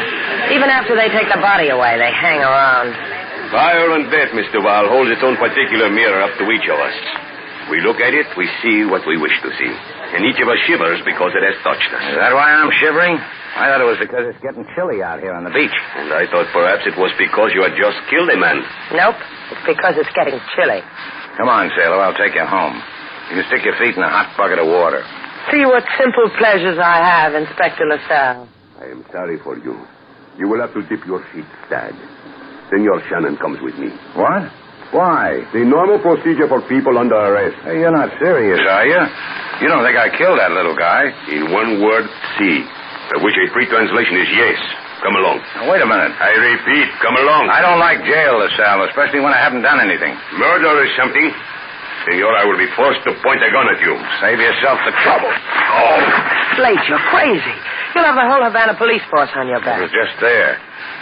Go home, sailor. I'll get in touch with you. I'm going to see a girl about a murder.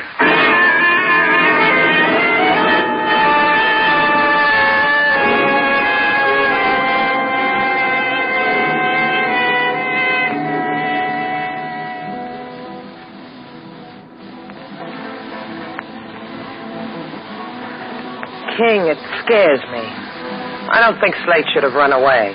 They would have tried to hang him for murder, Lady Sailor, and they might have succeeded because they wanted so much. Don't, King. Oh, forgive me. I only meant to. I know. Don't stop playing. It helps. Where do you think he is now? I do not know, but it would be in some place where he can find a way to spare his life to us. And to himself. Why would a dying man write Slate's name in the sand? The dead have many whims. Mr. Ball, my husband and I want to... What's the matter, dear? You look so forlorn. I've got a keen reason. They want Slate for murder. Oh, you're kidding us, Mr. Ball. They say he killed that man at your wedding party. They found another man on the beach. They say Slate killed him, too. You have any unsolved murders, Mrs. Cheney? I've got just the guy for you. They got you, Mr. Shannon, in jail? No, he got away. So he could find the real murderer. That's one for our side. Maybe. I'm sorry I pried, dear. I'm sure at a time like this you'd rather be alone. You're sweet, Mrs. Cheney. Thanks. If we can help in any way, Mr. Vall, please feel free to... Come on, Bill. Leave her alone.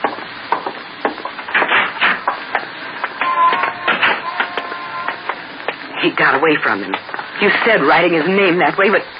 Bill, a man like Shannon could spoil it. Don't worry about it. Shannon won't spoil anything. Not Shannon, not Magda. Nobody. No one. Like I always say to you, baby.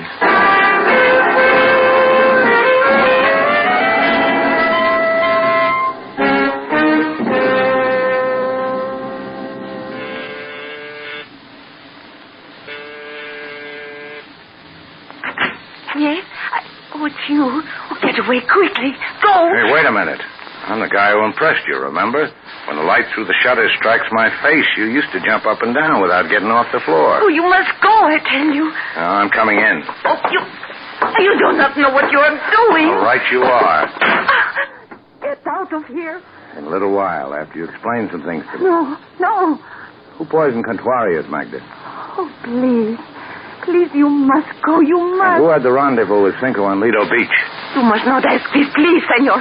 Go quickly while... While what? I will be dead if you do not go. I will die like Juan, like Eduardo. What's happened to you? Who frightened you like this? You... Here. Give me a hand, Magda. Please. Oh, please, you must go. Isn't this a lot better than being frightened to death? Yes. Your mascara's running. Yes. I don't care either. Oh. Tell me what's happening. No, you will not trick me to stay. Get out. I will show you. Oh, operator, give me the police. So long, Magda. A short romance and a lousy one.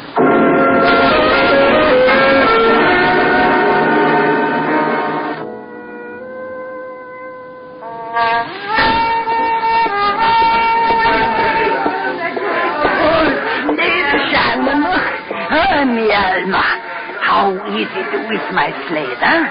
So long it has been you have not come to Maria's Palace of Jollies to dance for a dime. I've got some trouble, Maria. Well, if you cannot afford 10 centavos to dance at Maria's place, Maria will put it on her fat cob. It's not that.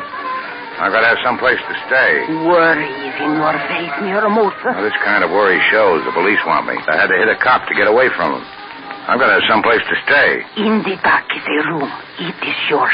And one more thing. Get word to Sailor. Tell her where I am. Tell her I want to see her. See. All this I will do. From fat me to worried you. My assistance. From worried me to wonderful you, my thanks. Oh, do not thank me, Slade Shannon.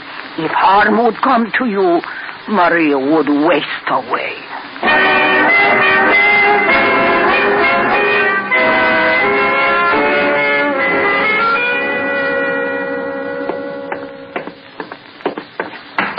Lady Sailor! Quick, Lady Sailor! What's the matter, King? You find a guest swiping a towel? It's much better than that, Lady Sailor. This scrap of paper, it slid under my door. From Slate? From the lady of the dance palace of Jollies. Mr. Slade is hiding there. He wants you to go to him. I'd give my arm if I could go to him. The Sal's Beagles are just waiting for me to do something like that.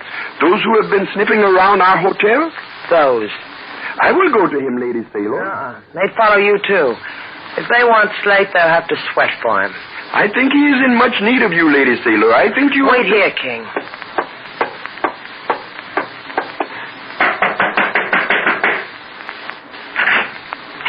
Oh, it's you. You care to come in, Mr. Vall? Thanks. Ruth, it's Miss Duval. This is an unexpected pleasure, dear. Please sit down. Mr. Cheney, you said if I needed help, I could call on you. Well, that depends, Mr. Vall. What kind of help? I just had word from Slate. Oh, you must be very happy, dear. And you want to share it with us. You couldn't have come to two people more suited. He wants me to go to him. If I did that... The police would follow you, arrest him, maybe hang him. Will you two go? Tell him I got his message. But I can't come to him because the police will follow me.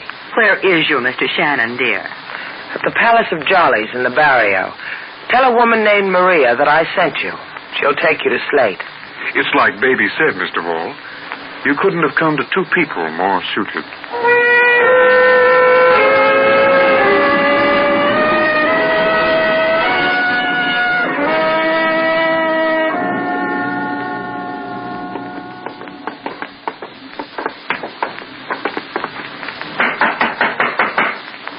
Maria?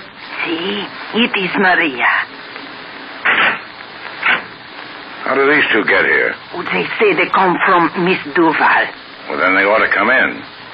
It's all right, Maria. I'll let you know if we need anything. You do that, mi hermosa. Anything at all. Mr. Shannon. Come on in and talk to me. See if I'm right. I should have thought about it. The cops were tailing Sailor. That's right, Mr. Shannon. That's why she asked us to come. That party I gave you was a good investment. She told us all about it. How you're wanted for 2 murders. About the girl. Huh? About what girl? Magda. How terrified she was when you came to her for help. She told you that, huh? You made a mistake, baby. Didn't she, Shannon? I didn't tell Sailor anything about Magda's being terrified. How would you know about Magda? Because it's us that terrified her.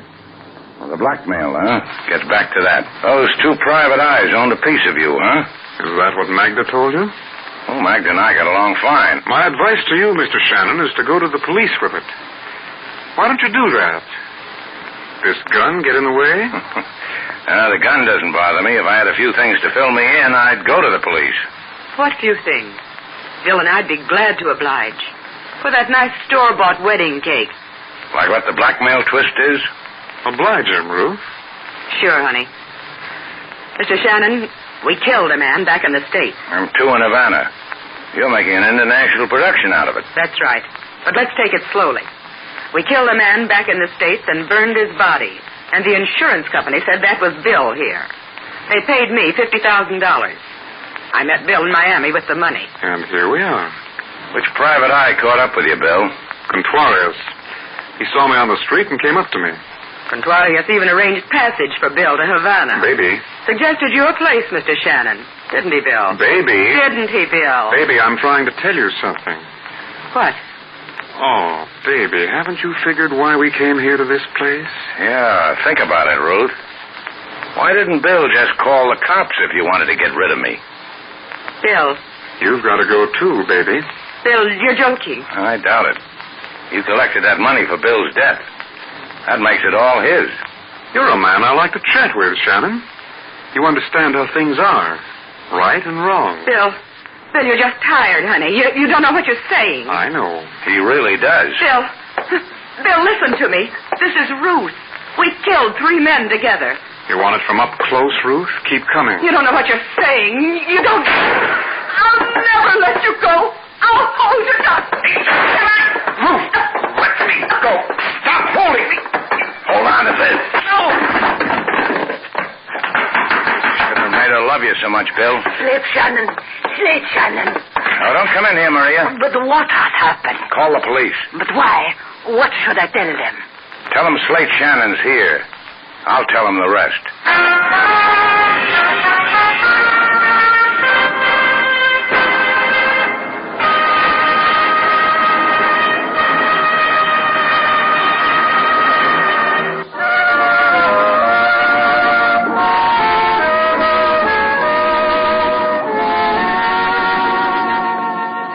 Slate, what's that? Well, I thought you'd know right away. It's a cake. I baked it myself. With candles? What for? I'm celebrating. I didn't go to jail again. There's a candle for every time you didn't, huh? Let me see. 1, 2, 3, 4. Don't count them. Just make a wish, then blow them out. Why should I? It's your cake. I give it to you. All right. I'll make a wish. It was very good. What did you wish? If I tell, it won't come true. Never does. Never? Come here, sailor. See? I didn't tell. Came true, huh? Go bake another cake. I could keep this up forever.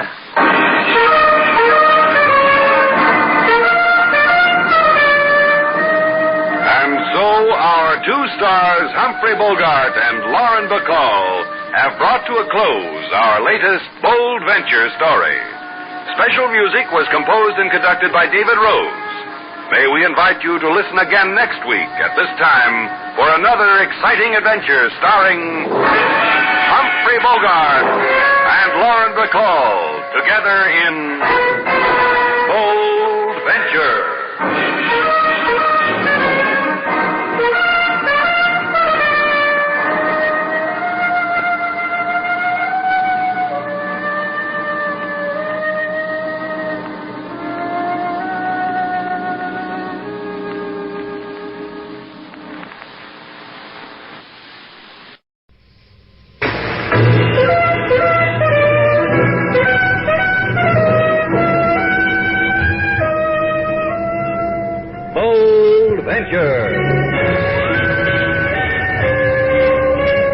Adventure, intrigue, mystery, romance, starring Humphrey Bogart and Lauren Bacall.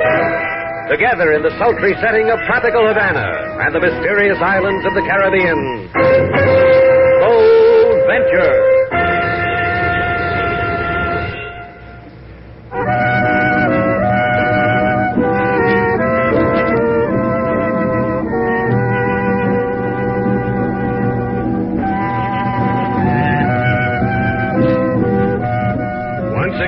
Magic names of Humphrey Bogart and Lauren Bacall bring you Bold Venture and a tale of mystery and intrigue.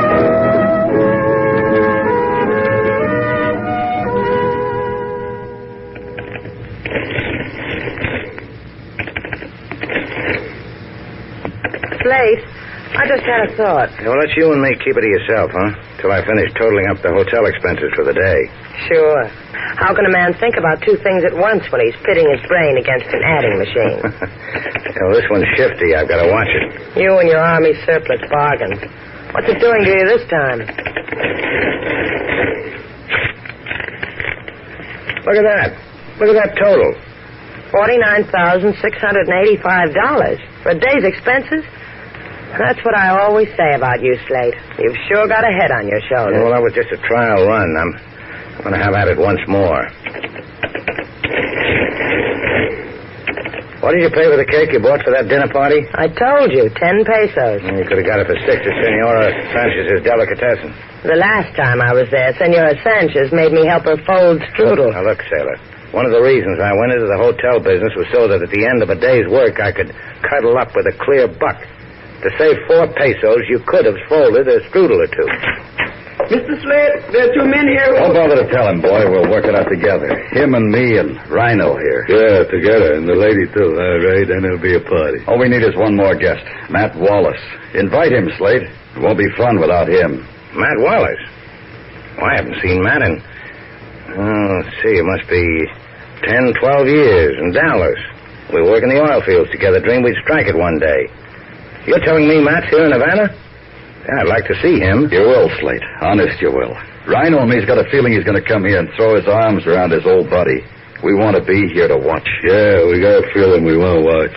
We'll let you know when Matt comes, if he comes. Goodbye, boys.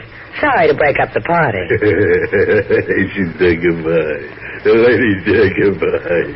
King. Yes, Mr. Slate. I escort them out for you. Come on, you two. Rhino, the boy wants to play. Play with him, Rhino. I like you, Ray. You're good to me. Let's play, boy. You did the wrong thing, Mr. This is a nice party. Games and everything. Slate, get him off. King, Oh, Slate. My gun might bite you. Let the boys have their fun till Matt comes. I hope he don't come for a long time, Ray. For a long time.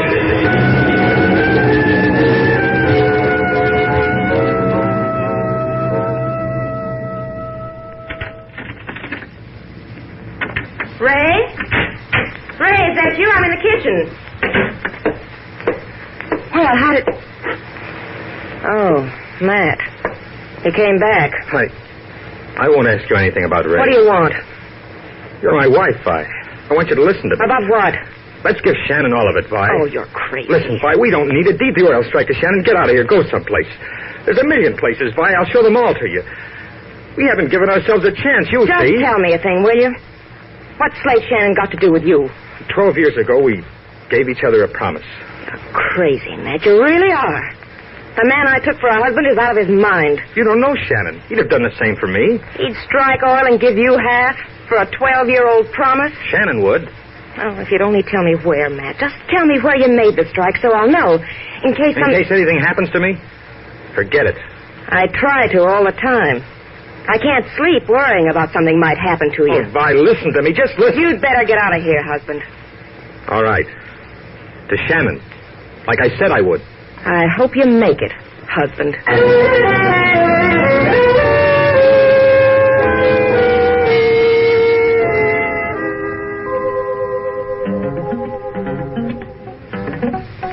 I told you once, Rhino. Don't make me tell you again. Leave the boy's guitar alone. Oh, Ray, I gotta keep doing something with my hands. You know that. Just waiting around makes me itchy. Don't pout, Rhino. Maybe you'll find you someone else to beat up, to fill in the gap, till Matt Wallace gets here. You'd do that for your boy, wouldn't you, Ray? Toss him a bone like that? Anytime he cries for it, you'll remember. How can he forget? You always referee Rhino's matches with a gun, Ray? In some crazy places, that could be called no contest. My boy's fast, but sometimes he's outweighed. The gun evens it up. I have to take care of my boy. King could take him in a round, couldn't you, King? He's strong, Mr. Slate. It might take longer than that. You're a smart boy. Rhino cuts you to pieces. People, Rhino is smartened up that way. Still, I'd like to match you two for real sometimes. But some other time. Well, look who's here. Hello, Matt. You kept us waiting. Slate. It's been 12 years. I counted them. Me too, Matt. Meet your reception committee, Matt. Ray and Rhino. Funny songs, witty sayings. Ray? I've heard that name. A little while ago, my wife called me Ray. A woman gets confused sometimes. Ray, Matt, close enough. This won't take long, Matt. What we've been waiting for. Just tell me where you made the oil strike, and we can part friends. You made a strike, Matt? You come to tell me that? Yeah, kid. All those years, I finally made it. But it's just for you and me. No one else. Hear that, Rhino? It's gone to his head. The man's oil happy. Yeah, to his head, oil happy. Tell us where you made it, Matt, or I'll sick Rhino on you. It cost me too much. It cost me too many years. You'll have to Rhino. Yeah. Oh, sweet slap. You fool, Rhino. You crazy, stupid fool. Why'd you shoot him? We'll never get... You told me. You said get out of here. Quick. King, help me with him. He's alive, Lady Sailor. We get him to doctor. Take care of him. I'm going after them. Wait. There's a piece of paper in my pocket. Slate's half. It belongs to it. Tell him I get the doctor. Get a police doctor, King. It's more in his line.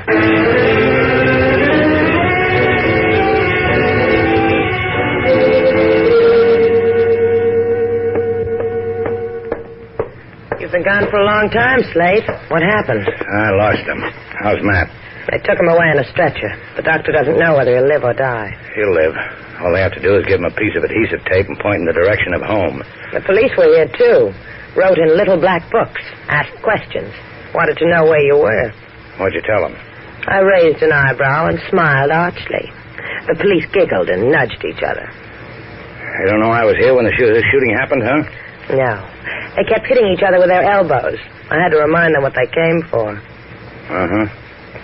Who's Matt Wallace, Slade? Guy? I used to know him. He gave me something for you. Here. This. 16 Havana Charles, Havana, Cuba. I, Matt Wallace, do hereby deed to Slate Shannon. He's giving you 50% of an oil field. I read it. What are you looking out of the window for, Slate? Slate, I'm talking to you. You say something? Who's Matt Wallace? Why did he... 50%. What do you know? What's the matter with you? Who's Matt Wallace? What's all this about? Okay. You imagine a guy like that, sailor? Like what? 12 years ago, Matt and I worked the oil fields together. 12 years ago, we gave up, Matt and I. We shook hands. We told each other if we ever hit, half of it would belong to the other. Then we walked away.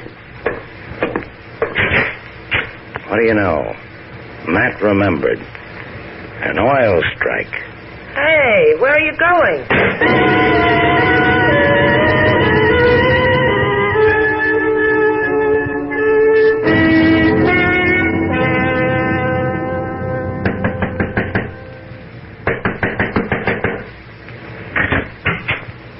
What do you want? I'm a friend of Matt Wallace's. I thought... How'd you find me? This address was scribbled on a piece of paper Matt gave me. I didn't know you came with it. If I'd known, I'd have got here sooner. That'd make you Slate Shannon. Come on in. You can close your eyes to how the place looks. I've been tearing it apart. The cheap way they make things nowadays, easy to tear apart. That's how you feel about Matt. You rip open his upholstery? I'm his wife. He hides things from me. Like where he made his oil strike. You see right through a girl, don't you, Slate? The things she wants, the people she wants to divvy him with. Now, you take me. I'm not like that at all. Matt says I get half. There's a pact we made. I'm selfish. I don't want to share it with anybody. Oh, but you will with me. For a reason I've got. That's a good reason. Now try me with another one. You're a lot like Matt. You have to be bled for your secrets. Ray. Glad you joined us, Ray. I've been looking for you. Want me to do something for you, Vi? The man's got a tight mouth. Take him someplace and it'll loosen it for him. Anything for you, sugar. It'll be easy, Slade. I'll take you to Rhino. You can ride along on this gun. Sorry, Vi. The man's got me over a barrel. Bye, sugar.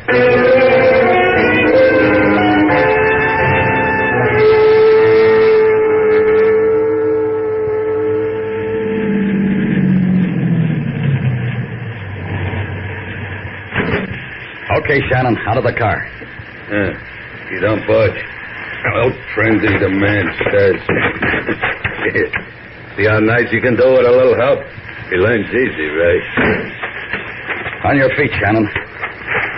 You're going to say where Wallace made that strike, or we're going to leave you here on the beach for the gulls. The gulls will get you if you don't watch out. Funny. Ain't it funny, Shannon? Laugh. It's a laugh. You don't know what you're doing. Where's the strike? I don't know. I keep telling you. Rhino, you remember Kansas City? When I had the main coat? Sure, I remember. Tell Shannon. Tell him. Listen good, Shannon. I threw two rights. Like this. Then the big one. Did you see, Ray? Just like in Kansas City. Yeah. I'll say a word or two and I'll throw some sand in his face.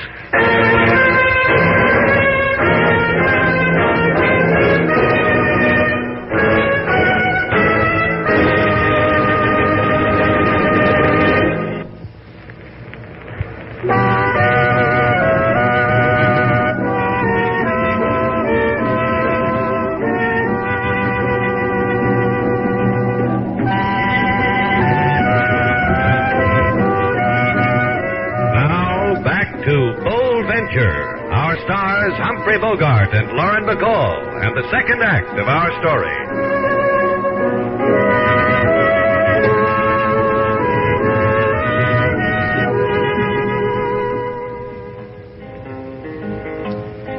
Miss Sailor, she got a big suspicion.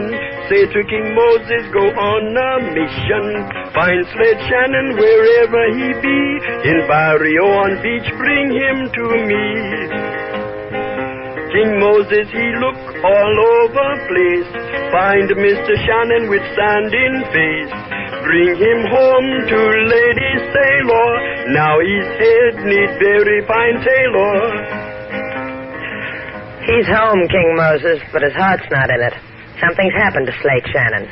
He's been walking up and down on that patio for an hour now. He done that before, Lady Sailor. He's thinking about things, remembering things. Things that happened a long time ago. I felt like I was watching a stranger. This fever for oil. King! Hey, King. Yes, Mr. Slade? Hi, Slate. Hello. King, what'd you do with my gun? It's in the... Don't tell him. Slate, why don't you talk to me? What's happened to you that you need a gun? Off the arm, sailor. Come on. Where's the gun? You going to tell me, King, or am I going to have to convince you? Miss Sailor. Tell him. I'll get it, Mr. Slate. Here, the gun. And now you're on an oil strike, Slate. What are you going to do? Kill people from the sheer joy of it? I don't know where the strike is. I can't claim it. Why don't you ask Matt? The hospital won't let me see him. He's unconscious. He'll probably die. You're going to help him along with a gun? Look, Sailor, Matt liked to talk. Somewhere in Havana, he must have dropped a word. I'm going to find out where. See you. You were right not to call out to him, Miss Sailor. He had the look of a man to whose stopping could not be done. He had the look of a man who ought to be banged over the head with a blunt instrument. You will wait for him? No. I'm going to share it with him. Like the man said. See you.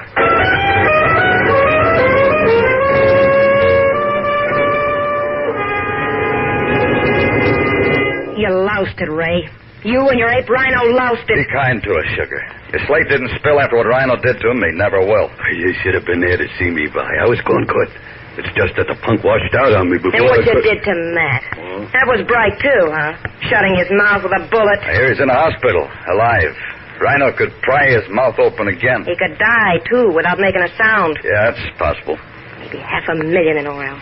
A girl could buy a moon for that and all the little moons. Only she doesn't know where it is. Maybe we know someone who does, Sugar. Who? The girl that's known as Sailor Duval. She was alone with Matt when Slate ran after us, after we shot your husband. You think he told her? He must have thought he was dying. Man tells a girl a lot of things when he's dying. Especially about a long dream that came true. All right, get her. Talk to her. See how easy it is when you're nice, Sugar? Let's go, Rhino. Bring your fist.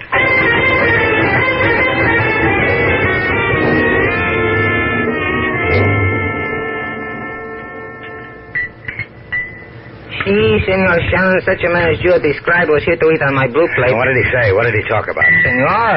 You don't have to get cagey with me, Pedro. What did he tell you about the oil? Aye, the oil, he said not too much on the salad. I'm going to have to beat it out of you, Pedro. Senor, you had passed where the bells along.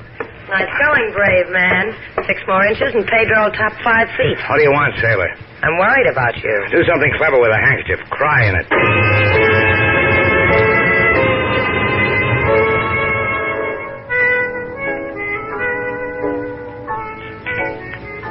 Come on, Slate. You've been going to these places all night. What's it gotten you? It's gotten me you. Stop following me. Get out of here. Slate, you've got to listen. I don't have to listen to you. I don't have to listen to anybody. Get out of here. All right, Slate.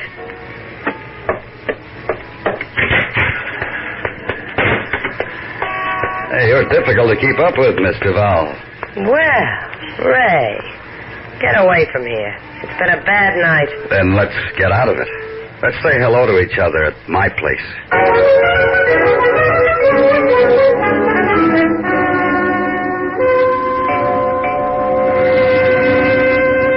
It's not much what we ask, Miss Duval. Just a few pretty words out of your pretty lips. Yeah, pretty lips. Why, Rhino, I didn't think you cared for things like that.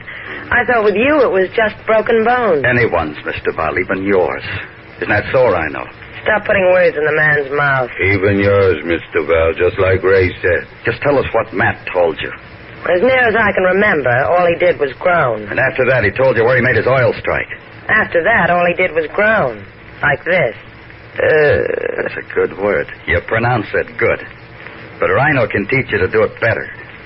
I'm with you, kid. Sure he could. But it's all Matt told me. Maybe it is. Maybe Slate Shannon would be a better teacher. Better than Rhino, even. You're going to get Slate to beat me up? Just to die for you, Mr. Val. That's all we'll ask him to do. Just die. Right in front of you.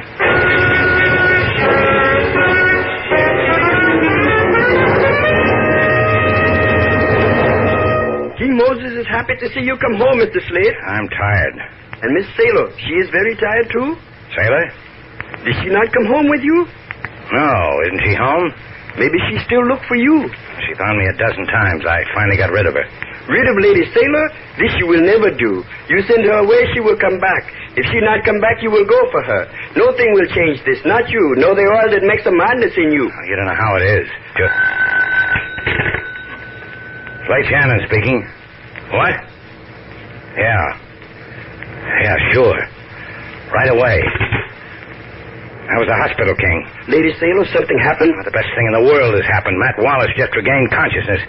He wants to talk to me. About the oil, Mr. Slade? Do not go to him. Don't go to him. What's the matter? Have you gone crazy, too?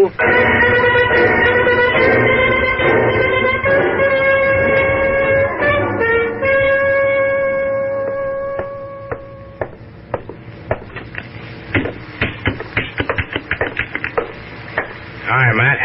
They treating you good? Yeah. Took a long time coming to see me here in the hospital. They wouldn't let me in. Said you were unconscious. Said you were dying. Where is it, Matt? Where'd you make the strike? What's to laugh? We wasted a sweet part of our lives looking for oil. You found it. Half of it's mine, like we agreed. Like we made a solemn oath. I won my half, Matt. There isn't any oil. Never was. It's a game I played with myself. You're lying. You don't want me in on it. You're wrong. There's a hole in Brazil. A deep, deep hole. With brine at the bottom, salty to the taste. Take it, kid. It's yours, all of it. What are you talking about? Did a lot for me, Slate, that empty hole in the earth. I told her I'd struck oil someplace in South America. Kept my wife loving me. I held its promise up to her nose. For that, she loved me. For that, she tried to get me killed. It was a deed you gave Sailor. What kind of a thing was that to do to me? I thought you'd help me, Slate. Help me keep up my little game so my wife would keep on loving me. Not Ray.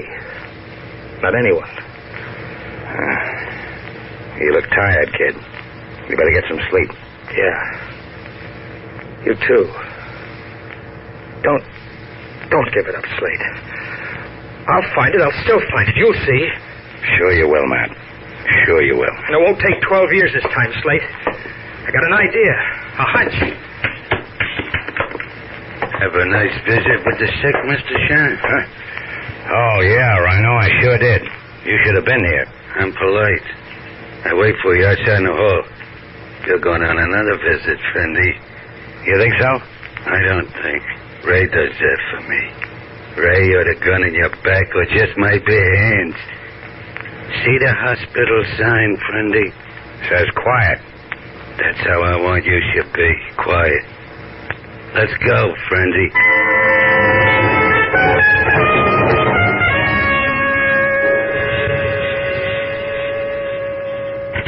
Hey, how'd you get here, Sailor? When you threw me away, a man came up and took my arm. I'm sorry for that. Slate, Yeah? go shove your head in a derrick. Miss Duval says she doesn't know where the oil is either, Shannon. Why bother her? I know. You didn't know a little while ago. Man gets older, he learns more. It works this way, Shannon. You tell me where the oil strike is, you and the girl here join hands and skip all the way home. If I don't, you kill me, huh? Both of you. You and the lady. One at a time. Rhino can do it without blood. Yeah, he was telling me on the way down. 20 fights, 18 knockouts. One man died. Yeah, one man. Where'd that happen, Rhino? Toledo, my best fight. I wish I could have been there watching you. I'll bet you were great. Hey, they never forgot me in Toledo, did they, Ray? Where's the strike, Shannon? I wish you could have seen the newspaper clippings. Me too. You're going to say where, Shannon? They talked about it, wrote about it, took my picture with a movie actress. They called her a starlet. I was great in Toledo. Show me what happened in Toledo. Huh? Shannon, what are you building? Come on, Rhino. Show me a great fighter like you. Show me on Ray so I can see what happened. Take him, Rhino. Take Ray like you did with that guy in Toledo so I can see what you did. Yeah. You're crazy. Your punch gone crazy, man. Stay away from I just want to show him, Ray. It was like this. The old corkscrew. You maniac. Keep away. And the one toe. Rhino. Then downstairs. In the house. That's how I was in Toledo. The other guy laying on the deck. But the other guy didn't even get to me. Not like this.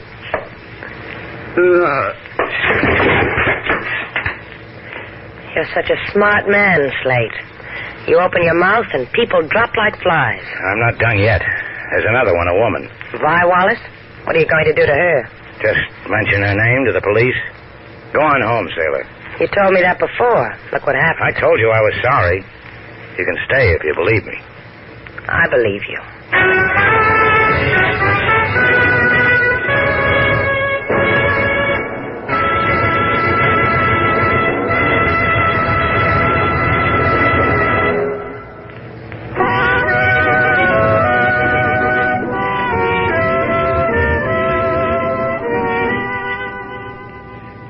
sure it's all over, Slade.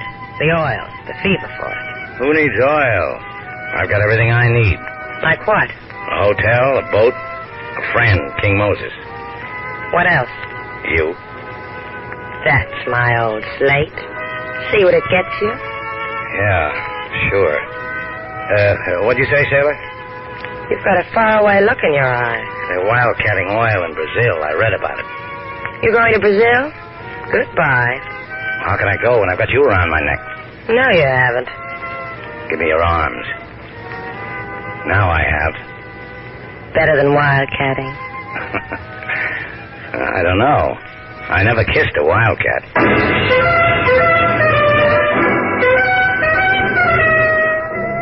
And so our two stars, Humphrey Bogart and Lauren Bacall, have brought to a close our latest bold venture story.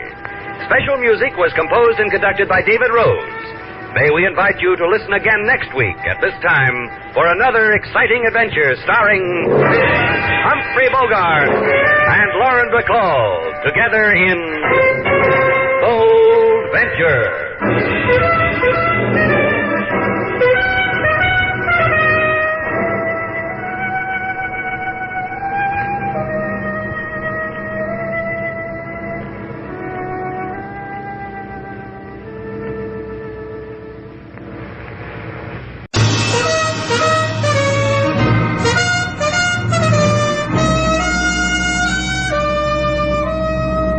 Bold Venture.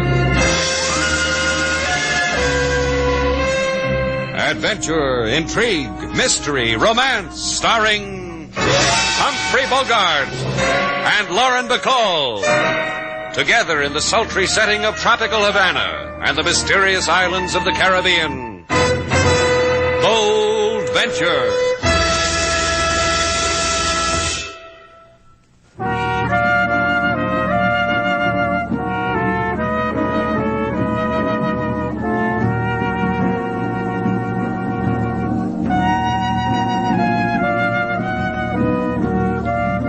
Once again, the magic names of Humphrey Bogart and Lauren Bacall bring you Bold Venture and a tale of mystery and intrigue.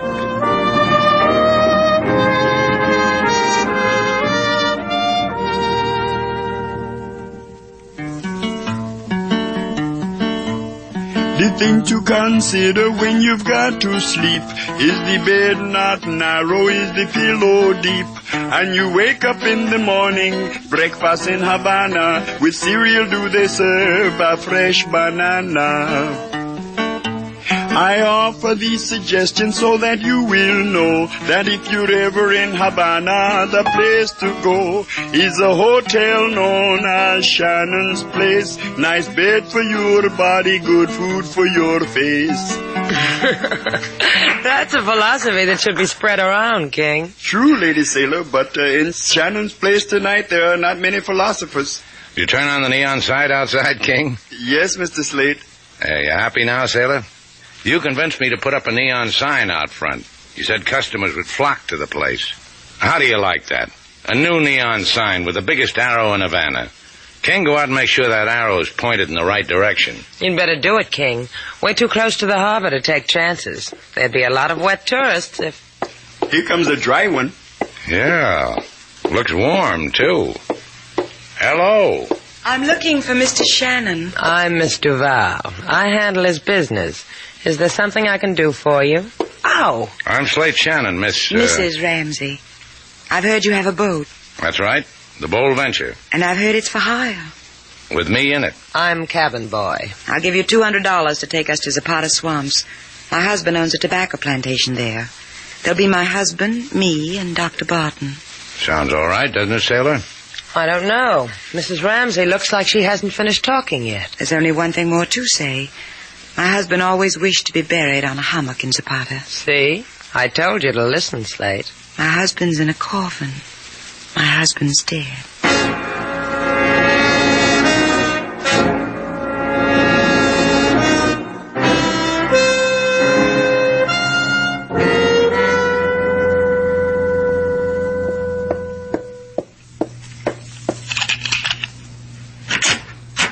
Is that you, Alice? Yes. What are you doing in our rooms, Len? Your husband invited me. He got lonely waiting for you. Asked me to play cribbage with him. I did. His favorite game. A game for the old. Where is he? Asleep in the next room. It was too much for him, the game, being without you. He tires easily these days, doesn't he, Alice? That's a wife's observation, not a doctor's. You always refresh my reasons for adoring you. Thank you, Len. The way you keep calling me doctor when you know I was branded for malpractice. The way you let me pretend to the natives at the plantation. The times you've let me put my hand on your lips. Thank you, Len, for saying it so gently. Well, it's all arranged. Mr. Shannon agreed. I made a condition, though. What was it? That my husband would be dead. There's a knife in the desk drawer, Len. Will you get it for me, please? Anything you ask.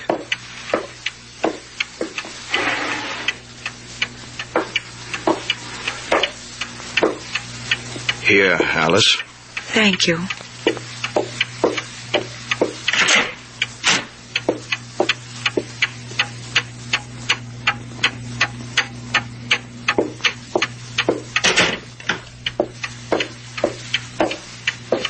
He died quietly. You're a doctor, Len. Take care of the details. I don't want to keep Mr. Shannon waiting.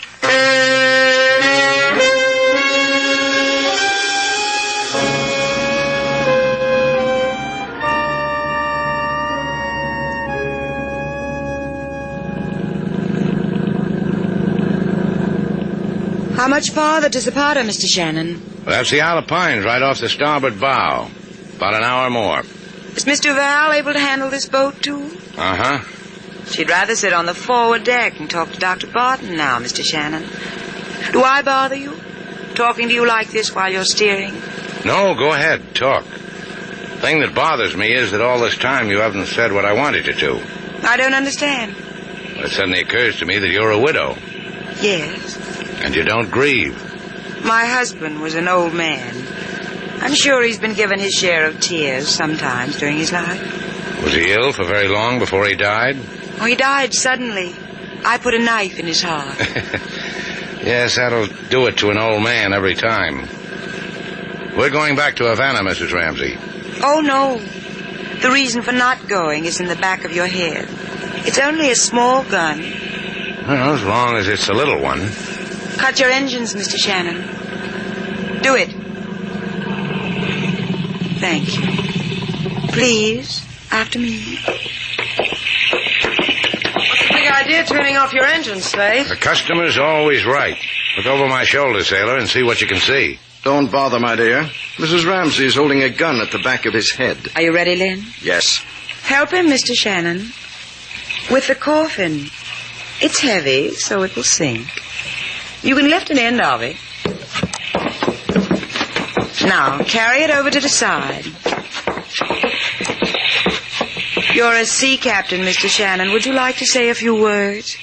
I'm sorry for him. And so are we all. Now give him to the sea. Take us to Zapata, Mr. Shannon.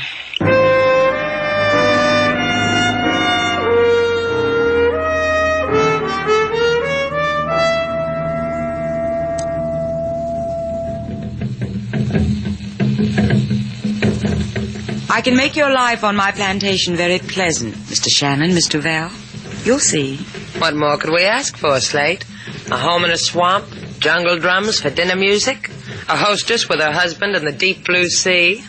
What more? We're living, baby. For as long as you wish it. Oh? You already picked out a couple of hummocks for us? Make mine with camellias. What's a hummock? A mound of dried earth in Zapata's swamp. We bury our dead in them. As long as Sailor and I behave ourselves, no funeral parties, huh, Alice? Exactly. You're to make no attempt to tear yourselves away from me. No attempt to communicate with Havana. Nothing gained, nothing ventured, I always say. What? Well, don't let it throw you, Mrs. Ramsey. Sailor learned that making daisy chains at Vassar. Please understand me, you two. I murdered my husband because I like it without him. I won't have it spoiled. Don't try to escape from me, because all it will bring you is an ugly dying. I like it the way Sailor said. How's that go again, Sailor? Nothing gained, nothing ventured. There's more to it, but I forget. Senora Ramsey. What are you doing here, Fuego? Get back to your quarters. The drums of my people, they have not made you wonder, Senora. Where is Senor Ramsey? How did you know? How could you know a thing like that? To us, the natives, to us, the workmen, such things come on the black wings of a bird, in the sound of sand washed by the sea. Our master is dead, Senora, because he was old. Because you had hate for him? No. She killed him. That one standing there. Hey, what is this? She killed him, put a knife in him out of jealousy, out of rage. Believe it, Fuego, believe it. Calm yourself, Senora Ramsey. She's crazy, Fuego. She's trying You, too, must bring calm to yourself, Senorita. For if you have killed our master, you are forever the child of Zapata swamps. You think you can get away now, you two? Try. You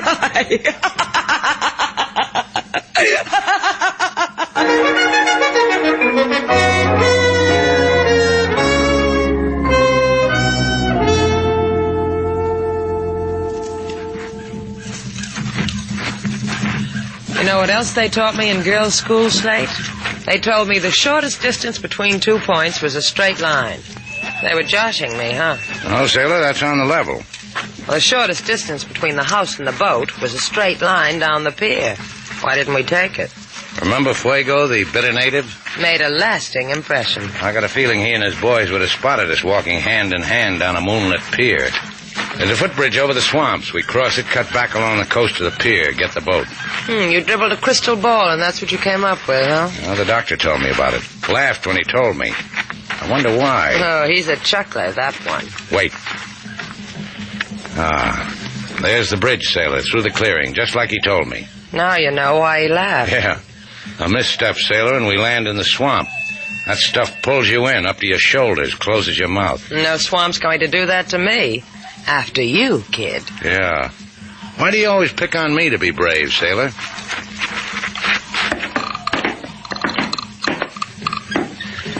It sways, doesn't it? I said it sways. Well, don't talk. You might say a heavy word. You can talk now, sailor. We made it. You and your footbridge. Ooh! What kind of talk is that? Something in my shoulder, Slate. It stings. It even hurts. What? Here, let me have a look. A dart. A native dart. I'm going to pull it out. Hold on to something. You'll do. Oh. Colorful, isn't it? Colorful feathers. Colorful... Hey, that color is me. Come on. We're going back to the house. You crazy? I'm all right. Just a pinprick, that's all. Natives have a way with pinpricks. I'll carry you back. Take the offer, sailor. If you don't, you may never hear it again.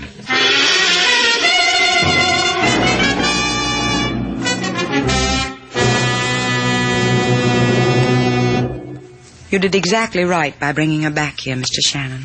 How do you feel, sailor? I'm all right. It's only a scratch. We should have cleared out while we had a chance. You know, you might die from that scratch, Mr. Val. Slate, do something about her, will you? You sure you feel all right? Sure, I'm sure. I've had worse jabs than this from a sewing machine. She's just trying to frighten us with all this. I'll get it. For the lady stranger, give it to her. Has native come to apologize? He brought this for Mr. Val. It's just what I need to cuddle up with. A rag doll. Here, let me see it. Throw it away, Mrs. Ramsey. Slate, why? Because the rag doll looks like you. Because there's a pin stuck through it. So what? Maybe it was made by a forgetful seamstress. Voodoo, sailor. Doll like that means... Oh, forget it. It means death.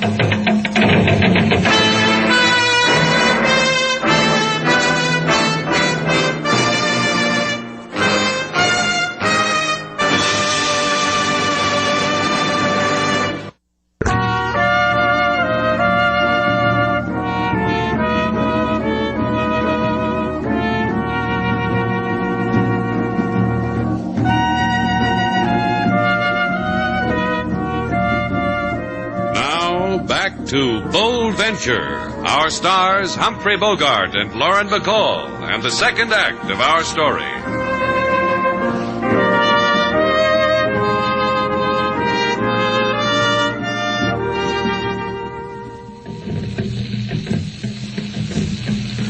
Look, Doctor, just paste a bandage on me and go away. Slate'll take care of your bill. Alice will take care of it. He's a chuckler, Slate. I told you. Now, don't worry about it. Don't worry about a thing. Excellent advice, Mr. Shannon. I couldn't have given better myself. Then you mean Sailor's going to be all right? Did I say that? What are you building for yourself, Doc? You think I'll make good copy for the medical journals? What's to laugh? They might name a disease after me. I was only laughing, Miss Duval, because in your medical circles, my diagnosis would be worthless. They snubbed you, huh? Pointed fingers at you. Deeper than that, Mr. Shannon. They ousted me for malpractice. You still want my opinion? Tell him no, Slate. A doctor that can't even endorse a cigarette. Tell him no. He's all we've got, Sailor. The dart that was thrown into the lovely shoulder of Miss Duval was immersed in a native poison, brewed by the natives, held close by the natives, almost sacred to them. Gee, I'm flattered. Sacred poisons just for me. You'll grow weaker by stages, Miss Duval. The drowsiness you feel now, the first symptom. After that, a lassitude, a lethargy. No, it won't happen that way. You'll see to it, huh, Barton? It's out of my hands. It's a native poison, and the antidote is a native one, too.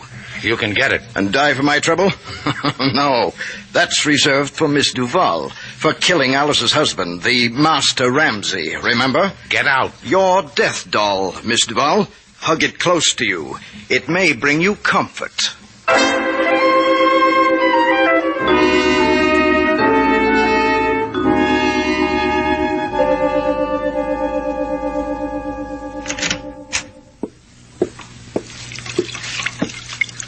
You do it so gently, Slate, the damp cloth on your lady's brow. Quiet. She's asleep. So gently. I envy her. I told you she's asleep. Keep quiet. Good. The things I need to say to you should be whispered. Whisper them to me outside. Anywhere you want.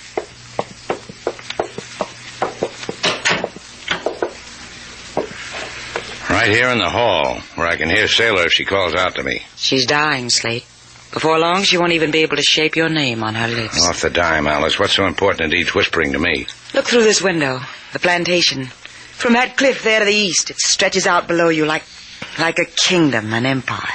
Gives you goosebumps, huh, kid? Go there, Slate. Look at it. Let it lie at your feet. Because it's yours. You're gaining on me, Alice. What good is a dead girl to you, Slate? Well, she could make a nice memory.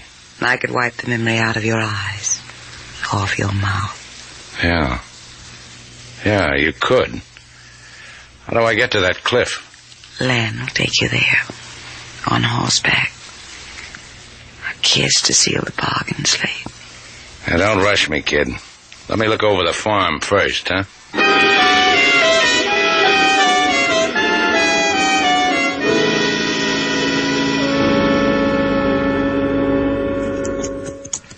How do you like it, Mr. Shannon? Look down and consider it. Yeah, quite a plantation. But it really doesn't impress you, does it? What's to impress? Well, up here, all I can see is swamp and tobacco plants. What does a man do here? Take a hot bath in the swamp and roll himself a cigarette in a grocery bag? Don't shake a finger at it. You might inherit it. Did you slip that long, thin ear of yours under the door, Barton? Alice is susceptible to you. What about you? It's a shame about me. I love Alice. Let's dismount, Mr. Shannon. There's something I want to show you. Oh.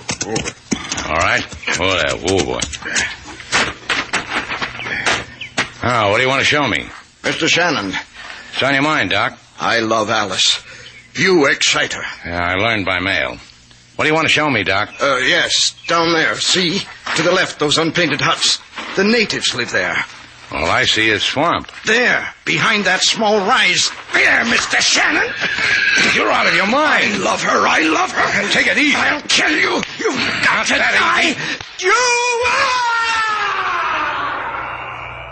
Sure you love her, Doc.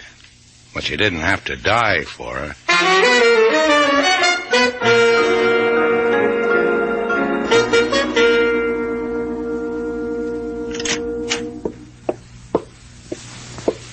You should be lying down, Miss Duval. What? You look drowsy. You should be lying down. What do you want here? Don't exert yourself. Can I do something for you? Yes. Yes, you can. That water pitcher there on the table. Why don't you get it? Don't you have strength enough? You're kidding.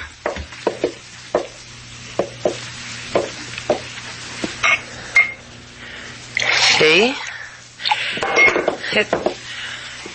It's just that I'm not used to drinking water from a glass. You're going to die, Miss Duval. I'm sorry for you.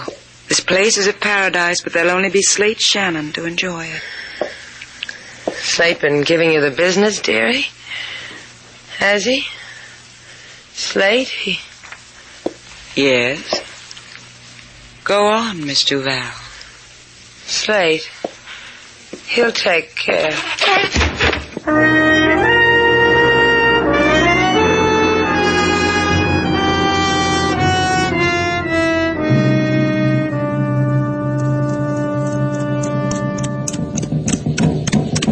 Hello?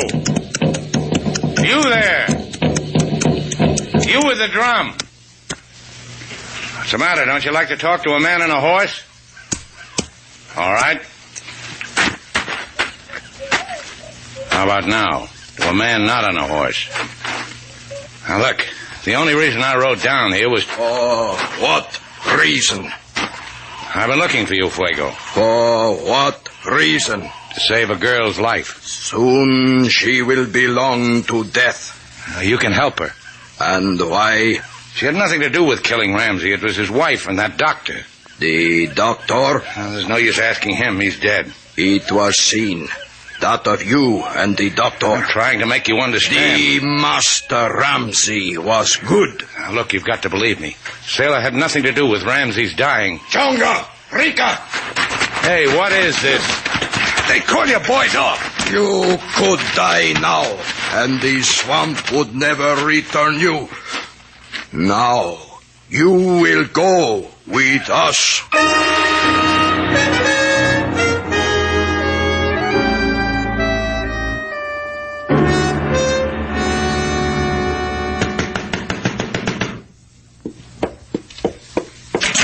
Fuego, what are you doing with Mr. Shannon? In there. Stay. Okay, Fuego. I got the idea. What happened to you, Slate? Your workman worked me over. Let me hold you, Slade. I told you not to try to leave me. Get away from me. All right. Where's Lynn? Dead. Natives? Me. Slipped out of my hands. That's good for us. It makes it all so simple. Lynn was going to be a problem. Now Lynn isn't anything. You're hurt, Slate. I can take care of your hurt. Now just sit over there and relax. You'll see how well I can take care of you. You'll see. I heard voices. I came in here to see if they were mine. Sailor. Your face is burning up. Slate? You're Slate? Sure, it's Slate. Are you going to be all right? You should be lying down. Here, I'll carry you to the couch.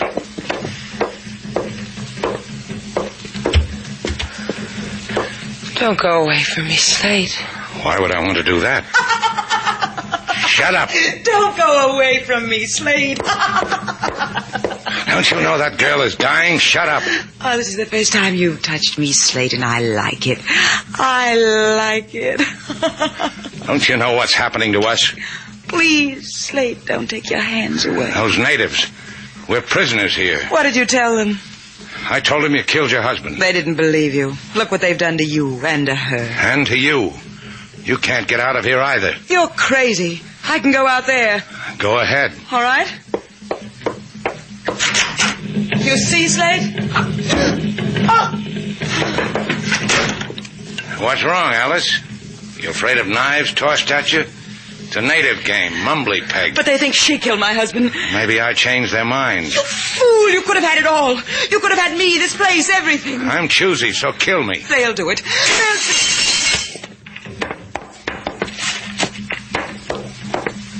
Here, Alice. Here's what came through the window. A stuffed doll. Your face, your clothes. With a pin in its heart. I'll get a gun. Gun rack. Key. Where's the... I need the key. He hid it. He kept it from me. Let me think. I've got to think. Oh, I know. I remember. I know where it is. Here. I'll kill them. All of them. Out of my way, Slater. I'll kill you where you stand. You'll die. You'll die. I'll kill you like I killed him. No. No. Not the knife. Right through the heart. Slate, Shannon. Whatever you're going to do to me, Fuego, I want to be with Sailor. This we know. That is why I have come to cure her. To give her this. So that you may go away from here together.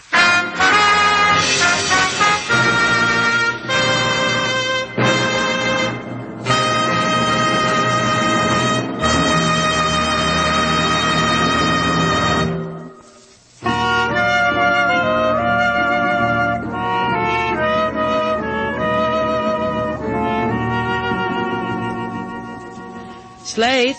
Sailor. Sailor, what are you doing out here on the patio? You know you should still be in bed. I can't stay in bed. I feel too good. Being home did that to you, huh? Your taking care of me did that. What's that you got, Sailor? A doll. Look at it. Looks like me. Oh, cuter. I did over a few features. Where'd you get it? Made it. Out of some hay, an old coconut shell, and a burlap bag. Hey, what's this sticking in his heart? A safety pin. For what? To keep you safe. Come here, Slate. Fellow would never know you'd been sick. Welcome home, Sailor.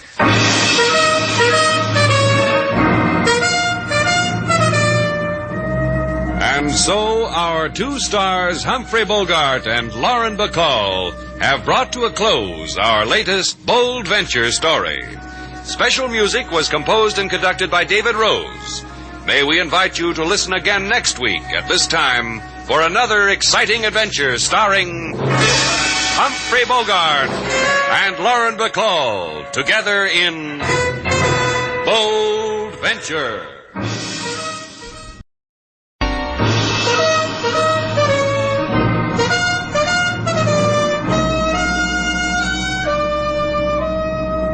Bold Venture. Adventure, intrigue, mystery, romance, starring Humphrey Bogart and Lauren Bacall. Together in the sultry setting of tropical Havana and the mysterious islands of the Caribbean. Bold Venture.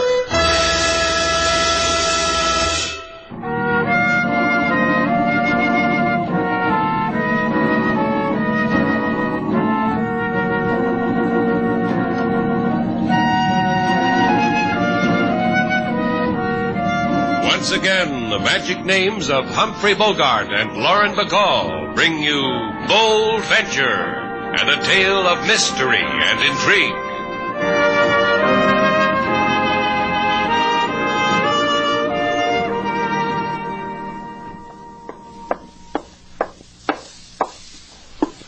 Slate, wake up.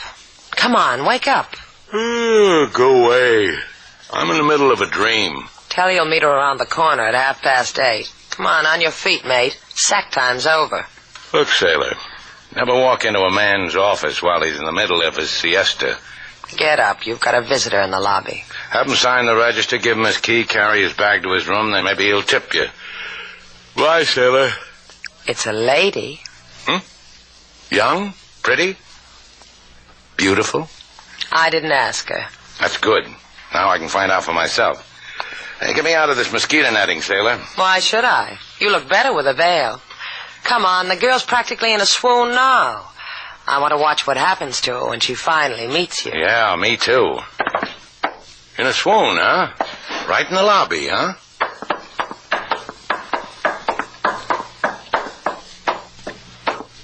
Mrs. Reed, this is Slate Shannon.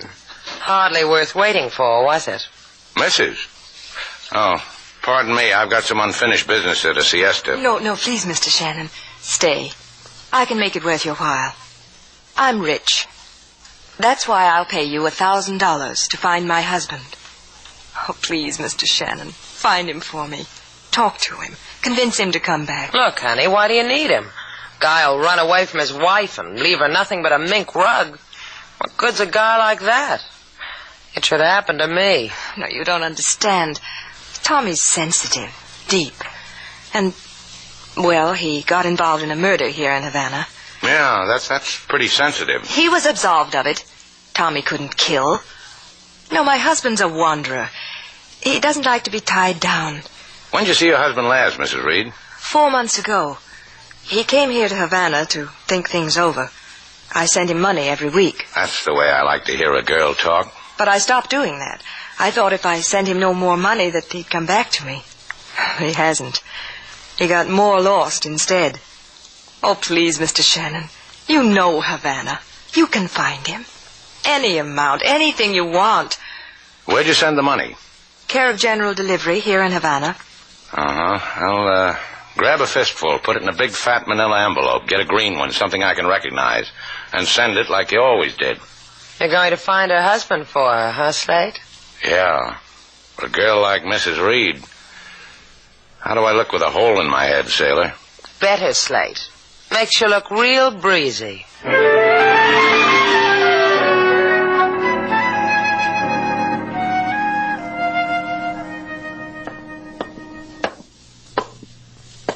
Can't you hold your head like that, Bailey, when I'm sketching? Oh, that's it, just like that. You've got an interesting face. Gee, Ross. What? You still think about it? I do. I never thought I'd grow up to kill a man. I remember in high school, I couldn't make up my mind what I wanted to be. A drifter who killed. Forget it. When Tommy Reed, that rich dame's husband, stumbled into my joint in Havana, all we were going to do was roll him. That's why you slipped a gun in my hands, huh? You're not so dumb, Bailey. I figured you'd figure that. For instance, switching identity with Tommy before the cops came. Then telling them the dead man was Ross Moore, me. He tried to hold up the joint, and look what happened, Copper. Because I read the papers. Yeah. Because right near Little Orphan Annie was an item about how a guy named Tommy Reed had run away from a rich wife. How come no more money from home? Tommy's wife ain't cutting you off, is she? Maybe I'll type her another letter. Sign Tommy's name again. Because you're a big artist with the hands. Do it, kid. I don't like it here in San Vicente. I don't like this cafe I'm running. Well, get money, kid. Or look over your shoulder before you turn your back on me.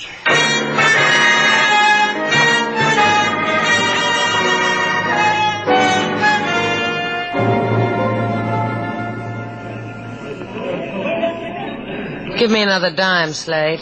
What for? I've been playing the stamp machine. Haven't lost yet.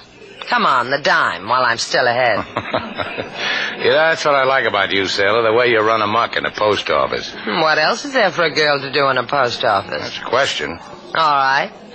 I got a special delivery for Slate Shannon. So kiss me. You just stand there and hold the pucker, sailor. A skinny little man just walked away from the general delivery window with a fat green manila envelope in his skinny little fist. You got a heavy load, Chico. The way you say it through your thin mouth, senor, it scares me. I'm a scared easy man. Ask anybody. You catch on quick, Chico. The envelope, hand it over. You're a plainclothes postman, senor? Give it to me. Because I do not want to make a scene. I am also a do not want to make a scene, man. Take it. He's heavy for me anyway. You're doing great, Chico.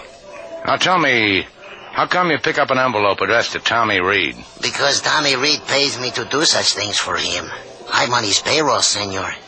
You going to stop all that loveliness by jacking me high? I'm in the mood to run your errands for you. That's all, Chico. Your mood will carry you maybe 70 miles, senor, to the Cafe Estrella in San Vicente. Have a nice trip. Thanks. That's where I find Tommy Reed? Oh, see, you love it in San Vicente, senor. People go around with thin mouths all day, like you. It's very scary. Thank you. For what? For not beating me to a pulp to rob me. Hate that pulpy feeling. Thank you. Goodbye. Yeah, I don't believe it. Sailor. Right in back of you, Shannon. I watched the whole thing. Thrilling, wasn't it? Come on, sailor. The mail goes through tonight.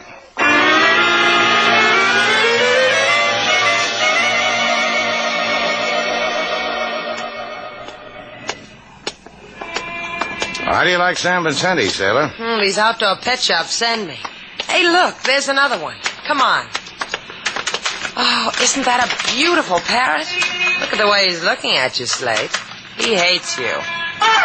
Hey, get him off me, sailor. Here, Polly, here. Cut it out, bird. That's it. Ah, Slate. I want to buy him. Tell the proprietor to stuff him. I'll pay for it. I'm going up the street, sailor, to the Estrella Cafe. Polly wanted it. Ow!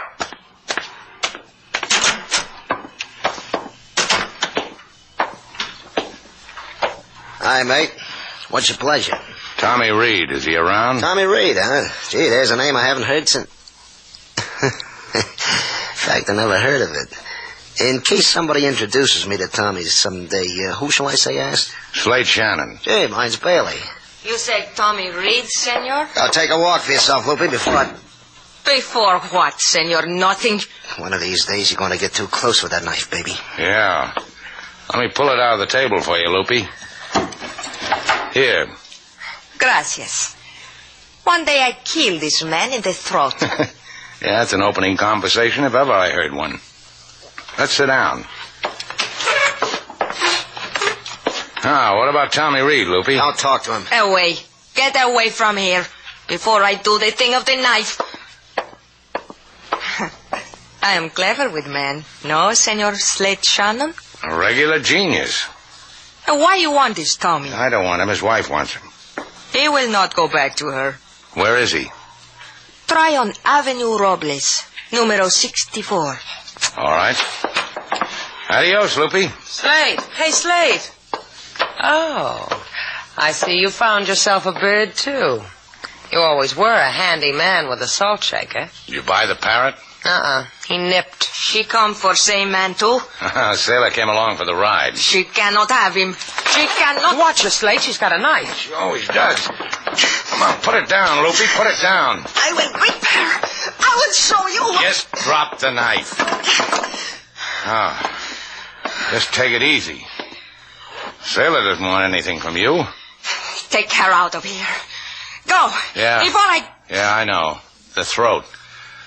Well, let's go see a man about a wife, sailor.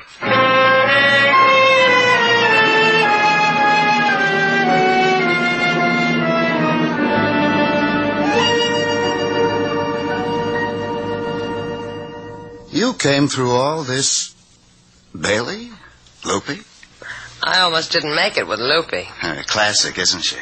You came to my rooms through all this just to ask me to go back to my adoring wife? Janice of the safety deposit boxes?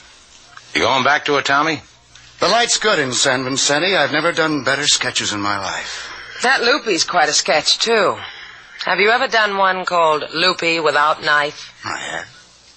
Either way, it's more exciting than Janice and the Jodhpur set. I've been sitting here studying you, Shannon. It's good here in San Vicente. Why don't you stick around? Don't tempt me, kid. You said the right thing, Slate. I could take up this knife dodge, too, if you ever tried to walk away from me. No dice, huh, Tommy? No dice. Just tell Janice to keep the money coming. It'll keep a warm spot glowing in my heart for her. You just went and spoiled it, Tommy. Come on, Slate. Let's go break a woman's heart. Sometimes you're real good at that.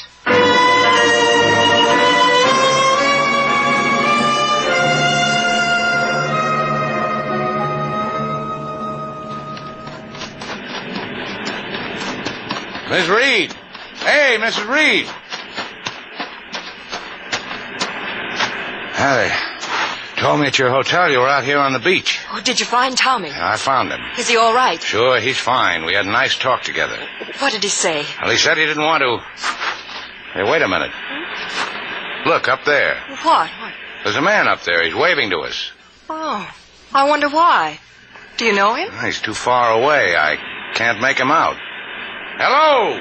What did Tommy tell you? Did he say... Watch out. He's got a rifle. Duck. Oh. You all right? Mrs. Reed. Now, you'll never know that Tommy won't come home.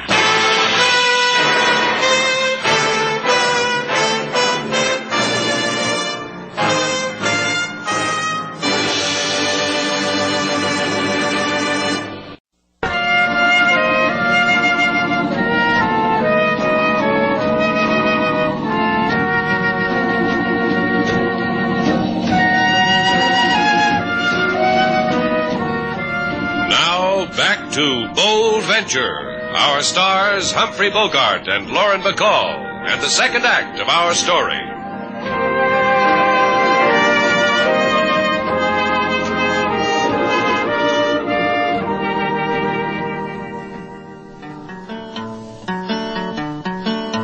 Mr. Shannon, he journeyed to San Vicente in behalf of a lady young and pretty, to find a man who is losing foot, cannot find a place to root.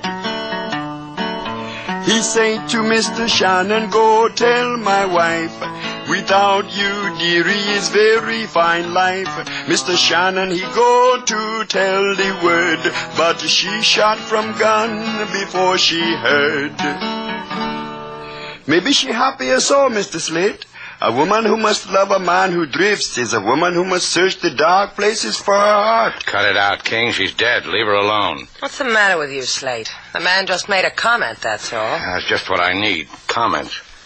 Has anyone here got a good comment on who killed her? Calm down. Forget it, will you? Forget it, will you, she says. What's happened to all the bright answers, Sailor? Don't you think it's important that a woman was shot down? Sure, I think it's important. But to whom, Slate? Your part of it's over. No, I guess it isn't. I ought to know better than to try to keep you out of this.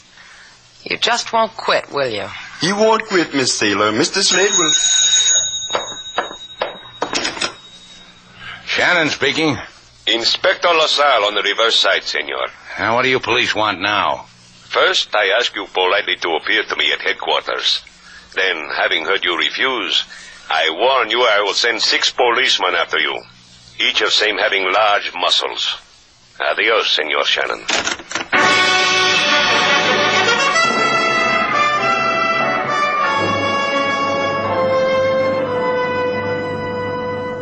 You look thoughtful, Senorita Duval.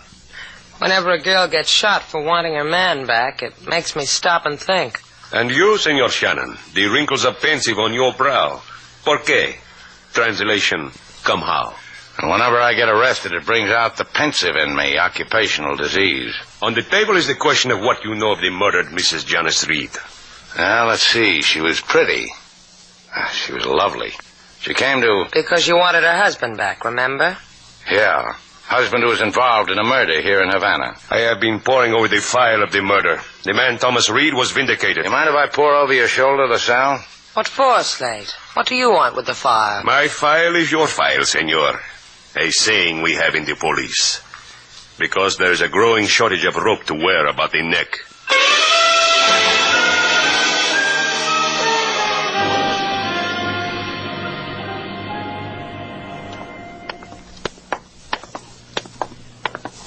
You read a police file on an old murder, and we find ourselves back in San Vicente. Why, Slade? You want to stuff another parrot? We found out a lot of things in that file. All we have to do now is prove them. Why not just give it to LaSalle? Things like this keep him in tacos and tortillas. A woman gets killed walking at my side. It makes an empty feeling. I want to get rid of it. Any objections? That's what I live for you to get rid of an empty feeling.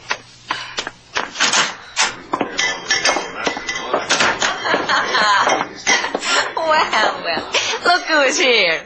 The Goodwill tourists. What's the matter, kids? You looking for another husband? You never have that trouble, do you, girl? Where's Bailey? He sleeps upstairs in his room. Spinning a swizzle stick makes him too tired. Loopy fix something for you, Slade Shannon. Just Tommy Reed. Give me a fix on him. You come to insult me. You come to tell me he gone from me many hours. To tell me a thing I know. Slip the knife back into your garter, honey, and I'll tell you where he's gone. You know where Slade Shannon? Tell me. I go to him. I slice him. No, I don't know, but I know where I'd go. I'd go back to Havana to claim my wife's body, weep a fat tear, get her fat insurance money so I could live good. Get rid of Loopy. Hey, maybe that's what he did. You lie. The knife looks better where you had it, Loopy. Believe me. Come on, sailor, let's disturb a man's rest.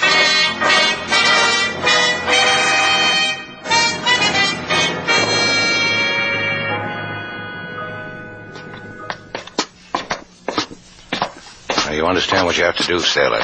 Just go into Bailey's room, get him to admit it. How do I do that? Girl, with your talent, sailor, your eyes, your lips, the dashing way you wear a fellow's dungarees, you can't think of something? I'm scared, Slade. You think you'll notice my trembling legs? Yeah, that's what I'm counting on. Go on in, sailor. If you need me, just whisper. I'll hear it.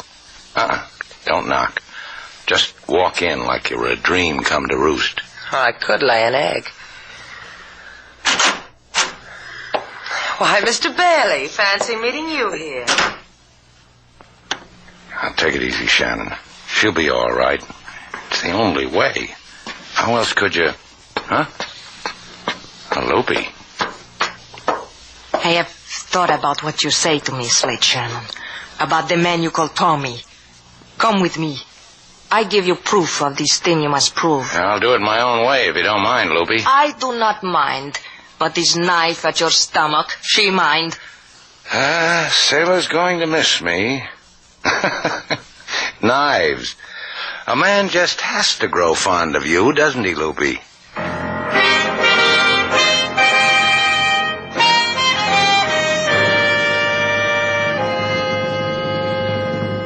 I mix you something, honey? If I said yes, you'd have to get up and walk away from me, Bailey. Oh, poor you. You're lying through your teeth, aren't you, hon? A lie with syrup on top. Let me taste. Yeah, come here, let me taste. Why, Jack, how you do carry on. Oh. Just relax. I want to talk to you. Talk? You flipped, honey? Listen to me. You don't have a big secret anymore. Slade Shannon knows all about you. About what happened in that cafe in Havana a while back. He knows the real Tommy Reed's been dead since then. What else does he know? He's seen your buddy's sketch. He's figured your buddy's been forging letters to Mrs. Reed. So now? Shannon checked the police files, and he's figured there's only one way this thing makes sense. Ross fooled the cops and Tommy's wife by switching identification at the time of the murder. So now? Tommy Reed's been dead all the while. And now Mrs. Reed's dead.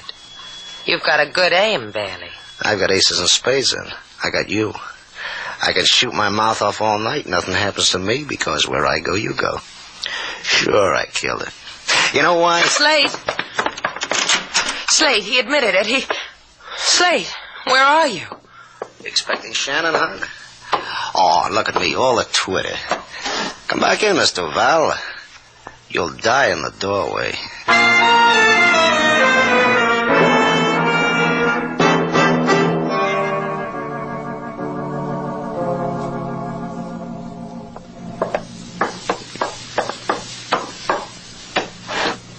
In here, Slade Shannon. Open the door. Maybe the folks at home are practicing a rumba. Shouldn't we knock? Whose place is it? Mine. Open. Inside. Andale.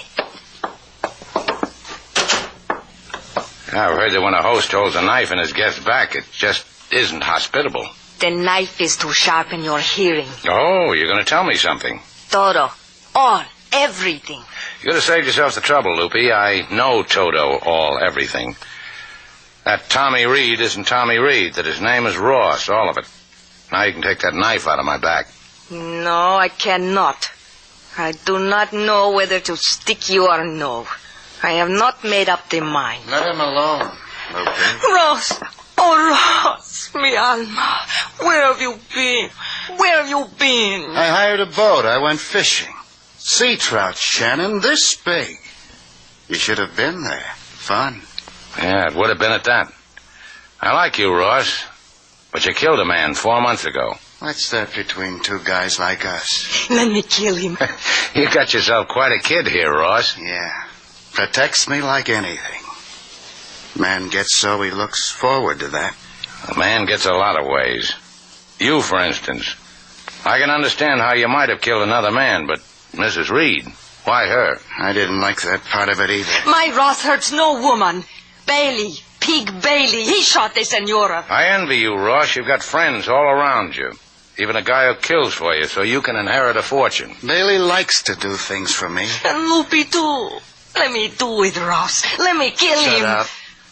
It's between Slate and me. You got yourself into a thing here, Slate. It poses a problem. If you walk out of here... Having a party, kids? Am I invited? I'm invited. What'd you do with Sailor? I tied her to an ironing board, and I tied the ironing board to a door. She'll keep. What do you want, Bailey? Why the gun? How come everybody in Cuba suddenly knows what happened to my cafe in Havana 4 months ago? They're talking about what you did to that woman on the beach, too, which washes us up, Bailey. Outside. Washes what up? You're not brushing me. You're going to get all that money, and half of it's mine. More if I want. Keep away from Ross. Keep away from him. Pig! I told you. You. Pig! The knife teaches you. No hands on Ross. You. This gun.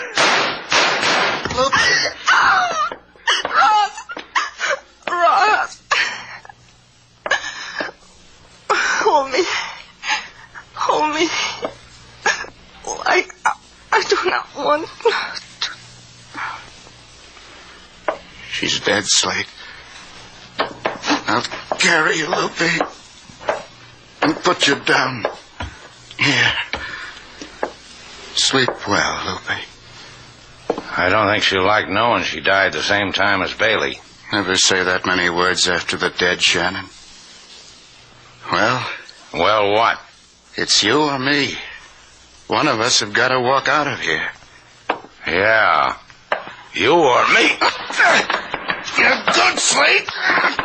Could be better.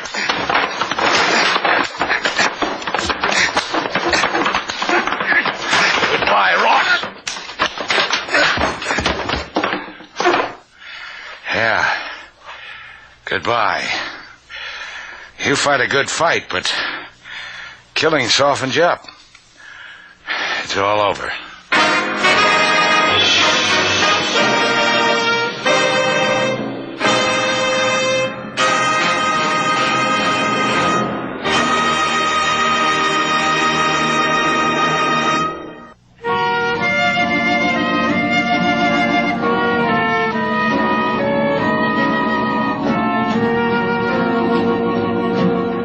Sailor. What do you want? Stand there a minute. What for? Well, just stand there, that's all. Like this? That's right. Don't laugh, Slate. 3 hours on an ironing board will do that to you. This is the first time I've ever seen you with a crease in your jeans. Golly, you're a funny fellow. Come here. You come here. It hurts when I walk. All right.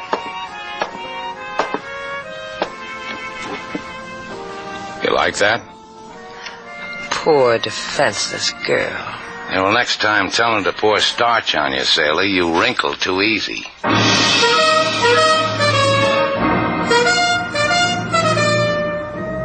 And so our two stars, Humphrey Bogart and Lauren Bacall, have brought to a close our latest Bold Venture story. Special music was composed and conducted by David Rose.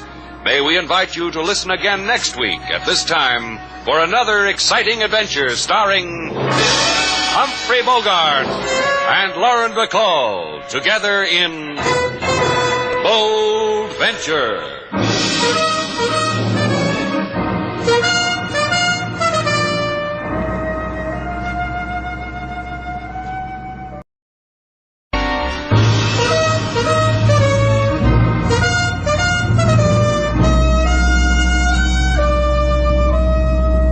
Bold Venture. Adventure, intrigue, mystery, romance, starring Humphrey Bogart and Lauren Bacall. Together in the sultry setting of tropical Havana and the mysterious islands of the Caribbean. Bold Venture.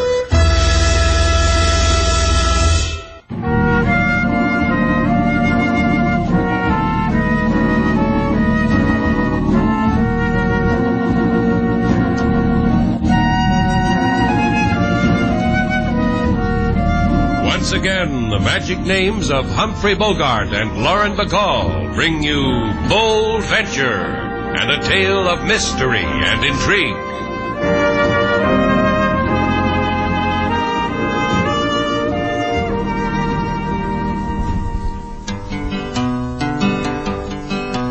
I offer information to all who heed. If a recuperation is your very first need, invest several dollars for peace and rest.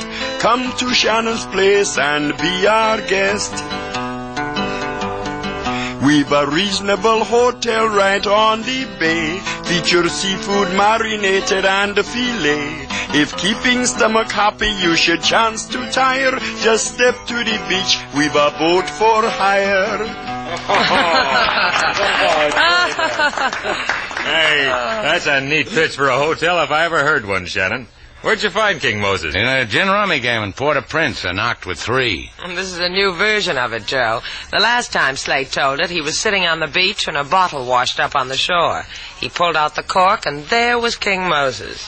You were a lot smaller then, weren't you, King? Oh, yes, Miss Taylor, I've grown. Who put you in the bottle in the first place? The wind. I was sitting there playing my guitar, and a hurricane came up. There just happened to be a bottle lying around. Yeah, well, the way it really happened, Joe, was that... I'll settle for the last one, Shannon. Now, what about it? Well, I don't know. I admit it appeals to me, but diving for sunken treasure isn't exactly the way I want to make my way in life. Well, he's not asking you to dive for anything, Slate. He just wants to use your boat. Isn't that right, Joe? Sure, I'll do the diving, your boat, your equipment. We'll split whatever we find down the middle. My equipment? I haven't had a diving suit since I lived in Hawaii. And that was the time when all the beach boys who dived for quarters almost starved. Slate stood on the bottom of the ocean in his diving suit and a large tin cup. That's where I met Mr. Slate. That's right. King Moses was making change. May I say something? Oh, please do. I know where the bark Hesperides is. An old slaving ship returning from the Carolinas with gold. It sank. I know where it sank. Where? I've listened a lot, and I've got me a lot of old charts. I can draw an X on a map of the Caribbean, and that's where the Hesperides is. The lady asked you where. Look. Off here, the smallest island on Portuguese Key. This reef we use as a mooring. Get a bow hawser on the reef point. Shall I go on? Yeah, I like it. Back all 300 feet, drop a stern anchor, and we're secure. Then climb into a suit and jump down. Just 20 fathoms down, and gold.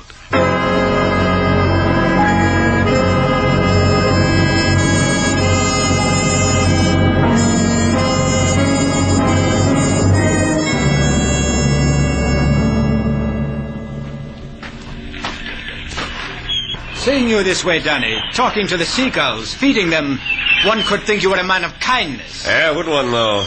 You bring the stale loaf of bread like I told you? See? Here. Break it up in little pieces for me, Filippo. So it would be tempting to their digestive juices? Just chock full of cute sayings, aren't you? Now, give it to me. Here, pretties. Feed your ugly faces. That's it. Fight for it, you feathered beasties. Fight for it. Look at them, Filippo. Cute, aren't they? Because they are hungry? Happens to all of us. Soon maybe you have flaky pastries to feed your birds. They might kill each other for them. You'll like that, huh, Danny? Yeah, I'll like. How are we doing with that part of it? I'll follow this Joe Cowan like a stray dog. Into alleys, into gutters. Had fun, huh? He talks much of the sunken ship Hesperides, of the gold that lies in a rotting hulk for fishes to nibble on. But when I stroke his ear and whisper, where?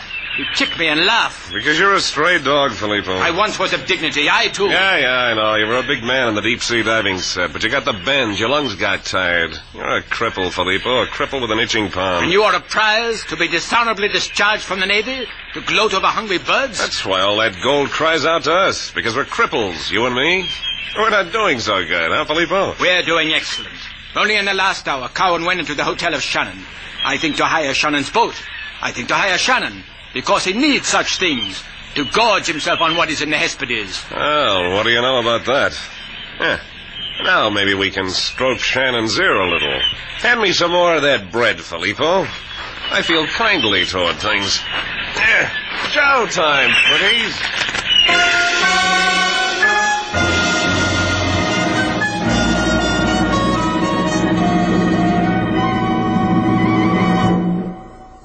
And now, Mr. Shannon, for buying all this equipment from me, may I congratulate you? Go right ahead. I congratulate you. I think he's got something else on his mind, Slade. See.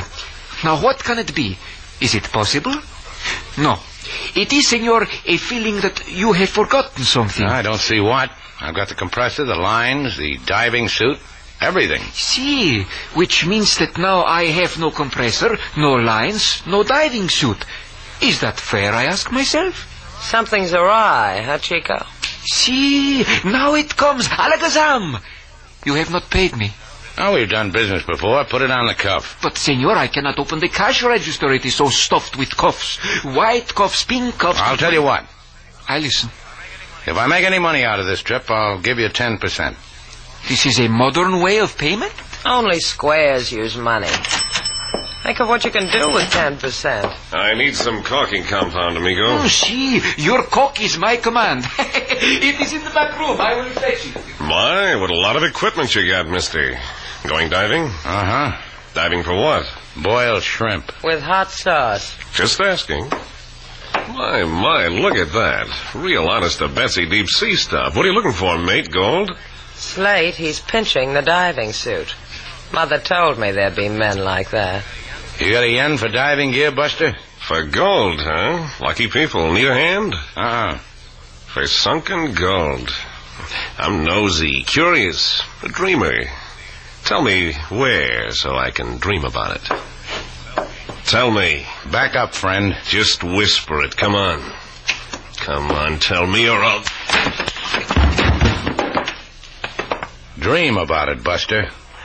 Is that gentleman lying there what we call a gentleman with gold fever, Slate? Senor, here's the compound for cocky.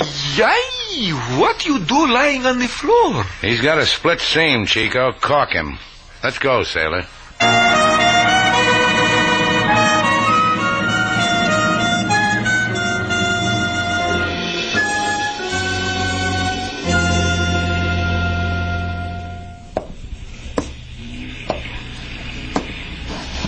What's the etiquette, sailor? How long does one wait for a tardy deep-sea diver? How should I know? I've never been stood up by a man who wears a bubble on his head. Now you have. How does it feel? I feel like a girl with an empty deep-sea diving suit and nobody to shove into it. That's how. You and me.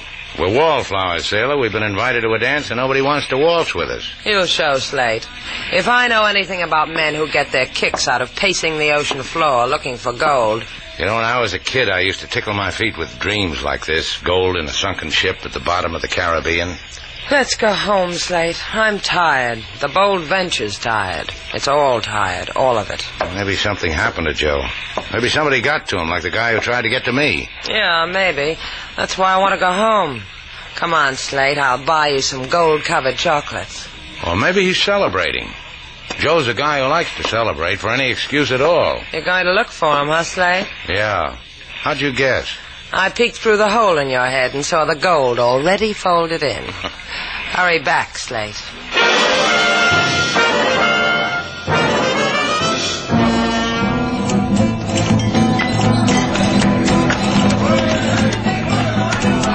You lost, senor? We have many things in this place to make a man find himself. Joe Cowan, is he here? I have just made a pleasurable tour of inspection. Joe Cowan wasn't anywhere in it. Too bad for Joe. Look, I'm asking in a polite way, Pedro. Has Joe Cowan been here? See, many choruses ago. It was on this one he left us. Did he tell you where he was going? See, to the bottom of the ocean sea. Did he tell you anything else? Only that he would come back for the girl who is dancing there. Oh, look at her, senor. And wherever you go, you will come back too. Yeah, I might at that. Ask for Joe at Papa Gomez. Papa knows all the children of the barrio. Yeah, I'll put in a good word for you, Pedro. And for her, too. She needs it.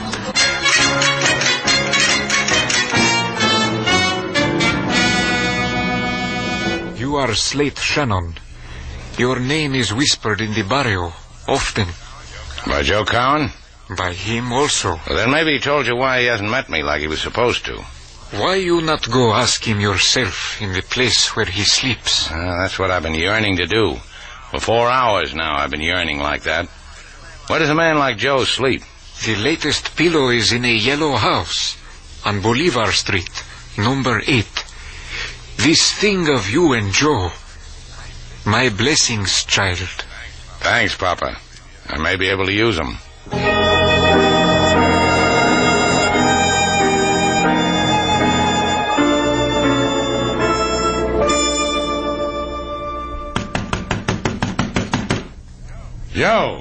Joe, it's me.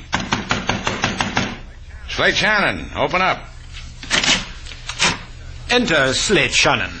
Who are you? Do as he says, Shannon. I got something that'll knock your eye out. This gun. Well, it's the curious buster with the diving bud. How was it being unconscious? Did you dream? Inside.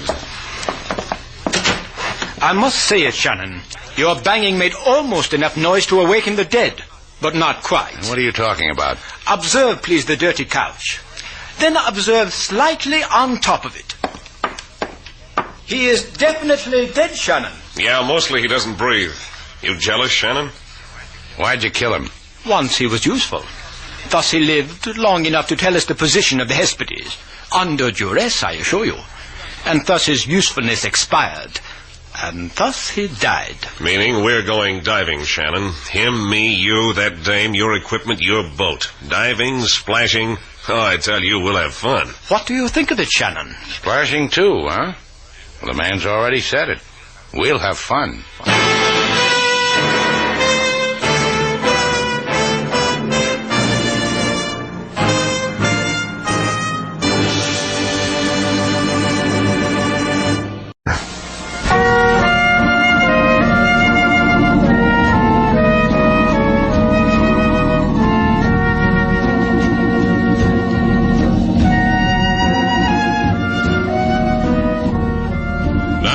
Back to Bold Venture. Our stars, Humphrey Bogart and Lauren Bacall, and the second act of our story.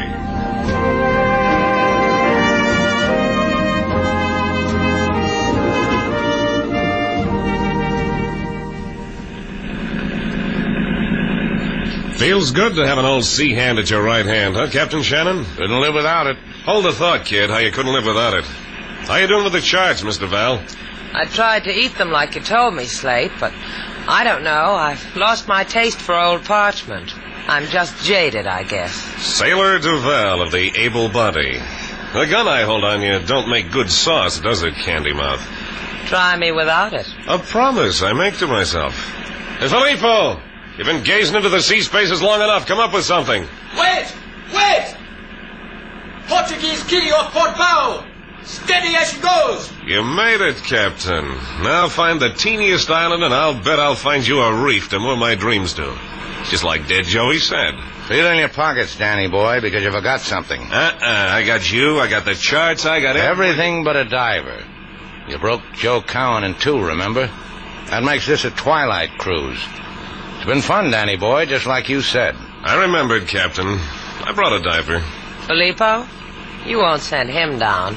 He'd die before he found the gold. Oh, Filippo found time to cry on your shoulder about his lungs, huh? Yeah. Anyone else, it would have broken my heart. I'll give you someone else. Shannon. And Shannon dives. You're crazy. All I ever dove for was abalone or Santa Monica. And 2-bit pieces off the shores of Manacora. That's why I got Filippo, to give you hints. Go hit the sack, Captain. Come daybreak, you'll need all your strength.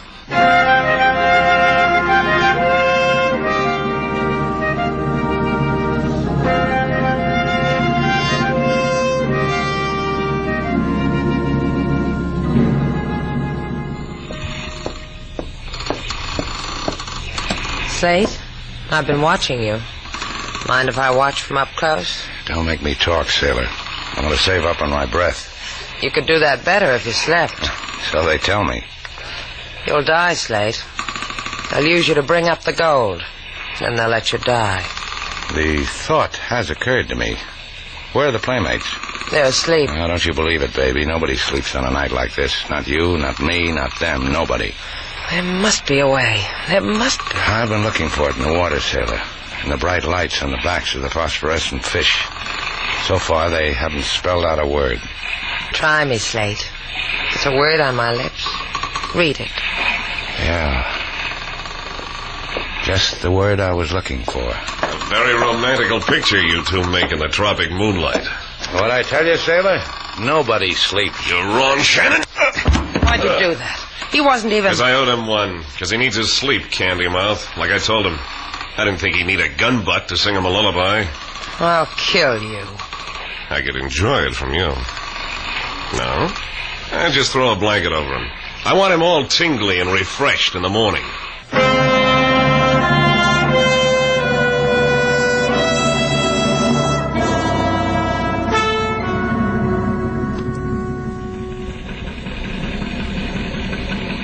Flake the air hose so it won't kink, Danny. It's flaked. You checked the air pump, the compressor? 10 times. I counted on my fingers. The lifting gear, secure? It's holding on for dear life. How about me, Danny boy? Want to check me? Filippo tells me you'll need a lifeline. I give it to you because Filippo tells me. I'll never forget you for little things like this, Filippo.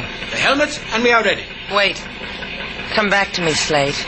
Are you crazy? Where else have I got to come back to? Come on, Shannon. Stuff your head into the steel balloon. Anything for you, Danny boy. Let's check the intercom, shall we? Just for kicks. Hello? 1, 2, 3, 4. Hello, Shannon. Intercom okay. You are going over the side now. Okay, Danny.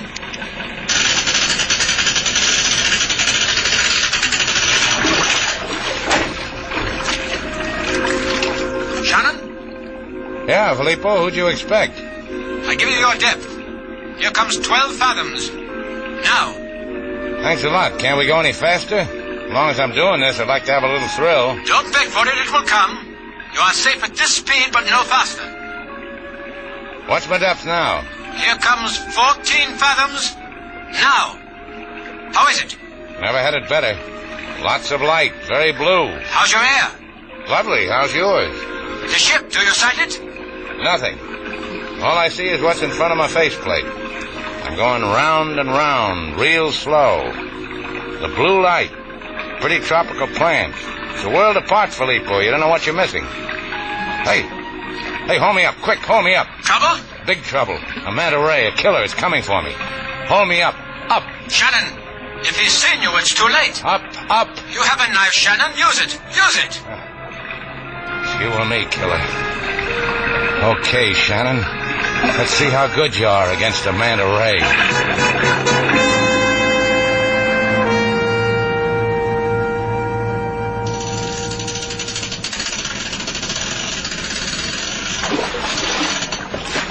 There he is, Filippo. Give me a hand with him. Be gentle with him, can't you? It is touching, Miss Duval, your concern for perhaps a dead man.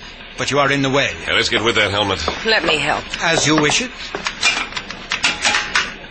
Breathing. Slate, speak to me. Are you all right? How'd you get inside this manta ray, sailor? So that blood that came to the top was the rays. I'm happy for you, Shannon. Take a small rest, then you will try the ocean again.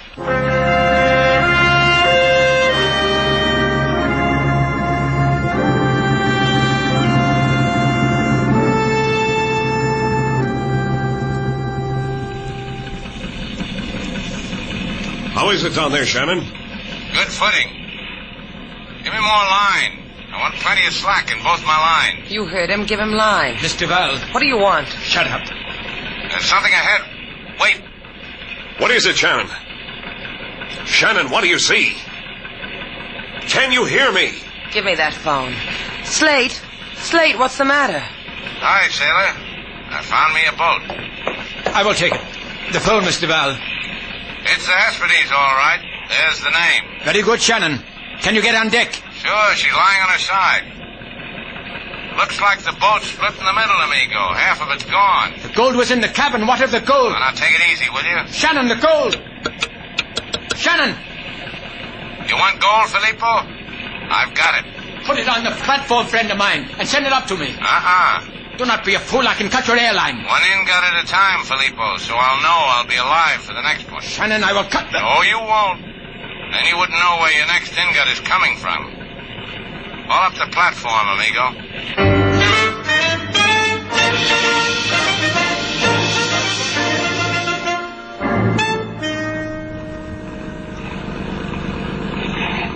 He didn't do so good, did he, Filippo?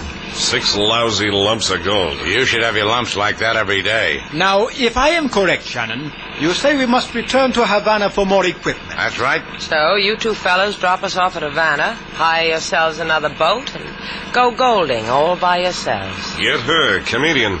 Go wash your face, comedian. It's dirty. Come up forward, Shannon. I want to talk to you. Things, what we shall need to salvage the rest of that gold. Take the wheel, Danny. Right.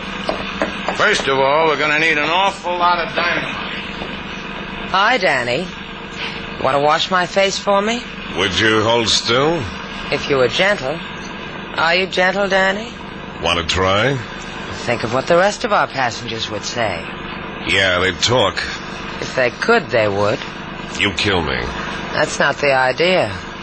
I'm talking about Shannon. Uh-huh. Shannon will relieve Filippo at the wheel at 4 bells this morning. I'll wake Shannon. Stand at the wheel with him. Put my arms around him. Say something nice to him that'll make him warm. A knife in his back could put an end to it all. Maybe you can do the same to Filippo later. If you're anxious for me, Candy Mouth, why don't I do it while he's asleep? Take the chance if you want. But maybe Shannon won't sleep. You're an education, baby. Something a man needs to get ahead.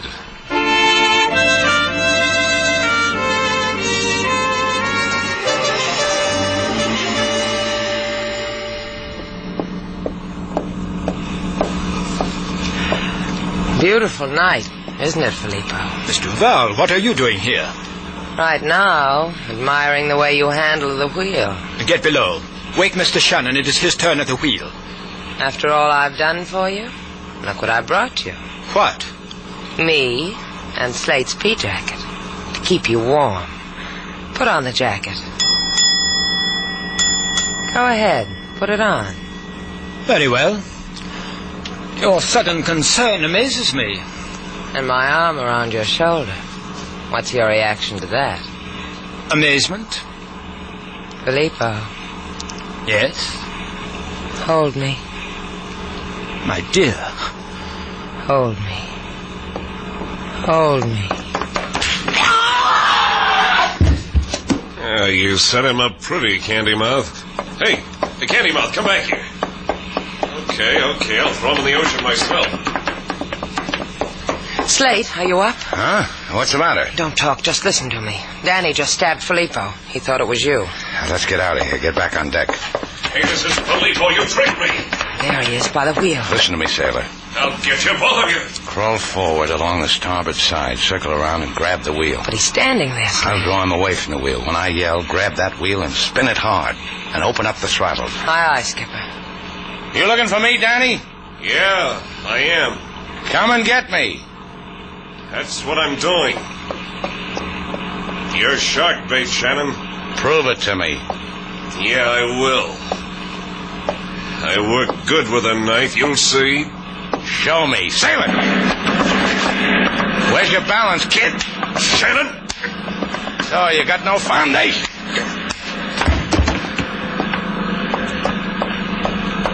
Sailor. You're my boy. I'll take the wheel now. Let's pull up to the curb for a minute. Later, sailor. When we get home.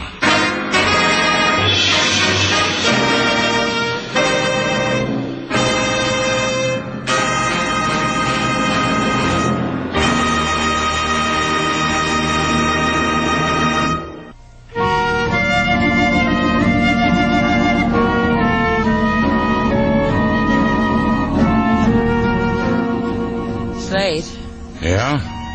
What are you looking like that for? I'm trying to figure you, sailor.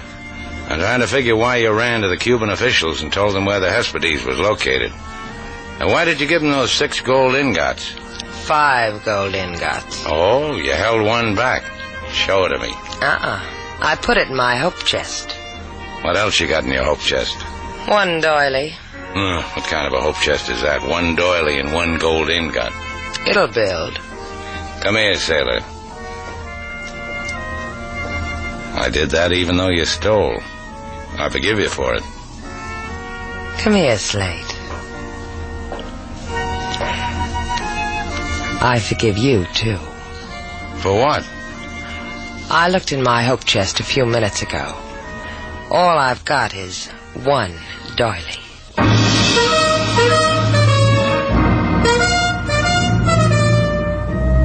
And so our two stars, Humphrey Bogart and Lauren Bacall, have brought to a close our latest Bold Venture story. Special music was composed and conducted by David Rose. May we invite you to listen again next week at this time for another exciting adventure starring Humphrey Bogart and Lauren Bacall together in Bold Venture.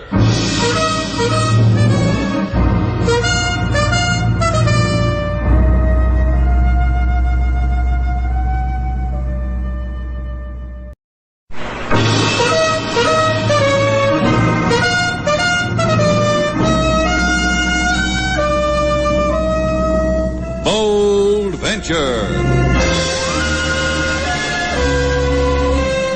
Adventure, intrigue, mystery, romance, starring Humphrey Bogart and Lauren Bacall. Together in the sultry setting of tropical Havana and the mysterious islands of the Caribbean. Bold Venture.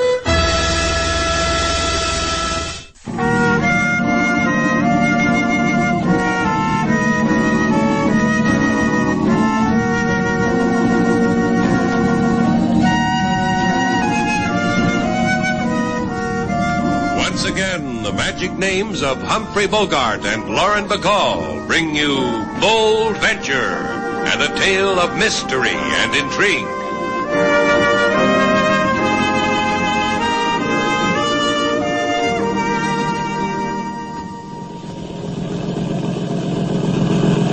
Sailor, let go of the wheel for a minute. Why? So you can pinch me. What else could a girl ask for? Happy, Slate? When I die, this is the way I want to live. Yeah. The two of us on your boat, sailing the Caribbean Sea. Southern wind kissing your cheek. Me pinching you. Who's talking about that? There's something else to talk about? Yeah, fish. Okay, what'll we discuss? Guppies or flounders? Look at him, sailor. Did you ever in your life see a beauty like that? That marlin, what a beauty. What a fight he gave me. Must weigh 300 pounds. 300 pounds? How come I can lift him? And with one hand? What do I know about the talents of weightlifters? I tell you, that marlin... Hey. See what happens when you talk like that? Even boat motors can't take it. They start to die. I don't understand it. She's been running like a dream. Here, grab the wheel, sailor. I'll take a look. What's wrong, Slade? Sounds like dirt in the fuel line. Choke it, sailor. Give it the choke. Think you can nurse it along till we get back to Havana? No, I'll have to clean it out.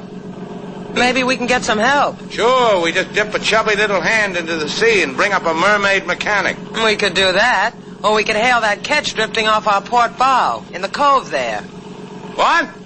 I can make her name. Golden Swan. What do you say, Slade? Shall I hail her? In between chokes, sailor. Who knows? She might lay an egg with a clean fuel line in it. Ahoy! Golden Swan, ahoy! Ahoy! You try, Slate. My siren call isn't doing anything to them. Roll up the cuffs on your jeans. Show an ankle. That'll get them. Golden Swan, ahoy! It didn't work, Slade, and I rolled up both cuffs. Here, watch me. Ahoy! Golden Swan, ahoy! Hey, that's funny. There's no one on deck, not a sign of movement. After you roll down your pants leg, what do? We board her. They don't treat me like that.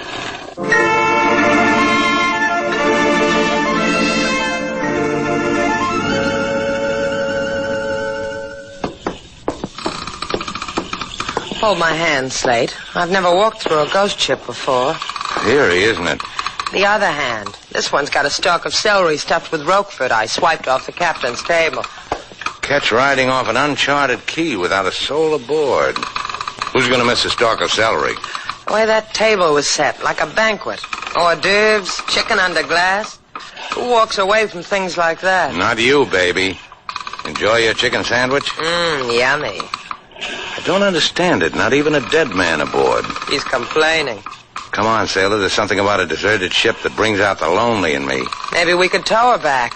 Finders keepers, you know. No, I don't want her. She's too rich for my blood. Come on.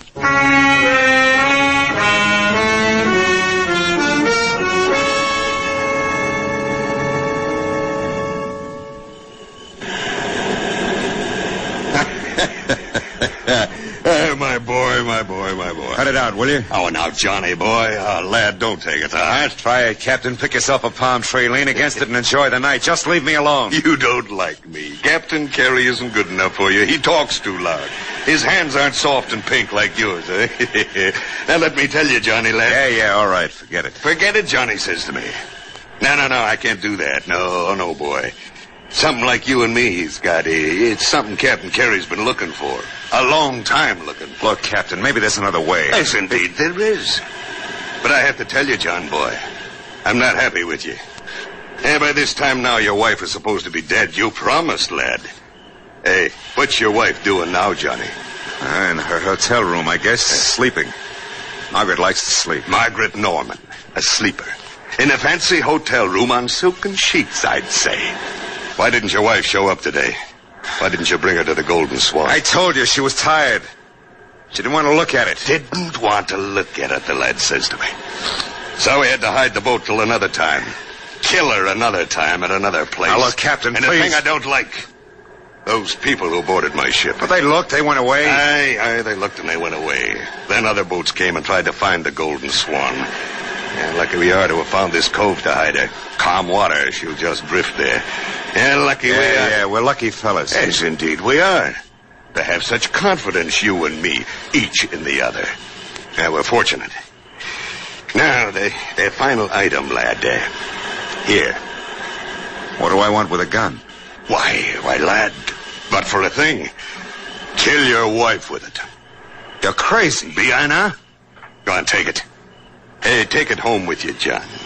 You're going to sit here and wait? Oh, lad, you're such a child.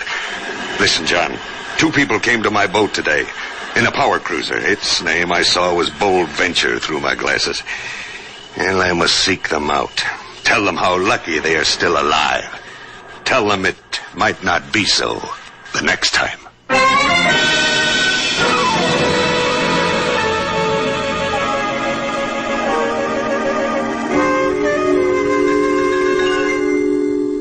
Come on, sailor. We're not making a dent in the brain of the inspector of police. Oh, don't grow impatient, senor.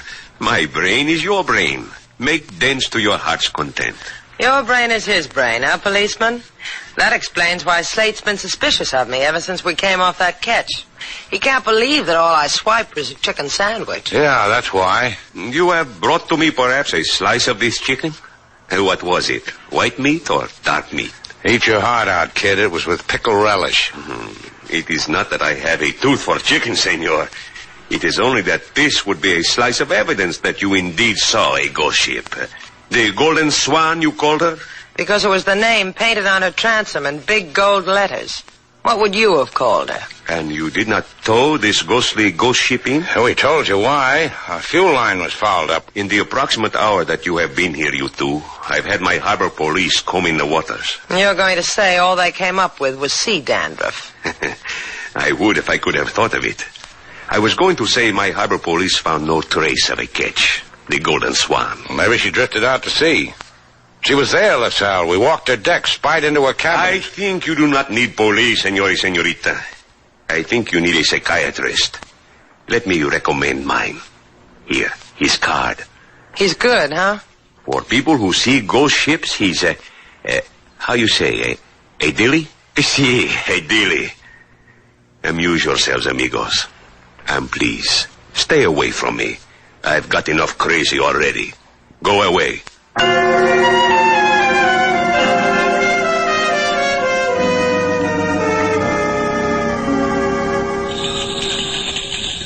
much longer we're going to have to wait? How do I know? Just seems to me that the registry office ought to have a better system. What do? File data about ghost ships on ectoplasm? What are you so impatient about? Here comes Senor Mercado now. My apologies, Senor Shannon. Senorita Duval. I have kept you waiting too long. What'd you find out about the Golden Swan? The Golden Swan. Owned and Capitan by one Capitan Carey. And, Senor, I whisper this in your ear of this Capitan Carey. Bad. Nothing but bad. Suspicion there has been of him.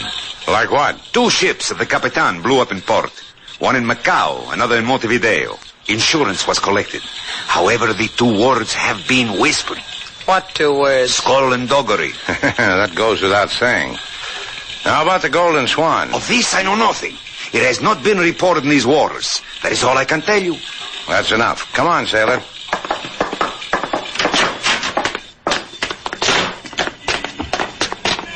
Sailor, how come a ship we saw and the cops didn't see and is never reported and... Which way to the registry, mate? No, in there. Hey, don't I know you? Yeah, what makes you think you do? Sure I know you, lad.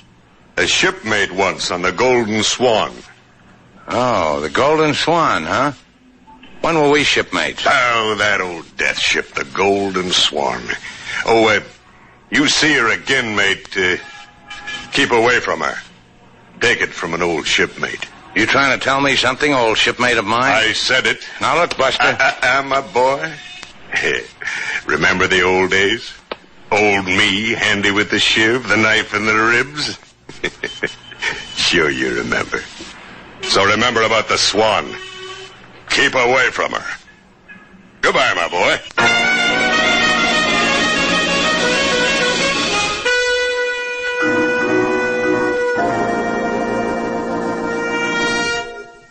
Been a happy day, hasn't it, Slate? Yeah, it makes me tingle when an old salt points a shiv at me. All he did was carve his initials in your pea jacket. Yeah, but on the lapel. Well, let's leave it like that, huh, Slate? Like 2 ordinary people living a humdrum existence. How come we see things no one else does, sailor? How can complete strangers stick knives into us? We're talented. I'll get it. I'll get it. Grab your darning needle. Start being humdrum. Shannon's place. Slate Shannon speaking. Mercado speaking. I know something, senor. Goody. Been a nice chat. Goodbye. I know that only this minute my mouth is talking to a lady. A lady of fragrance who wished to buy the catch Golden Swan. She wanted to know if the title was clear. What lady? Where? The Senora Margaret Norman at the Palace Hotel. Her perfume was... Put up your thimble, sailor. We're calling on a lady of fragrance.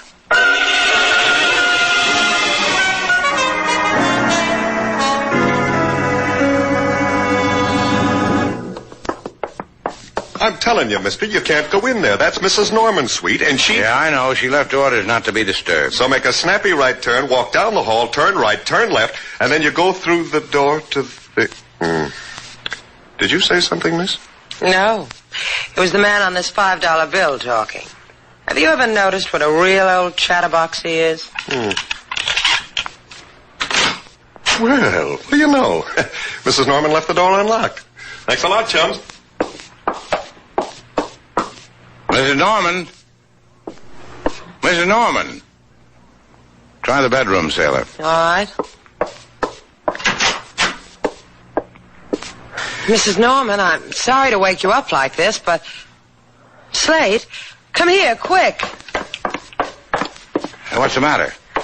Look at her. She's been shot. Huh. The one person who could have given us an answer, sailor. Something tells me that's why it happened to her. That's why she's dead.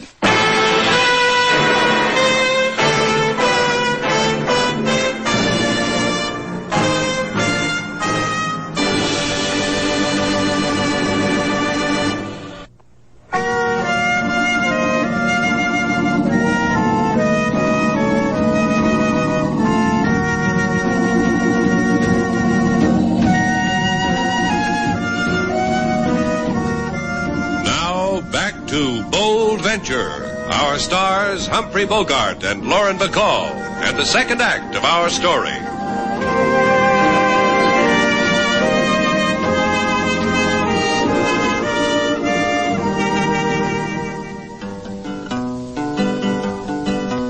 A ketch there was that sailed the seas, lately drifted around the Caribbees, seen by Miss Sailor and Slade Shannon, then in a twinkle boat seen by no one. Then come a lady to registry, who owned Golden Swan, so asked she. Then she returned to her bed, perhaps she is tired. Come person with gun, lady expired. Por favor, Senor Slate. I have come to ask questions, not to hear music. King Moses answered all your questions, Inspector LaSalle. Rhymed them, too. Thank you, Miss Sailor. However, in the case of a lady who has been murdered, it is not always easy. I think you did very well. My father before me, Senor LaSalle Sr., who was also of the police, took me upon his knees and told me that on certain days, the career of the police is sometimes for the birds. I can make up a song about a bird, Senor LaSalle. I will give it to you. No, por favor, no. Have you figured out a motive for this killing, LaSalle? Si. The person who killed Senora Norman was a thief. The Senor Norman revealed that jewelry of great value is unaccounted for. Therefore, missing. So there's a Senor Norman. What about him? If you are being evil, Shannon, to think that he killed his wife, the answer is impossible. Her husband doesn't have a trigger finger? 2 of them. However, he is accounted for at the time of the murder. Too far away from the scene of the crime. Discussing business with a Senor Capitan Carey. We checked with this Capitan Carey. Captain Carey. Now, that's a name that brings back a memory. Just for the record, LaSalle, what does this Carey look like? Heavy set, big all over. This way and this way. Beaten with the weather. Not too much hair, but down to his knuckles with tattoos. Oh, something tells me I've seen those knuckles clutching a knife. Think your minions can find him again? It is important to do so, senor? Yeah, it's important, and I'll help. The captain was Norman's alibi. Let's see how much Norman will cover for the captain.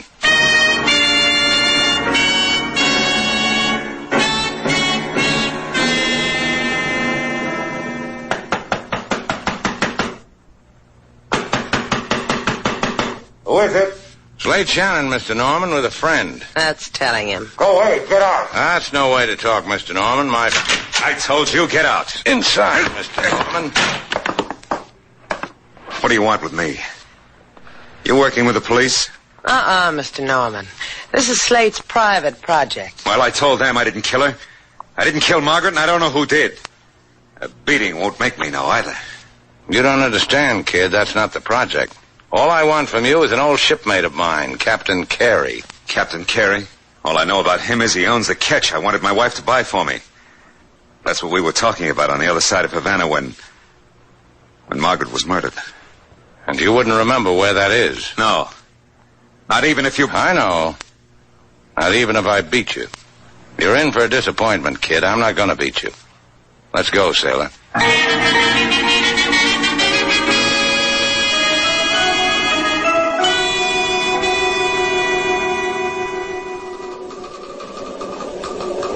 I admire you, John boy. I do indeed. Thanks. I killed my wife, rob her.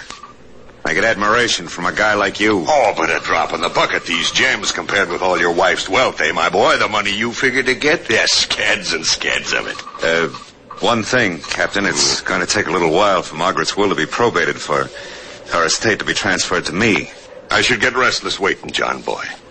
I have what I need, this jewelry. What are you talking about? An idea of something worthy, lad. I don't trust you, Johnny. A thief who kills a woman is never trusted, didn't you know? Hey, now look. Hey, now look, John says to me. Yeah, eventually the police will get onto you. And you'll be naming me. Won't you, boy? No, Captain, no. It has to happen, John. Oh! Sleep, lad, while it happens to you. Adrift in the Golden Swan. Dead. In time, you will explode.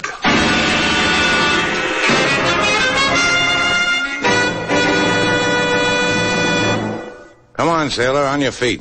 Slade, we've already looked in every waterfront hole in Havana for Captain Carey. How far can you go on a crummy vendetta? Till one of us drops, me or him. You take it alone this time, Slate. I'll stay here at the hotel to rest my weary jeans. I'll get it. Shannon's place, Sailor Duval. Inspector LaSalle, senorita. We have found Capitan Carey. Don't you lay a finger to him. He's Slate's. It's LaSalle. He's found your boy. Here, give me that phone. Where? Where is he, LaSalle? In my office. He laughs in my face and tells me how he does not know where is Senor Johnny Norman. He says... Maybe he'll tell me, LaSalle. Just hold him there. Bye, sailor. You kidding? I'm going with you.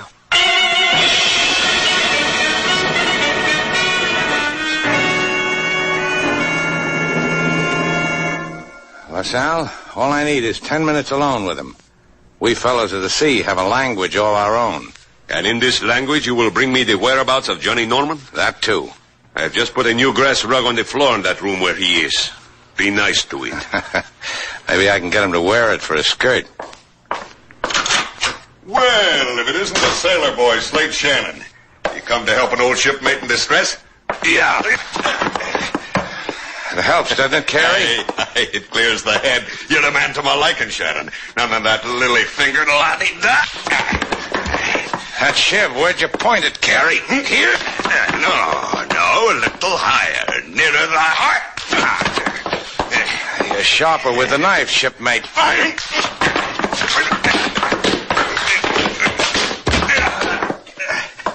You unconscious, Carey?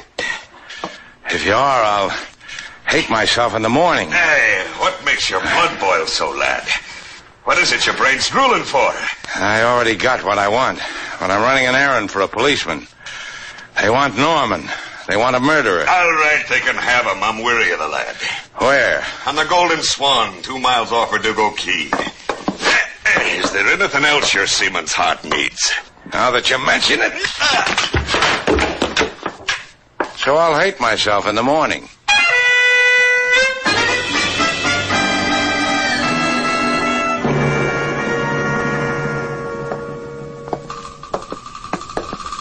Now you really ought to check with your psychiatrist, Inspector LaSalle. You're walking on the deck of a ghost ship. Do you believe it? See, I believe it. Okay, Captain. Where's the cargo? What'd you do with Johnny Norman? He's living the good life, lad, in my cabin. Here. When I left, the boy was learning a sad sea chanty and singing it for his poor dead widow.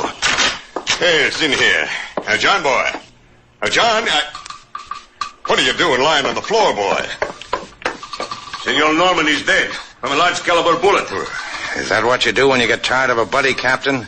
Give him large caliber bullets? I tell you, Slate boy, I don't know what happened to him. I'm as surprised as anyone here. I'm not surprised. But the thing's mysterious aboard my ship. Take the dead boy and let's leave it. Yeah, what's your hurry, Captain? Well, it's my ship. I said get off it. You know, Slate, the captain didn't want to come out to the ship in the first place. I wonder why. Yeah, a fellow might think the ship was going to blow up in his face. What are you saying, Shannon? Our captain, boy's got a history. Rumor has it he time-bombed 2 ships. One in Macau, one in Montevideo. That is an interesting... Slate, watch him. I've already got it, dear girl. My gun. Waiting for me in my desk drawer. The same one with which you killed Senor Norman? You'll never know. Don't be a fool, you know, but I will. Oh, Shannon, help me. Yeah. Hold him, LaSalle. You're a fool, policeman. Get off my arm. He'll do that. Did he get you, LaSalle? See, here in my shoulder. Finish it for me, Slate. Well, don't stand there, sailor. Give LaSalle a hand. Here, put your armor on me. Gracias. Sit down here. On your feet, Captain. Come on your feet. We've got to get off the boat, lad. Yeah? How much time do we have, Carey? I don't know. Not much. None, maybe. I think we should get off the boat, lad. Now, just take it easy. I want to give LaSalle your confession. Who killed Mrs. Norman? John Boy did it. I swear it. Did you help him? We'd better get off the boat. John wanted his wife to buy him this boat. He was going to show it to her, wasn't he? Then somehow he'd leave her alone on it, and it'd go off. Is that why we saw the Golden Swan floating around, Captain? I'm warning you, lad. Off the boat. Where's the time bomb hidden? It's going to go off soon. Who killed Johnny? I'll tell you ashore, lad. I want a confession. Sailor's my witness. Aye. LaSalle's fainted, Slate. Got a cigarette, sailor? Sure. I'll light it for you. Here. Thanks. Slate, what's all this business about we're going to get blown up? That's a trick the captain has. Listen. The bomb's in the hold. An alarm clock wired to dynamite, strung to the seal, and a little after the engine. Well, that's a nice place. Very. Get it for the love of Mike. Oh, there's lots of time. No, lad, there isn't. There's 10 sticks of dynamite. Who killed Johnny? Get the bomb. Who killed him? I did. Let's go, Captain. Get the bomb. We'll be too late. It'll blow up. Make him hurry, Slade. Come on. There it is. Get it. Yeah. Tear out the wires, Captain. Yes. It's done. Yeah, me too. Sailor. Uh-huh. If I ever get brave like that again, wire me to 10 sticks of dynamite and set me off for 10 o'clock.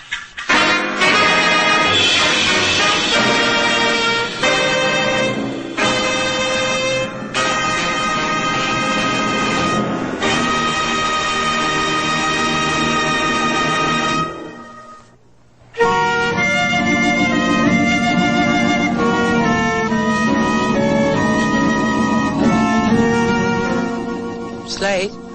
Yeah? I just got a call from the hospital. LaSalle's going to be all right. Oh, that's fine. Sailor, take a walk on the beach? Not tonight. Oh, this is a new sailor. What makes tonight different? Who needs walking on the beach? Okay. Bye. Bye.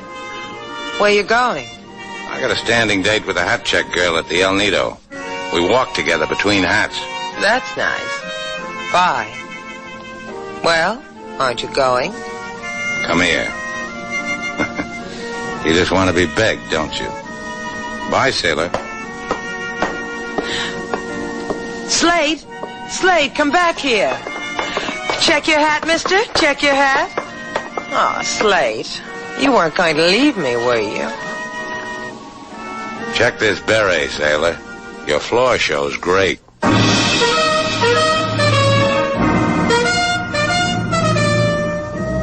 And so our two stars, Humphrey Bogart and Lauren Bacall, have brought to a close our latest bold venture story. Special music was composed and conducted by David Rose. May we invite you to listen again next week at this time for another exciting adventure starring Humphrey Bogart and Lauren Bacall together in Bold Venture.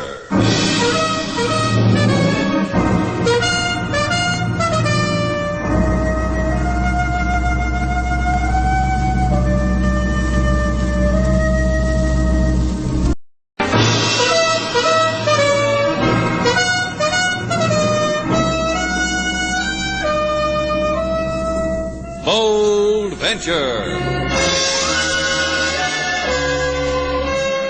Adventure, intrigue, mystery, romance, starring Humphrey Bogart and Lauren Bacall. Together in the sultry setting of tropical Havana and the mysterious islands of the Caribbean.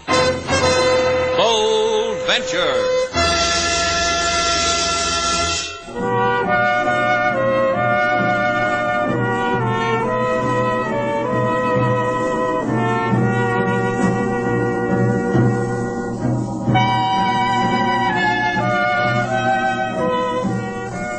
Once again, the magic names of Humphrey Bogart and Lauren Bacall bring you Bold Venture and a tale of mystery and intrigue.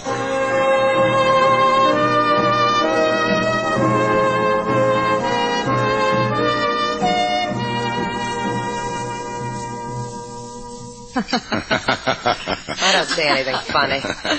Well, because you weren't there when it happened, sailor. But I was, darling. You sure were, Jenny.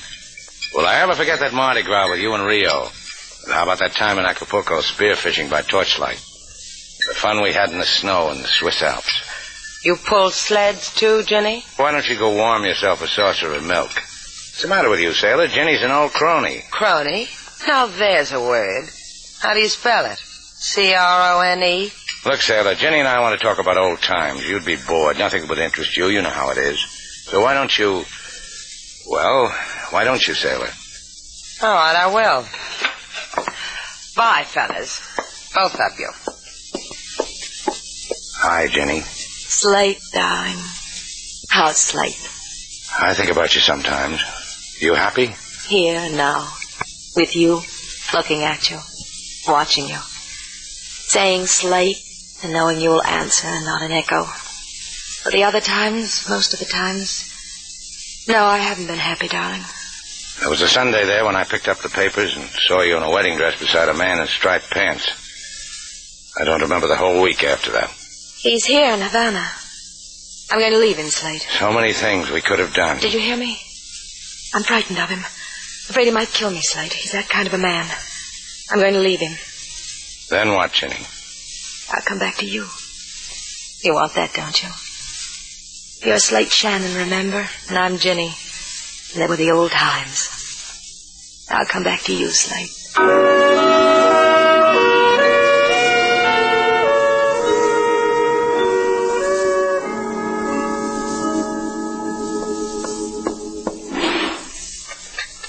You can pack all my things, Paul. Let them run through your fingers. It'll be something to remember me by. Look, Ginny, anything you want, any price, I can do things for you no other man can do. Good. Sit on the suitcase for me, will you, darling? You're so strong. I never can close these things. Of course. See, Ginny, just with my hands. Oh, your powerful hands. I could almost regret leaving them. I brought you something, darling, my going-away present to you. Don't play with me, It's don't. a sign, Paul. Sign that says vacant. You can hang it on my door. Ginny, come back. Whatever you need, whatever you want. Beg, darling. Get down on your knees and beg. What do you know? He's doing it.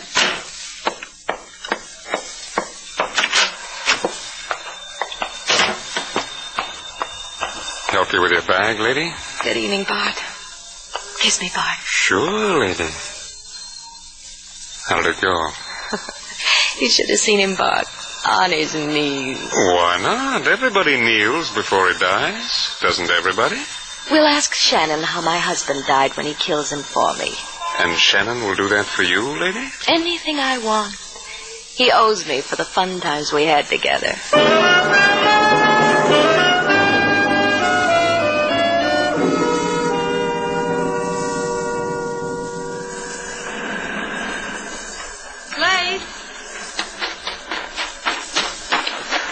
Hello, Slate.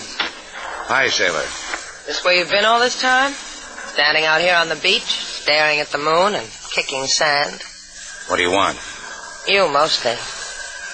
You want me to go away? No, I've got no right to tell you what to do. You had, up until this afternoon. Until Ginny. You in love with her? Once. Why? I've been thinking about it, about Ginny. Why? I can't figure it. I don't know if I want to. I want to tell you something, big man. Get her out of the hotel.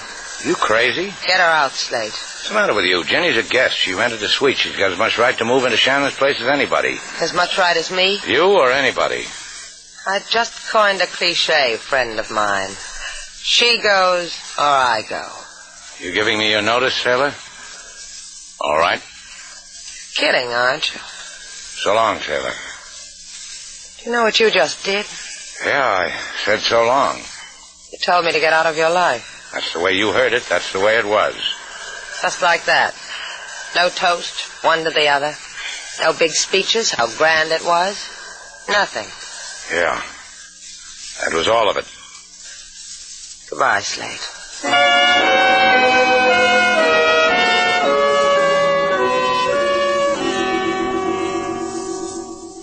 Ay, Senorita Duval, the honor you do my decrepit little theatrical agency.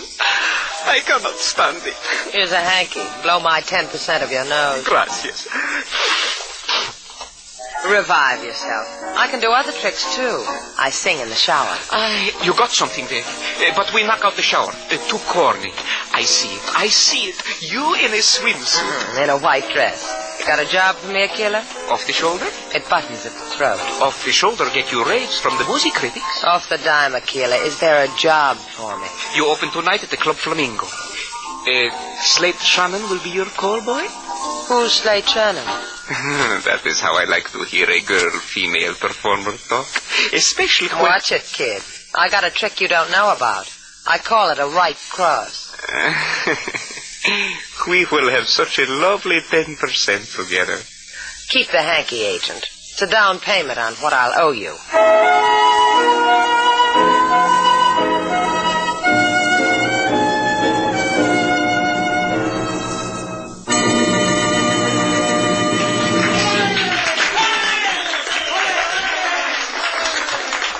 Thank you. As the final number included in your cover charge, here's a song to remember when someone starts crying on your shoulder.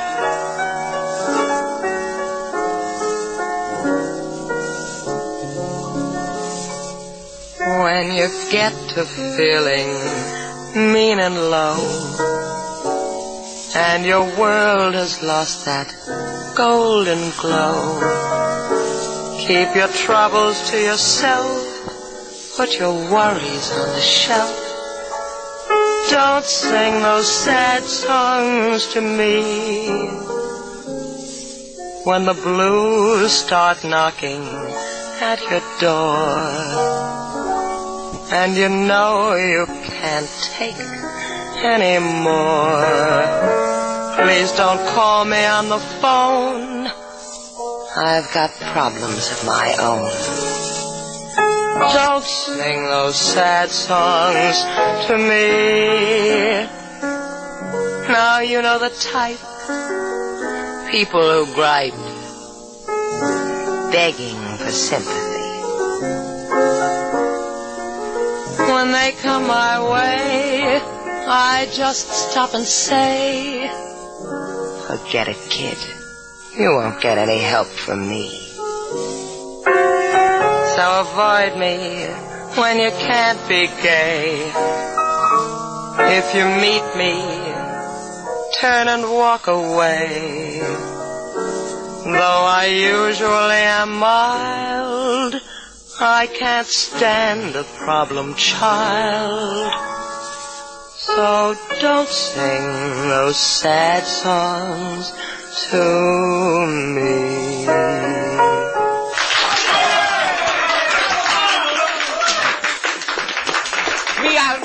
Mi alma, señorita Duval, you were magnifico, splendid, so tip-top. Por favor, go take another bow. For me, the best agent a señorita ever had. Did you see them out there? The customers? Hair is on the floor from the tearing out of heads. Such a reception. I'm talking about Slate Shannon and that girl with him. The way they were looking at each other. Oh, disagreement numero one, you and me. Mr. Shannon look at you all the time. In fact, señorita, he has sent back a note. Here. Tear it up. Señorita? Tear it up. The note says he will come back to your room dressing a while after you have sung. It says he has been looking for you. Tell him to go kiss a light socket. I don't want to see him. Ay, how like my wife numero two she is. How just like... Where is she, Chico? In there. But you cannot see her. One side. To say one side to Aquila is to court jobs in the nose, senor. You will see. Show me. See it. Jobs in the nose.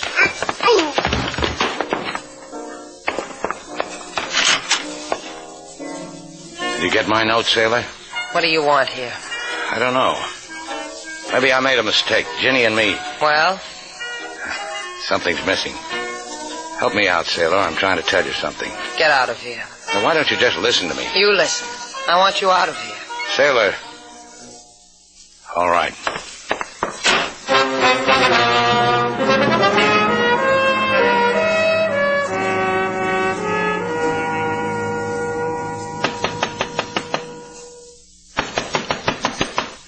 Is that you, Slate? Yeah, I want to talk to you, Jenny. Come in, Slate Shannon. You're wearing a look I remember. The one you had when you left me in Rome. You remember it, huh? Pasted in my scrapbook of losses. So I'd know the reason for the nights without sleep. Look, Jenny, I want you to go away. You're making small talk. So I can get my bearings, so I can pick out what's a memory and what's for real. The devout thing of me, huh? I want it to be straight and clean. Shut up, Slate Shannon. This is the what that's for real. This. And this. Don't look now, Jenny, but someone's peeking over our shoulders. My husband. The husband that would rather have me dead than lose me. Isn't that right, husband mine? Get your things, Jenny. You're coming back to me. You spoiled it, Paul. Like you spoiled everything else you could have had with me. Throw him out, Slate. He brings a chill into my room. Get your things, Jenny.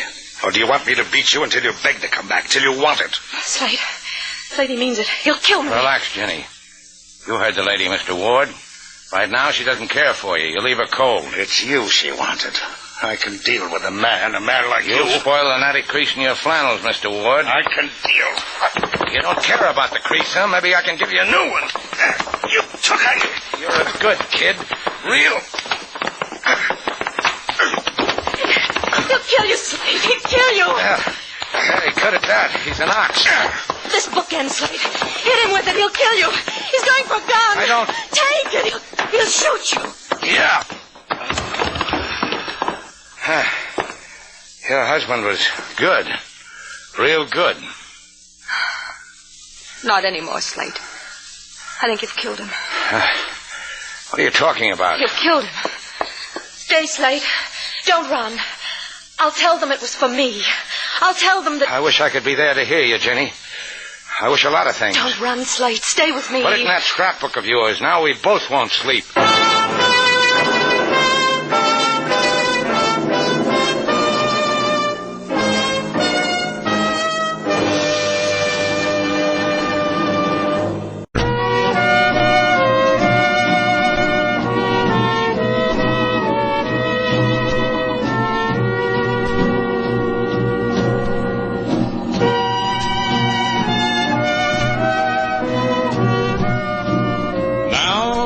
To Bold Venture, our stars Humphrey Bogart and Lauren Bacall, and the second act of our story.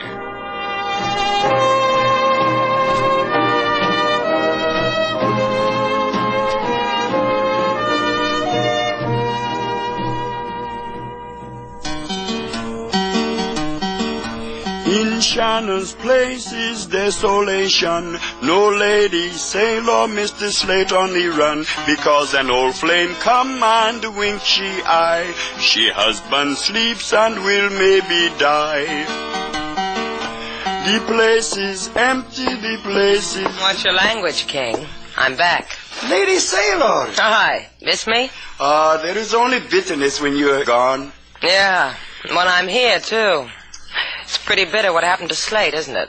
Mr. Slate would not want to kill a man. I do not believe it, Lady Sailor. I do not believe what the papers say. That Paul Ward is lying on a hospital cot, and it's a flip of a peso whether he lives or dies.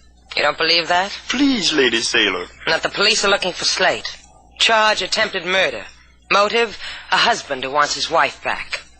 That you don't believe either, huh, King? Nor you, because you came back to Mr. Slate. Yeah, I came back. And you will help him? Long enough to kiss the boy goodbye and give him back to Ginny. Where do you think he's hiding, King? This I do not know.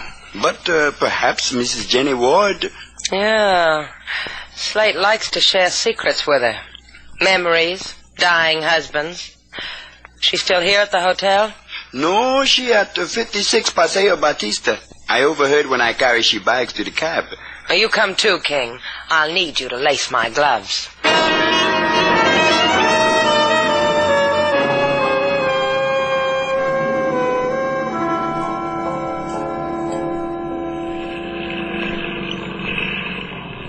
Ahoy! Ahoy! Is that you, Bianco? Slate? Is that you, Slate? Yeah. I'll throw you a line. I'm going to tie up my boat here. Got it? I got it. All secure, Slate. How you been, Bianco? Me? Great. What are you doing here, kid? This key's off the beaten path. You think I'm going shrimp fishing or something? No. You mind if I stay at your shack for a while? I guess. Let's go. Just throw me a couple of palm fronds in the corner. I need sleep. Yes, you do. You need a lot of things, kid. Come on in. I'd turn off the radio, Shannon. No, leave it on. Why waste the battery? I can tell you by heart to what it's going to say. That's how you amuse yourself? You memorize commercials? This one's got a price of $10,000. Offered by Mrs. Ginny Ward for the capture, dead or alive, of Slate Shannon. Radio's been spilling like that all day, Slate. You're a fugitive, eh? You heard it? $10,000. My. Dead or alive, too, the man said. How do you figure it, Bianco? First she said... what difference does it make? You said you were sleepy. Lie down. Go ahead. Use my cot. Get some sleep, kid. I'll wake you come morning. Nothing doing. You might take a fancy to that 10 grand. Why, Slate, how you talk. I sleep outside, Slate. Get out the cards, Bianco. This is going to be an all-night fan-tan session.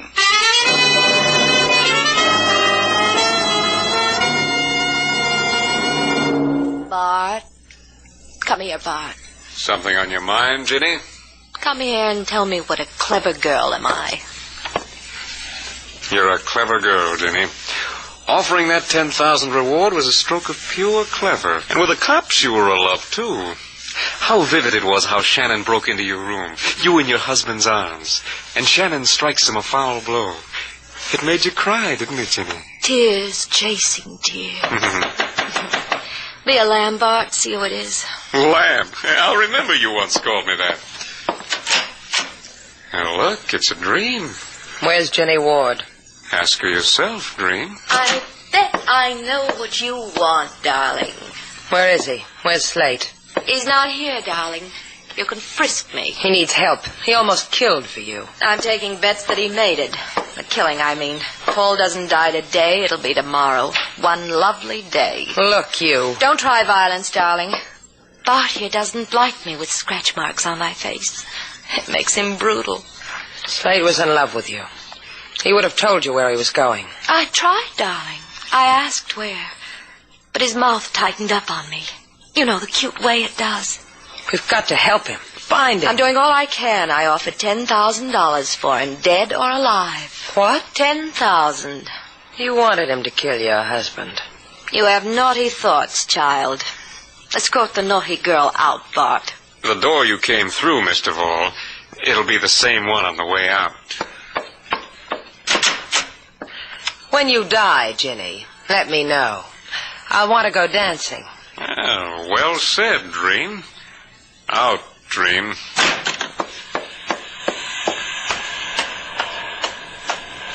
She told you where our Mr. Slade is, Lady Sailor?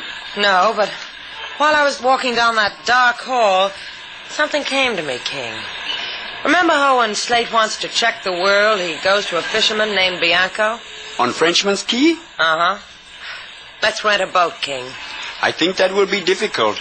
That plainclothes policeman hiding under a propeller beanie across the street might not let us. Run, King. That way. I'll run the other. Let's make it lively for Beanie Boy.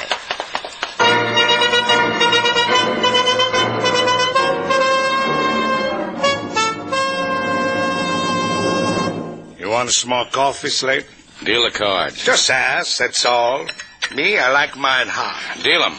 You've been doing this for 6 hours now. Let's change the game at least. I got Fantan up to my nose. Fantan, deal. Yeah, I heard the boat too, Bianco. Someone's coming down the pier, Slate. Cops? No, just one cop wouldn't come. There'd be a mob. And don't try it, Bianco. What are you talking about? You've been eyeing that table drawer ever since I walked into this shack. You make a move for a gun, I'll beat your brains in. You raving like a loony, Slate. Go ahead, answer it. Is Slate Shannon? Oh, Slate, are you all right? All this time I've been saying to myself, if Sailor were here, we'd figure out something together. My. Shack of mine never held a woman before. My pleasure, lady. What happened, Slate? Why did you do it? He pulled a gun on me. Jenny shoved a bookend in my hand. Wait a minute. He didn't have a gun, Slate. Sure he did. He was going for it when I hit him. Did you see it? No, I didn't. The papers say unprovoked attack. Paul Ward was unarmed. Ward said so himself. Ward said so? I thought I killed him. No, he's still alive. He regained consciousness for a few minutes, but only for a few. They don't know whether he's going to live or die. Maybe you ought to give yourself up. Hey, wait a minute. Bianco told me he heard over the radio that Paul Ward was dead, didn't you, You shouldn't have turned your back on me, Slate. The gun happened in my hand while you did. So now... This will be real cool. Let's go, sailor. Let's wrap this thing up.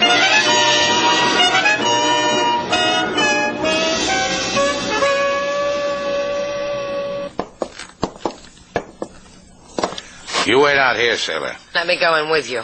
I want to watch. Yeah, I guess you do. Okay, come on in, sailor.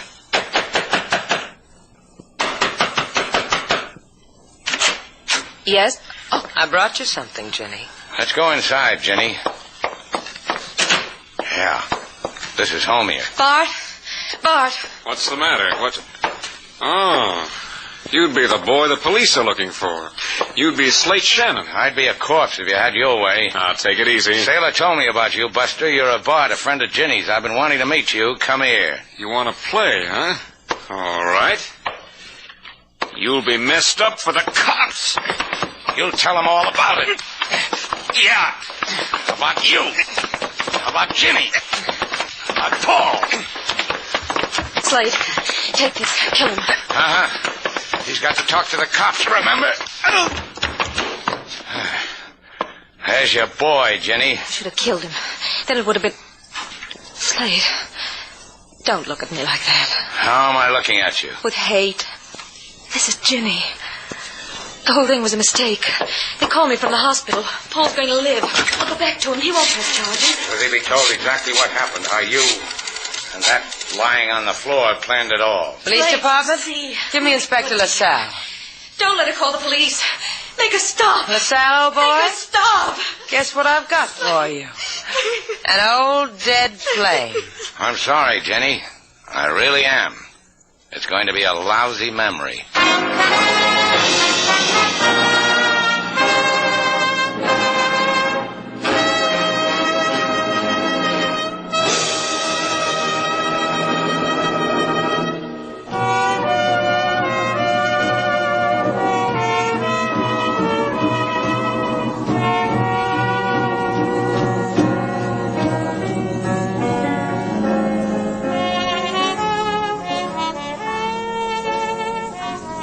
Da-dee, na-da-dum, ba-da-da-dum. Sailor. Mm-hmm. What's that you're singing? You've heard it before. It's a song I had to learn when I was away from you. Oh, that one. That one.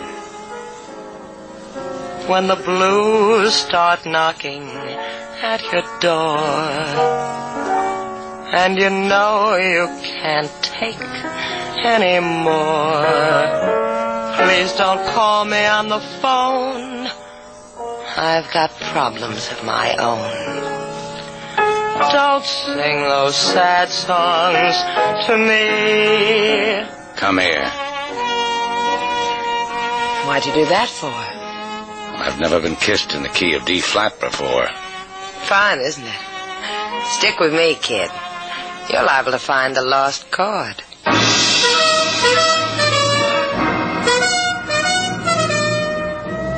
And so our two stars, Humphrey Bogart and Lauren Bacall, have brought to a close our latest Bold Venture story.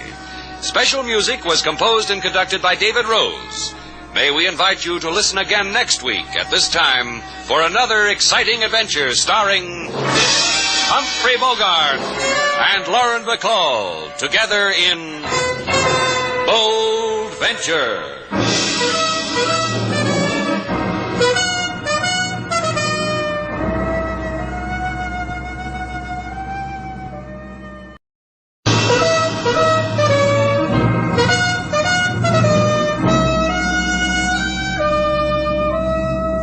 Bold Venture.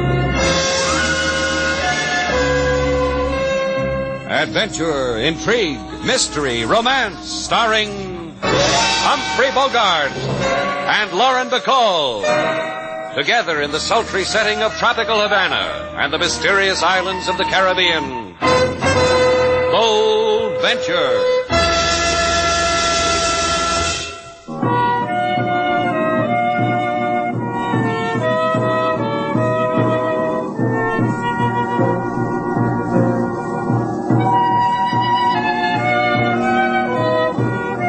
Once once again, the magic names of Humphrey Bogart and Lauren Bacall bring you Bold Venture and a tale of mystery and intrigue.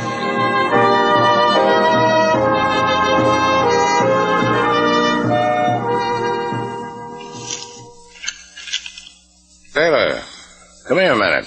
How close can I get? I've been sitting on the arm of your chair. You've been using my hip pocket for an ashtray. And look at this. Here in the newspaper. Yeah, I've been looking at it. He's a doll. Out of a field of 50 contestants, Herman Hackenschmidt was today crowned Mr. Teaneck, New Jersey. Gee, what pretty teeth. No, not the pin-up boy, this item. The one about the guy who inherited $100,000 from his Uncle Jerome. 100,000. What would you do if you had all that money, Slate? Oh, I got it all planned. I'd take it to a bank, change it into small bills, then run through it barefooted. I do a nice barefoot polka on $5 bills, Slate. Am I invited? On the $1 bill, Sailor, I wouldn't want you to. Hold that pose, you two. It belongs in the winner's circle. Well, look, Slate, it's the tiny man with a king-size baritone. How's the jockey dodge, Mickey? Can't complain, Philly. At Oriental Park, they're betting me and not the quadrupeds. I own Havana. That's a big package for a little man like you, Mickey. Can you hear me okay, you two? My voice has got so far to go from down here for me to up there to you. Well, we'll listen close. What's on your mind? I want you to... I said do me a favor, huh? About the key. Why didn't I think of it myself? About the key. What key, Mickey? Maybe I ain't talking loud enough, huh? The key for the locker at the Havana bus terminal. Now we know, Sailor, the key for that locker. Huh? I got a parcel checked there. I ain't got time to run down for it now. Oh, it begins to dawn, Slate. So, if I ain't back in a couple of days, you take care of it for me. You take it, Slate, and don't lose it. I'll put it on my key ring. By the way, what's in the parcel? Just some frayed riding silk, Slate. I'm so fond of them. If someone tried to take them away from me, I'd kill them. Kill them where it hurt. Yeah. Where's a man going to get frayed riding silks these days? A happy day to you both. You don't know how much you did for me.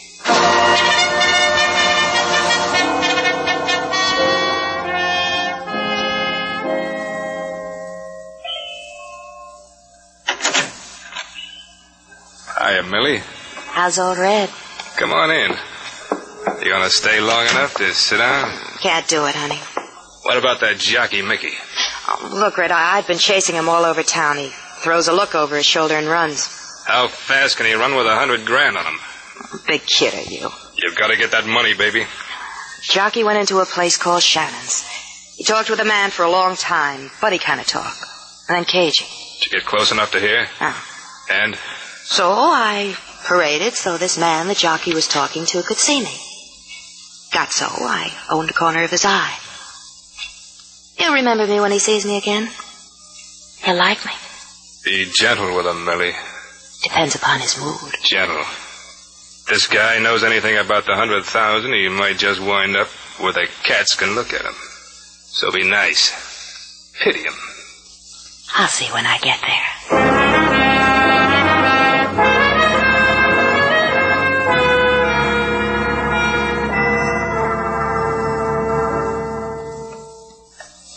Look, Slate, why don't we just pick up Mickey's package and bring it home? Paying rental on it wasn't part of the agreement. You heard what the little fellow said.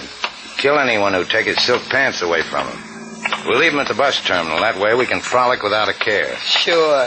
What's 20 centavos a day to a big man like you? Oh, for 4 nickels a day, I stay alive. At the current rate, that's cheap. Besides, walking the Havana like streets... this, it makes me hate myself. Hi, Shannon. Huh?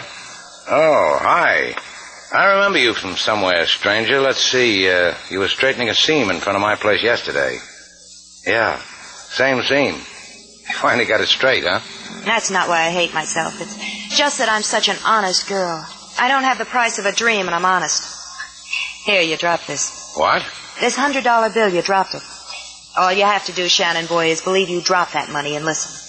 You see how easy it is? $100 and no pain. For $100, you can throw in a little pain. Who does he have to listen to? It's written on the bill. Red wants to see you, Shannon. Red, huh? You got a sister? There's only one of me, Shannon. Red says it's easier for him to talk to people who have money. He says they listen better that way. I'm a sucker for psychology, Millie. Let's go and let Red whisper in my ear. Now, without me, you don't. Without you, Sailor. And without me, Shannon.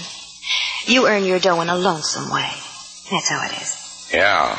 Bye, girls. You made me a happy fellow, the both of you.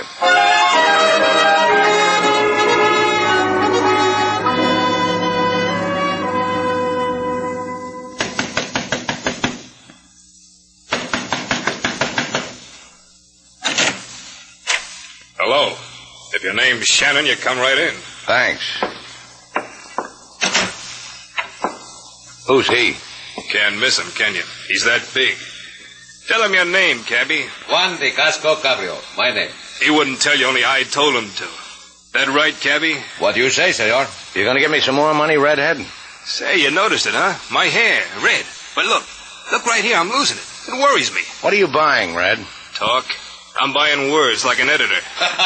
Editor. I know what is that. Buys words. Oh, he's a clever one. Just chock full of IQs. Only not so smart as a jockey named Mickey Brennan. Shannon, baby, Mickey talked to you. What'd he say? Let's see if I can remember. Oh, yeah, it was about horses. Withers and quarters, hind and fore, teeth, age of, you know. You gonna give me another 100 for that? You go to the movies, Shannon? Not another 100, huh? Oh, I'm real disappointed, Red. In the movies, they point guns. Like this. Think I did that good, cabby? Bueno. Good. Like in movies. Just like. Fine. I got time. Time, patience. Let's do it all over, Shannon. What'd the jock tell you? I gotta find out for a fella. Mickey said Rover Boy in the 5th was a dog. Cabby? Si. Senor, do not struggle with Cabrio. Please, do not. You know the language better than that, Shannon. What did Mickey say? No. Show him the second reel. I put down that gun and I'd... No more movies, Senor Red. Yeah, not much fun either. The hero had a glass jaw.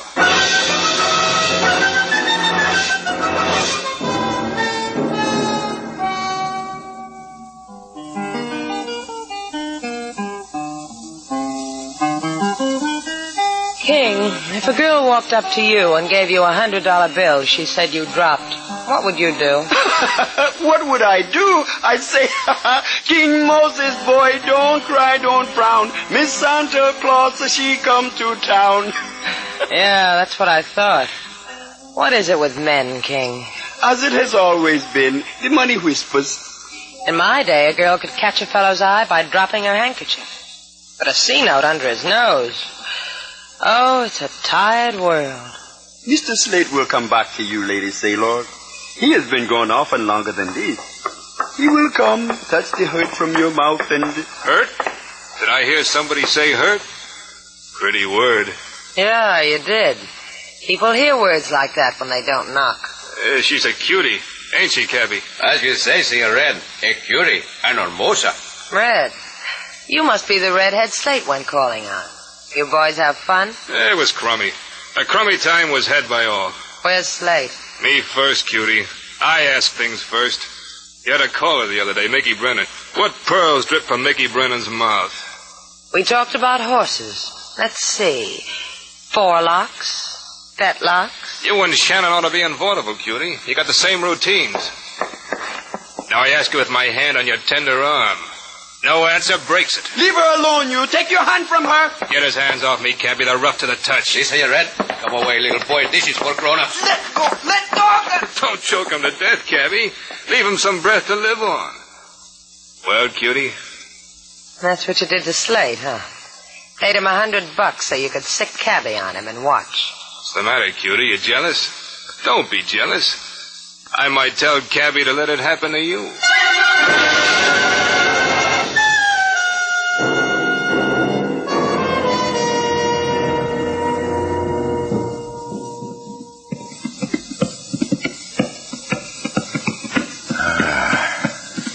Cut it out, Head.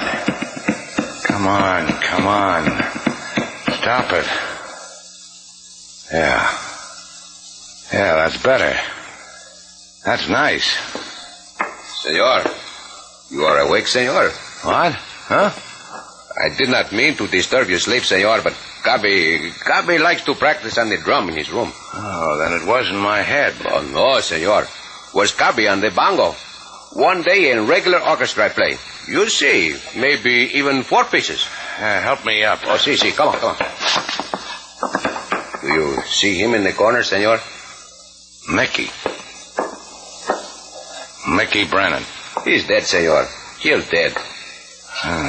Bullet holes where there used to be polka dots.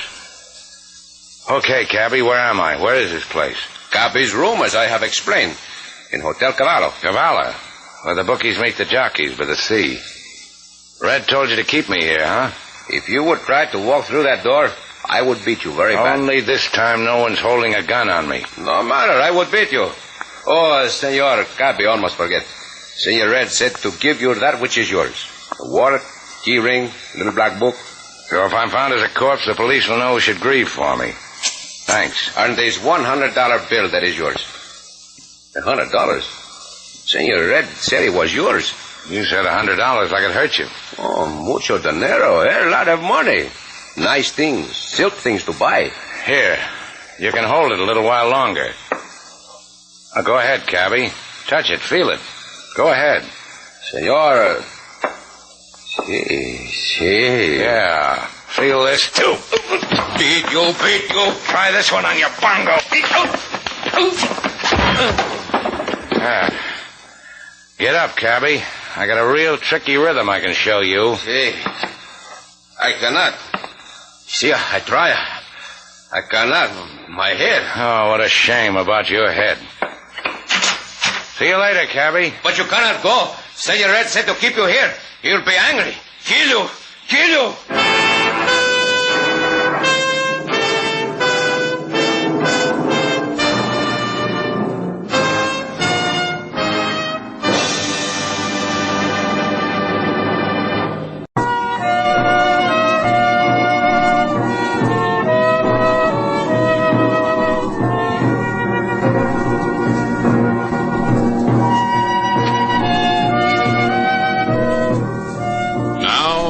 To Bold Venture. Our stars, Humphrey Bogart and Lauren Bacall, and the second act of our story.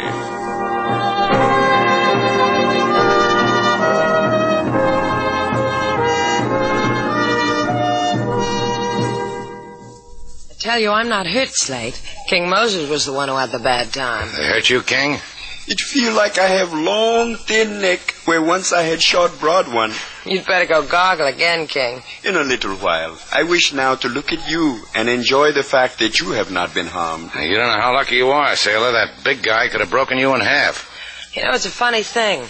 The way Cabby looked at me, gently, like he was sorry for me. I almost had the feeling that if Red had told him to hurt me, he wouldn't have done it. Oh, you're just a big dimple on the cheek of Havana, sailor.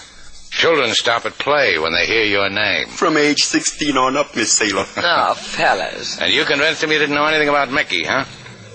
Well, look who's coming, the police. They must have found Mickey dead. What are you going to tell them? King will tell him. He'll gargle it at him. Let's hit the back alley, sailor.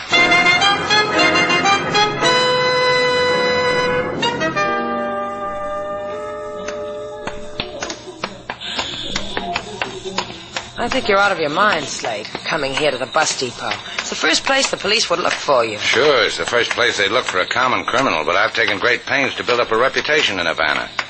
The way I figure it... Give me a nickel. What? 5 cents. I want to buy a paper to see if they spelled your name right. Thanks.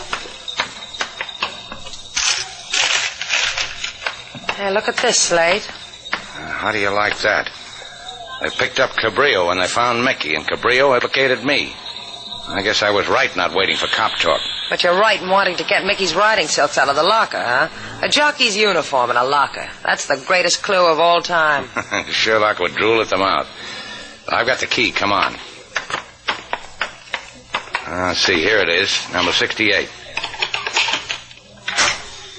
Now, let's see what's so important. Are they peeping at you too, sailor? Holy, all that money. 10s, 20s, 50s. Stop sniffing them, sailor. You'll tear them. Hey, let's get these beauties out of sight. Any great ideas now, Slate? Yeah. Listen to me. You told me Cabby looked at you like he liked you, didn't he? I've seen the look before. Get into that jail and talk to him. Find out what this is all about. Give the look back to him. Do something. Make him tell you now what he knows. All right. What are you going to do? Something that's just got to be done. I'll pick you up in front of the main monument. Well, don't just stand there, sailor. Your date's waiting for you in jail.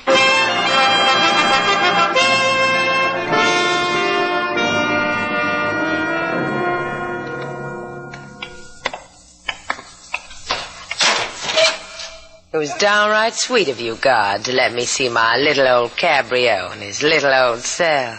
I'll cherish the memory always. Don't bang a jail door on me, Chico. I'm a taxpayer. Prison doors do not close with polite, senorita. Hi, cabby. Buenos dias, senorita. You don't even sound surprised to see me. Oh, I am, senorita. But I do not know the words to express it. I am very ignorant. On you, it's attractive. Oh, you say that because I sit in the shadow. You cannot see my face. The hands that almost did hurt you. Forget it, cabby. The fellow has to make his way in the world somehow. That is exactly how Senor Red talked to me. Where is your buddy, pal? Why isn't he here holding your hand like a chum? Oh, he could not do that, senorita. He took a powder. He and Senorita Millie. Or they take a nice powder together, those two.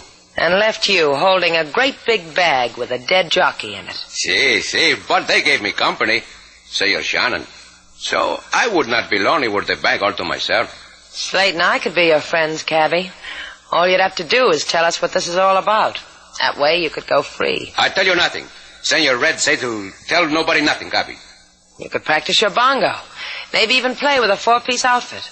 Slate told me how talented you were. Aye, talented. 4 pieces. No, Senor Red say no, I say no. You know how I got in to see you, cabby? I told them I was your girl. To see me? You say such a thing? I'll be your girl, cabrio. I'll come every night and listen to you on the bongo. You say you my girl? Much money has been stolen by the jockey, and Senor Red wanted for a man. What man? I don't know what man. Go ask Joe Nevada, shooting gallery on Avenida Marquis. Ask him what man. Now go, senorita, before I beat you till you forget what I tell you.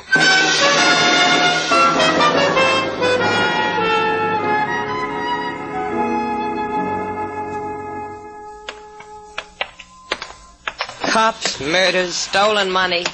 A girl really lives the full, rich life with you, doesn't she, Slate? Girls live how they want to live because they're made of sugar and spice. Girl told me that once. You never told me about that one. You... Quiet, sailor. Can't you see Mr. Nevada is concentrating? 3 bullseyes. Nice shooting, Nevada. Glad it excited you. Lay down a quarter and you can pop off, too. Still making book in the back of Havana's grocery slips, Nevada? That's your answer? That means yes, huh? That means if you ain't got the price of admission, go away, kid. Mickey Brennan stole things from people. Maybe you can tell me who, Nevada. That one excite you, Shannon? It sent quivers up his spine. Sure did. Know a fellow named Red, Nevada? Wears a fellow named Cabby on his sleeve? Look, kid, I could turn this 22 away from the ducks and make you ring a bell that'll call people to prayer. Yeah. Let's go, sailor. Where to now, Slate? There's only one place left. The Hotel Cavallo. For a guy shot a jockey dead and then beat his funeral march on my head.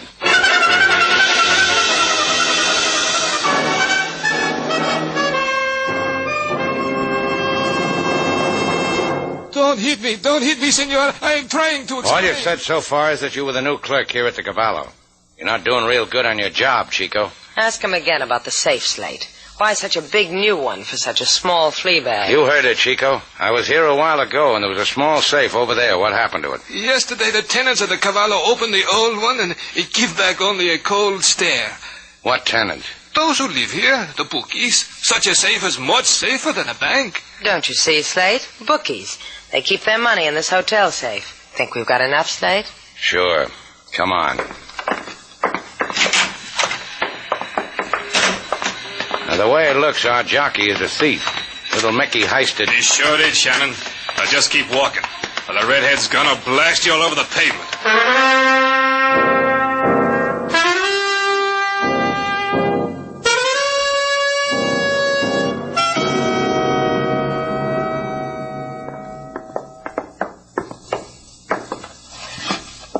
How does it feel to kill a jockey, Red? A good feeling. I like it. Open the door. There's somebody here I want you to meet again. Millie, look what I brought you. Wow. Slate Shannon. Mind if I blush with joy? You can still think of a reason to blush, Millie? Such nasty words for a girl who's almost dead. You two have got one more chance. The $100,000, where is it? I want to tell you something that'll worry you, Red. You had that money and you didn't know it. What's he saying, Red? Tell us, Shannon. When you had me worked over, you should have taken a look at my key ring. One of the keys was for a locker. Locker, money. Red, how does a man get as stupid as you? $100,000 like that. You had it in your fingers and you let it dribble through them. Millie, you crazy? You're gone out of your mind? Millie, put away that gun! Millie, don't you dare do what he says. Turn around, Red.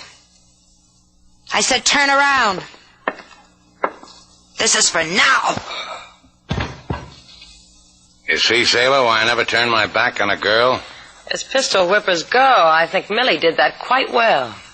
Give me the key, Slate. All right, take it easy. Give it to me. Mickey Brennan's dead because he stole that money. It's got to get back to me. What about the guy it belongs to? Forget about that. Give.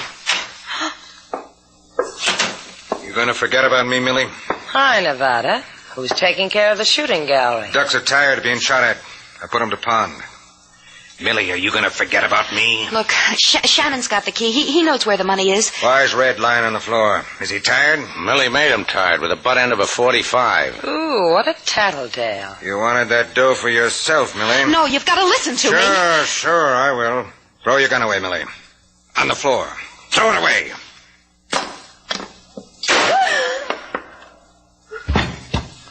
The dead girl said you had a key, Shannon. Let's go use it to find $100,000.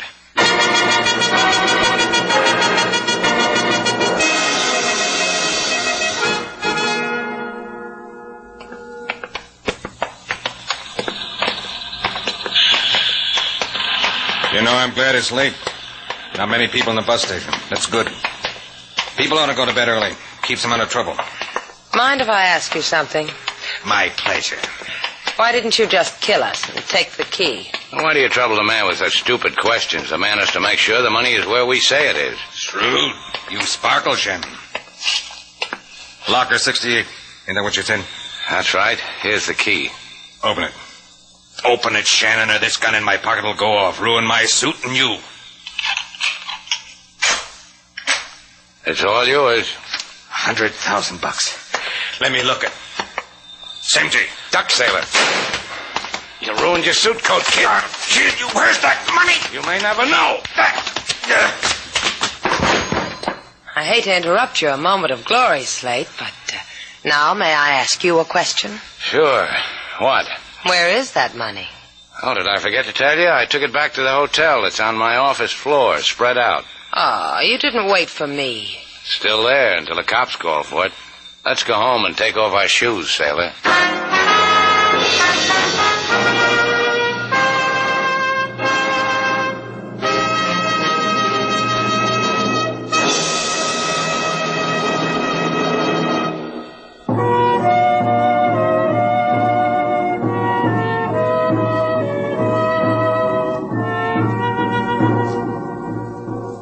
Slate? Uh-huh. Did you see this?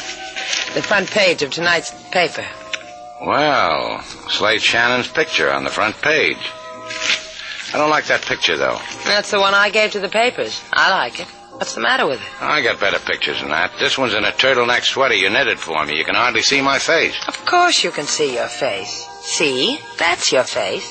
Why didn't you give him the one of me on the surfboard with the two girls on my shoulder? And who'd look at your face? Come here, sailor. I don't know what I'd do with that. Why didn't you send that portrait of me in the yachting cap and the pipe and the far-away look in my eyes? Oh, you mean the one you sent to the Lonely Hearts Club? I didn't. Did you send him that picture? Yeah. I came back with a rejection slip. Come here, reject.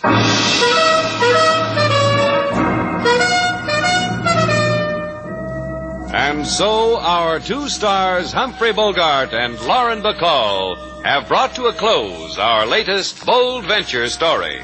Special music was composed and conducted by David Rose. may we invite you to listen again next week at this time for another exciting adventure starring Humphrey Bogart and Lauren Bacall together in Bold Venture.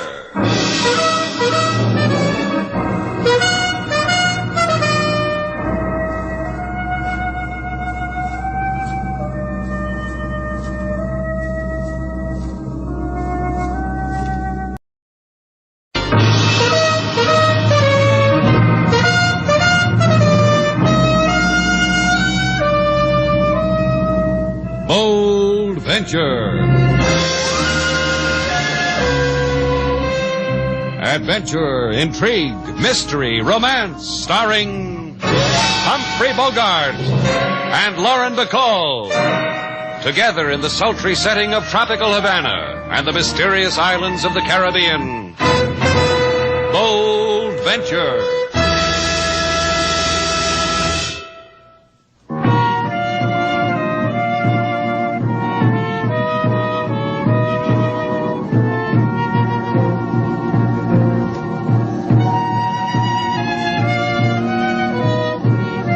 Once again, the magic names of Humphrey Bogart and Lauren Bacall bring you Bold Venture and a tale of mystery and intrigue.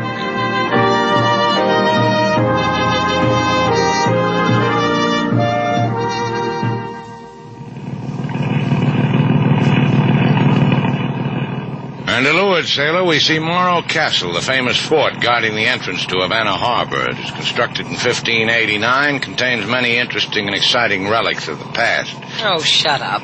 What's the matter with you? I take you for a moonlight ride aboard the Bold Venture, point out the places of scenic interest, give you choice bits of information, develops the mind. Where else could you get all this gratis? All this gratis I could get by curling up in my downy bed with a circular. All right, sailor. What do you expect from a man who takes you for a boat ride around the harbor? Expect him to anchor and... Hey, look at that maniac. He's trying to run us down.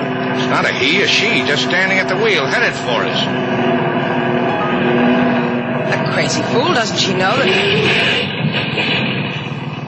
She slammed her boat into the seawall. Let's go.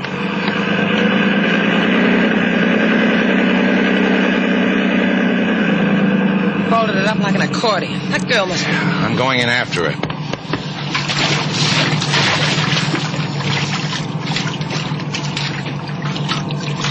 You got her, Slade? Yeah.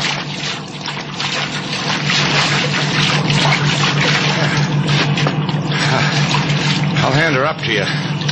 Just hold her arm till I get aboard. Right. Okay. Yeah. I'll take her. Such a beautiful girl. Don't stand there admiring her. She's nearly drowned. Worse than that. Drowned? Look. This mark on the front of her head. Probably from the crash. My guess is that's what did it. She is beautiful. To have died like that. To have killed herself like that. For what reason, sailor?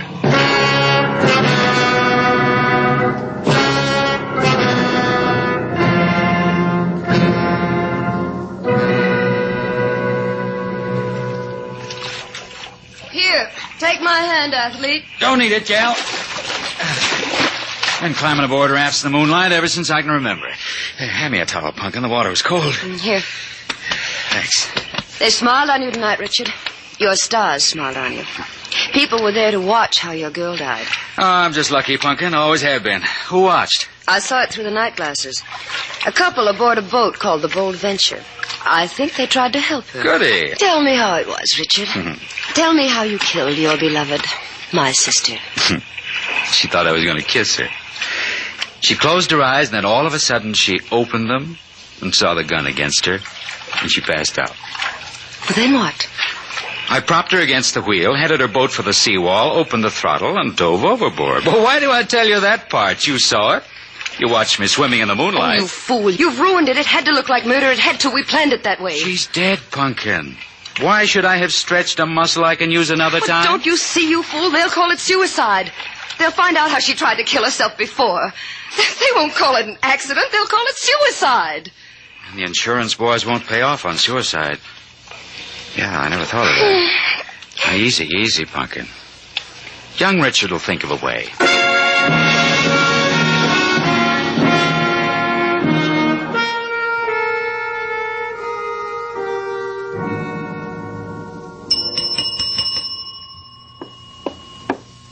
Good morning, sir. Welcome to Shannon's place. The Hotel Nifty, rooms 350. Are you alone? I don't want a room. I want to find out about a guest. Just a minute. Front boy. Good morning, sir. Welcome to Shannon's place, the Hotel Nifty, rooms 350. In advance, sailor. The guy's got no baggage. The guy wants information about a guest. Don't you, Guy? Yes, I do. My name's Richard Marlin. I'm trying to find out about a Phyllis Calvert. Phyllis Calvert, huh? Yeah. About her, I'll give you all the information I've got, Richard. I never heard of her. Now, look, whatever your name is, I've been making the rounds of the Havana hotels. All the information I've gotten about Phyllis Calvert is that she's not registered. What makes her so important to find? My fiancée. Well, they'll do it to you every time, kid. Cut it out, Slate. Just because you never had a fiancé. Who needs one? I should never have let her come here alone. Mixed-up girl like Phyllis. If anything's happened... Look, do me a favor, will you? Sure. Be glad to help. Here's a picture. If she comes in here, well, I'll leave you my address. And if she comes in here, then you can... Hey, look at this, sailor. You tell him, Slate. We've seen this girl. It's not a very good picture, Slate. Richard, we're not really sure. What's the matter? Why are you looking like that? Like Sailor said, we're really not sure. But we can find out. Well, then let's do it. Where? I'm sorry, Richard. I really am. We'll have to go to the morgue.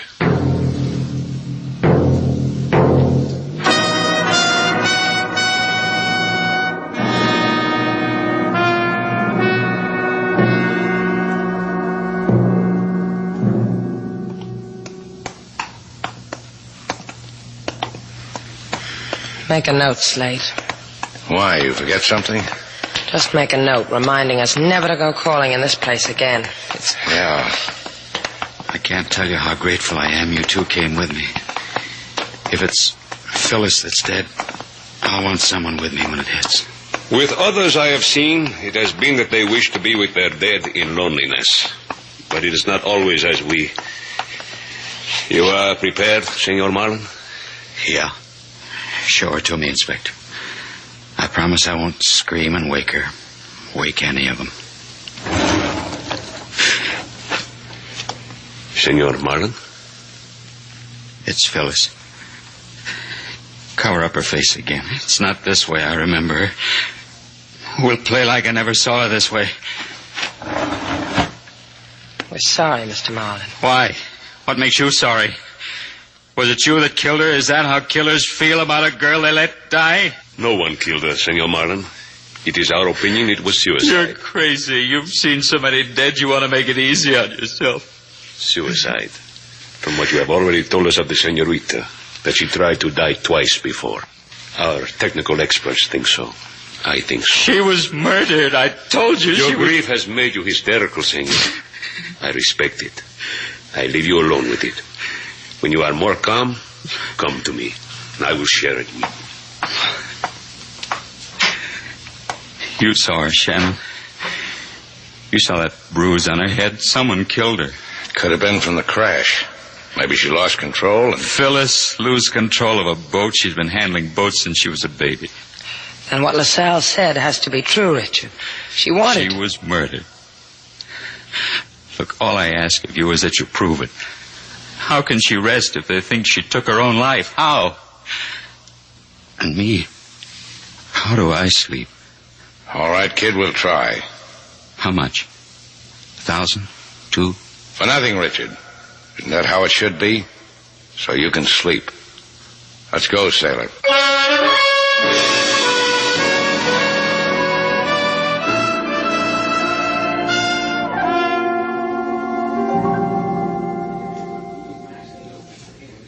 You heard me, mister. Calvert. C-A-L-V-E-R-T. Phyllis Calvert. I don't know whether I'm at liberty to give out the information. We here at the Caribbean Cruise Line pride ourselves on the discretion with which we treat our passenger lists. Open that book and look it up. Everything you can tell me about it. Open the book. What else? Phyllis Calvert. Yes.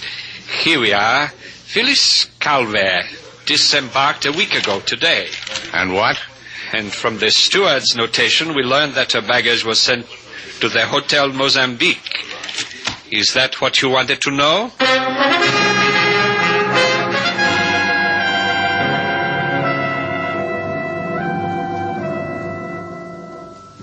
I don't know what you're talking about, senor. To my knowledge, no man was in here asking about Phyllis Calvert. Well, maybe you weren't here at the desk then. Es posible. Phyllis Calvert.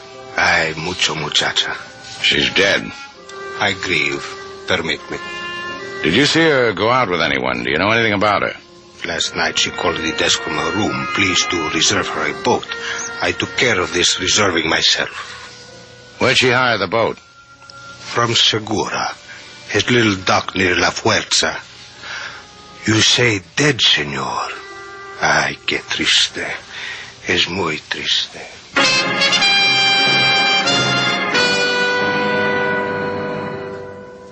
No, senor. Segura is not here. Segura put on happy clothes with shoes. Where'd he go? To Callejota, to fiesta. The street dance? Si, on Callejota. To dance, to sing, to have fun. To love, to get beat over head by jealous boyfriend. Tonight Segura will leave.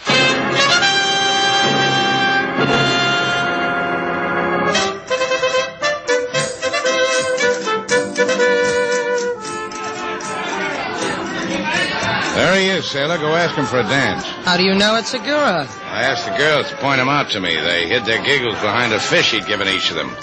That's how I know. Go on. You get a samba and a free fish besides. Why don't you go dance with him yourself? It's a question. I'm not dressed for it. Well, keep your mouth open, kid. I may toss you a herring. Hi, Segura. Care to cut a cobblestone with a girl? You must understand, senorita. I am all out of fish. Oh, who needs it on a night like this? You want to dance with me for myself alone? Oh, you are brave. I've been dreaming about it. You're a flash with the girls, huh, Segura? They call me El Swifty. Is that what Phyllis Calvert called you? Phyllis? Oh, Phyllis. The one with open toes in her shoes. One of your admirers, huh? No, I only noticed the open toes when she come to rent boat from me. A man in my profession sees such things. They were painted, the toes. And they twinkled in the moonlight on the boat ride. I bet. I wish I could have been there for the twinkle. Oh, she went out on the boat alone, huh? You didn't go with her? Who cares? While we dance, they are turning out the lanterns. The music changes to tango. The street is dark. And in all Havana, there is only me for you. Hey, you're a regular Valentino. It has been mentioned. Better try another line on me, senorita. That one is tired. Try this one. Who was Phyllis with on the boat? Again, Phyllis, again. In my back, the pain. Slate, come here. What's wrong, sailor? What's the matter? Hey, what's this, a new kind of dance? Your partner lies on the floor and you... Because he's dead, Slate. Because a knife in his back made him that way.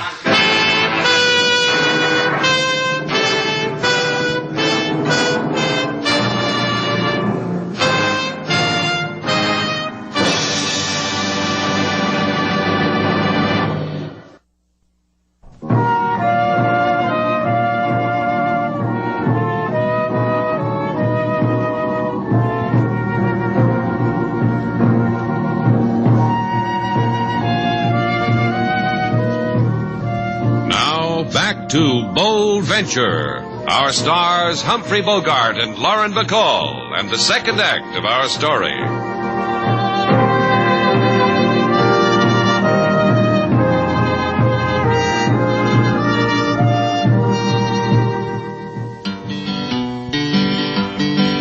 A lovely girl, she crashed into old seawall. Now lie with the dead in a cold, cold hall.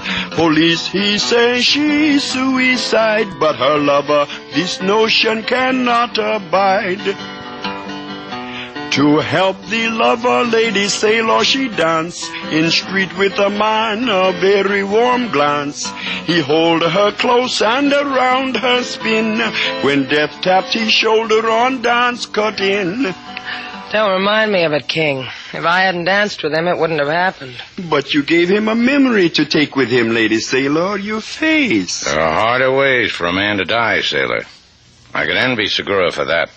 What are you doing to me, Slate? You want me to cry all over again? Give it up, Slate. Let the man find his own reasons why his girl died. Yeah, don't you see, sailor? That fisherman's being killed like that proves the girl was murdered. Killer didn't want him to tell you anything, so he stuck a knife in him. Sal says it had nothing to do with her dying. This was one Segura bought for himself, because he was so popular with other men's girls. Oh, what does LaSalle know? The difference between suicide and murder. He gets paid for a quirk like that. That makes me a sucker, huh? You named it. Look, sailor, a girl dies. I lift her body out of the sea with my own hands. I can still feel it. That gives me whatever rights I want to take to myself. It makes it... Answer the phone. Yeah. Slate Shannon. Oh. Oh, yeah, Richard. Sure I can. Be there right away. Let's see. You were saying if I want to find Now, out... don't bother to cue me, sailor. Richard's found the murderer. Sucker, huh?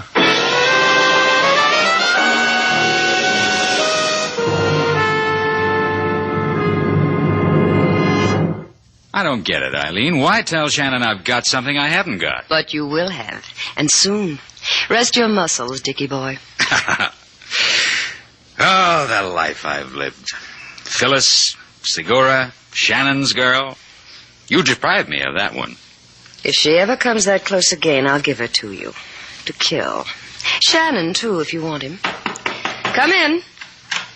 A pretty day to you, senora. I have brought the club sandwich. You honored us with your order. Put it over there, Pepe. See. Now sit down. Oh, it's quite all right. Mr. Marlin here will protect you. If I were not so modest myself, senora, I could wish the mister were not here. See, I sit. Whatever the senora wishes. You're quite a lad with the girls, aren't you, Pepe? I am only a beginner. But so proficient, I hear. Oh, I've heard lots about you. From the elevator girls, the waitresses. From my sister. Your sister, senora? Phyllis Calvert. She had the same room in the same hotel. Surely you remember. She remembered you. I am grateful that such a girl remembered me. You killed her, didn't you, Pepe? Please, senora, you just said something crazy. Did you not hear it? You killed her. Phyllis made dates with you, a handsome boy like you, and for that you killed her. You are crazy. They fill this hotel with crazy people. You're crazy. Here's his address, Dickie boy. When Shannon knocks on your door, be nice. Give him a murderer.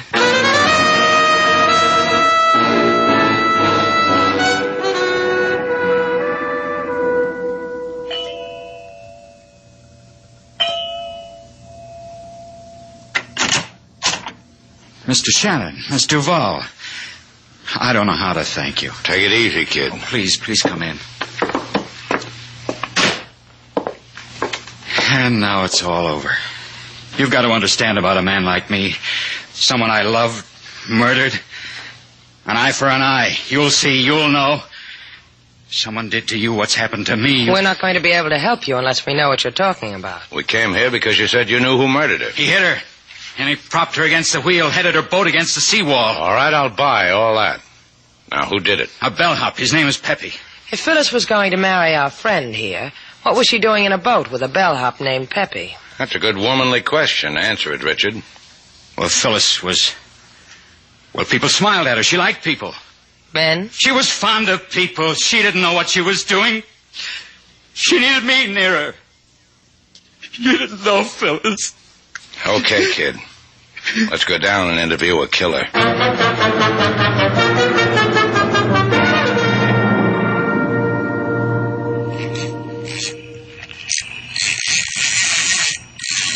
happy little fish on end of my line. You wiggle hello to me, see? Your name Pepe? Oh, I did not see you approach, senor. Is your name Pepe? Yes, I am Pepe. They told me at your rooming house you were down here on the beach. You come here often? When upset I am. Okay, Richard, come here. What is it you want, senor? Why do you call? You'll see. Is this the one, Richard? That's him. You will not... Don't try to run, Pepe. This woman, this Phyllis, a bad thing. You were with her on the boat. Take your hands away from me. Pepe does not permit. You see why Pepe does not permit? For a downy-cheeked lad, Pepe, you sure flash a big knife. She would bring things to me and meet me. See, I was with her. And why not? If Pepe... Stare, Mr. Shannon. Because I killed a man. Because I avenged a death. And you'll never know what a pleasure it was.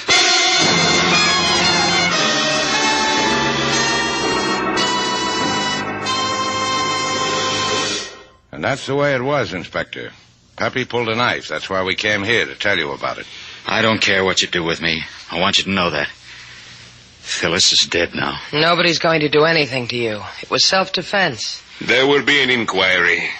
But with Mr. Shannon to give you a vouch, you will get off. He can go then, Inspector? See, if you will... Yeah, I'll give him a vouch.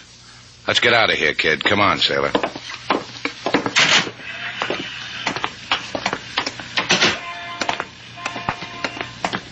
Feeling pretty rocky, Richard? I want to tell both of you something. I offered you some money earlier. $1,000 to help me. $2,000. Slade, what's the matter with you? Since when does anybody have to pay for your help? He said $2,000, didn't he? I did. In a few hours, Mr. Shannon. My rooms. I like a boy who pays his way, Richard. We'll be there.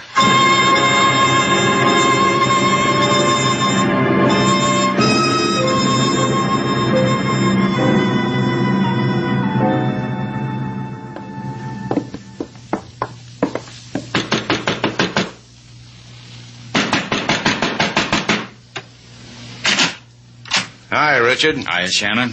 Come for your dough? It's inside. Come get it. Thanks. I want you to meet somebody, Shannon. What do you think I've been staring at? People. This is Eileen Calvert, sister of Phyllis, Slade Shannon. How do you do? How do you do? People. Yoo-hoo. Oh, sailor, this is, what's your name again, lady? Eileen. Likewise, I'm sure. Where's the money? 2,000, wasn't it? No, I changed my mind. Better make it 5. Slate's always doing that, Eileen. You say 2, he raises you to 5. How come, Shannon? First it was for nothing, then for 2 G's, now it's 5. All that money makes blind spots. I could forget how 3 people died. You're trying to say something, Mr. Shannon. How much insurance money did your sister leave you, Eileen? Well, you're not going to tell me. Must have been a nifty bundle. Nifty is not quite the word. Try gorgeous. All right, I'll try it. Gorgeous. That still smells. Trying for 10, Shannon? Slate's trying to tell you that he thinks... No help from the audience, sailor. You killed Phyllis for insurance money. It was supposed to look like an accident, a murder. But you loused it up and the cops called it suicide. Yes, that's right. With my sister's background, it looked just like suicide. The insurance people wouldn't pay off on that. You just made yourself 10 grand, Shannon. 15. You're going good, kid. Don't stop now. With 15,000? It's worth it. Give it to him, Richard. Where is it? Top desk drawer. Did you find it? I found it. All right, Shannon, this gun says we bargain. Don't try anything. I said don't try. Slade, don't be a fool. You shot her. You shot Sailor.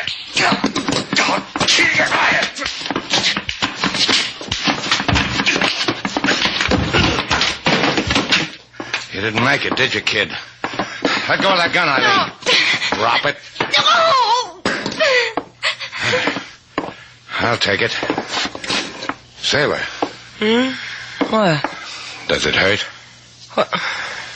What took you so long getting here? Let's see.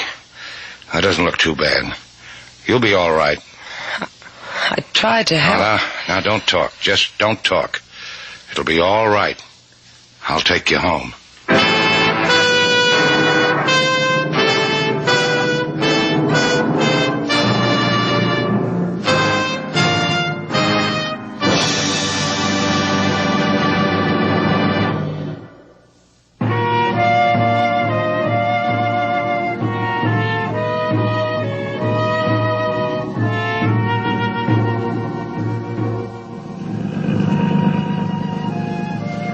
The construction of the Cabana Fortress was commenced in 1763 and finished in 1774 at a cost of $14 million. Although considered impregnable at that time, at present it is only of historic value. Now, isn't that interesting and educational, sailor? Look, Slade, I'm sitting here on a deck chair on our boat. My arm's in a sling. I'm defenseless. And you give me history. It's a tonic, sailor. Takes your mind off your troubles. You want to take me off my mind? I got a better way. The doctor said I should keep you calm. That quack. Come here, Slade. That's what I mean. That was restful. Restful? Yeah. The construction of the Cabana Fortress was commenced in 1763 and finished in 1774. See how easy it is to educate me? If you weren't so helpless. Isn't it wonderful? Just watch the sling, Slate.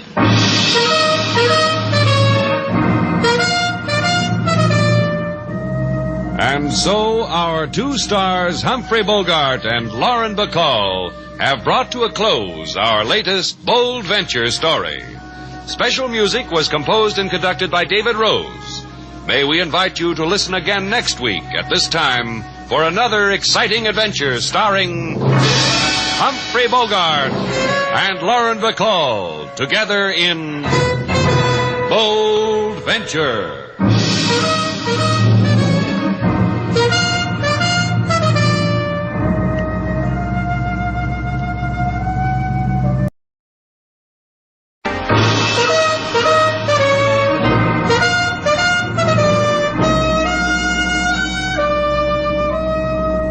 Bold Venture. Adventure, intrigue, mystery, romance, starring Humphrey Bogart and Lauren Bacall. Together in the sultry setting of tropical Havana and the mysterious islands of the Caribbean. Bold Venture.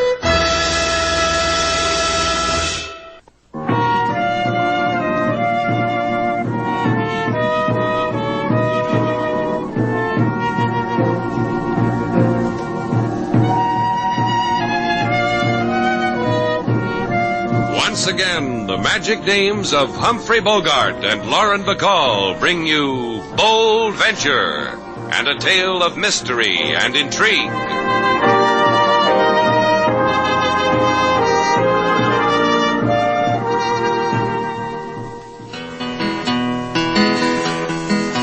Mr. Slate, he hold, he head and he hand. Don't care to make jolly on the sea or land. Invitation to party on big steamship. Give him pen size 10, make he quiver he lip.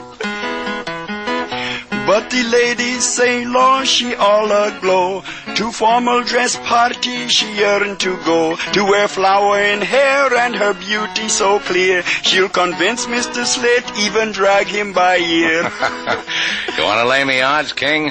When a woman get a chance to be radiant in the moonlight, Mr. Slate, is nothing and no one going to stop her. I'm not going on that boat. Sailor can be radiant all by herself. I'll stand on the shore and watch her go on and off. There will be many handsome fellows aboard to observe same from cheek to cheek. Oh, there you are, sailor. Where have you been? Where do you think? Renting you a monkey suit, complete with white tie and shirt to match. It wasn't easy. You're a size 42 monkey. 42? I'm a size 38. Dreamer. Here, take a look at it. Oh, go get the deposit back, sailor. I'm not going. Look, dear boy. Twice a year, the SS Huron docks at Havana. Throws a big formal shipboard party. Twice a year, the captain sends us an engraved invitation. And twice a year, I raffle it off. What are you trying to do, deprive me of pocket money? This time, we're going. Not me, not in that suit. If King has to strap you into it, and I carry you slung over my shoulder. Look at it. Think how slim you look in it. You think so, huh? Emilio, the tuxedo renter, swore it. You think I look sharp in it, huh? What else? You should have seen what it did for the dummy in the window.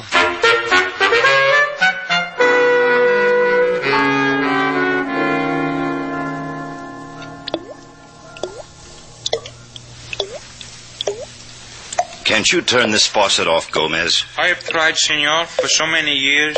Every time I come to Havana and stay in this room, I exert myself against the faucet, but nada, still it drip.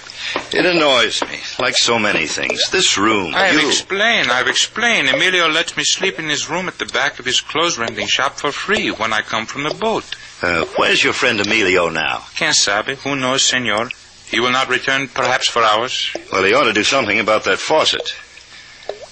Gomez. It is no use, Senor Martin. I have changed my mind. I will not tell you. But it's so easy. Your being purser on the Huron makes it a simple matter. Simple, however dishonorable. I will explain. After I put the safe combination of the boat on a piece of paper, at my shoulder became my conscience. Gomez. Senor, why are you doing this thing? In the shop, I placed it there in a dummy's coat while my conscience and me were at battle one against the other. Senor! Think how lucky you are, Gomez. You'll never be able to hear that faucet again. Let's go, Amy. Did you get it? It's in the store in the coat pocket on a dummy. What happened? He's dead. I'll bet no two school teachers had a more exciting Caribbean cruise. I like it. Well, this shop looks like it had one customer a year. John, there's no dummy in here. One over there in the window. There's no coat on it. It's bare. I should have beat it out of him. I should have dragged him down here. Well, maybe the coat was rented. All right, let's try it that way. Now, to whom? Wait a minute. Here's a book here, a ledger. John, look. To Sailor Duval, address Shannon's place. Rented, one formal attire. Come on, Amy. We'll get that coat if we have to tear it off someone's dead body.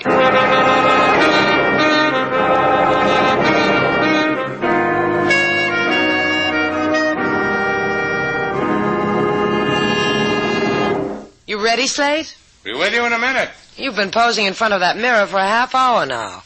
Believe me, kid, there's no more you can do. Not with your material. Ah, you look beautiful, Sailor. I wish I was as pretty as you. I bet you say that. No, I mean it. You're beautiful. Takes my breath. Come here. Oh, aren't they lovely together, John? Just like the couple on the billboards advertising Havana. Would you think two mousy school teachers like us could ever be so uninhibited, Amy?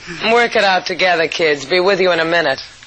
Now, bend me back a little, Slate, so we live up to the publicity. Slate? Oh, then you would be Mr. Slate Shannon. Just the man Amy and I have been looking for. Oh, and such a man. Well, I tilt my bifocals a wee bit, and oh, he's such a man. Amy, a tropical cruise really makes you shed, doesn't it? Pay no attention to him, Mr. Shannon. John's in manual training. I'm in civics. Two lonely school teachers on a romp. Takes John longer to forget. And you've heard Shannon's place is where you do that. But we'll have to separate you. You in the girls' dorm, Amy, and you, John, in the boys'. Oh, I'm afraid you've leaped to a conclusion. It's only that there's been a mistake. You went slumming and the museums are, well, where are the museums, Sailor? The mistake is that you're wearing the tails that I rented for myself. Look quick, Sailor. Am I doing that? The shopkeeper, Emilio, gave them to this lady by mistake. I brought you another coat. Please exchange it with me. But John wants to look nice for the party aboard the Huron. Well, that's where we're going. Oh. And we'd like to help you, Amy, but it took so much sweat and tears to get Slate into that coat. I doubt Give it to me. It doesn't belong to you. Hey, what's the matter, Buster? You got the fever? Take it off. Hey. You tore it. What is it with you, school teacher? You got a thing for monkey suits? John, leave him alone. Let's get out of here. It'll make you sad, Shannon, not giving me that coat. John, you gone out of your mind? Please forgive him. Come, John. The night air will bring you to your senses. I'm afraid John's the excitable type. You're a fool, Amy. That coat's worth $50,000 to us, and you... Don't fret, dear. We'll get it. You heard us say they were going to the party. Calm yourself, John. Calm yourself. It'll be gay.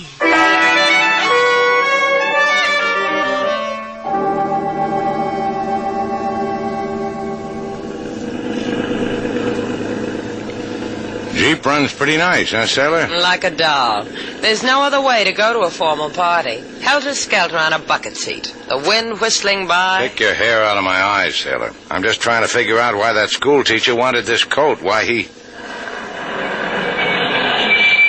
I wonder what that car's doing parked across the road. Why don't you just go around him? Not enough room. Well, maybe he needs some help. Let's find out. All right. The things a girl has to go through to do a poker. Hey, Slate, that man slumped over the wheel. Yeah. Hey, mister. I told you he needed help. Hey, mister, what's wrong with you? Hey, give me a hand with him, sailor. Wait a minute. Here comes somebody. Maybe he's from this car.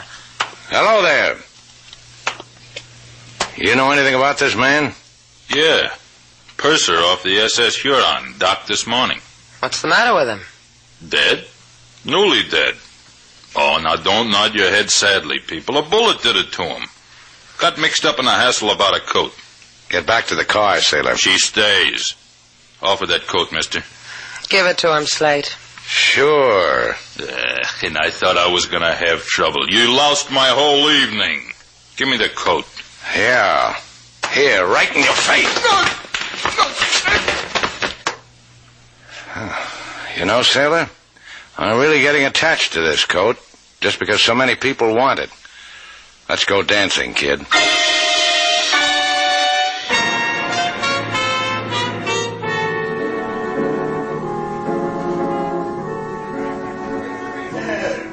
Well, we finally made it, Slate. What a nice party. Couldn't have kept me away. Hey, look, sailor. Yeah, I see him. John, the school teacher. He's zeroing in on you. Go dance with him. Find out what makes him so neurotic about rented suits. What'll you do? I've got my eye on a little number name of Amy. Hey, she's tricky without the bifocals. Yeah, she is. Maybe we better all stick together and form a square dance. Dozy-do on your own time, sailor. Bye now. Care to dance, Amy? Oh, I'd love it. Where are you? What? My own pathetic little joke, Mr. Shannon. I'm so nearsighted without my glasses. Quite lovely, too. You dance like a girl who it doesn't matter if she wears bifocals. Oh, when I get home, I'm going to put what you said under my pillow to cherish on the cold, winter, old-maid evenings. I wouldn't say that. I bet when John, the manual training teacher, finds a proper dress suit, he'll marry you like crazy. It still disturbs you that he wants the one you're wearing? I met another guy who wanted it. Guy who killed a man just so's I'd stop long enough for him to strip the coat off my back. Oh, I'm a lucky girl, Slate. How? Lucky you're not dead, too. But how long can a girl stay lucky? Whirl me, Slate. Whirl me.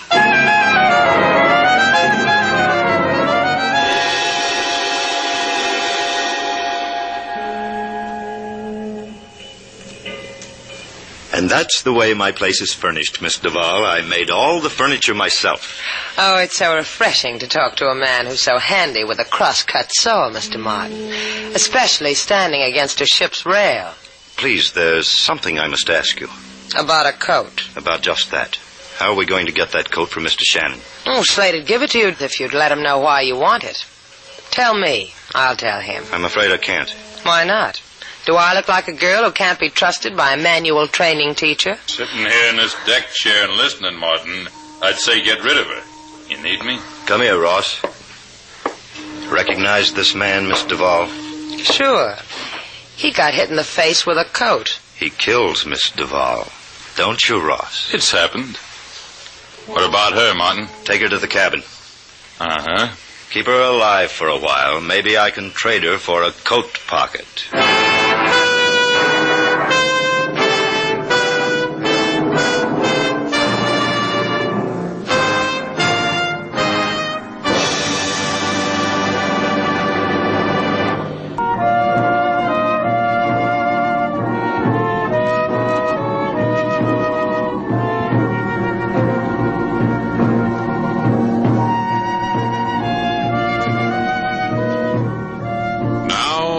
To Bold Venture. Our stars, Humphrey Bogart and Lauren Bacall, and the second act of our story.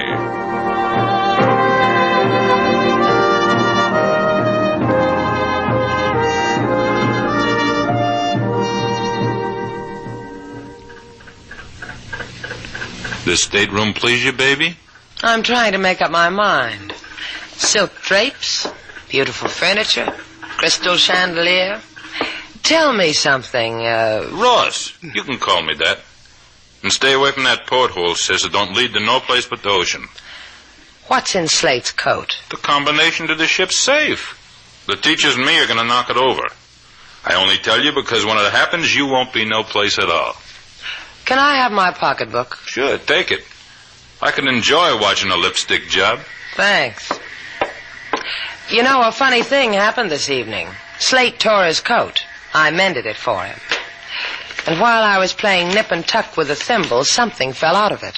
A piece of paper. Hey, that's what we're A after. piece of paper with 4 numbers on it. In 2 columns. This piece of paper. The combination. Here, give it to me. No, you don't. Ross. You knucklehead. You tossed it out the porthole. So help me. How much money in that safe, honey? Lots. That's why I'm going to blast you where you're standing. I can remember those numbers, Ross. You need me, honey? Sure you need me. You and me? Hey, golly. We're mischievous, huh? Devil may care, honey. Impish.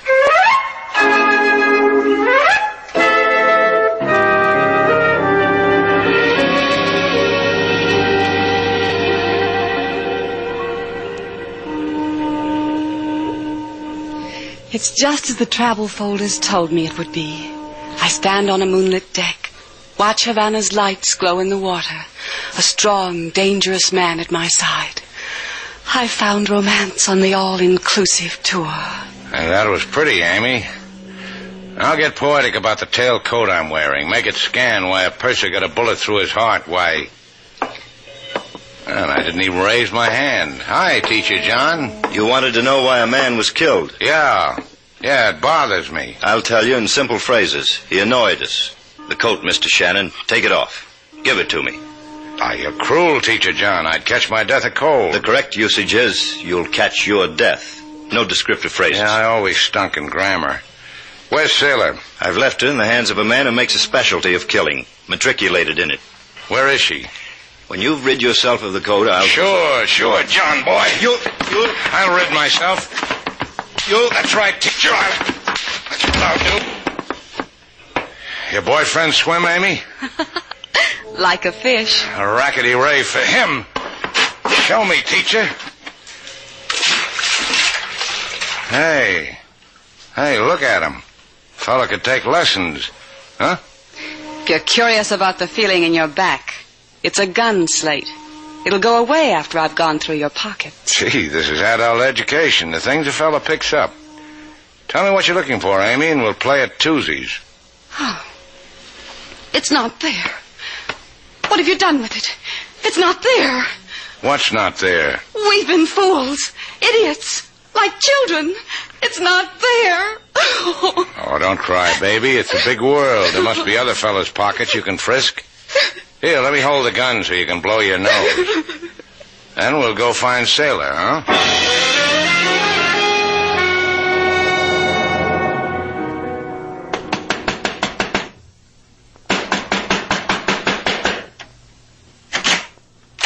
You people must have lost your way. The dancing's done.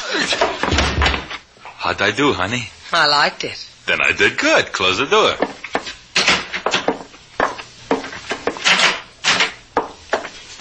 Hello, you beautiful safe, you. Okay, baby, name the numbers. Take it easy. Don't get me flustered. Okay, doll, numbers. Hey, what was that? I dropped my purse. Tough, tell me numbers.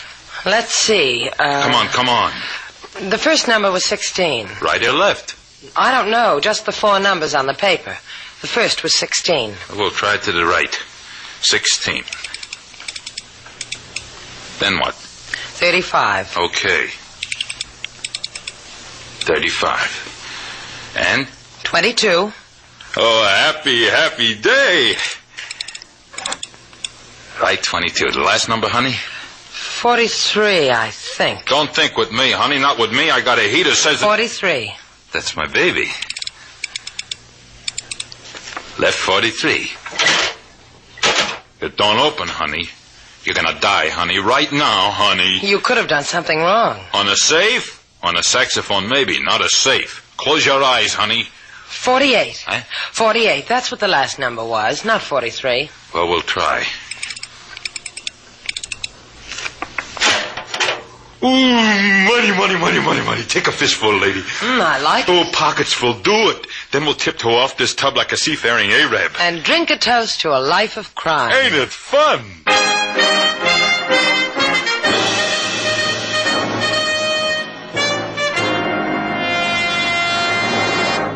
Sit down, Amy. Why did you bring me here? Shannon's place has never entertained a school teacher like you, dear. Now I've got you. I'll never let you go. Because you've fallen in love with me? Not because you add class to the joint. You'll keep me? Only until you tell me what they did with Sailor. After that, it's between us. You know. You made a mistake, Slate. Now I'll never tell you. I could twist your arm, slap it out of you. Try it, Slate. I won't cry out. You'll see. Go on. Try it. My mom told me never to strike a girl who wears bifocals. Slate Shannon speaking. Yeah. Sure, LaSalle. I'll come to the pokey. Mind if I bring a girl? Aw, now that's sweet of you. Thanks, LaSalle, pal. You won't take me to the police. Well, I won't. Sure you will, Amy. Because I'll forget what Mom told me if you don't.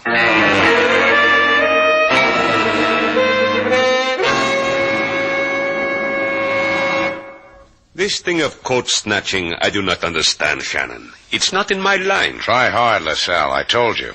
Manual training fellow walked in with Amy here, tried to tear it off my back. Then at the party, Amy pulled a gun on me. Then Sailor... Please, Senor Shannon. What little games you play with yourselves does not concern me. Oh, you're so perceptive, Senor LaSalle. It was only a practical joke John and I were playing. Your topics make us feel like children all over again. Yeah, I remember. I took the teeth braces off one of you. Which brings us to the matters of violence. Violence 1. The dead purser of the SS Huron. I phoned him into you. We will never forget your courtesy. Put in your claim for your nickel. Violence 2. The man who was fished out of Havana harbor with a shrunken suit and a galloping pneumonia. That would be John Martin. I wish I could have seen him. And violence 3. The violence done to the safe of the ship SS Huron. Done by the hand of Senorita Duval. You're crazy. Sailor's done a lot of things. Safe cracking's not one of her... Hey, maybe that's one she kept from me. That girl. Do not laugh, Shannon. Your Miss Duval is in grave trouble. Her purse was found at the scene of the crime. This purse. It is hers, no? You can buy one like it in every dollar store in Havana. It is hers. Everything in it pointed to Senorita Duval.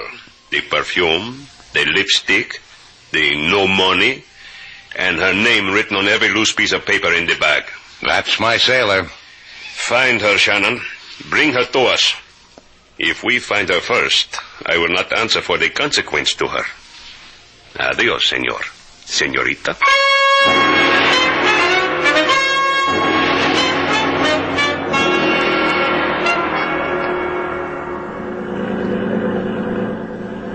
There's Ross's place beyond the pier. He's there all right. The lights are on. Come on, I'll give you a hand out of the boat. You understand why I let you bring me here, don't you? Because your girlfriend robbed a safe and ran out on you. With the thug you hired. I want to see the man about a girl, and you want to see him about some money. That makes us friends for life. Your teacher's pet, Slate. I'll clap your blackboard erasers sometime.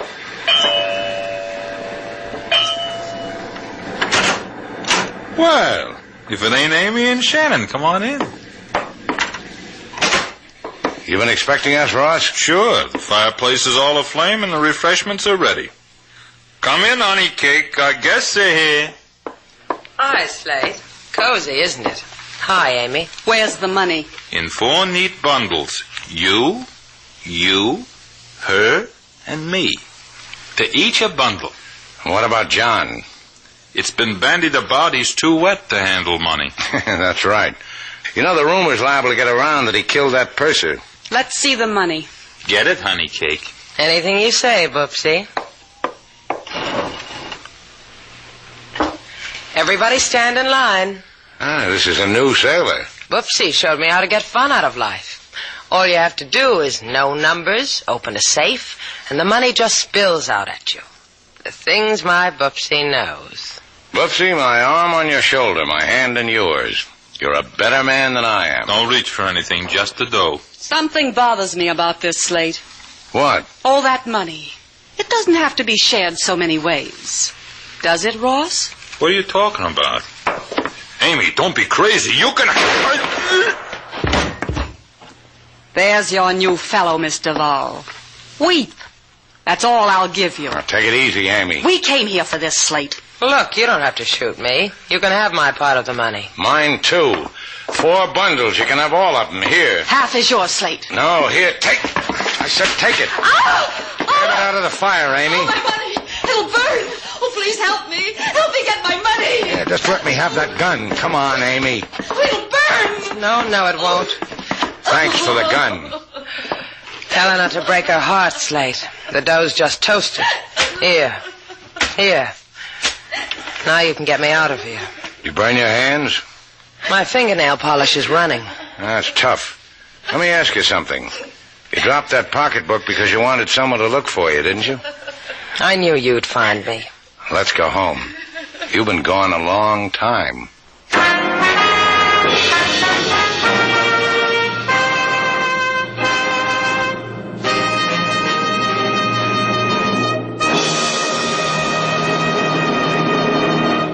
And so our 2 stars, Humphrey Bogart and Lauren Bacall, have brought to a close our latest Bold Venture story. Special music was composed and conducted by David Rose. May we invite you to listen again next week at this time for another exciting adventure starring Humphrey Bogart and Lauren Bacall together in Bold Venture.